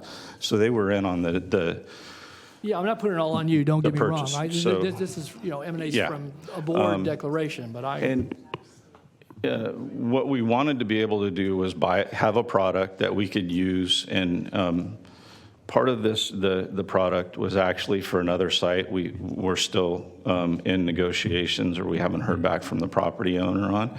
So we were trying to have a product here and available that we could stand up fairly quickly, and that's why the purchase was made. So again, there are a lot of different products out there. I certainly haven't researched it extensively like you and others have, but we have local vendors as well. And again, local vendors employ local folks to build products. They need to fit our needs of what we're trying to do. But that concerns me. Again, maybe a proven product and maybe it's the best product, but this was we just went out and bought them. I mean, basically somebody had a check. You went and checked it out and said, "This is what we think fits it," and we bought them. Well, I don't. Yeah. Is that true? I think that simplifies the process a little bit much. That we visited several sites, several vendors. So there was a thought process that went into it. Yeah, no. Again, I'm not saying you just went out with the credit card and bought something. And I think Supervisor Cerna made a comment earlier that he hoped this was not the first site. So it doesn't mean that we're going to use pallet shelter for every site we stand up. It was just a timing thing, timing with what we had happening in the process. I also wanted to speak to your lease. Back in 2013, the board granted me authority to enter into leases up to $7,500 a month for a term of up to 5 years. We had staff did extensive searches. They're still doing extensive searches, and we'll probably cover that in the next item. But we had a willing owner, and I think that's the inciting these. If it's not on county-owned property, is finding an owner that's willing to have a site like this on their property. So we signed the lease. It doesn't mean that we can't get out of the lease if you do not approve this item today. We don't start paying for the lease until the vendor actually gets on site. So, it's the end of summer, but we have possession of the site to be able to do some work. I think one of the other things that I wanted to touch on that you had said is construction. We have not really signed a construction contract for the whole piece of the whole amount of the dollars. There's been 2 small contracts that were signed to try and get the pad prepped, and that's about it. Okay, well, I appreciate it, because again, that was part of my point is that you've got contemplating, including design, engineering, purchasing, all the things that go into that, $4.5 million. And so, you got a property owner who's willing, who had basically scraped an old market that had been in different uses over the years. I think last was occupied by a church congregation. So he's got a vacant pad, and he's getting he or she's getting $4.5 million of improvements to their site, because that all stays there. You're fixing a water main leak, you're putting in fire hydrants, you're putting in lighting. I mean, all is a part of what you're proposing to do here for the tiny home community, but that all stays with that property. So, I mean, that's a big benefit to a property owner who really can't do anything there, but park cars, I guess, because there's no building there currently. Yes, I agree. Some of the site improvements are a benefit to the owner. I think the bigger benefit to the owner is the fact that we're there. We're standing up a program to help homeless, and we're we're maintaining that area, which has been challenging for that property owner to maintain. The store was demolished because of the homeless going in and taking portions of the store and raiding the store. So that's the other motivation for this property owner as well, was, you know, it's sitting there vacant. They're bearing the cost to maintain the site, remove the garbage and things like that. So that was also a consideration. Yeah. So is it that you or Andy has the authority for, if the board didn't act for the remaining portion, you said you issued some small construction contracts, but does this resolution give you the ability to, in advance of board approval, to execute $4.5 million in contracts? Well, we have not entered into $4.5 million. I know you haven't, but I know, but you must have somebody. We entered into, you know, some low dollar contracts, again, to abate some tile on the pad that was left over from the demolition. And also, we put a pretty aggressive schedule together, as you can see, based on some of the providers of standing up the shelter on their schedules. So we wanted to get all the trip hazards removed from the pad and get it level. So those are the only two contracts. And I think, you know, once this is approved, we've had some initial discussions with a jock contractor. Hey, this is coming. What's your schedule like? You know, and it could potentially be delivered through job order contracting. Oh, okay, I see a couple of supervisors are punched out, but I want to ask one other question for right now. So, in the event we did not approve this, then how much cost has been incurred thus far? What are we committed to at this location? What have we spent and what are we committed to? At this location, I think we're probably less than $10,000. Total? With everything we've done? At the site? Yeah. Okay, so we stood up a construction fence, maybe 15 to 20 total. Okay. That's helpful. Again, I had no idea and I didn't want to state a number. Yeah, no. So, okay, so beyond purchasing the cabins and doing the work you've described and ascribing to a lease that you said could, could stand or not, depending on what the board takes, we've only incurred roughly $20,000 in cost thus far. I mean, you know, well, there's staff time up until this point to get all the pre-planning and things done and the conceptual drawings, but actual physical site at the work at the site, probably right around 20 grand. Okay, one final question for me right now. So going back to the no bid decision on purchasing the cabins, we looked at different products. We talk about maybe in the future, but did we send out any notice to local vendors? Again, I know there are folks in the audience who may speak to that, but I'm just curious. Did we explore that? And again, they may not fit exactly the bill, but we purchased this out of state from out of state vendor, if I'm not mistaken. It is, yes. So no notice. We didn't go out to a formal RFP. We again looked at different vendors locally and made a decision based on success in other counties and portability and that, and just timing for a site that we were vetting that just hasn't come through yet. And it's not to say that we're committed to pallet for everything we do. We can go out for an RFP for other things as well. So this isn't just a commitment to pallet for everything we do. So. I understand. Okay, good. So I have Supervisor Desmond and the county executive. So. Thank you, Chair. I don't know, were you going to respond to something specific? Ann, I saw you. Yeah, that's bunch right. of, It's more of an overall statement, so you can go ahead. Okay, well, thank you. And Jeff and Emily, I agree with my colleagues that the process here, certainly the notification was very difficult and should not have been handled that way. I understand circumstances kind of got out of our control to an extent, but it just occurs to me we're at a seminal moment here, and we need to meet this moment. And the board is, I guess, to an extent, given a little bit of mixed messages through the shelter crisis, where we, on the one hand, we're saying, hey, really lean forward. We want you to be bold. We want you to find things.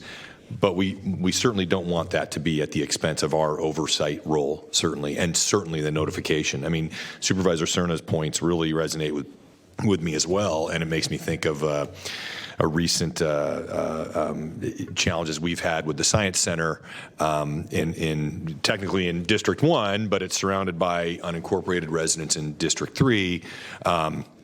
And the importance of making sure the supervisors who are affected by one of these sites have a chance to engage in that public discourse ahead of time before any final decisions are made, certainly on a site. And I think that's so crucial. So I agree with my colleagues to that extent. But at the same time, I think conceptually, I think this, what you've already looked at, I think the site, I like the work that you've done on this site. This is the county's first effort. We're dipping our toe into this safe stay community discussion.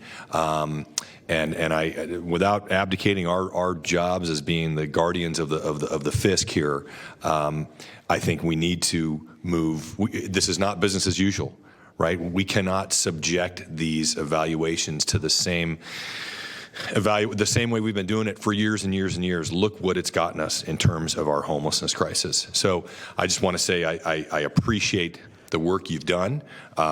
I'm supportive conceptually of this site and how it's structured. I think there does need to be continued ongoing community engagement, and I'm sure there are other ways that at this site we could mitigate some of the community concerns, and I think we certainly have an incentive to do that, this being the first site that we are exploring in unincorporated county. I know Supervisor Cerna obviously has an awful lot of experience with it in sites in the city of Sacramento, but I just want to make those comments, and I think we need to improve the process going forward, and I know we'll be having a larger discussion with regard to the next item, improving the process, improving the benchmarks when these things come to the board, and certainly improving the notifications to the affected board members. Thank you. Okay, Ann? Yes, thank you. I do want to, first of all, I understand your frustration, and I know that and we have shared this with you, myself and Ms. Nava, about how the unfortunate that we didn't notice you that we had been talking to the media. So we do acknowledge that was a misstep on our part. And I do think the process could be improved. But I also want to acknowledge the work that Jeff and Emily and both Bruce Wagstaff and David Villanueva have done on this. We've been feeling from both all of you and the community a lot of pressure to go faster. We've been told that many, many times, go faster. And I do think that what Emily and Jeff and the team have been trying to do is to make something happen that doesn't excuse the missteps in communication and all of that, but it really is, these are really hard to find a site that is acceptable to the community, to the property owner, to the board. I mean, these sites, we've been working on this for months and months, and it's very, very difficult to find a site that is an acceptable site. We felt like this was a good site. We've been talking about the pallet home concept for quite some time, and we were anticipating using them at a different site. So I just wanted to lay that out there because I think that Emily and Jeff and all of the staff working on this have been really trying to make something happen more quickly. And again, it does not excuse any missteps that we may have made, but I just wanted to put that out there because I think everyone's been working really hard on it. And I know that we have Mr. Wagstaff on the phone as well, and I don't know if he wanted to add anything or not. Thank you, Ann. Can you hear me okay? Yes. Okay, I'm sorry I couldn't be there today. I'm ill and very contagious, so I couldn't be there today. But I just wanted to echo what Ann just said on a couple of points. And I very much appreciate the observations that you made, Mr. Chair, and also Supervisor Cerna. A couple of things, though, that as Ann mentioned, she spoke to the misstep on the media announcement here that surprised many of us. But I think Ms. Nava's note to the board explained that, and that's certainly a lesson that when we deal with the media on these things. This has been an urgency. We've heard very clearly with respect from the board to move faster. There's been a couple of, I want to say 3 or 4 board meetings where that's been the direction to move faster. So we've tried to do that. And I want to express my appreciation to Mr. Gasaway for everything he's done to try to make this happen, as well as Emily. This is our first effort. We want this to go very well. As Emily said, we're not going to implement this until midsummer at the earliest. So we do expect to be involved in extensive community engagement during that period of time. And to Supervisor Cerna's point about the demographics, I think this is an extremely important point. And you'll see in the item that follows that we're sensitive to that, and we are looking at sites throughout the county.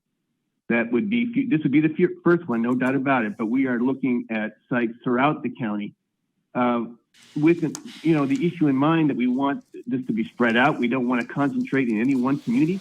That's been a criticism that's been leveled on these types of sites, and we're trying very much to avoid that.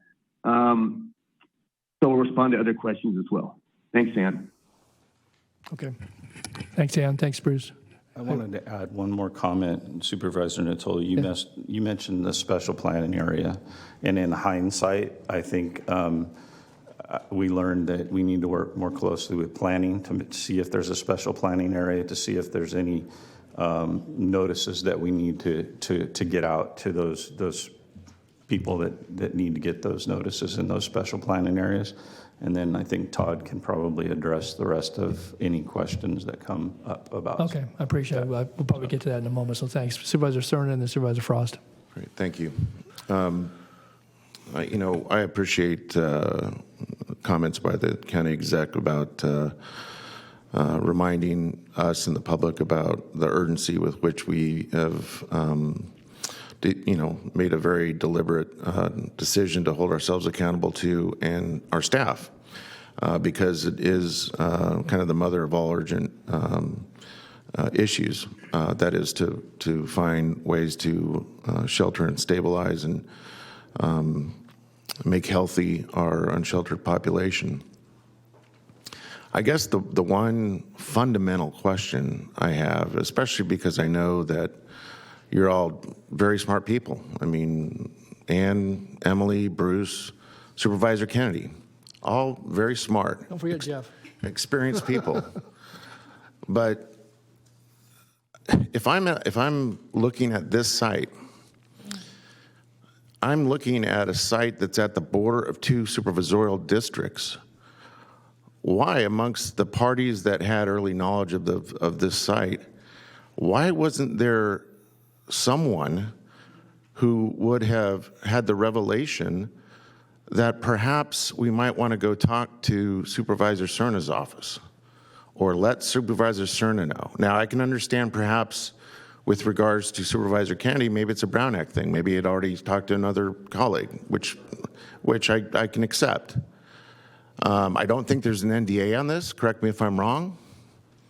No NDA. So, Tell them what that is, non-disclosure agreement. A non-disclosure agreement. So, especially given the fact that we have just gone through a fairly public exercise with regards to a city-county border issue concerning a homeless service center, that happens to also be another example of a boundary between 2 supervisorial districts. So it's obviously fresh in everyone's mind. I can't, for the life of me, figure out why no one decided to inform me. And then to expect that I wouldn't have issue with that. Now, if I were to do that, working with staff to any of my 4 colleagues, I would expect them to have the same sentiment that I have now. And my district borders all other districts, okay? So I don't know if it's a quote unquote misstep. I don't know if it was a gamble, a roll of the dice to see, let's see where Phil, lands on this, even if he learns late. But again, this is so important because it's the first one we're rolling out. And if we do a shoddy job with regards to not just communication with the community, but communication between staff and the board, between board members themselves, I don't have a lot of optimism about it going forward. If we don't, figure out how to do it so much better. This is the low-hanging fruit of what we're trying to do. This is the simple part of what we're trying to do. The complex part is all the elements that Jeff, mentioned. Finding a willing, landowner, finding an agreeable lease term. But the communication part, it's hard for me to accept that no one thought it might be wise to come let me know early or let my staff know early. So I'm just going to leave it at that. I think you get the message loud and clear. I hope you do. And I'm glad that the mostly people I recognize in the district I represent or near the district I represent from Old Town Florin and other nearby communities, I'm glad that they're hearing this because it's genuine. It's a genuine concern. I don't ever want to have to be in this position again where, we're reminding folks about some of the most elementary parts of what we're expected to do. It's almost kind of common courtesy. So, I'll stop there. Okay. All right, Supervisor Frost. I'm sensitive to Supervisor Cerna's feelings and comments. I agree with him. It is a common courtesy, and I probably would feel the same way.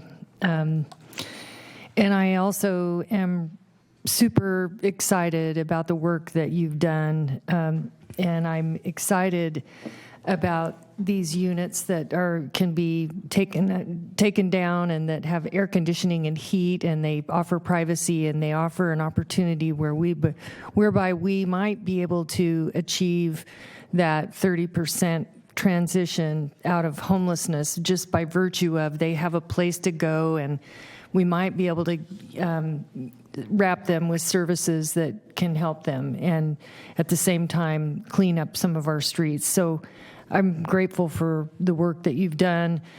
The thing that I wanted to comment on quickly, I'll just make my comment short, is that I'm sensitive to the idea that if and when you're coming to my district, there's going to be a public process that will be comfortable for my constituents, so, and I was under the impression it was going to be, there will be plenty of time for public process, and what I'm hearing tonight is that we're kind of we're doing a public process, we're going out of our way to go beyond the borders, and we're having the conversation with that supervisor in that district, but a big part of the public process has to happen after we have someone on site and we know where it's going to be so that we can then work through this conversation with the public. Am I hearing that correctly? Because I think just the location alone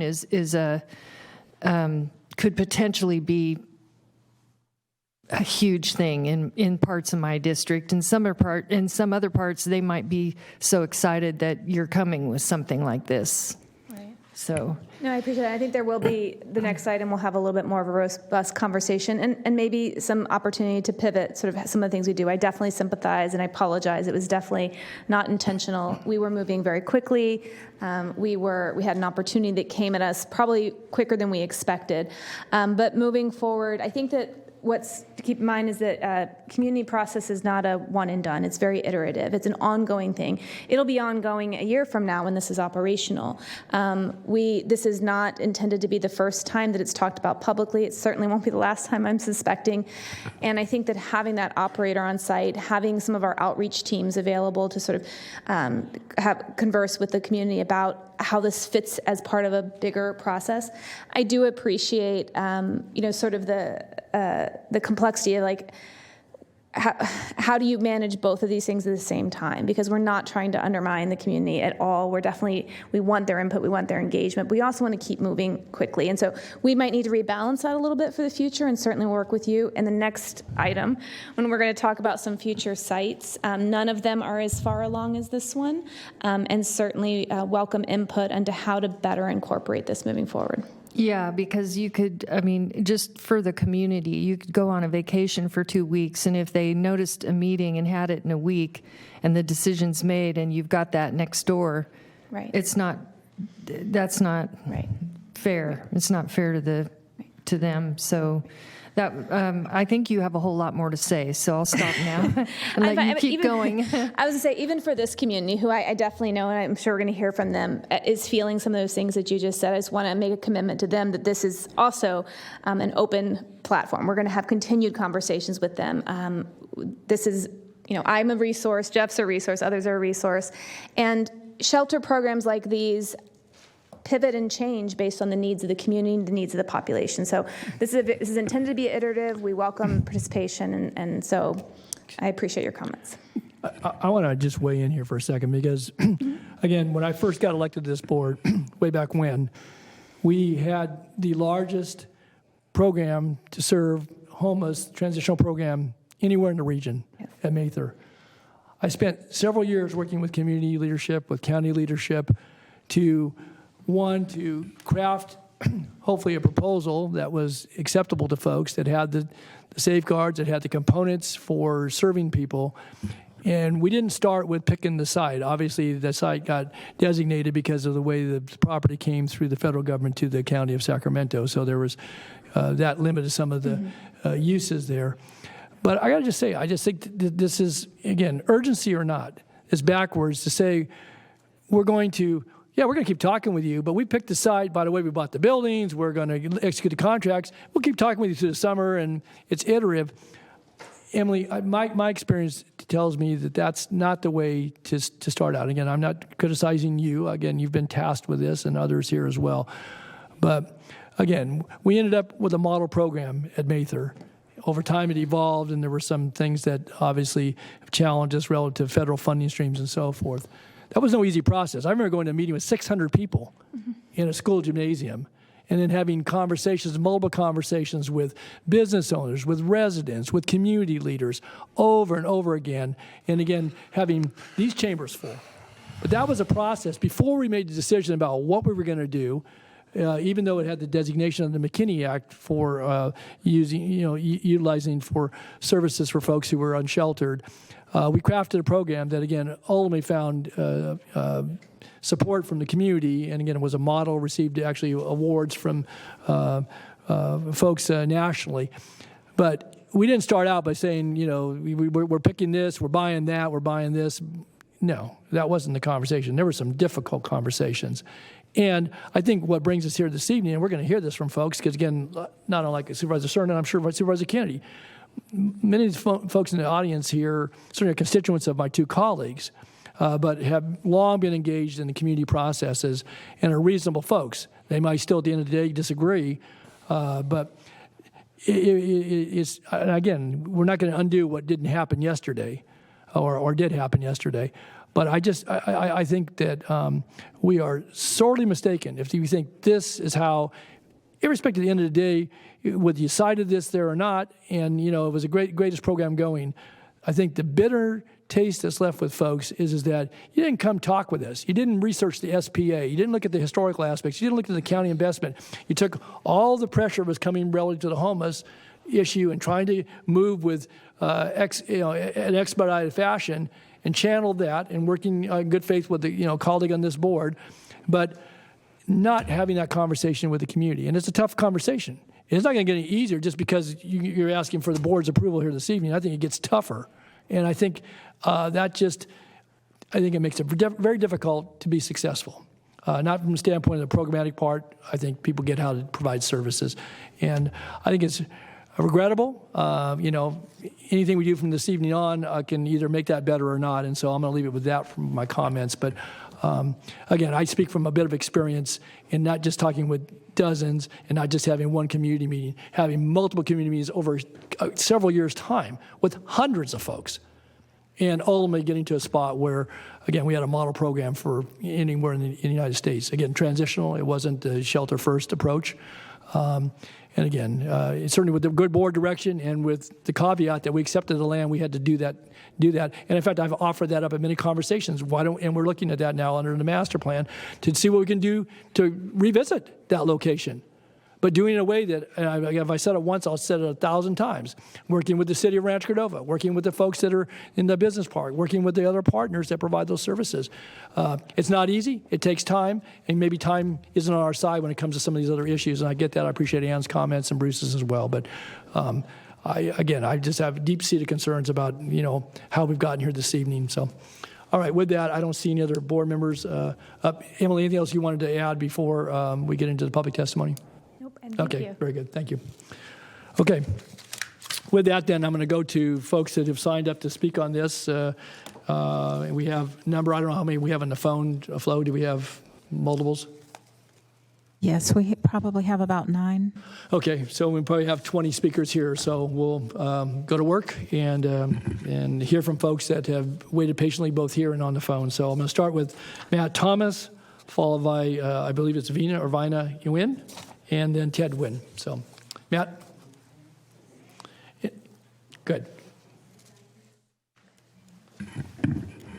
Thank you, Supervisors, for hearing me. First off, I wouldn't even be here if I didn't learn about this on the news. If this would have been sent to my place of residence, which is less than a mile from this site, I would have just went with what you guys are talking about. I think this is a great idea. Before I go any further, this is an excellent idea. I think this location is the worst location anybody could have ever picked. This is our front porch in Florin. This is an experiment. You don't put an experiment on the front porch. You've already said everything that I was thinking. So I'm going to make this short. Find someplace else to do this.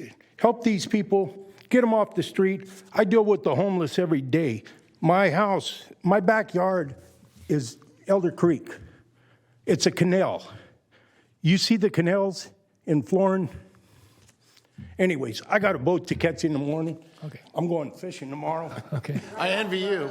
Thank you. Thank you. Thanks, Matt. Okay, thank you, Matt.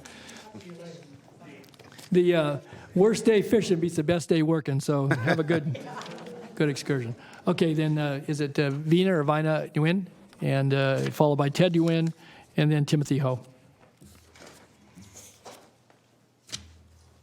Good evening. My name is Vina Nguyen. Hi, Vina. For the record, I have not been sworn. Is that an issue? You don't have to. Not this item.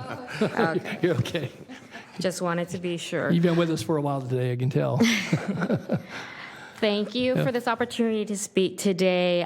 Thank you, Mr. Chair, and our Board of Supervisors. First, let me introduce myself. I am a community member with the Vietnamese Martyrs Parish located at 8181 Florin Road. I currently serve in my 13th year as a youth leader, also known as a servant leader, to our community where we service youth ages ranging from 5 to 17.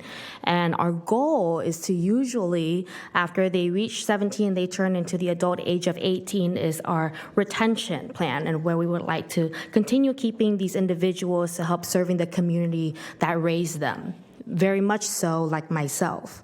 This community that I come from, that being a first-generation Asian American in this community, born and raised, very proud to be from where I've come from, have been blessed with the opportunities that were handed to me, that were given to me, that I was able to use that and thrive along with my siblings and I and my colleagues and I today. The issue here is that we have roughly about 500 plus students. Pre-COVID, we had 600 plus students. And now that things are safely returning, we are anticipating more of that. Unfortunately, in the recent years, we've been experiencing some negative things that came up with the homeless community. There's been some indecent exposure, some disruptions to our Sunday Mass, some break-ins that has happened on our church campus, as well as the daycare facility that was right next door to our church campus, which is known as Busy Bee Daycare. And that is a Monday through Friday organization. There are children there all the time, aside from Sundays where we have parishioners attending Catholic Mass. Monday through Friday, there could be people there all the time coming to pray, coming to observe, and have a moment of adoration for themselves. That also includes minors. So for the safety of our children, I urge you to please reevaluate this, and especially reevaluate the location that has been selected today. And I do appreciate supervisors for your voice and your input on opposing this because it really wasn't discussed with us, and we were very surprised to hear of it as early as, say, last week. So thank you for bringing that to our attention and acknowledging it. There has been, although this is a great effort, I just feel like the location could be at a better place. Thank you. Thank you, Vina. Great. Okay, thank you, Vina. Okay, next, Ted Wynn. Ted will be followed by Timothy Ho, followed by Juan Ha for Ho. Good afternoon. Hello, the Board of Supervisors. I'm not related to to her, although we have the same last name. Okay. Before I start, I just want to thank and commend the team for putting all this work together. It's a challenge, I'm sure. A few years ago, I volunteered at Globes and Fish at Shelter Center. I so understand what's needed. It's very urgency. So I'm also a member of the parish, and speaking about this issue, I kind of feel kind of bad because we should be supporting this program, but we do, and I do. But the location is the one that I have a concern with. I'm also a teacher at the education program that we have, 500 kids affiliated with our church. And so I'm really concerned about the safety of the kids. So having that shelter there, there's going to be, right now, there's probably around 5 to 10 homeless people roaming around the area. But if you're going to transport like 200 or 100 homeless people there, I mean, it's going to increase more people around. So it's going to create more problems. And also, there is a daycare center right next door. So from the plan, I didn't see anything about neighborhood impact. The daycare center, the church, the community, all that, the business. So that's definitely something that was missing. And also, reaching out. I mean, Supervisor Kennedy mentioned that we had a meeting last week, but I don't think it was you reaching out to us. It was us concerning. When we heard about this program, we reached out to him and said, we need a meeting. That's why we talked. So there's definitely something going on here that kind of bypassed the protocols due to urgency. But definitely, even with urgency, we cannot go over the speed limit, right? I mean, so that's all I have to say. Okay. Thank you. Thank you very much for your comments, Mr. Chairman. Okay, next, Timothy Ho, and then Timothy followed by Juan Ha, and then Leroy Jerker.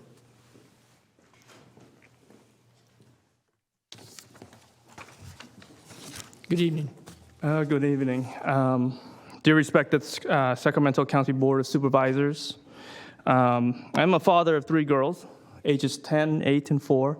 Also an educator in the public school system, so I'm very well aware of different issues, who attend and participate in the Vietnamese Catholic Martyr Catholic Church, located immediately in the proximity of your projected building of tiny homes to address the chronic homeless situation in Sacramento region. We, as members of the church, are aware of the urgency of addressing this homeless situation, and we are highly in support of your efforts to solve the situation, as it is a moral obligation and it is a civic duty considering all the possible pros and cons of choosing the best location within your means. We are asking you to reflect and reconsider the livelihood of hundreds of families who regularly attend our church, as you can see from the 2,000 plus signatures that we have submitted to the board. Our church has families who represent residents from all districts within Sacramento County, such as Notomis, District 1, South Sacramento, District 1 and 2, Cordova, and Elk Grove, District 3 and 5. Our church has a program where we teach catechism and Vietnamese language and tradition, and our child care center where parents have felt at ease handling the well-being of their children in the care of our church sisters. Excuse me, if someone could attend to their device so it doesn't keep ringing. I know you're trying to, so, okay, thanks. Go ahead, Mr. Hunt. Before COVID, we had upwards of 600 plus children, as stated before, and currently have about 400 to 500 on average, and between the ages of 5 through to 17 who attend our church programs and participated in outdoor activities related to this project. Within the church ground. This is excluding the infants and toddlers. So I haven't put in the infants and toddlers yet. Our most pressing concern related to this project is, of course, the safety and well-being of our children while they are present on the church grounds.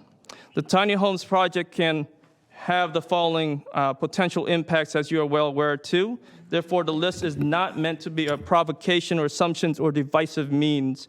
As a parent and a parishioners and members of the Florin Power In community for many years, or for many like my wife and our friends who are members since the building of this church, we cannot help but think that these potential impacts on the safety and well-being of our children.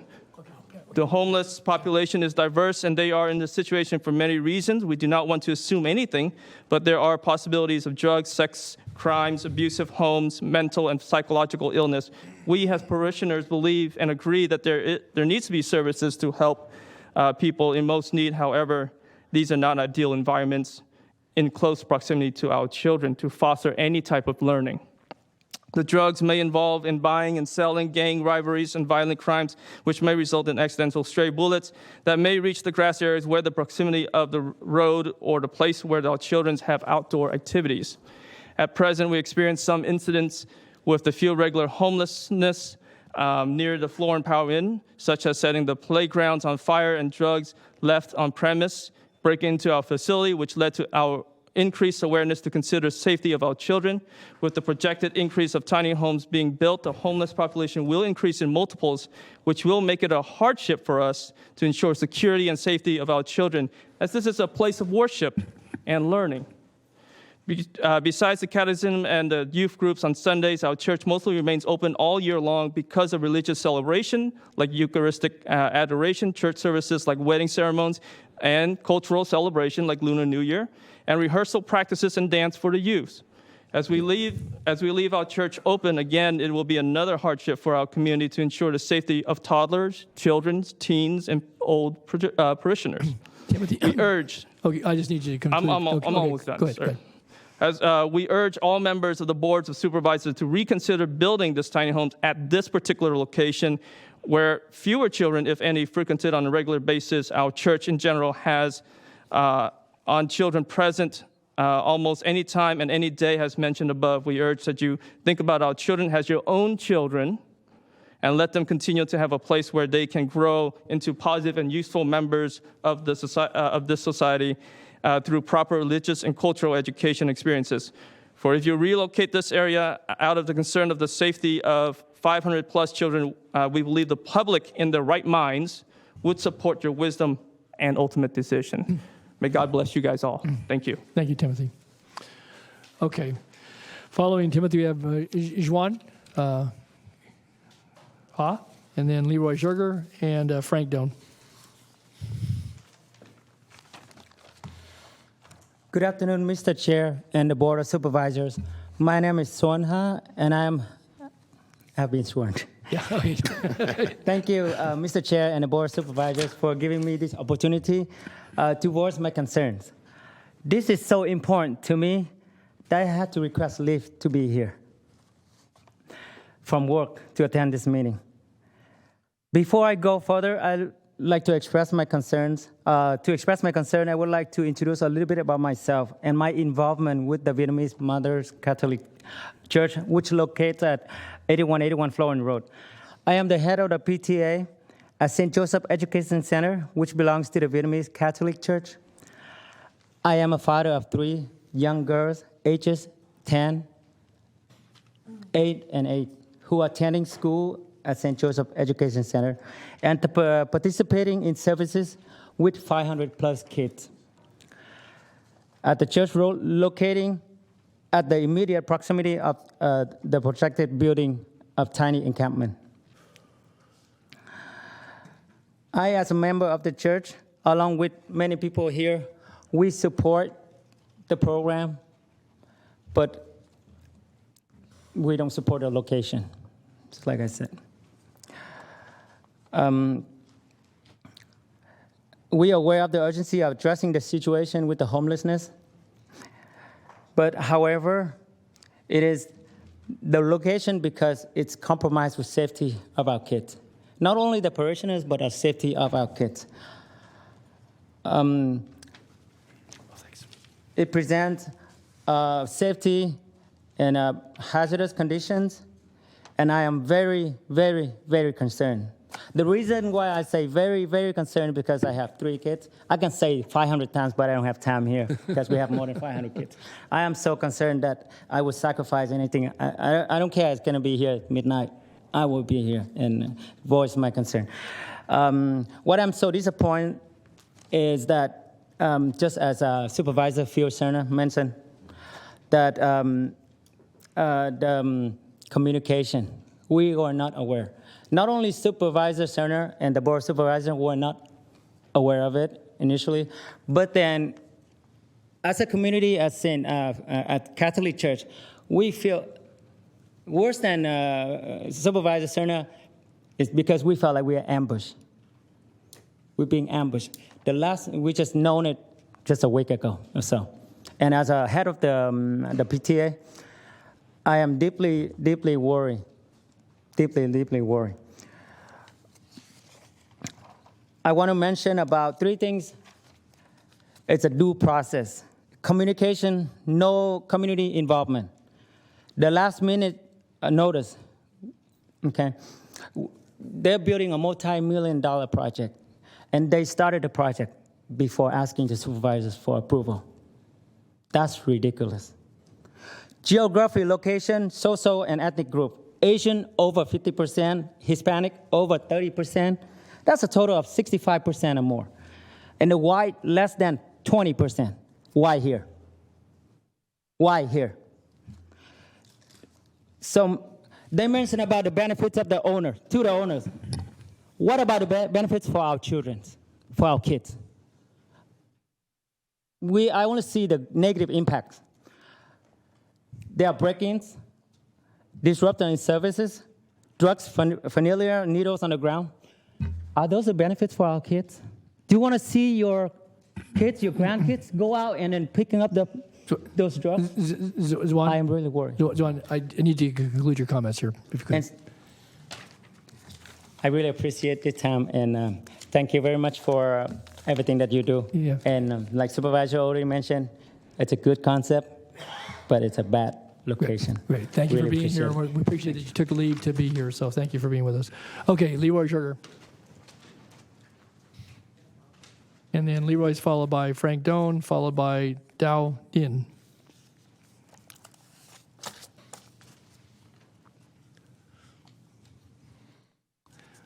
Hello, Leroy. Hello there. Thank you guys and ladies for letting me come up here. I'm just going to read a few things and get out of the way. These are quotes. More desirable environment, vibrant and healthy focal point for the Florin community, county's commitment to encouragement, infill development, and revitalization on the corporate area.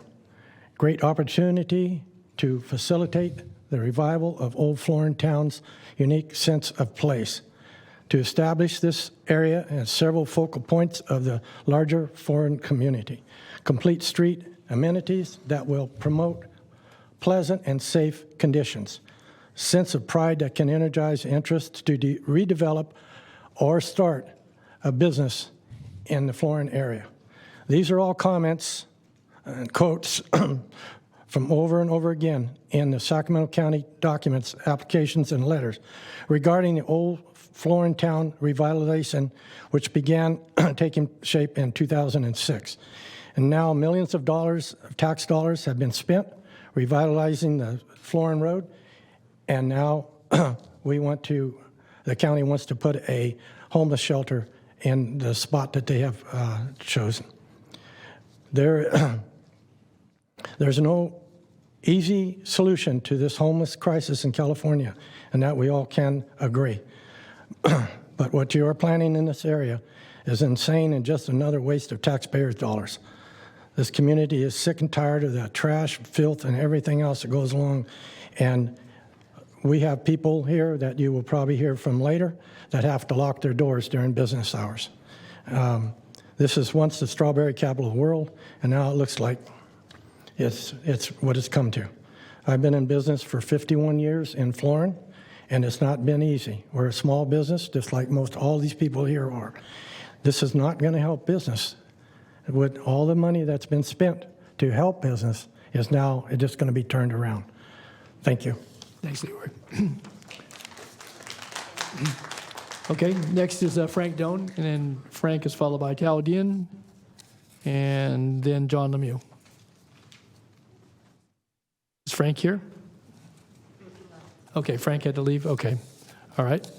He returns, we'll call him. Okay, Tiao Dien, then John Lemieux, and then Ellen Tannehill.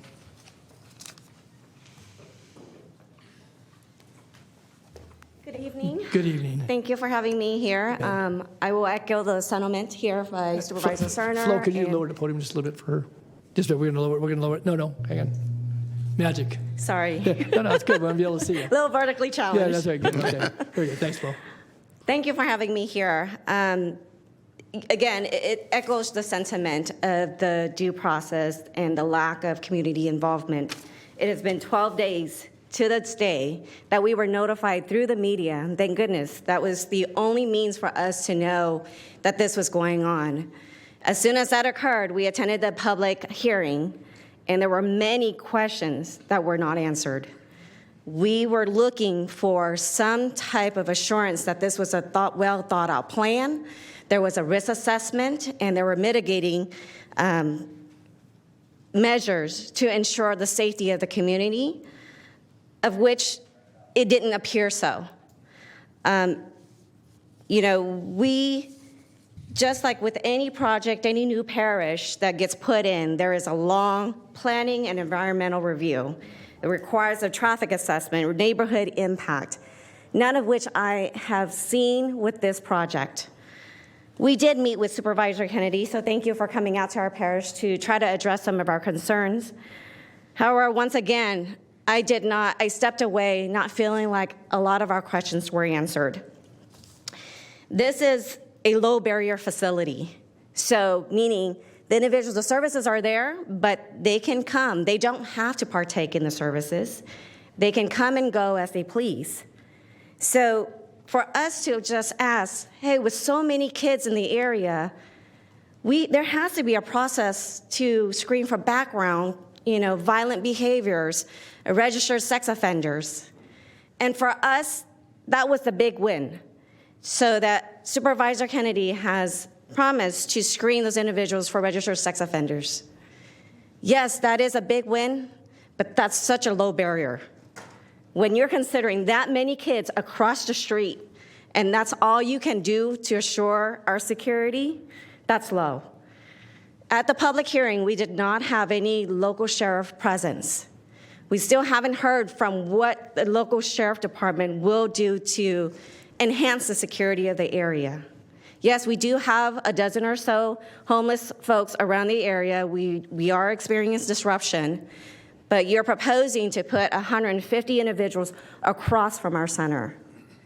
I too have 4 kids, and all 4 of my kids are part of both the programs at the church and the daycare. And should you approve this, I will have to rethink, how safe I would be to drop off my kids. And I should hope that, this next project, again, I'm a big believer of social charity, and these tiny homes are conceptually a great idea. And I just hope that when it goes into Elk Grove in the district that I live in, that there would be a longer due process to understand the risks and how it's mitigated for the local community. Thank you for hearing me out. Thank you, Del. Okay. All right, next, John Lemieux. John? And then Got some papers. Sure, if you just give them to the clerk, John, she'll pass them out for us, just right there.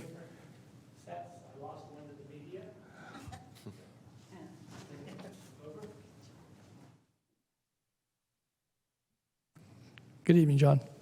My first question is that I was so shocked when I first turned the news, eating a nice dinner, and what happened? We found out. Excuse me, just a second, John. We're going to raise the dais up for you, just a second, or a podium.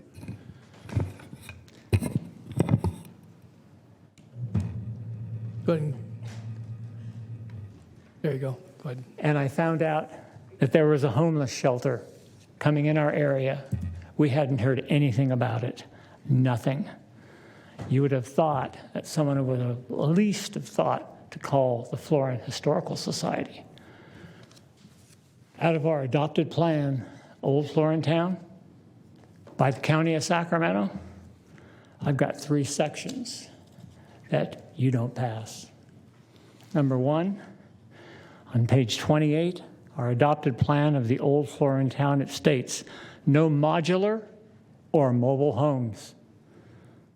They are not allowed in the spa area. Your tiny homes are considered modular homes. How are you intending to use these modular homes in an area where it's prohibited? In addition to that, section 610-120, page 17, under the heading Prohibitive Uses, no social rehabilitation centers or psychiatric facilities will be allowed. The issues associated with mental health, alcoholism, and drug addiction need these services to help them, but the very people you're going to hire are prohibited in our area. The last section is no chain link fences in our area. The only place we allow chain link fences is in industrial drainway and sub areas, which doesn't apply here. I grew up in the town of Florin. I can't believe this is happening.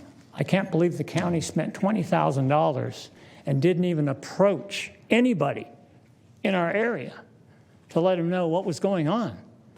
I had to find about it on the Channel 3 News. I'm shocked. Thank you very much. Thanks, John. Okay. Next, Ellen Tannehill. Ellen's followed by Cindy Russell. And then Adam, you win.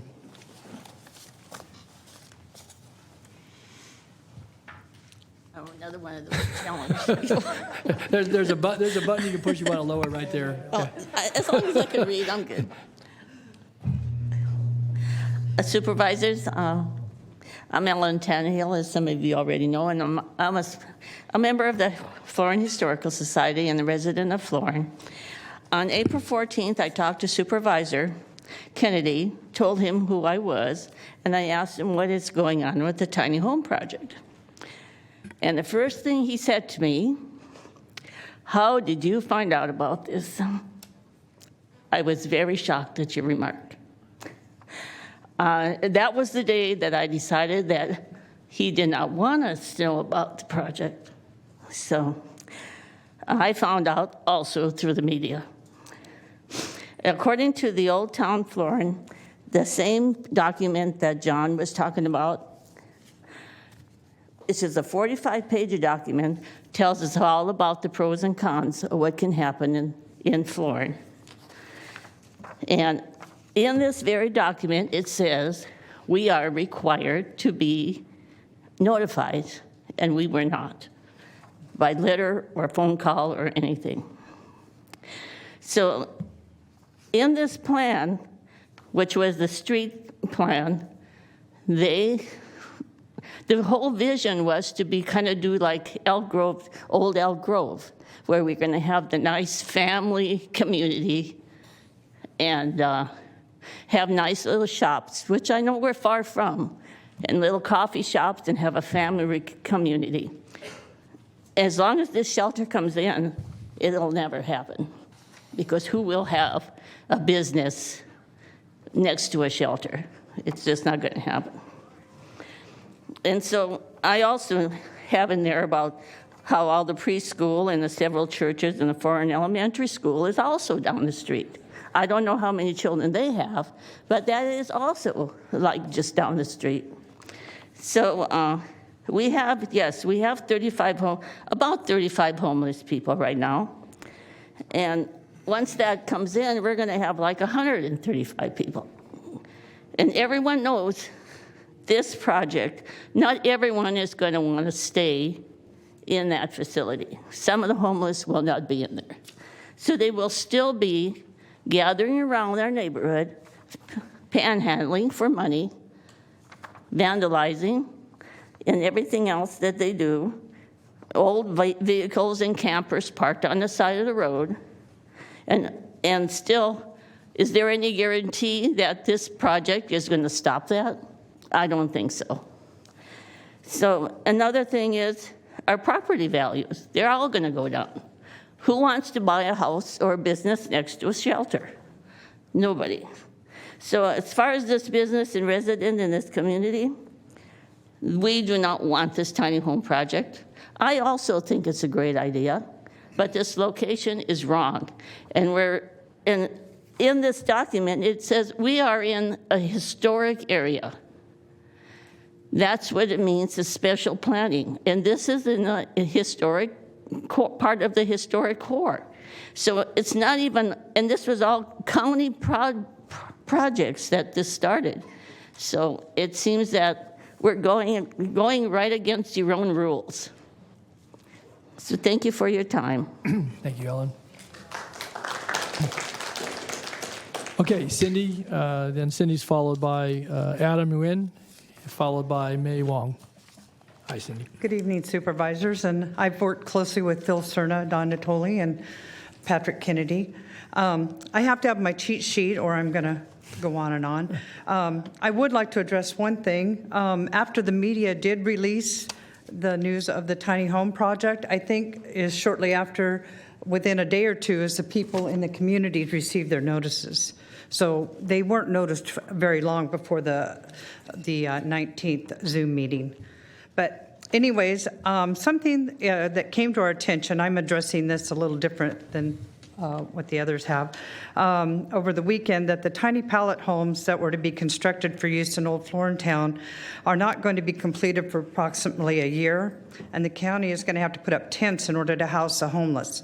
Also, it was brought to our attention that local businesses, more specifically the Moose Lodge, were contacted about using kitchen facilities.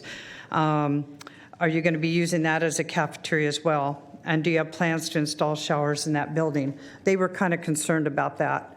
Other issues that we need to address is the probability of more prostitution in Florin. I guess some of you probably aren't aware that is an issue in town. Sorry. And we have enough of that already.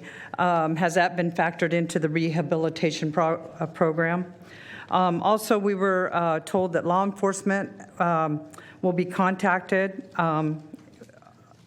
We don't know if that has happened or not. With this tiny home project, it will create an increase in the crimes that are already committed in Florin, with response times up to an hour or two if they come at all. And the reason given is because they're shorthanded. If they are caught, they're most likely homeless and or felons, and they're only issued a citation. How does this solve anything? Some of these issues need to be addressed, as this is not a vision that is in the special planning area created by the county. The homeless do not want an enclosed encampment, as they want to be able to have freedom to do drugs, panhandle, prostitute, vandalize, and theft. We also do not have any type of stores or transportation available around this site, and this needs to be taken into consideration before constructing the project. Also, have you anticipated the problems with keeping daily staff on hand due to all the mental issues with the homeless? The homeless become combative, argumentative, and sometimes physical when being approached. This lightly touches the surface of some of the problems that will be escalating at a much larger scale if this project continues in Florin. Thank you. Thank you, Cindy. Okay, before the next speaker, Supervisor Kennedy. Yeah. Just because I think there's some misinformation there. And so, Emily, first of all, this isn't going to take a year if it was to be approved. It would not take a year to prop up. We're estimating if it's approved tonight, construction would be done by the end of the summer. And there's absolutely no plans whatsoever at all to establish a tent city here. No. Right. Thank you. Okay, Supervisor Cerna. No, I'd just like to point out it's a great example that perhaps that misinformation wouldn't have been citable if there had been some outreach earlier, so people didn't, necessarily make assumptions about what's not going to happen. I'm just, again, I think it's another reason why it's premature to act affirmatively today. Okay. All right. No other board member comments at this point. Adam Nguyen. Adam, and then Adam's followed by May Wong, followed by Jan Mathis. Good evening, Adam. Thank you for your time. I've been working at Florin Road. I helped run a restaurant over there for the past couple of years. And over the years, there have been many incidents regarding homeless people, such as littering and vandalizing. And there was one specific incident about a month ago where a homeless smashed at our window and tried to break in. And, littering has become a big problem too, not only with the restaurant, but within the community as well. Every day I go into work, and while I'm cleaning outside and sweeping the floors, I find a lot of I find syringes and drugs laying on the ground. And on some occasion, I would also have to clean out poop stain on the wall of the side of the restaurant. And that's one incident. And there's another one where I see a lot of amber ashes left behind from the side of the road too. It's from homeless constantly making fires camps all around. And I've been seeing a lot of fire trucks on a weekly basis coming to Florin Road, just trying to clean up, the mess of, all the homeless. That's one of the main reasons why we close our restaurant real early, because it's because of the homeless. There's a bigger issues out there to be resolved for the safety of our community. I strongly urge you to consider the homeless center. Thank you. Thanks. Adam, can I just ask you, if you don't mind, you don't want to give the address. Where's your restaurant in proximity to what's being proposed? It's down the street. It's 8168 Florin Road, Power Inn. Okay, very good. Okay, thanks. Thank you. Thank you. Okay, next May Wong, and then Jan Mathis, and then Linda. That's all I had was just Linda. So, good evening. Good evening. My name is May Wong. I have been in business for 30 years on 8275 Florin Road. I'm here to oppose the teeny home community because there is crime and drug activities in the area. Due to these activities already happening in this area, it creates greater risk for the community and occupants by having the teeny home community nearby my business. I always have to lock my door during business hours because of the disruptive individuals that affect the safety of my clients. Even if I call the police, there is little action they can take to make an improvement. The teeny homes community is not the solution for our neighborhood because the safety is important for everyone. Thank you. Thank you, May. Yeah. Okay, next we have Jan Mathis, followed by Linda, and then followed by Marcy Stamm.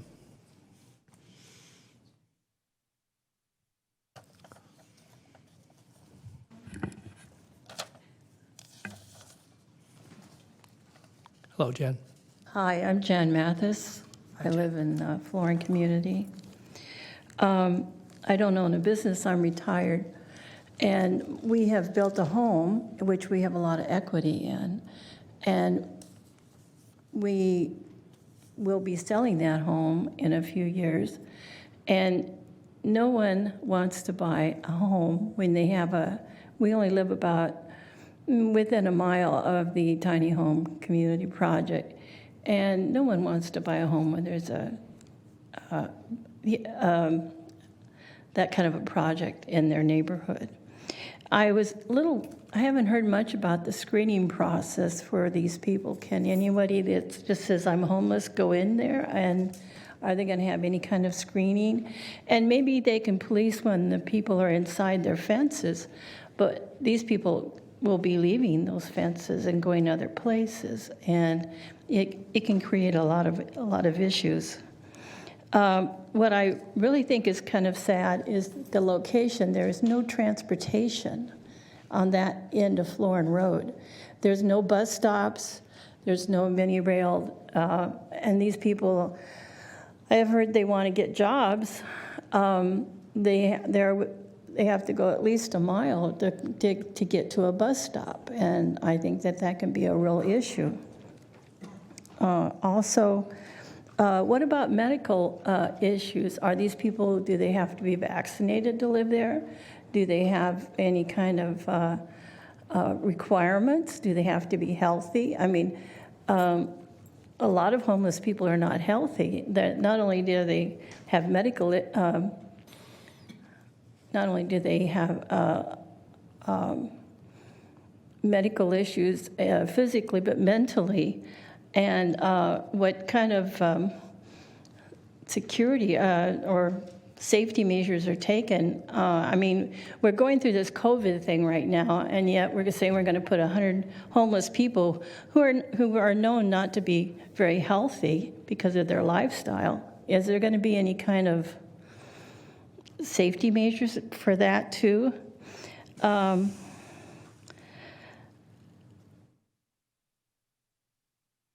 I think that's all. Okay. Thank you, Jen. Okay, next, Linda, and then Marcy Stamm, and then Dennis O'Flaherty. Next. Marcy. Hi, good evening, folks. I'm going to kind of approach it at a different angle and speak directly to the planning committee of this. I'd kind of like to know when the last time you sat down on the sidewalk with those people, because Ann, you talked about the board, the community, the businesses. I've been living since 2011, a few months after the spa. They were pooping right next to my fence in the park where daily I would go and pour bleach and kitty litter to cover the poop from the homeless. They have crawled that fence, called me out into the park like a teenager to kick my ass 3 times in one day that I called the sheriff. On the 3rd time, thank God I put the padlock on my front gate, because there were 2 of them rattling my gate to come in and get me. In 8 days, we had 3 break-ins on our street, Macomber Street, right in the spa core. 3 in 8 days. All 3 times, the sheriff did come, wrote them a ticket, and let them go. 2 of them were right across the street from my house, next door to Florin Water District, where they kicked the door into the shed and were in there. Sheriff came, walked them across the street to the park. Sunday night, and listen, I'm a 65-year-old woman. I'm home alone. My husband works in the Bay Area. I'm home alone. 2 of my neighbors, my mother is 84, a widow, home alone, and next to her, 83 years old, a widow, home alone on that street. We live with those people 24 hours a day. And I'll tell you what, you vote this in, this crap is going to backfire and you're going to fall flat on your face, because that community of homeless people in that area of Sacramento, yes, they have medical problems. Yes, they have mental illness problems, but the biggest problem is they are drug addicts and alcoholics. And one day, I drove for an hour following a butt-naked, barefoot, in July, young woman walking butt-naked. I got in my car with a shirt and a bottle of water. Girl, what are you doing? You're naked. Here, take this shirt, put it on. She leans in my car. You got any pop? They don't want that water you're delivering. That's good for the pets. The pets are getting the water, and thank God the pets are getting some water. They don't want water. They want fentanyl, meth, and sugary soda pop. So you can invite your guest in, but those people don't follow rules. And what you're proposing, it's a beautiful idea. But in that location, in that homeless population, that's a prison. Them little things, they're cute. I'd live in one of those. Air conditioning, the bunk, they're the idea, the concept. But you need to work with the community, with the churches, with Alcoholics Anonymous, Narcotics Anonymous. You need to get off the high heels and the suits, and you need to go get and sit down on the sidewalk and talk to them and ask them what they need, what they want, why are they there, how did they get there, how can we help them. That's how we solve the problem. I spent 3.5 years working with home, they're not going to come. It's not a ballpark, baby. And if you build it, they won't come. Thanks, Linda.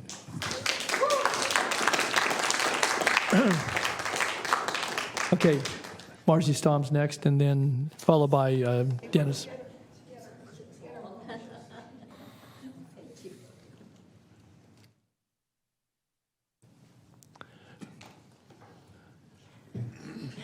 I could have said good afternoon, but I'm going to say good evening, okay? Might have to say good night before we're done. Go ahead, Marcy. Okay. Let me get started. I think I'm the oldest person in this room, aren't I? Don, Phil, all right? Feels like I would never rat you out, so I don't know. So. Okay. My name is Marcy Stom, and I have lived in Florence since 1950. Have seen it grow with families, businesses, and churches, and it is a clean and friendly community. The Florence Historical Society began its organization in 1981 with members of the community who had the heartfelt goal of preserving the history of Florence and its historical sites. Now we are facing major changes to the Florence area. We already have 30 to 35 homeless in our community who leave a mess wherever they want to. They don't care about our community, only about themselves. Therefore, before long, our once friendly and helpful businesses and close-knit community with neat homes, caring families with children, and activities in parks and schools will see more destruction, more homeless, sleeping, and worse in front of homes and businesses, more than now every day with 100+. We will be left with a community in a total chaotic mess, and I'm sure you can imagine what that'll be like. Allowed to proceed with a tiny home project, the Board of Supervisors will usher in increasing crime, drugs, falling home prices, to total despair and hopelessness as tax-paying citizens who want a good, safe place to live, a business to raise a family. The community supports the events the Florence Historical Society has each year, especially the Strawberry Festival, when we give 3 scholarships to 3 graduating seniors at Florence High School. In closing, I strongly urge the Board of Supervisors not allow the tiny homes project in my beloved Florence. Please help the Florence Historical Society to preserve and retain the history in our community of Florence. Thank you, thank you, thank you. Thanks, Marcy.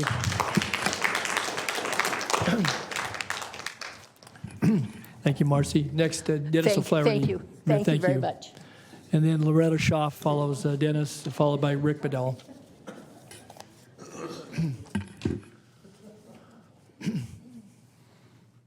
Good evening, Dennis. Hi. Hi, Don. My name is Dennis O'Flaherty. I've not lived in Florence as long as she has, but I've lived there since 1963. I'm not going to go over a lot of my stuff. I got a bunch of stuff that's already been addressed. A couple of questions that I have is this facility going to be open for people to come and go as they please? is screening that's going to be done just for sex offenders? Because as everybody knows, the streets are full of felons that have been let out of prison early, and they are amongst the homeless population. Does anybody really think that by providing homes for these people, and I'm not against it, God knows everybody needs a home. Is that going to keep these people from doing drugs? I don't think so. Is it going to keep people that when they are not in the facility from vandalizing, from doing other lawless activity? I don't think so. Some of these people, if you get around them, you've been around them, and I'm not saying all of them, some of these people can turn aggressive quickly.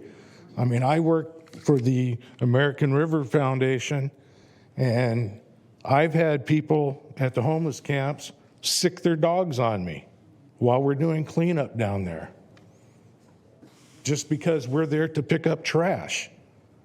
And it's out of hand. I understand that. Something needs to be done. My mom is 93 years old. Phil's mom is 94 years old. My mom is afraid to sit in her front yard at night.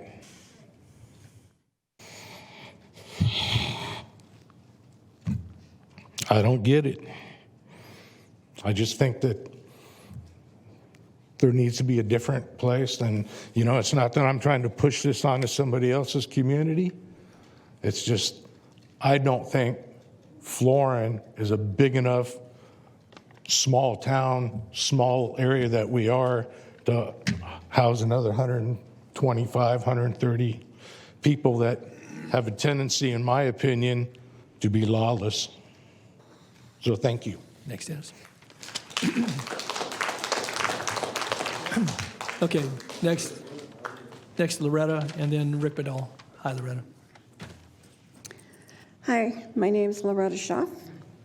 My husband was born and raised on the same street we live on. He used to raise replacement heifers in Florin. It was a farmland. Florin is not a slum. You put this facility there, it will become a slum. You probably have a mandate to get the homeless out of the town or wherever, but those of you that think it's a fine idea, you put it in your backyard. Yeah. You're not solving the problem. You're displacing the homeless and concentrating in our community, which will destroy our businesses and the value of our properties. And I understand this costs millions of dollars, which is coming from our tax dollars that we pay. More than likely, these people have never put a red cent into the system, and you want to devalue our properties to take care of these people. If this project is approved, are you going to reimburse us for the devaluation of our properties and our businesses? Are you going to be accountable for the crime due to homelessness? If you want to really help these homeless people, build mental facilities and rehab facilities and get them off the streets, not just displace them into a community. In the interim, maybe you could find a commercial area away from residential and schools where you can house the homeless. Thank you. Thank you. Okay, next, Rick Bedall, followed by Denise McCoy, and then Sharon Singh. Good evening. Hi, Rick. My name is Rick Bedall. I live and work in the Florin community. I'm general manager for the Florin County Water District. As such, mine isn't a desk job, mine is a field job. I'm out in the field all the time. I work in these people's front yards, on their street, their churches. I work all over the community. I was given a lot of phone calls asking me if I was going to attend this. I think what I'm hearing is that I wasn't going to come. I think it's a good idea. But I think we're feeling strong-armed. And that's where a lot of the resentment's coming from both sides, as I read it. My questions are, one, fiscal. Is this being funded by a grant? If so, when does that grant sunset, and then who's going to pay?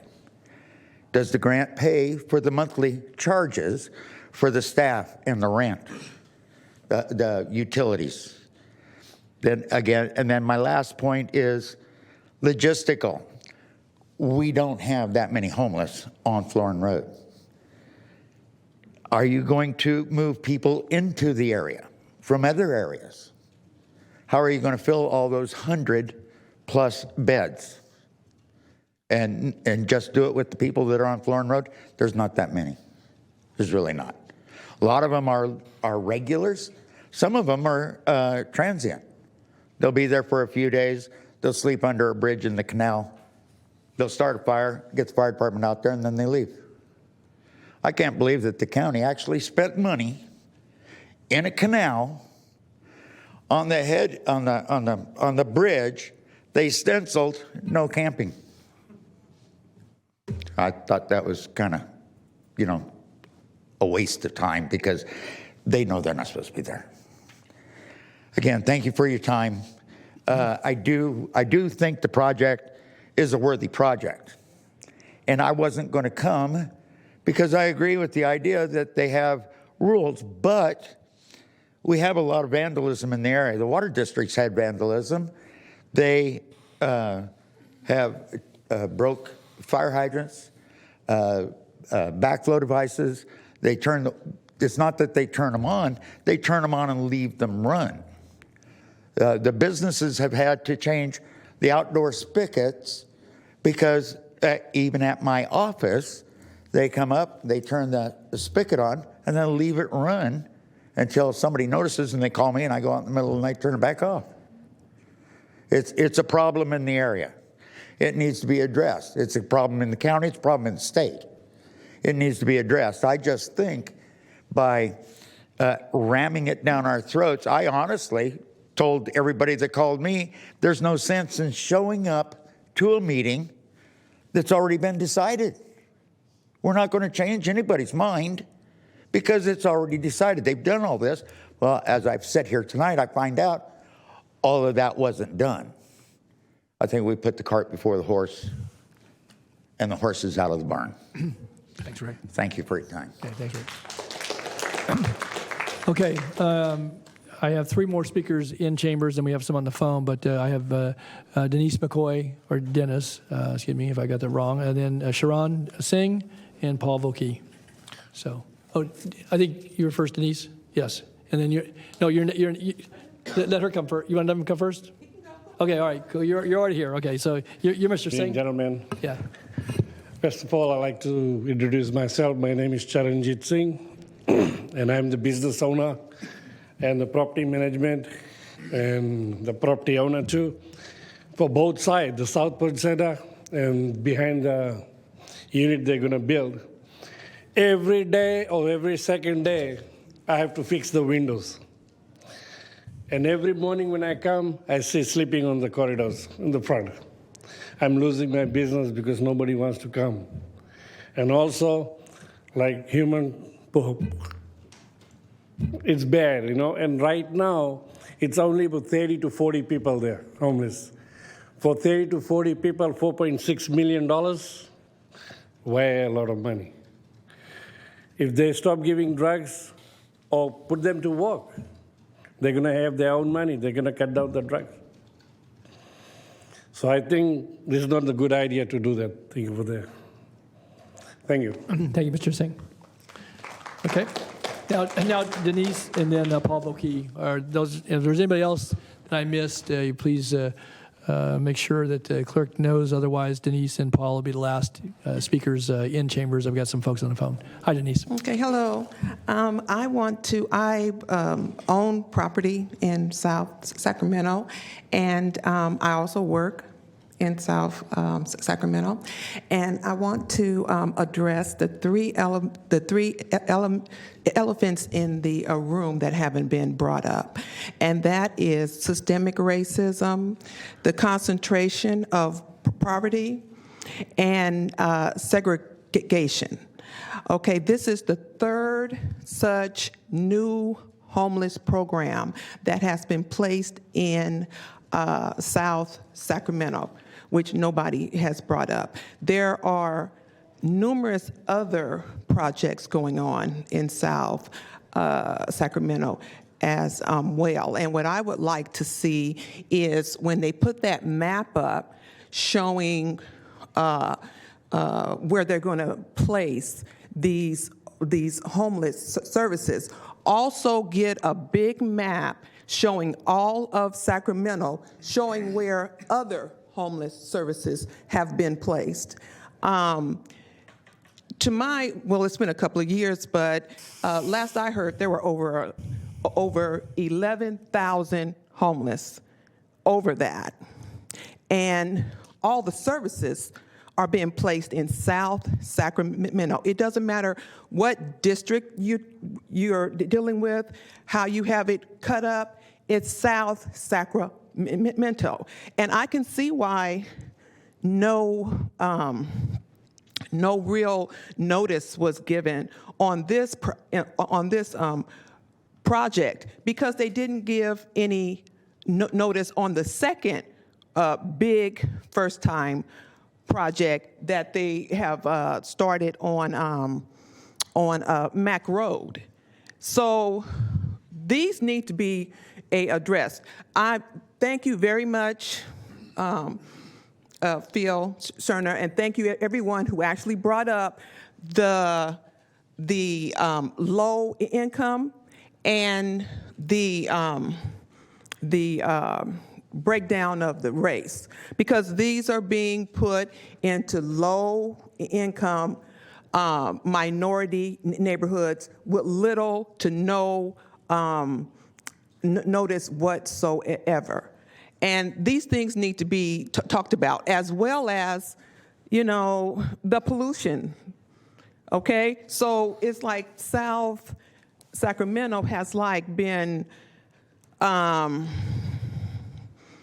of like it's a dumping ground for the rest of Sacramento. It's the dumping ground for what affluent communities don't want in their neighborhood, and then it's being passed to us like some kind of an investment, some kind of righting of some kind of wrong. The only major investments or monies that's being spent, it's being spent on homeless services. And just like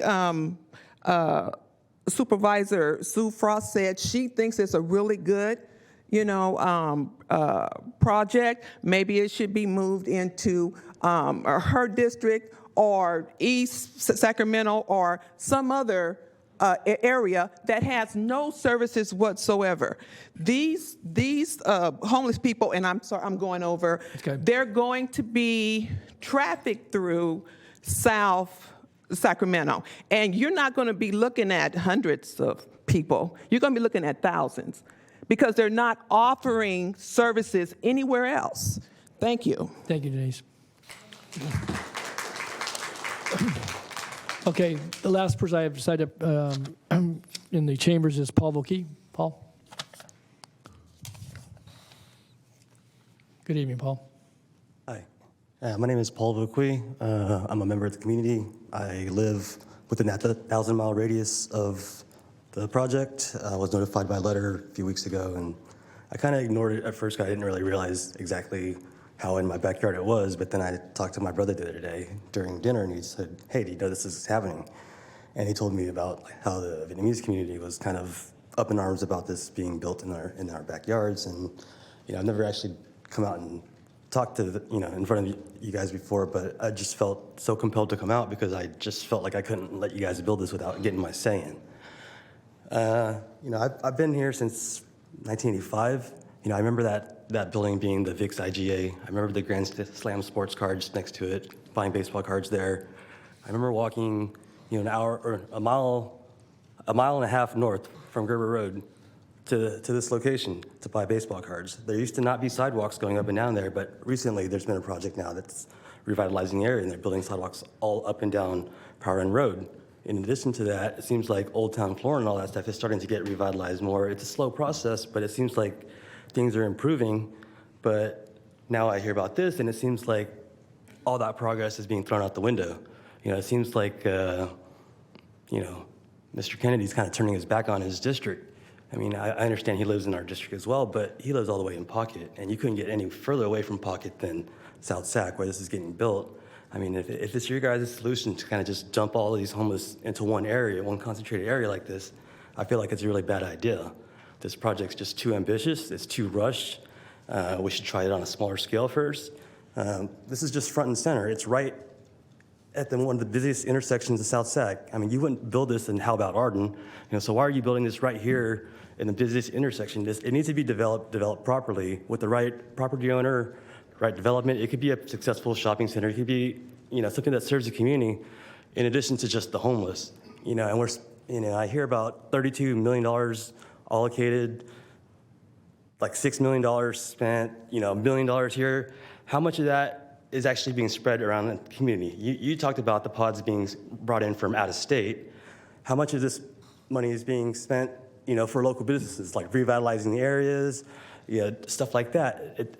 It seems like, there hasn't been the proper discussion. Everything's been rushed.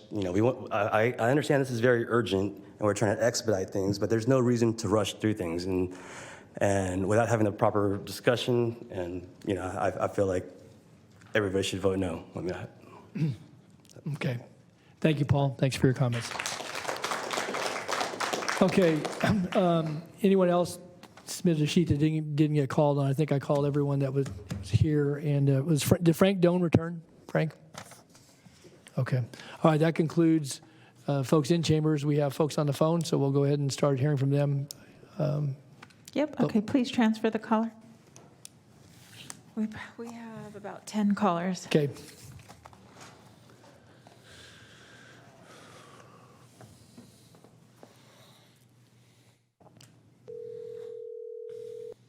Hi, caller. Please start with your comments. You have 3 minutes.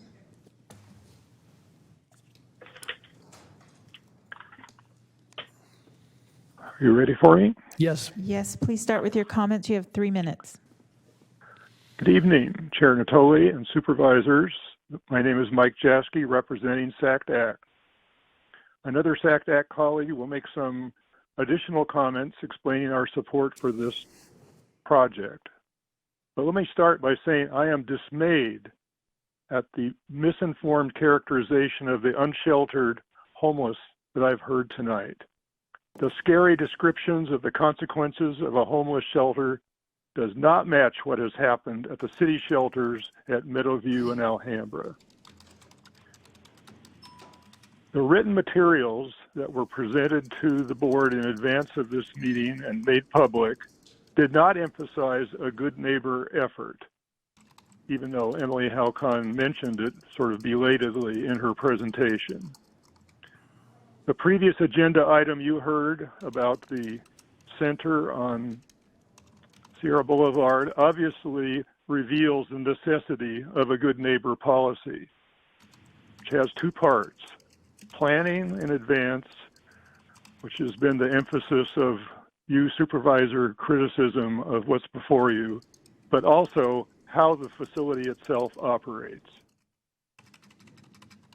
The majority of the comments focus on issues that would have been resolved by having a good neighbor policy developed in advance and for it to be a required facet of the contract for the operator of this facility.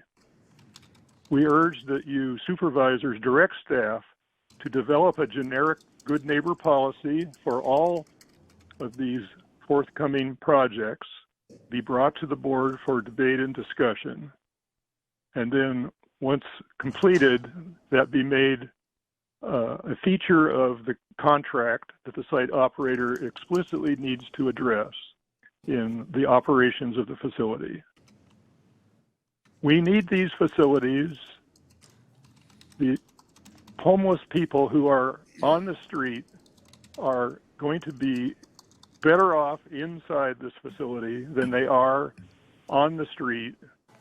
And they, if operated correctly, many of them will move on to some solution to their lives and permanent housing. That's the goal. That should be how the facility is operated. And we urge you to move forward with it tonight. Thank you. Thank you, Mike.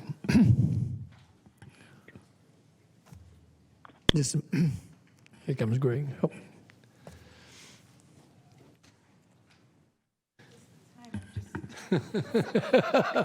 It's all right. You can't be into a spot. Next caller, please. Okay.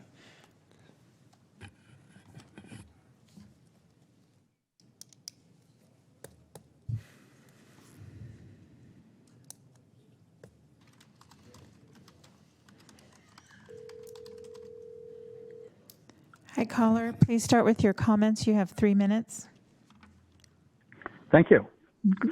Thank you for this opportunity. My name is Dean Dalbin, and I live in South Sacramento. Please read and respond to the written comments I already submitted to you today in opposition to item 67, regardless of how you vote on this. Please understand that if you approve item 67, this facility will exist for 2 years and likely longer at great government expense. COVID money that is used in part to pay for this will disappear as if it should be used for that purpose at all. Then there will be costs and social consequences of removing this facility when that time comes. This facility will prevent or significantly delay any chance of a better use for that land, perhaps for a business or housing that provides jobs and a tax base for the county and homes for those with families. Do not give up a net gain for those types of efforts that lead to a prosperous community, and please consider the negative impacts, as mentioned by some, to the southern communities of Sacramento. Those areas have suffered from neglect and bad decisions compared to other parts of Sacramento. This must stop. I also want to speak to you on some following issues. If the 100 tiny homes are built anywhere, this must be done to provide shelter for the greatest number of people sheltered in that area. To achieve that goal, each tiny home must shelter no less than 2 people. The idea that single privacy is valuable may be true, but it doesn't give good payback to the help to majority of the people. With a possible exception for the 4 units set aside for ADA use, if the ADA issue makes it absolutely necessary that an ADA tiny home is only used for 1 person, then okay. Please also consider the dangers and liabilities of fire, accidental or on purpose, to tiny homes. This has been a problem reported elsewhere where tiny homes were used for the homeless. Since it is more important to provide shelter and financial support to humans in helping the homeless, no funds from any source should be or can be used to provide for pets or animals. Such funds, if offered or donated or previously allocated, must be redirected to pay for the food and clothing needs of human residents of tiny homes and for no other purpose. This may be an issue for some people, but people are more important than pets and animals, and we must use all funds to help humans. To transition from homelessness, there are far more opportunities for available shelter that do not allow pets versus those that do permit pets. This is a limitation that can make it very difficult and expensive and even delay transition from homelessness. A delay in transition means that a vacancy that would otherwise be available to help another homeless person is not available because a pet and that person waiting for help must continue to wait. We don't want them to have to wait because someone wants to keep their pet. Additional pet expenses are also needed when moving from a homeless shelter to a non-homeless facility by someone with a pet, so please consider that. Because of the severe financial issues related to homelessness, it is vital that the homeless person understands and is able to handle their own financial obligations without worrying about any financial obligations to keep and maintain a pet. Homeless shelters in Sacramento follow a low barrier policy. This is done for a variety of reasons, but the general meaning of low barriers is to permit people with behaviors that would otherwise indicate a lack of social responsibilities or existence negative behavior, such as drug or alcohol abuse, criminal behavior, and emotional or psychological issues. Those type of behaviors which is not representative of of all homeless people, but a significant portion, contribute to homelessness for many, and significant progress is needed to minimize or end those behaviors to successfully transition from homelessness. The low barrier policy has served as an open door to people with those negative behaviors to be with others who are working harder to transition from homelessness. This creates a more negative environment that reduces the chance for success for all. Dean, I need to ask I heard you of the discussion. Go ahead. I just wanted to I heard conclude. the discussion. Okay. It is said tonight that the county has paid up to $20,000 on this project. Do not let that $20,000 turn into a multi-year, multi-million-dollar commitment. Pull the plug. Staff indeed got well over their skis, as mentioned during this meeting. Perhaps some believe it is better to ask for forgiveness compared to permission. We must not lead into another homeless disaster. Thank you. Thank you, Dean. Okay. Next caller. Thank you, Dean. Next caller, please.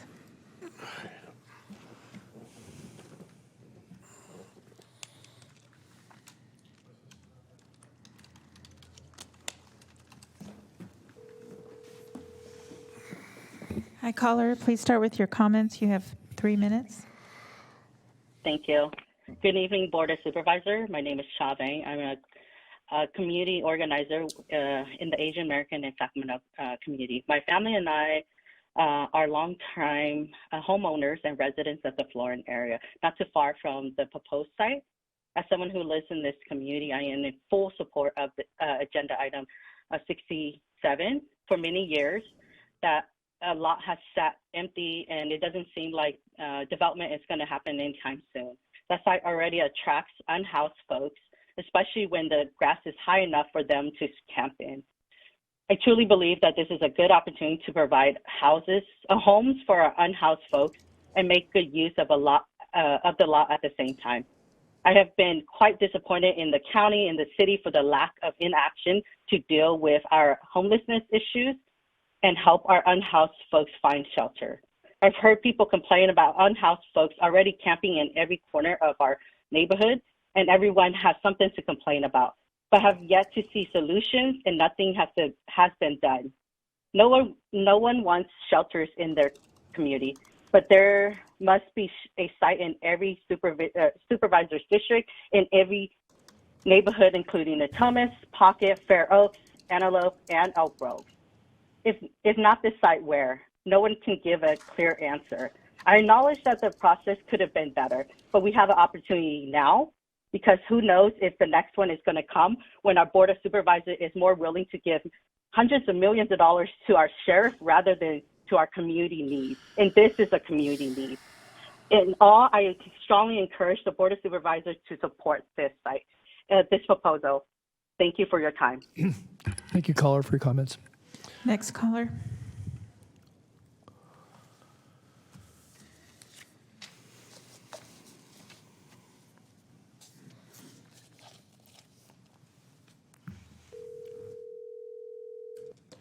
Hi, caller. Please start with your comments. You have 3 minutes. Thank you. My name is Tammy Dramer. I'm the Executive Director of Organize Sacramento. Our office and training space has been on Broadway in Area 1 for 7 years, and my family has resided in Area 3 for almost 30 years.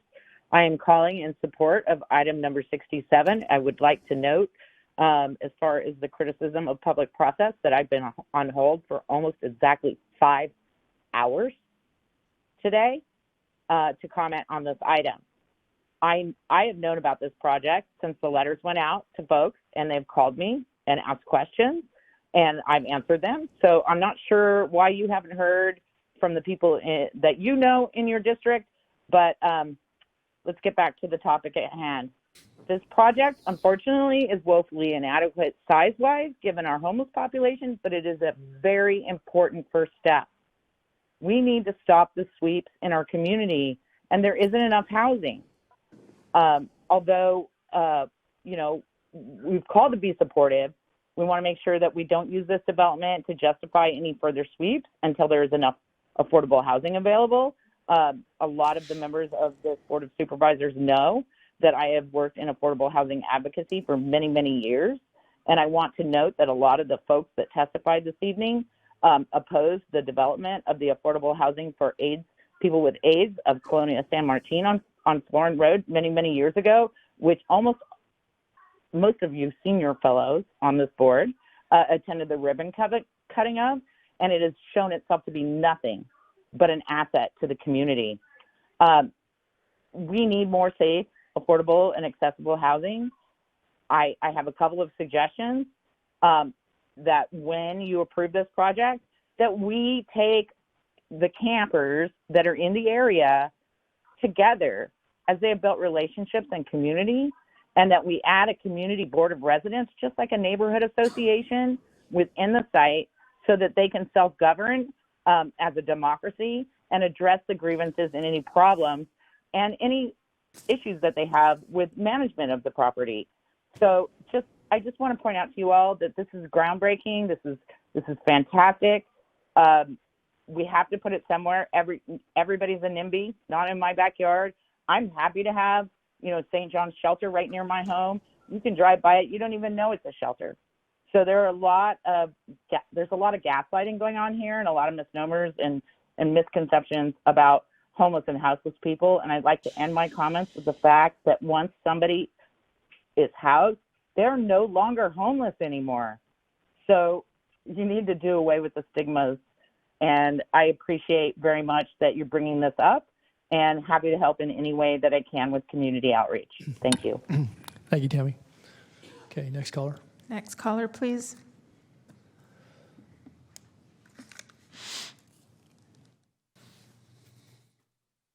How many callers do we still have? It's hovering at about 6, so that means they're calling in. Okay. Hi, caller. Please start with your comments. You have 3 minutes. Thank you. Hello, my name is Frank Duan.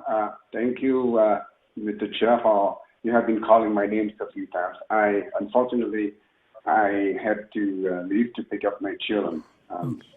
I wish I drop off my daughter, and I wish I can bring my son to the chapter, but that's not the case. So I have been following closely online, and I prepare a long list, but they all have been addressed. So thank you for that. I just want to make a couple quick comments. First of all, I would like to thank Mr. Chair and most of the board members for your opening comments pointing out the fundamental problem of this project. I'm grateful that you are truly represent the people, the community who voted you in for this. So I like to acknowledge that. One thing I want to point out that it came to me as a surprise, a good surprise, to be honest, from Supervisor Cerner, that you was not aware of this until yesterday, I think you said. So myself, I did not hear about this until last week. By the way, I'm with part of the member from the Vietnamese church. So upon hearing this about a week ago, we immediately, within 2 days, collected 2,000 plus signatures, and we had turned in the signature, the petition have turned into all of you, the board member, to Supervisor Kennedy's office, and we were told that they had been passed on to all of you. But I'm surprised at the beginning that was not. You guys didn't know about this. So I don't know what's happening, but fundamentally, I think there's a big communication problem there. My last thing in conclusion, I have nothing against the homeless. All I have is the love and mercy for them. I support the idea. However, I'm not only concerned about this, but I fear for the safety of our children. We have zero room for mistake. If whatever happened to only one child, this whole thing is trash. So I don't think it is the right location, and we rushed too early into this. Thank you. Thank you, Frank, and we're glad you were able to call in. So, okay, next caller. Next caller, please.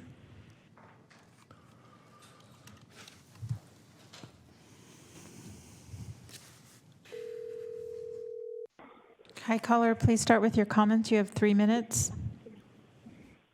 Hi, my name is Mauro. Thank you for this opportunity. I want to start by saying the homeless are not homogenous.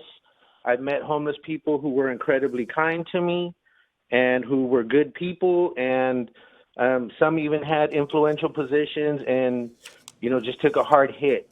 And I want to offer a solution if it's not decided today in the meantime. So I think housing and homelessness has been combined with sanitation. I've seen homeless people pack up their garbage and neatly put it on this corner, and it doesn't get picked up. And then animals get into it, and it scatters on the street, and people get upset and resentful of the homeless. I've also seen people in nice cars throw it out their windows. And I think that's a failure of government that South Sac and, my neighborhood looks like a dumping ground because sanitation can be extracted from the homeless issue. And those 25, 30 people that folks have mentioned are along Florin, they could benefit from having someone pick up their garbage. Think if no one picked up your garbage for a month, how bad that would look. Now, regarding the siting there, it not only is a district issue, but also a city issue. As was mentioned earlier, homeless services are going to be consolidated in Meadowview, which would create a homeless highway of sorts between the units. And besides districts and jurisdictions, these are the communities it would go through.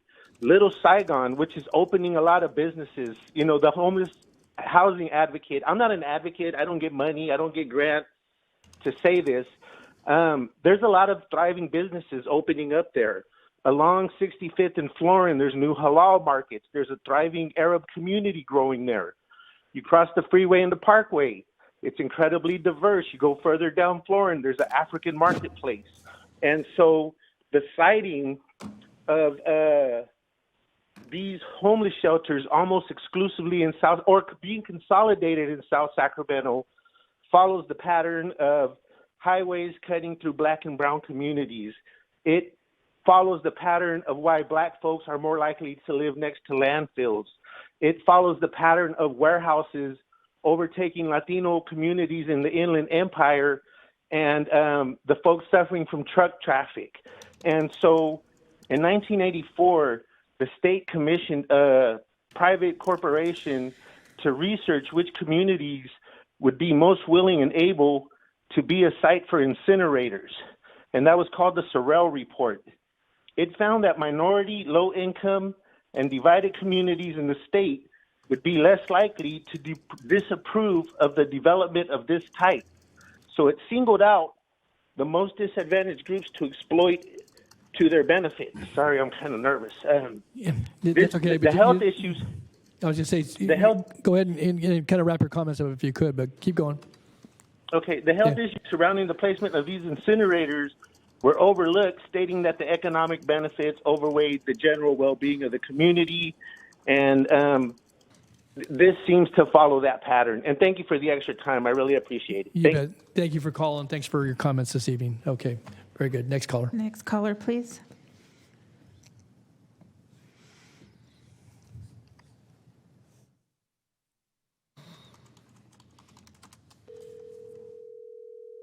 Hi, caller. Please start with your comments. You have 3 minutes.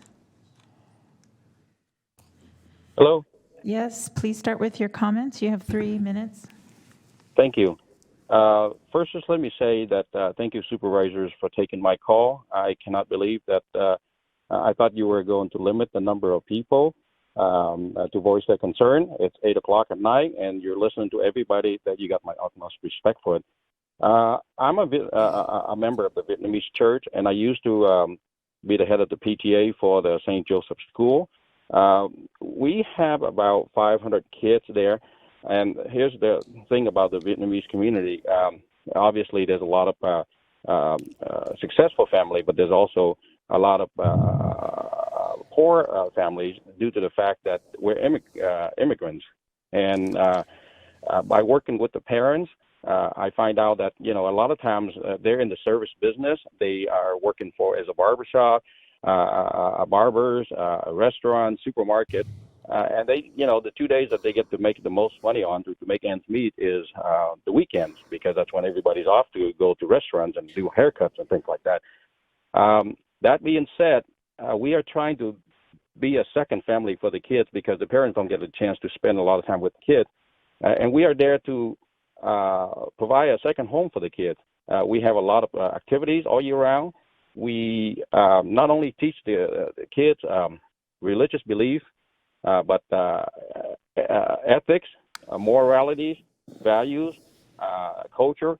But in addition, we offer a lot of services and keep trying to expand the services for the kids to be there. I have 2 kids.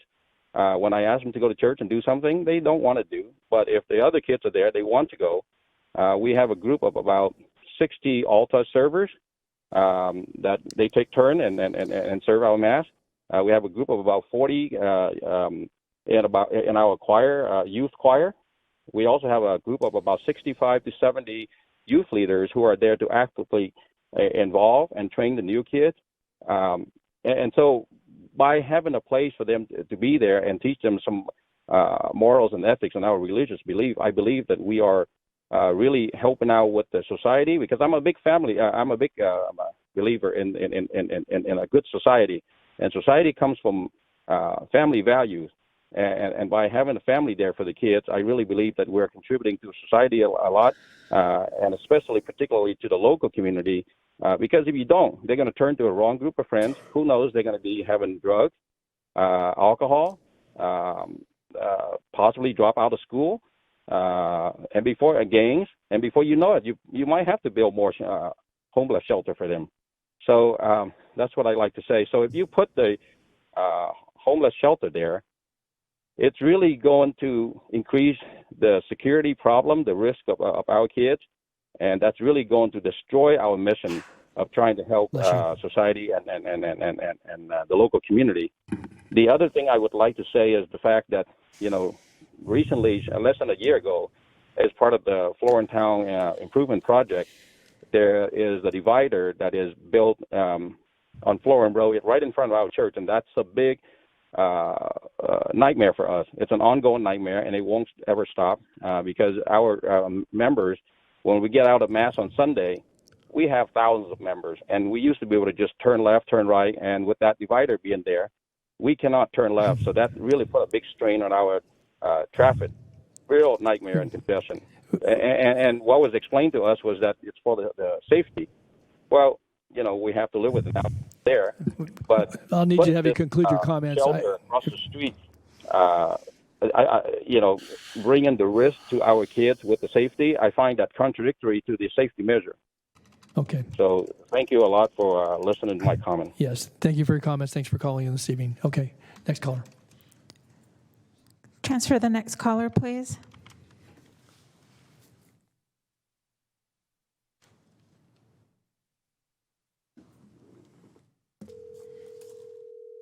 Hi, caller. Please start with your comments. You have 3 minutes. Okay, thank you. Hi, good evening. My name is Emily, and I'd like to thank the board for voicing your concerns on the development of the project. As it was a surprise to many of us, given a short time to comment, shows the disregard for the community as decisions were already made and the disregard for city officials just as well. But I'm coming to you as a resident with 3 young kids, and in contacting a representative at Supervisor Kennedy's office, it was shared that only residents of the area within a 2-block radius was notified of the meeting, and that's unfortunate because there are many more residents who are concerned with this project and did not have an opportunity to express their concerns. If you're unaware, there's a neighborhood watch group on social media who have already greatly expressed the issues that would arise for the community who live in the area. And I hope that you all will take the time to truly listen to those who live in this community, not treat these concerns as allowing residents to vent. During last week's meeting, it truly felt as though the city officials were doing just that and not truly taking what they have to say into account. Residents like myself with young kids who currently live in the area already experience crime, drugs, panhandling, vandalism, just to name a few issues, but the board would not know that unless they live here. Your kids don't live here. Your kids don't go to school here. And to pose a few questions, would you allow this if you lived here? Would you live here? Would you allow this if your kids go to school in one of the 3 or 4 schools here in the area? Would you allow your kids to attend? Would you allow this if your kids were attending the daycare center directly across the street? Would you bring your kids to the daycare center?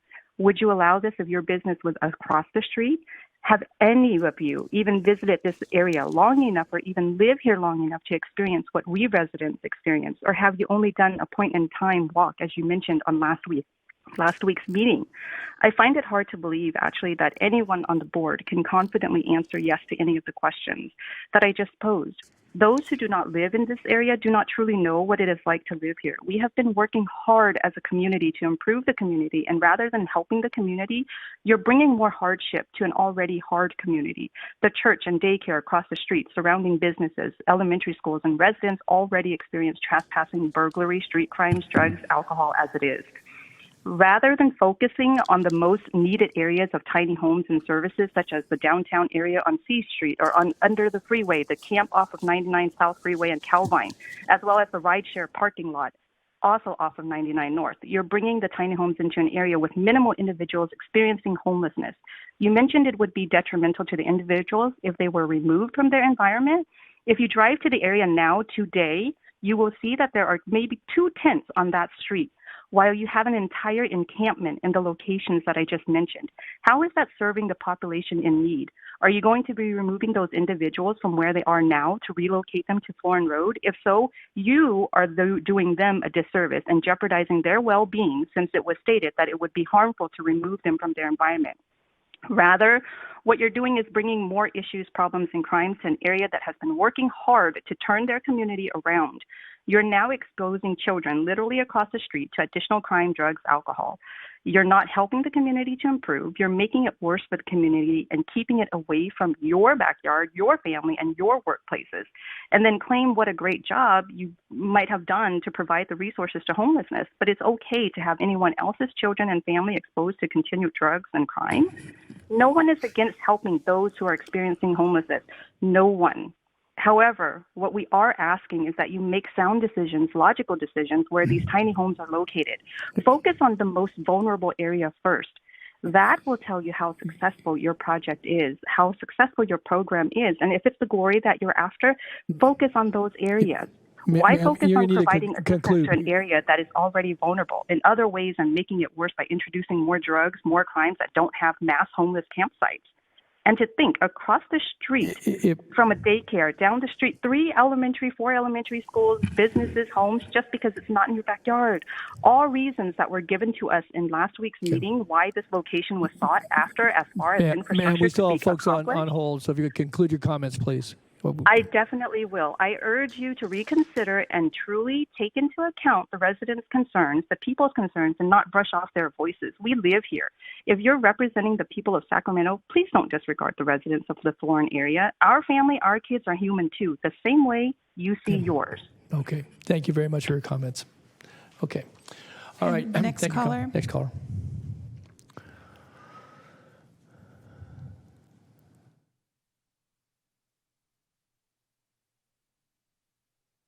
We're still hovering at 6? Are we? You're hovering at 4. Okay. 3 to 4. So those that are on hold, if you're listening to the meeting, if you could, again, we're well into the hour here. We want to hear from into the hours. We want to hear from everybody, but if you could at least keep your comments within a 3-minute time range, that would be very, very helpful, and it would be appreciated. Thank you. Go ahead. All right. Can you transfer the next caller, and then the person that you just transferred, if you can call them back? Hi, caller. Please start with your comments. You have 3 minutes. Hello. Thank you for the opportunity to voice for the community, the residents, and the businesses. Can you turn the meeting off in the background while you talk? Background. So the meeting that you have running in the background, can you turn it down? Oh, turn it down, honey, please. Yeah, I'm sorry. Hold on one second. Okay. Can you hear me now? Yeah, so go ahead and start with your comments. You're live, and so if there is a delay on your end, just ignore it. We can hear you, and you can just start with your comments. And if you can just rather mute the meeting in the background, because I think it'll be a distraction. Mute. Can you mute the computer, please? I'm sorry. Anyway, my name is Tina Luang Ngo. I'm a victim. I'm a resident, mother of 3, grandmother of 2, and I have 2 disabled parents. I am a compassionate Samaritan. And I'm sorry, 1 second, please. However, I am in the favor of opposing Project 67. Now, the word homelessness to me is like brothers and sisters that's lost and abandoned by their family, biological family. They're going through struggles, having hardship. For us Asian, I'm Asian, I'm Chinese, Vietnamese, and French. We have support, all kind of support by our families and relatives.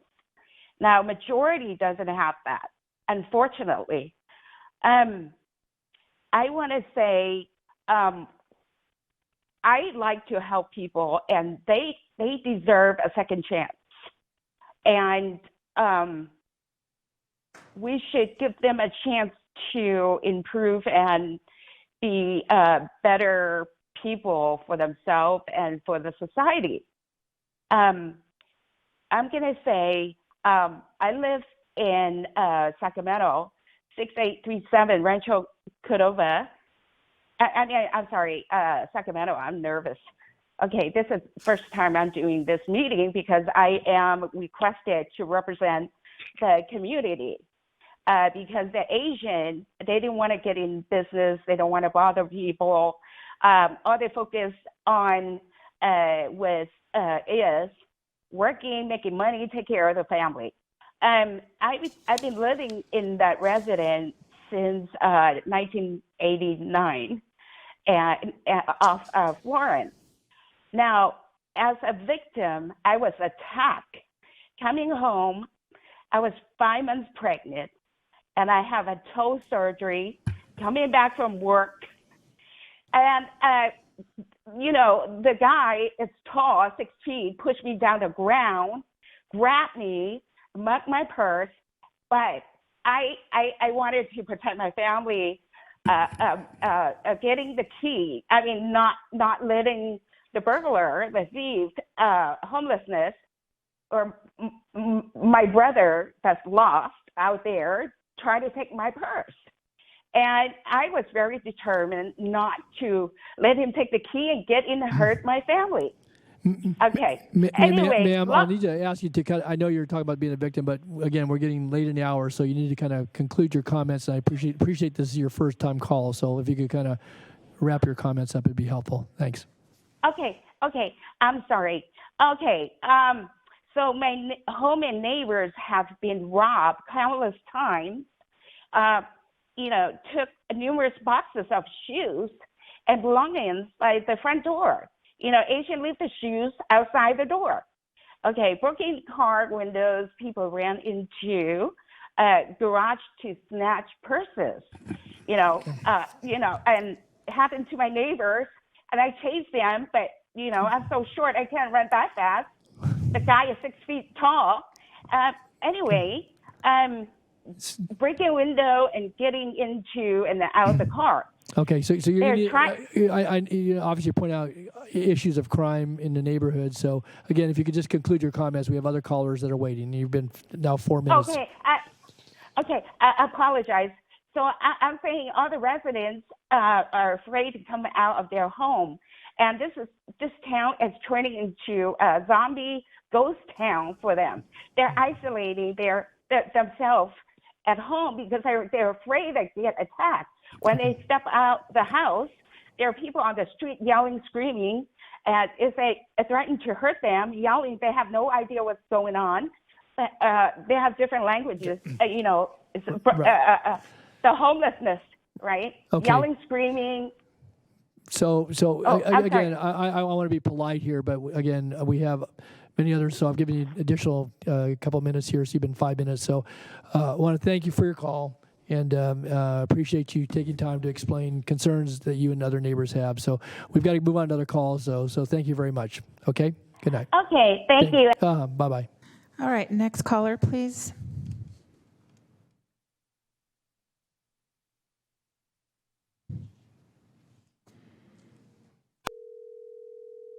Hi, caller. Please start with your comments. You have 3 minutes. Okay.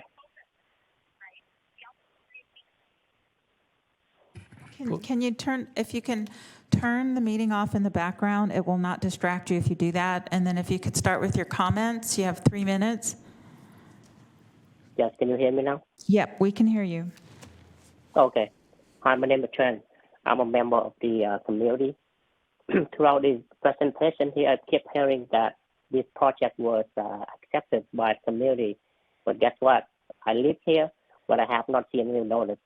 The only reason that I got to know about this project was on KCLA.com last week.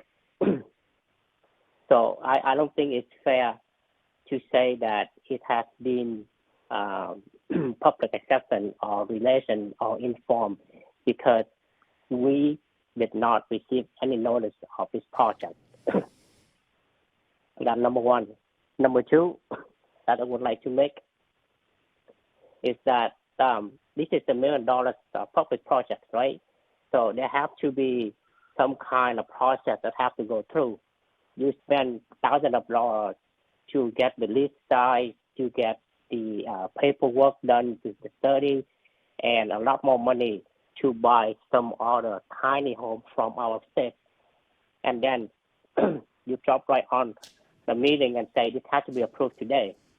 You bypass the community who are directly affected by this project. Somebody actually mentioned a good point about the demographic information of this community. We feel like we are in disadvantage here because we low income. We work hard to take care of our family, to make sure that our kids don't get on the street and become an unsuccessful or homeless person in the future. But now you drop that kind of population in our community, it's like treating us like a dump. So in short, I do not think that this project is a good, I'm sorry. This place that you choose for this project is not a good place because it's affecting us. My parents live down the street from the site. They walk to the church every day. They walk to the store to buy the groceries. How you supposed to imagine they walk to do their routine if there's a site of the homeless camp over there? Okay. I'm done. Thank you. Okay. Thank you for your comments, sir. Okay. Next caller. Please transfer the next caller.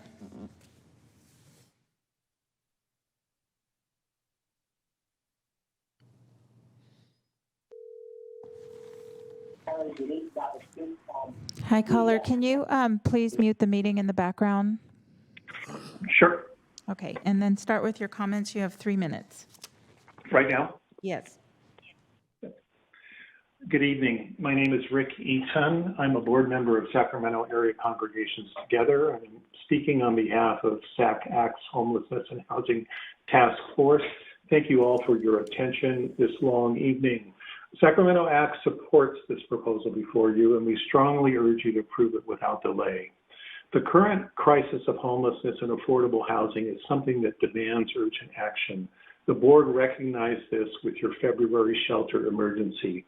We would actually like to applaud the staff for acting with a strong sense of urgency.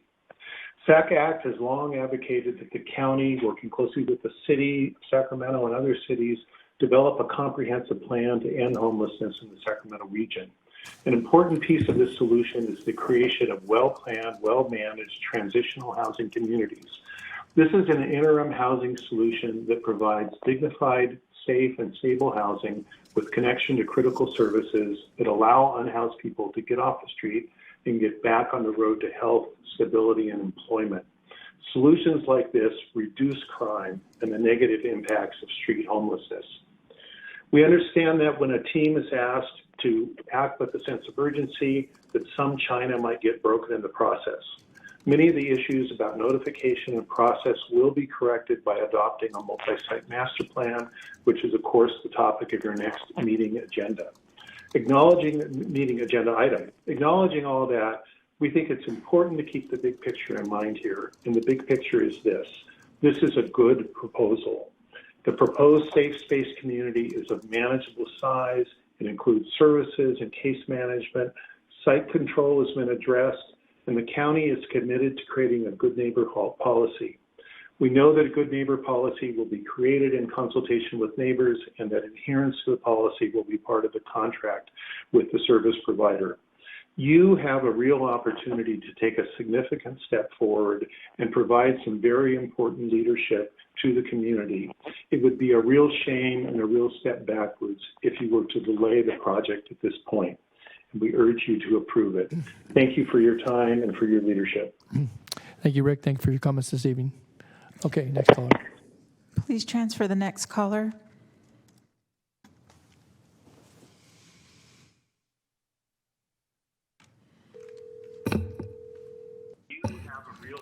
Hi, caller. Could you please mute the meeting in the background?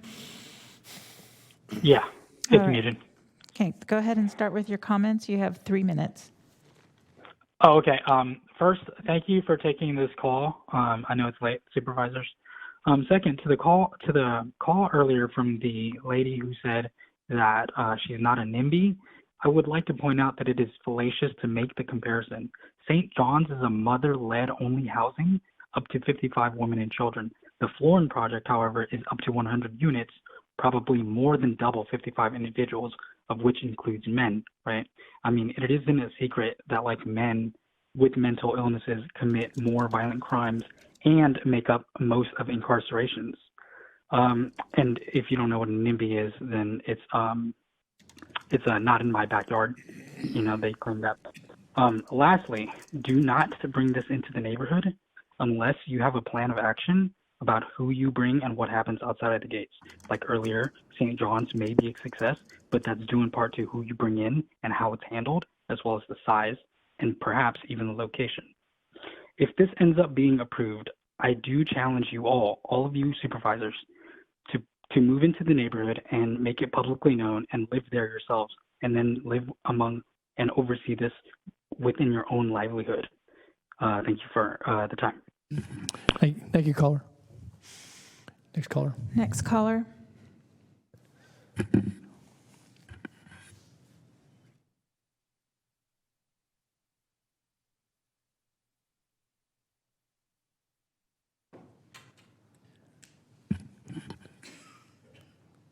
Low is the queue still the same? That's at 3. Okay.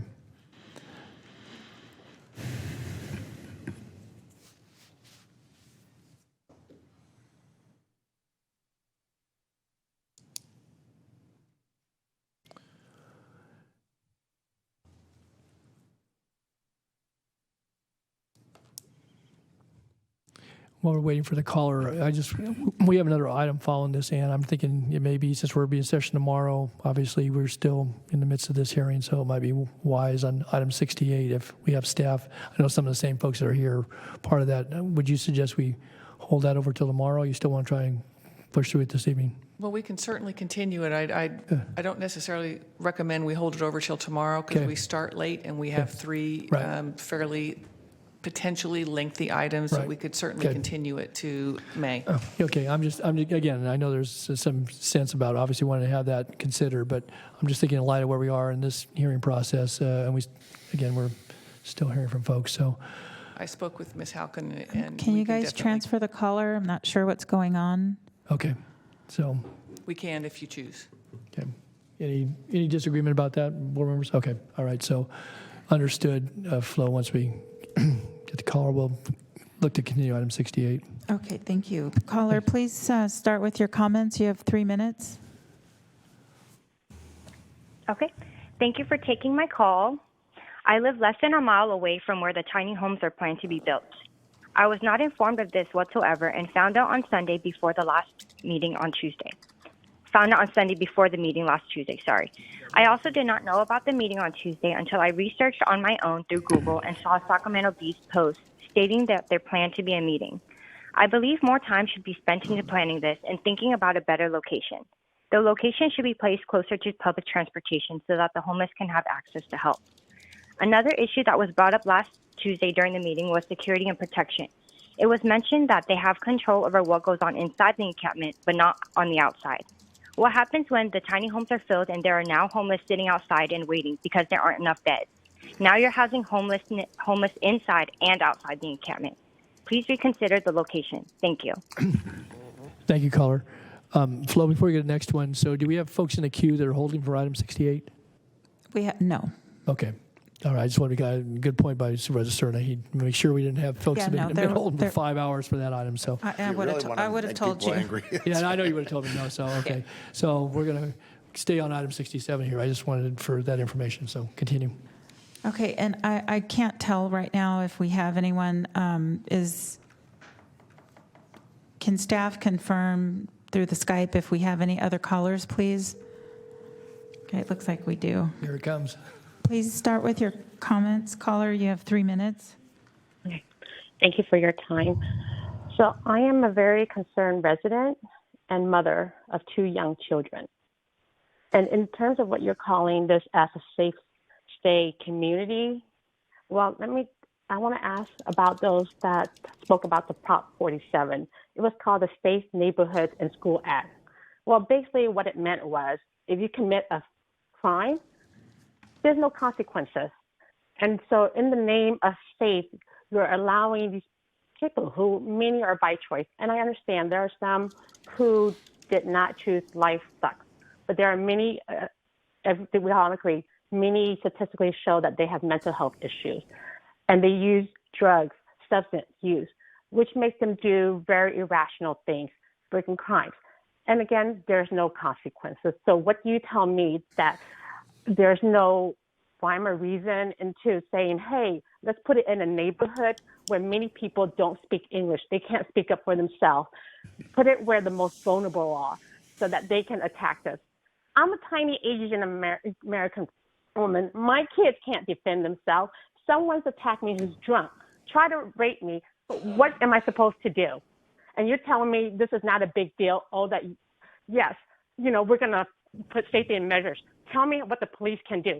Someone breaks into something, hurts somebody. Yeah, police comes. They come out the next day. They recommit the crime. They start shooting somebody else. And you're telling me that I'm going to be safe, that you're going to protect me?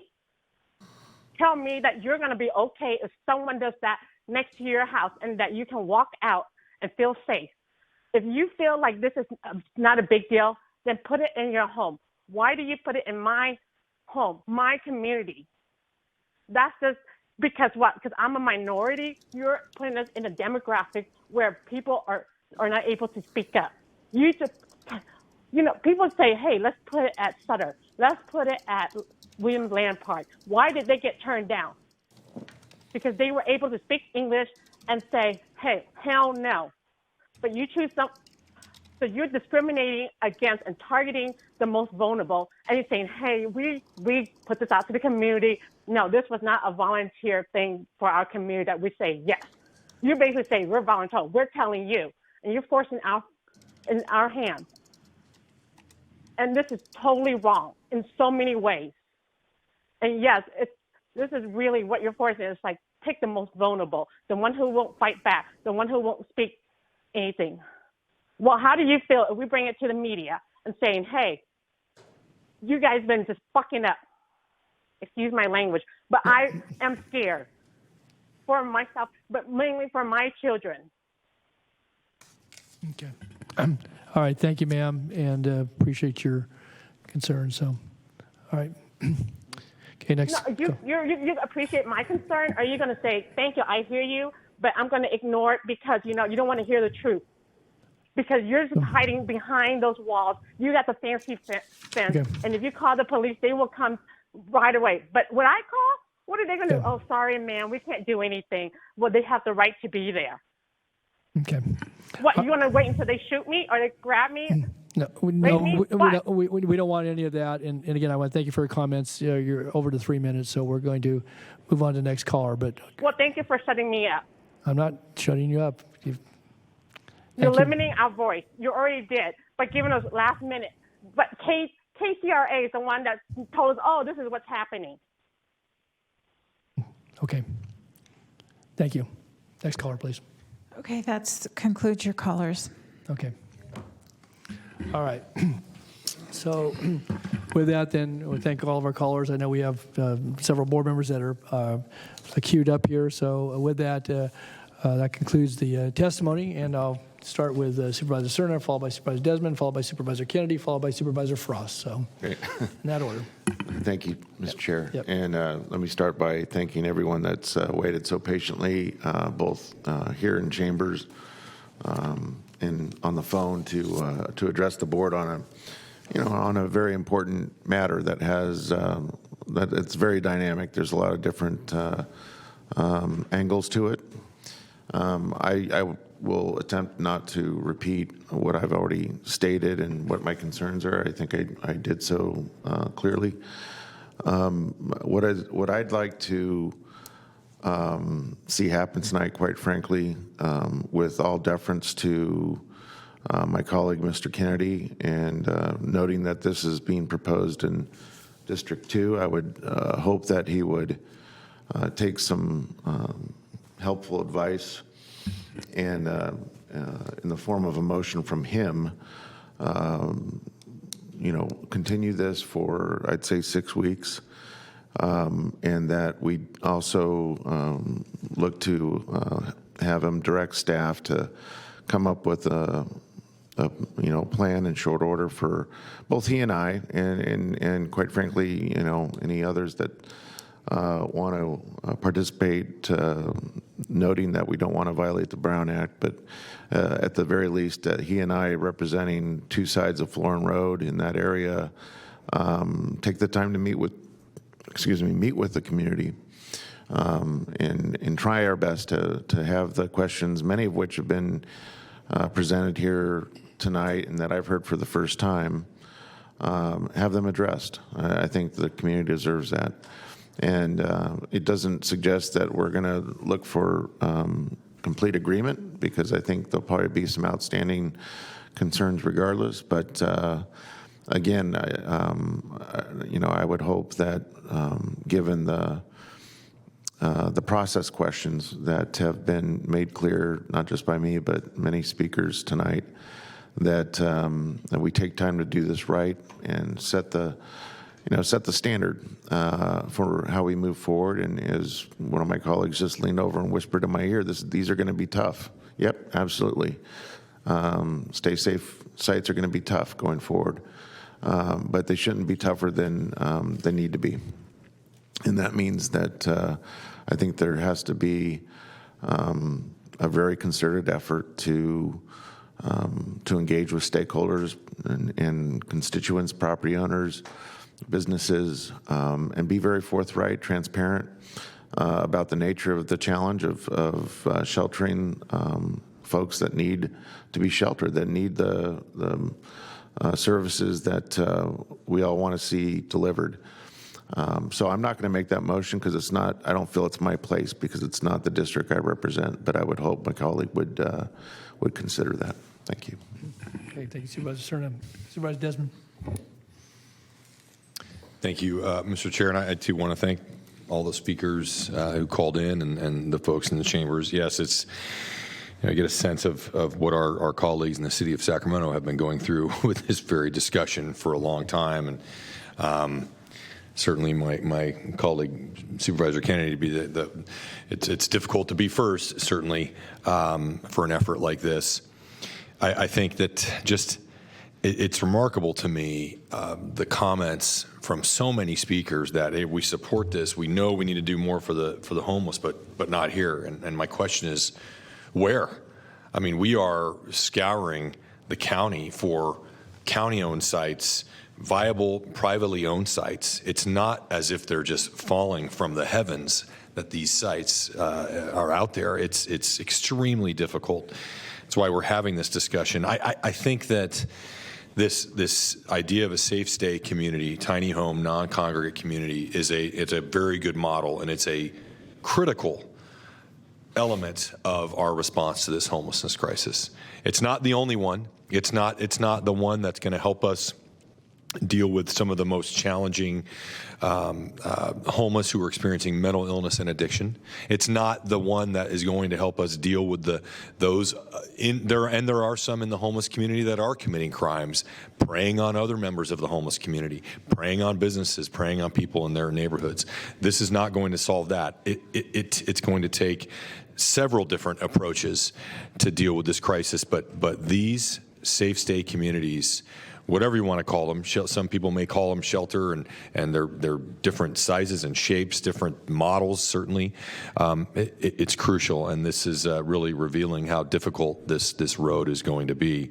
I have a few questions for Emily, if you don't mind, because I agree my real concerns on the process leading up to this. I won't restate what's already been stated, and that's troubles me, but just talking about this project in particular, Emily, my discussions with you when we talk about these and talk about what's been done in the city of Sacramento and what mistakes have been made in the past and how we can learn from those and do a better job. I mean, I think of these as something that in the structure that we are looking at, this could be a net benefit to the community. Communities that are struggling with homelessness in their neighborhoods right now.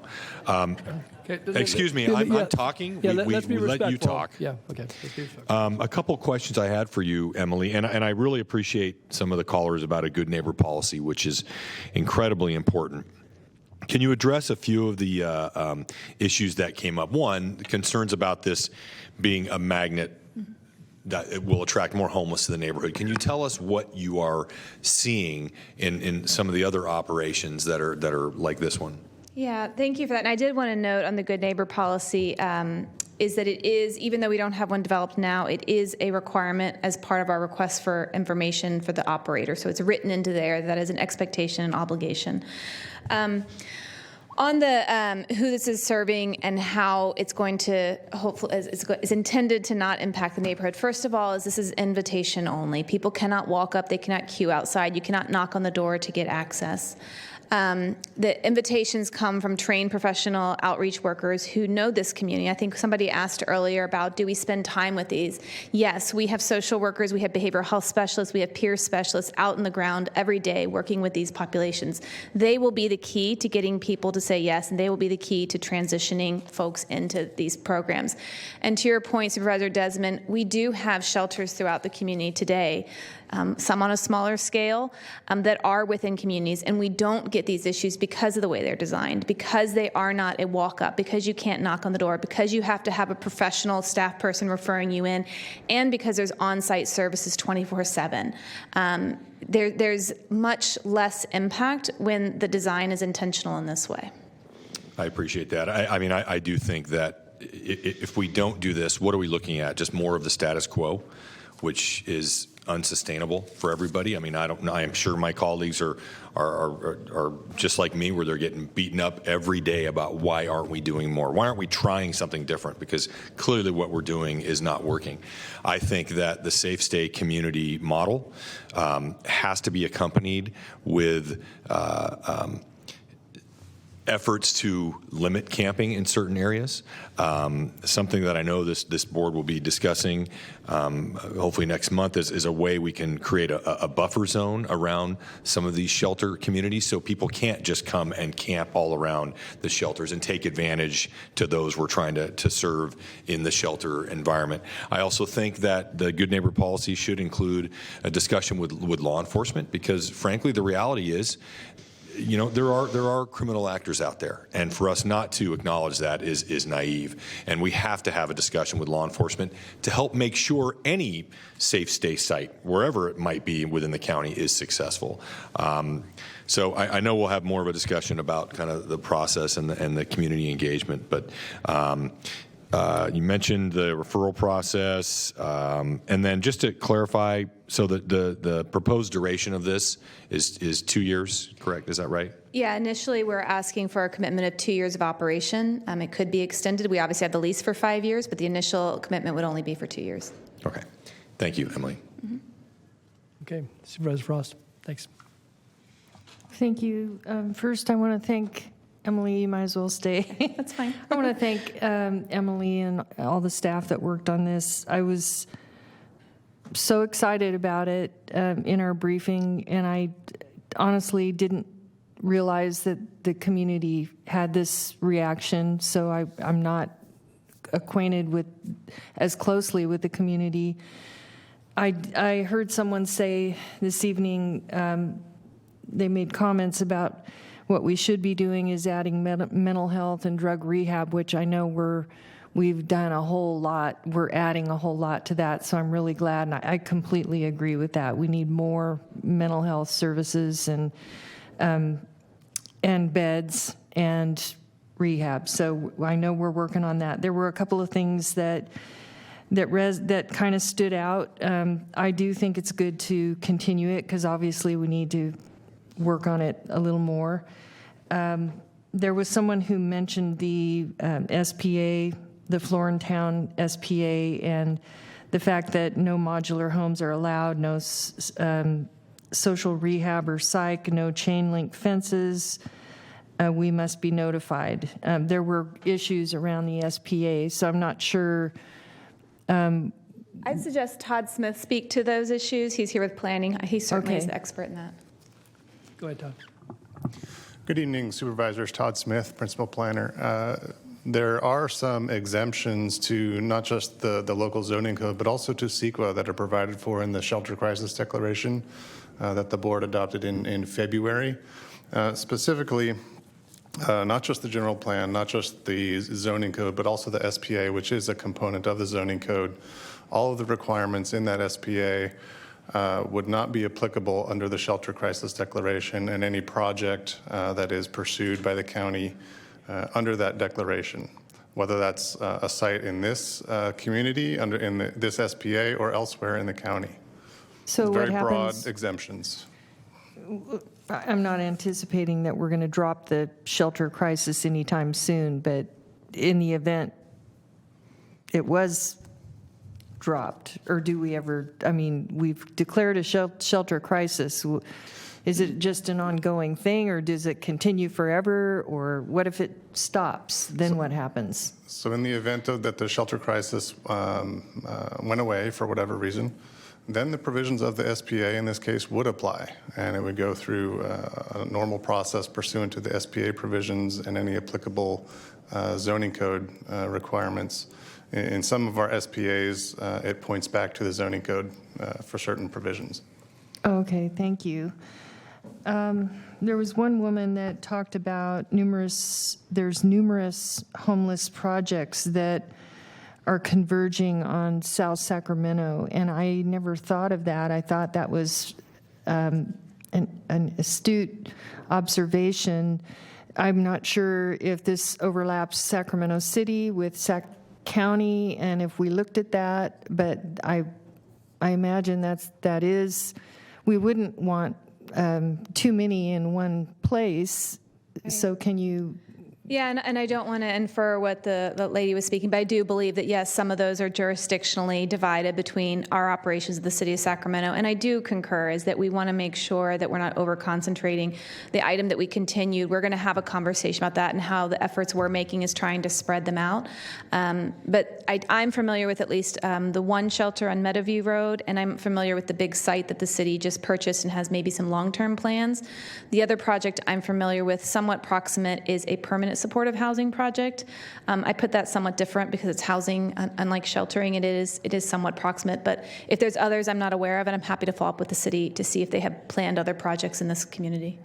Okay, and then another thing I wanted to mention in regard to that is that one of the projects that we did over time was the scattered sites that worked out so perfectly because as we needed them, we could lease a property. You could expand and contract fairly easily, and you could go into the neighborhoods where they want it. And I know in my district, I have Folsom, Orangevale, Citrus Heights, Rio Linda, North Highland, North Sac Hart, all the Harts in my district would love something like this, but I'm not sure on such a big scale, maybe just enough for those people that live in their community that don't want to come downtown. So maybe for their homeless. I'm not trying to say your concept isn't good, because I know there's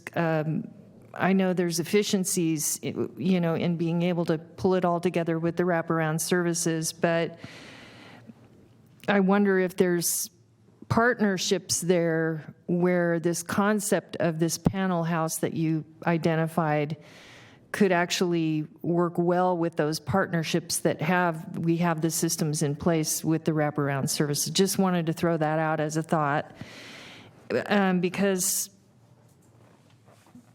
people may think in my district we don't want this, but we do. I mean, in my district, they're trying to figure out how to raise money to get shelters for their homeless in those areas.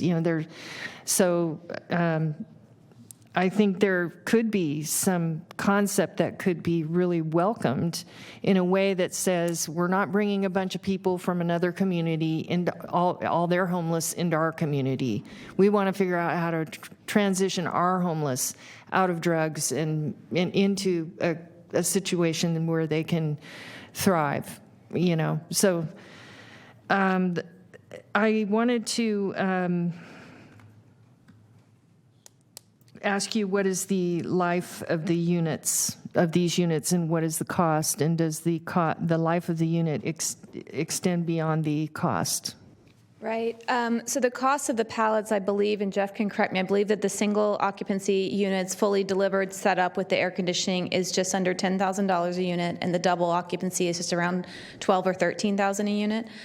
The pallet folks have told us that the life is at least 10 years, depending on how they're used. Sometimes they're deployed for different populations or for different emergency situations. So they have estimated a minimum of 10 years useful life.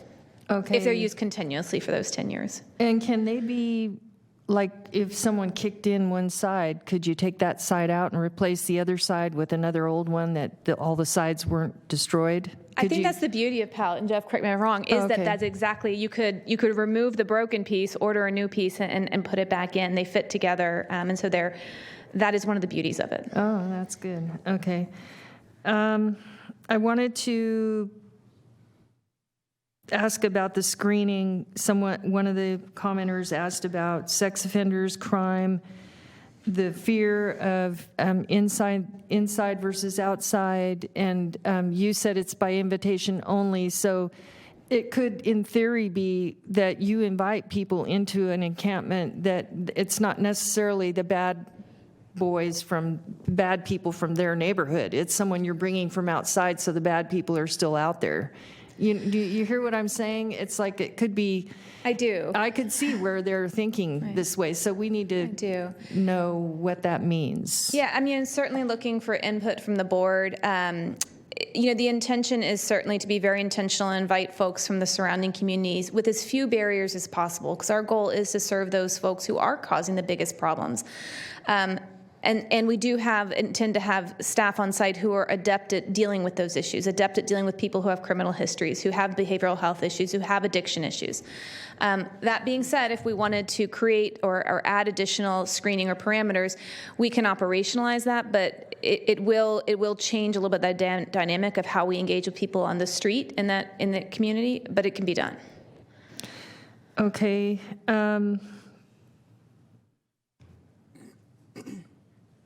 So you are bringing people from out. You could, in theory, bring people from outside their community into this encampment.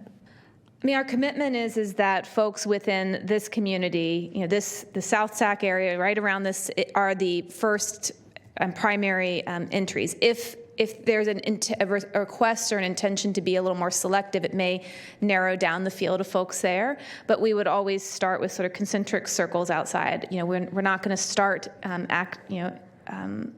inviting people from Folsom, for example.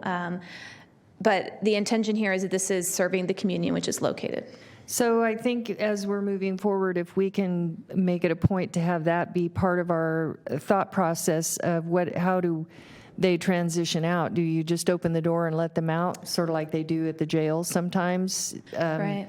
Or, do they go back to the place where they came from? Or, how does that, right. I think I'm not saying I want to answer right now. I'm saying I think that needs to be part of the conversation for the community. I think they want to know that. And Definitely a fair question, yes. the last thing I wanted to ask is when they move into this encampment, a lot of our shelters are amazing. They work, they connect people with their Social Security income and their disability. A lot of people who've been homeless can't receive income because they don't have an address. So when they come to this encampment, do they have an address? Do you connect them with their income? Do they participate in the cost of their little unit? Mm-hmm. Because that's what we're doing in some of our shelters, existing shelters, private shelters now. And then, and so that was just a question that occurred to me. Sure. No, certainly one of the primary functions of the operator will be to do those core services you provide, connect you with services, Social Security, get IDs, get you what we call document ready so that you can move on. That will definitely, and if it's not provided directly by the on-site operator, they will work in conjunction with other community partners, including DHA, who does a lot of that great work. So their social workers will be connected. In terms of people paying, generally shelters don't charge a rent, but what we do is work with folks to budget so that if there is any money that they're earning while they're sheltered there, it can be used to create a down payment or some funds to help move out. We want them to move out as quickly as possible, and if they have funding, if they have a job, if they have income, we can work with them to budget that so that their ability to pay their deposit on their apartment is that much sooner.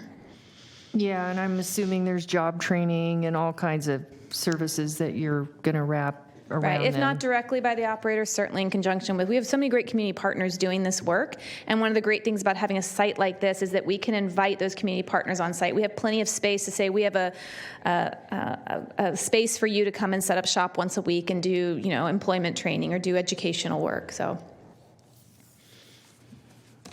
Okay. I think that kind of encompasses my questions. I really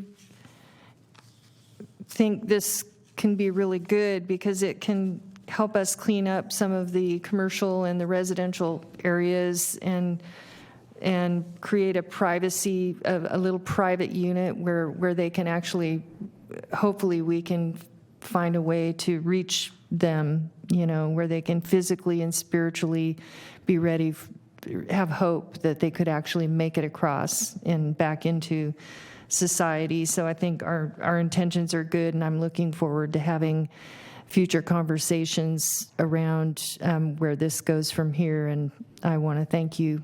Thank you. It's been a long day, but thank you for all your hard work. Thank you. Okay. Thanks, Supervisor Frost. Supervisor Kennedy. Thank you. Okay. A few things. First of all, I think that it's clear that the process was far from perfect. There's no question about that. But I'm inclined myself, obviously don't speak for any other board members, but to recognize that a program like this and a project like this is going to be almost impossible to have a flawless process. It's like finding the perfect location. That would be elusive to get everybody to agree that that's the perfect location. This was not the first location. I mean, as Emily said, we have been scouring the county to try to find locations. So I understand Supervisor Cerna's suggestion, advice to me that if I do make a motion that I do a form of a continuance. My hesitation for that is that this is the greatest humanitarian crisis facing our community. We hear all the time, how come the county's not doing anything? And we know we are. We know we have programs. And this is another step toward doing something that I think is vitally important. I think that, we did declare a shelter crisis, and this is acting upon that and other board-passed policies that is very consistent with the level of urgency that we need to be dealing with this subject. A continuance for a matter of weeks even could, it not only slows the process down considerably, I mean, getting on the provider online and getting the work done that needs to get done to get this up and going, could put us into fall.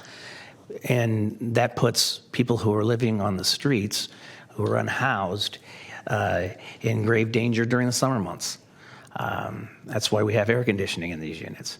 I have seen tiny home projects in other parts of the country, and they can work and operate very well. Largely depends on a commitment by the county, and I think that we would, even those of us who don't think we should pass this evening, all agree that the county needs to have complete ownership, and as this thing moves forward, or this could be the first and last, if this isn't successful. So I think we all agree with that. I was trained legally, but I'm no mathematician, so my math's a little fuzzy, but I think I know where we're going. But I am going to make a motion to approve staff recommendation with the following. First of all, issues like the transportation and and all of that too will be part of the working with the developer or the provider. And we've had those conversations, Emily and I have, and people talk about RT. RT might not be the best solution. There's other options out there that might work better to get people to medical appointments and all that. So there are things that we can still continue to work with, and this will evolve before there's anyone on the ground. So I'm going to move for staff recommendation with the additional condition that we screen out potential residents previously convicted of a violent felony and registered sex offenders. I will add that condition to it, and that's my motion. Okay, we have a motion. We have a second. Okay. I'll second. Okay, we have a motion and a second, so we have a motion on the floor. I know we have another Supervisor Q. I want to speak to I haven't had a chance to speak to this, so I know Supervisor Cerna is in the queue. Supervisor Kennedy, anything else? You were still punched up here. Oh, sorry. Okay. I just want to say, obviously, we're going to have some more discussion regarding the motions, and with the Supervisor Cerna wanting to weigh in. I heard some pretty compelling testimony over the last several hours, as we all did, and certainly I don't agree with a number of the characterizations of homeless folks in generalities, but I also reflected on certainly the work, and I want to thank our staff. Again, they've taken a direction and ran with it with some vigor. But I again, after having listened to this, and again, I think all of us, it was said by a couple here, as you've spoken here in the last few moments, that we recognize certainly the need, we recognize the concerns for the humanity, the people, the men, the women, in some cases children who are out on our streets. And there's not any one solution set. If there was, obviously somebody would have patented that and they'd be off and running. And so we struggle with this. But I do think that community acceptance, community fears that have been expressed here, some of them rooted in their own experiences, some maybe with perception about what would happen.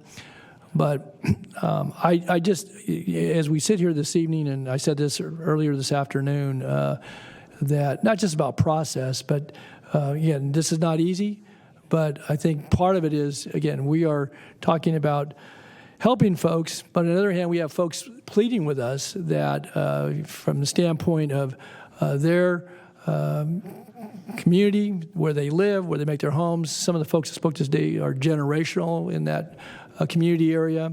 Others are newer arrivals to our country, to our community, and contributing members.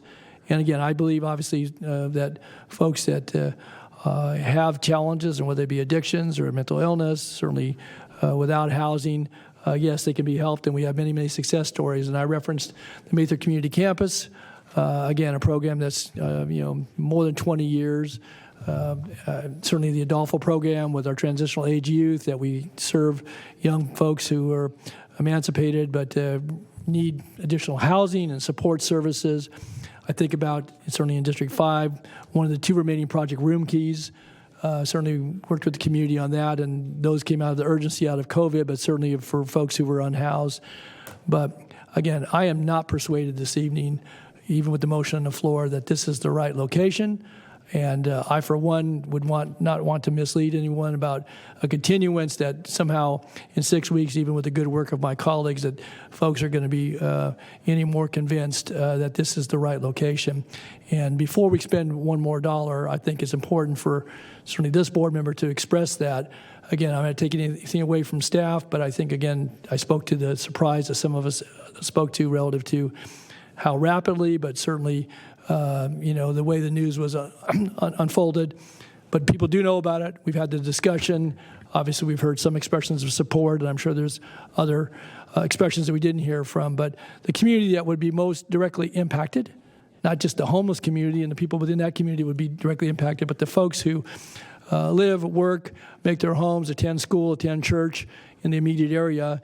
And certainly they face the impacts, and they see the distress and despair of some of the homeless that are there currently. But I think whatever the approach we take, that this is just not the right location. And so I don't intend to support continuance in the sense that if people want to keep working on it, that's fine. But I am not convinced, and again, it doesn't make the job any easier. We're going to have further discussion about other sites. But that's part of the judgments we have to make. And I just think, again, what I've heard here today and certainly read, and again, with great appreciation for the efforts that have been put forward, but I am not supporting the motion that's on the floor. Mr. Cerner. Thank you, Chair. So I feel compelled to respond a bit to the motion maker.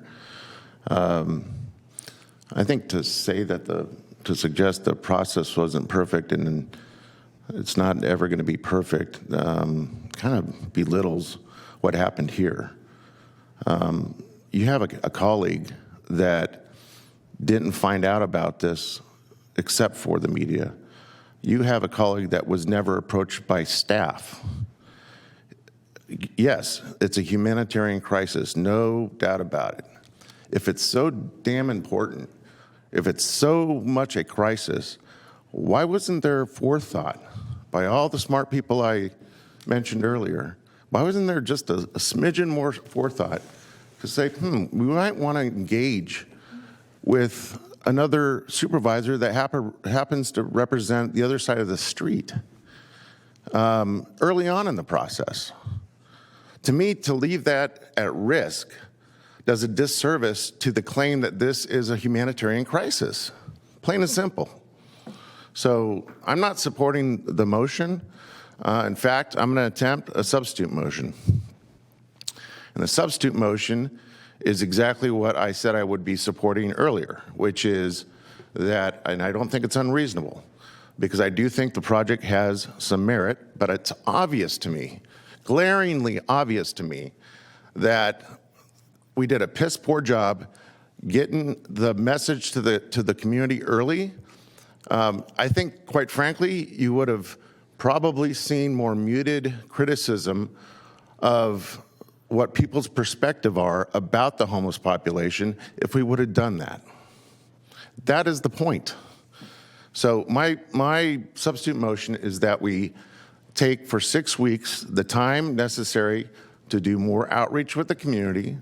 And like I said, I'm willing to join Supervisor Kennedy and anyone else, staff, to go out in the community and hear from people that are angry, hear from people that are frustrated, hear from people that want to know a little bit more, hear from people that have suggestions for how to make it better. That's what this has to be about. This is the first one out of the gate. We mess this up, it sets the tone. And again, if the roles were reversed, right? If I had suggested this on the north side of Florin and someone else had, not been well informed, that should have been well informed, I'm guessing that they'd probably be reacting like I am. That's expected. So understanding Supervisor Natoli's comments earlier, which I understand, I would like to see us do this right. So my substitute motion is we take the 6 weeks I mentioned earlier, we do the appropriate outreach, and that we come back in about 6 weeks with reconsideration of this and go from there. That's my motion. And I would ask for a second. Okay, I would second your motion. I think I was pretty clear about my views on this, but again, out of deference for Supervisor, and I have over the years asked for additional time on matters, ever the outcome, so I certainly would show deference to that, again, but not to send any mixed message about what I said a moment ago, and I do have other supervisors punched up, Supervisor Frost and Supervisor Desmond, and I would second your motion, Mr. Cerna. Thank you. I would support Supervisor Cerna's motion in the spirit of I think we're on the right track. We just need more time. I don't know if, it's just a complete mess up. There was a whole lot of good that came out of this. It's just I'm not sure about the location. I'm not sure about a lot of the details. So I feel we just need a little more time, and his motion gives us that. And so I think that's pretty much says what's on my mind and my heart. Okay, Supervisor Desmond. Thank you. And so I just had a question. I think there's, I support this project. The work you've done, I think it's important. But I think it's also because it's the first one out of the gate. There's a lot of value in us, to the extent we can get on the same page supporting this. I mean, that sends an important message from this board. I guess my question would be is if we continue this. I know obviously there wouldn't be an approval to spend more money, but are there other things we could still be doing to run up for opening this later on? I mean, will this be time completely wasted, or are there other things we can be working on? Well, and I'll maybe let Jeff pipe in from his neck of the woods, but certainly we can do a lot of work in the community, which is valuable. Heard that loud and clear, and totally agree. So that's definitely not wasted time. We do have the request for information out right now for the operator. We can still continue working through the process, selecting the operator. Just mean that their contract start date will be later. I don't know if it impacts any of Jeff's contracts.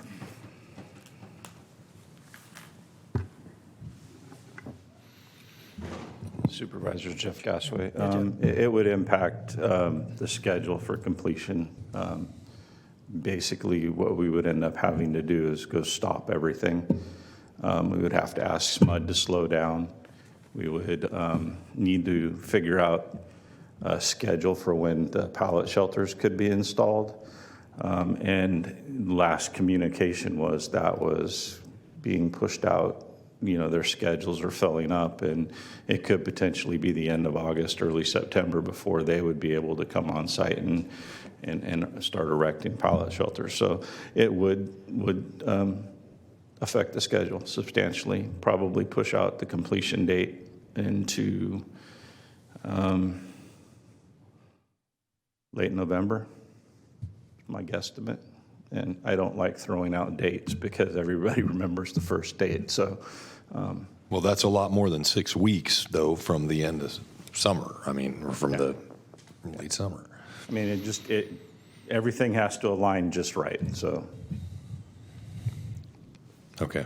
I think there, obviously we can see where this is going. I think there is a lot of value, I think, for the neighboring supervisor to be involved and support this. And if we have an opportunity to do that, I think that's really important.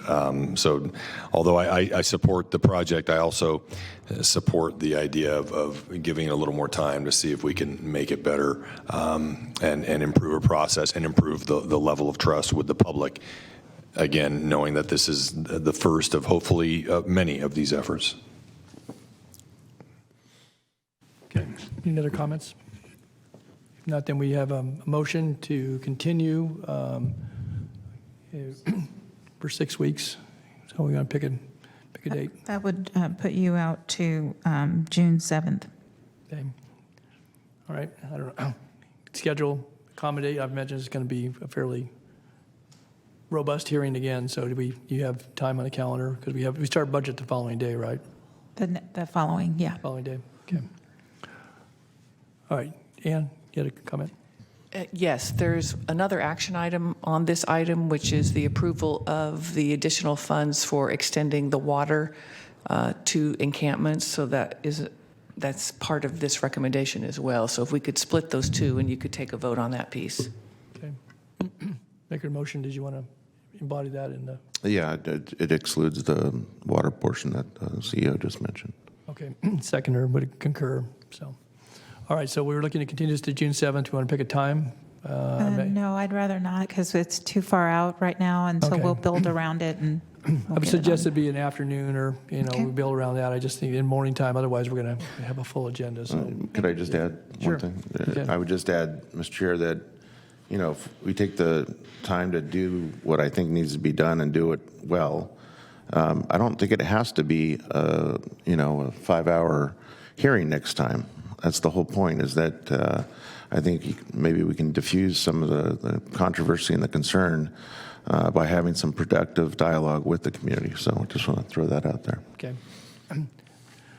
All right. So you'll look to although I think people who are here this evening would like to know if there's potentially a time we could hold on the calendar, even if it's not a long hearing. So can we do an afternoon? I think it's probably. Yeah, we can do it in the afternoon. Okay. All right. Okay. All right. So we have a motion and a second to continue the balance of the item with the exception of the water for distribution was a part of this, so the authorization for the purchase of that. Okay? That is the motion. And so if you'll please, please vote. And the motion carries with Supervisor Kennedy voting against this. Okay. All right. Okay, thank you all for being with us. Thank you to our staff. Been a long day and evening. And we'll be back June 7th in the afternoon with this item, and they'll be hearing, I trust, a lot more about this over the next several weeks. Yes. June 7th is election day. We have a board meeting on that day. I know we do. Yeah. Typically, we don't try not to run too late into the afternoon or evening, though, just because of the... Okay, well, so do you want to amend it? That's why I was saying I don't want to do a time certain. No, if we don't have a time certain, it gives me more flexibility to either put it in the morning, move other items to the afternoon, but... I don't know. Ann, any thoughts? I just know that typically on election day, we've met in the past, but, folks do like to, Okay. Wait a minute. We're talking here. I appreciate your thoughts about it, but we're going to decide what we're going to continue to. So I appreciate your comments. So, what about Wednesday? Did you mention Wednesday? Could we do Wednesday? That's started budget hearings on the 8th. So we could still do it then. We could take this first and start budget later on. Well, the budget doesn't start till 2. Okay. On the 8th. All right. Wednesday morning, make it a full day. Okay. So we'll amend the motion. We'll probably need to set another date. We said June 7th in the motion, so we'll go to June 8th. No, I said 6 weeks in the motion. 6 weeks. Okay, so June 8th. So we're going to continue this June 8th in the morning, 9:30 start. Because we have a 2 o'clock budget session that's been set on the calendar for a year. So, all right. That's the morning of June 8th for folks that are giving us a quizzical look right now. Yeah, the morning of June 8th. So your constitutional rights are protected relative to the election. Okay. Okay, you betcha. Okay. All right. That concludes this item for this evening. And Supervisor Natoli? Yeah. Can we take a separate vote on the recommendation around the water since that wasn't included in the motion and the vote. Okay. All right. So we have a motion. We have a motion. Move it. We have a second? Okay. It's moved and seconded then to approve the authorization on the water. I can't hear. Okay. The motion was to approve the staff recommendation as related to the item for the distribution of water, correct, Emily? Yes, it's the third recommendation Okay. in the staff report. Okay. All right. That's what's moved and seconded, Madam Clerk. And who seconded?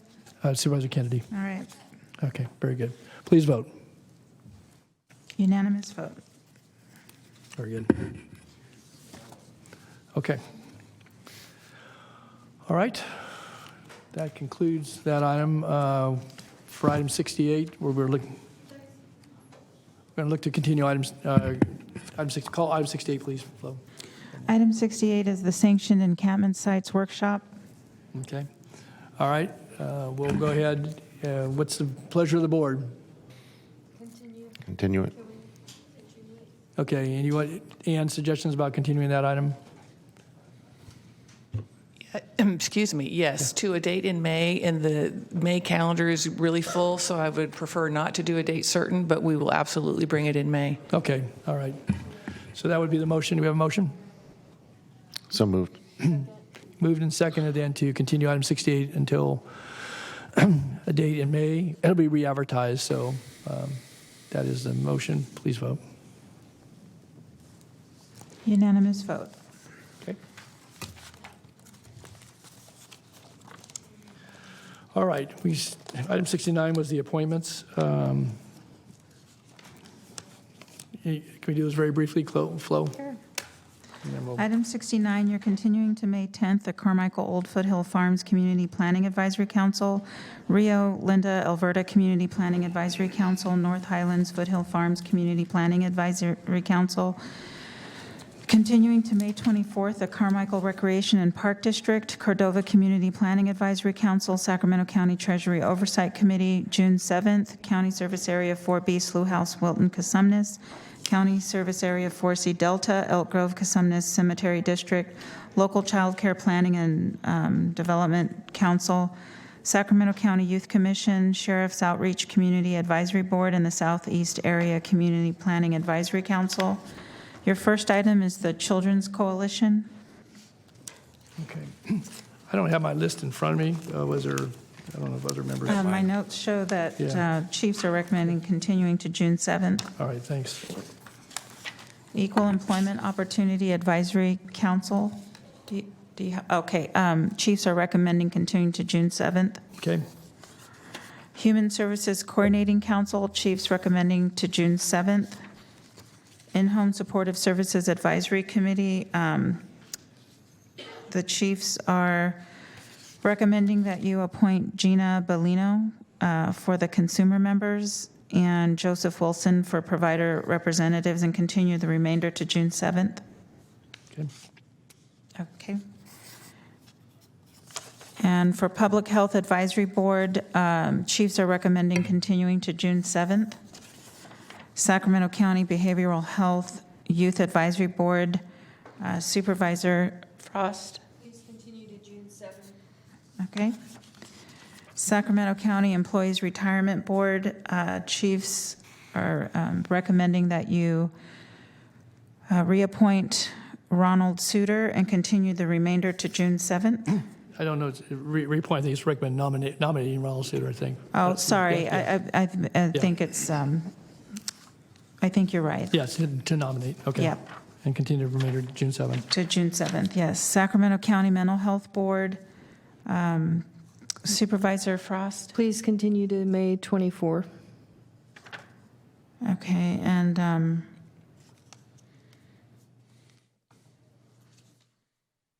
I'm sorry, I can't even think right now, but I've got that noted. Okay, Sacramento Environmental Commission, Chiefs are recommending continuing to June 7th. Okay. And then Sacramento Yolo, Mosquito, and Vector Control District, Chiefs are recommending continuing to May 10th. And is that application period still open? That one is closing today. Okay, could we continue? Oh, wait, I'm sorry. It's application filing here will be on a continuous basis and will be, I'm sorry, it's on a continuous basis, so it's remaining open. Veterans Advisory Commission Supervisor Kennedy. May 24th. And Mr. Natoli. I would nominate Mark Height. Okay, you have that one there. Okay, got it. And that's it, because you only have one seat on that one. Very good. Okay, and then Vineyard Area Community Planning Advisory Council Supervisor Kennedy. And Mr. Natoli? May 24th as well. Okay. Thanks. And that concludes nominations. Okay, very good. Okay, that's our order of business. We'll go to county executive comments. Yes, thank you. I want to apologize to all of you for the process that made this evening more difficult maybe than it had to. There was absolutely no intention. It was clearly there were some major oversights and communication gaps. Was not intentional, and we will work very hard that it doesn't happen again. Thanks, Ann. And thanks for sitting with us all afternoon and evening, too. Okay, board member comments? Supervisor Desmond. Really brief. I just want to bring up something I spoke to our county exec about. A permit was issued for an event on Easter Sunday that off El Camino near Watt Avenue in a parking lot behind a business, and it backed up into a residential area, an apartment complex, and some single-family homes. And this event had amplified sound till midnight on Easter Sunday. And I've talked to you, Ann, about how I think that was extremely insensitive, certainly to the neighborhood needs, and I would like to revisit the process to make sure we don't have a recurrence of that. I've already reached out to Mike Penrose to get a meeting with him to revisit the process and see if we can put some measures in to make sure that when staff review those kinds of permit requests, they really are familiar with the dynamics of the neighborhood, and even reach out to the affected supervisor for insight that might, I think, be instructive. So I would appreciate your support in helping me set up that meeting with Mike. Thank you. Okay, thanks. Any other member of the board? All right. If not, then we'll adjourn. We'll be back in session tomorrow at 5, closed session, 6 regular session in the evening. So have a safe drive home.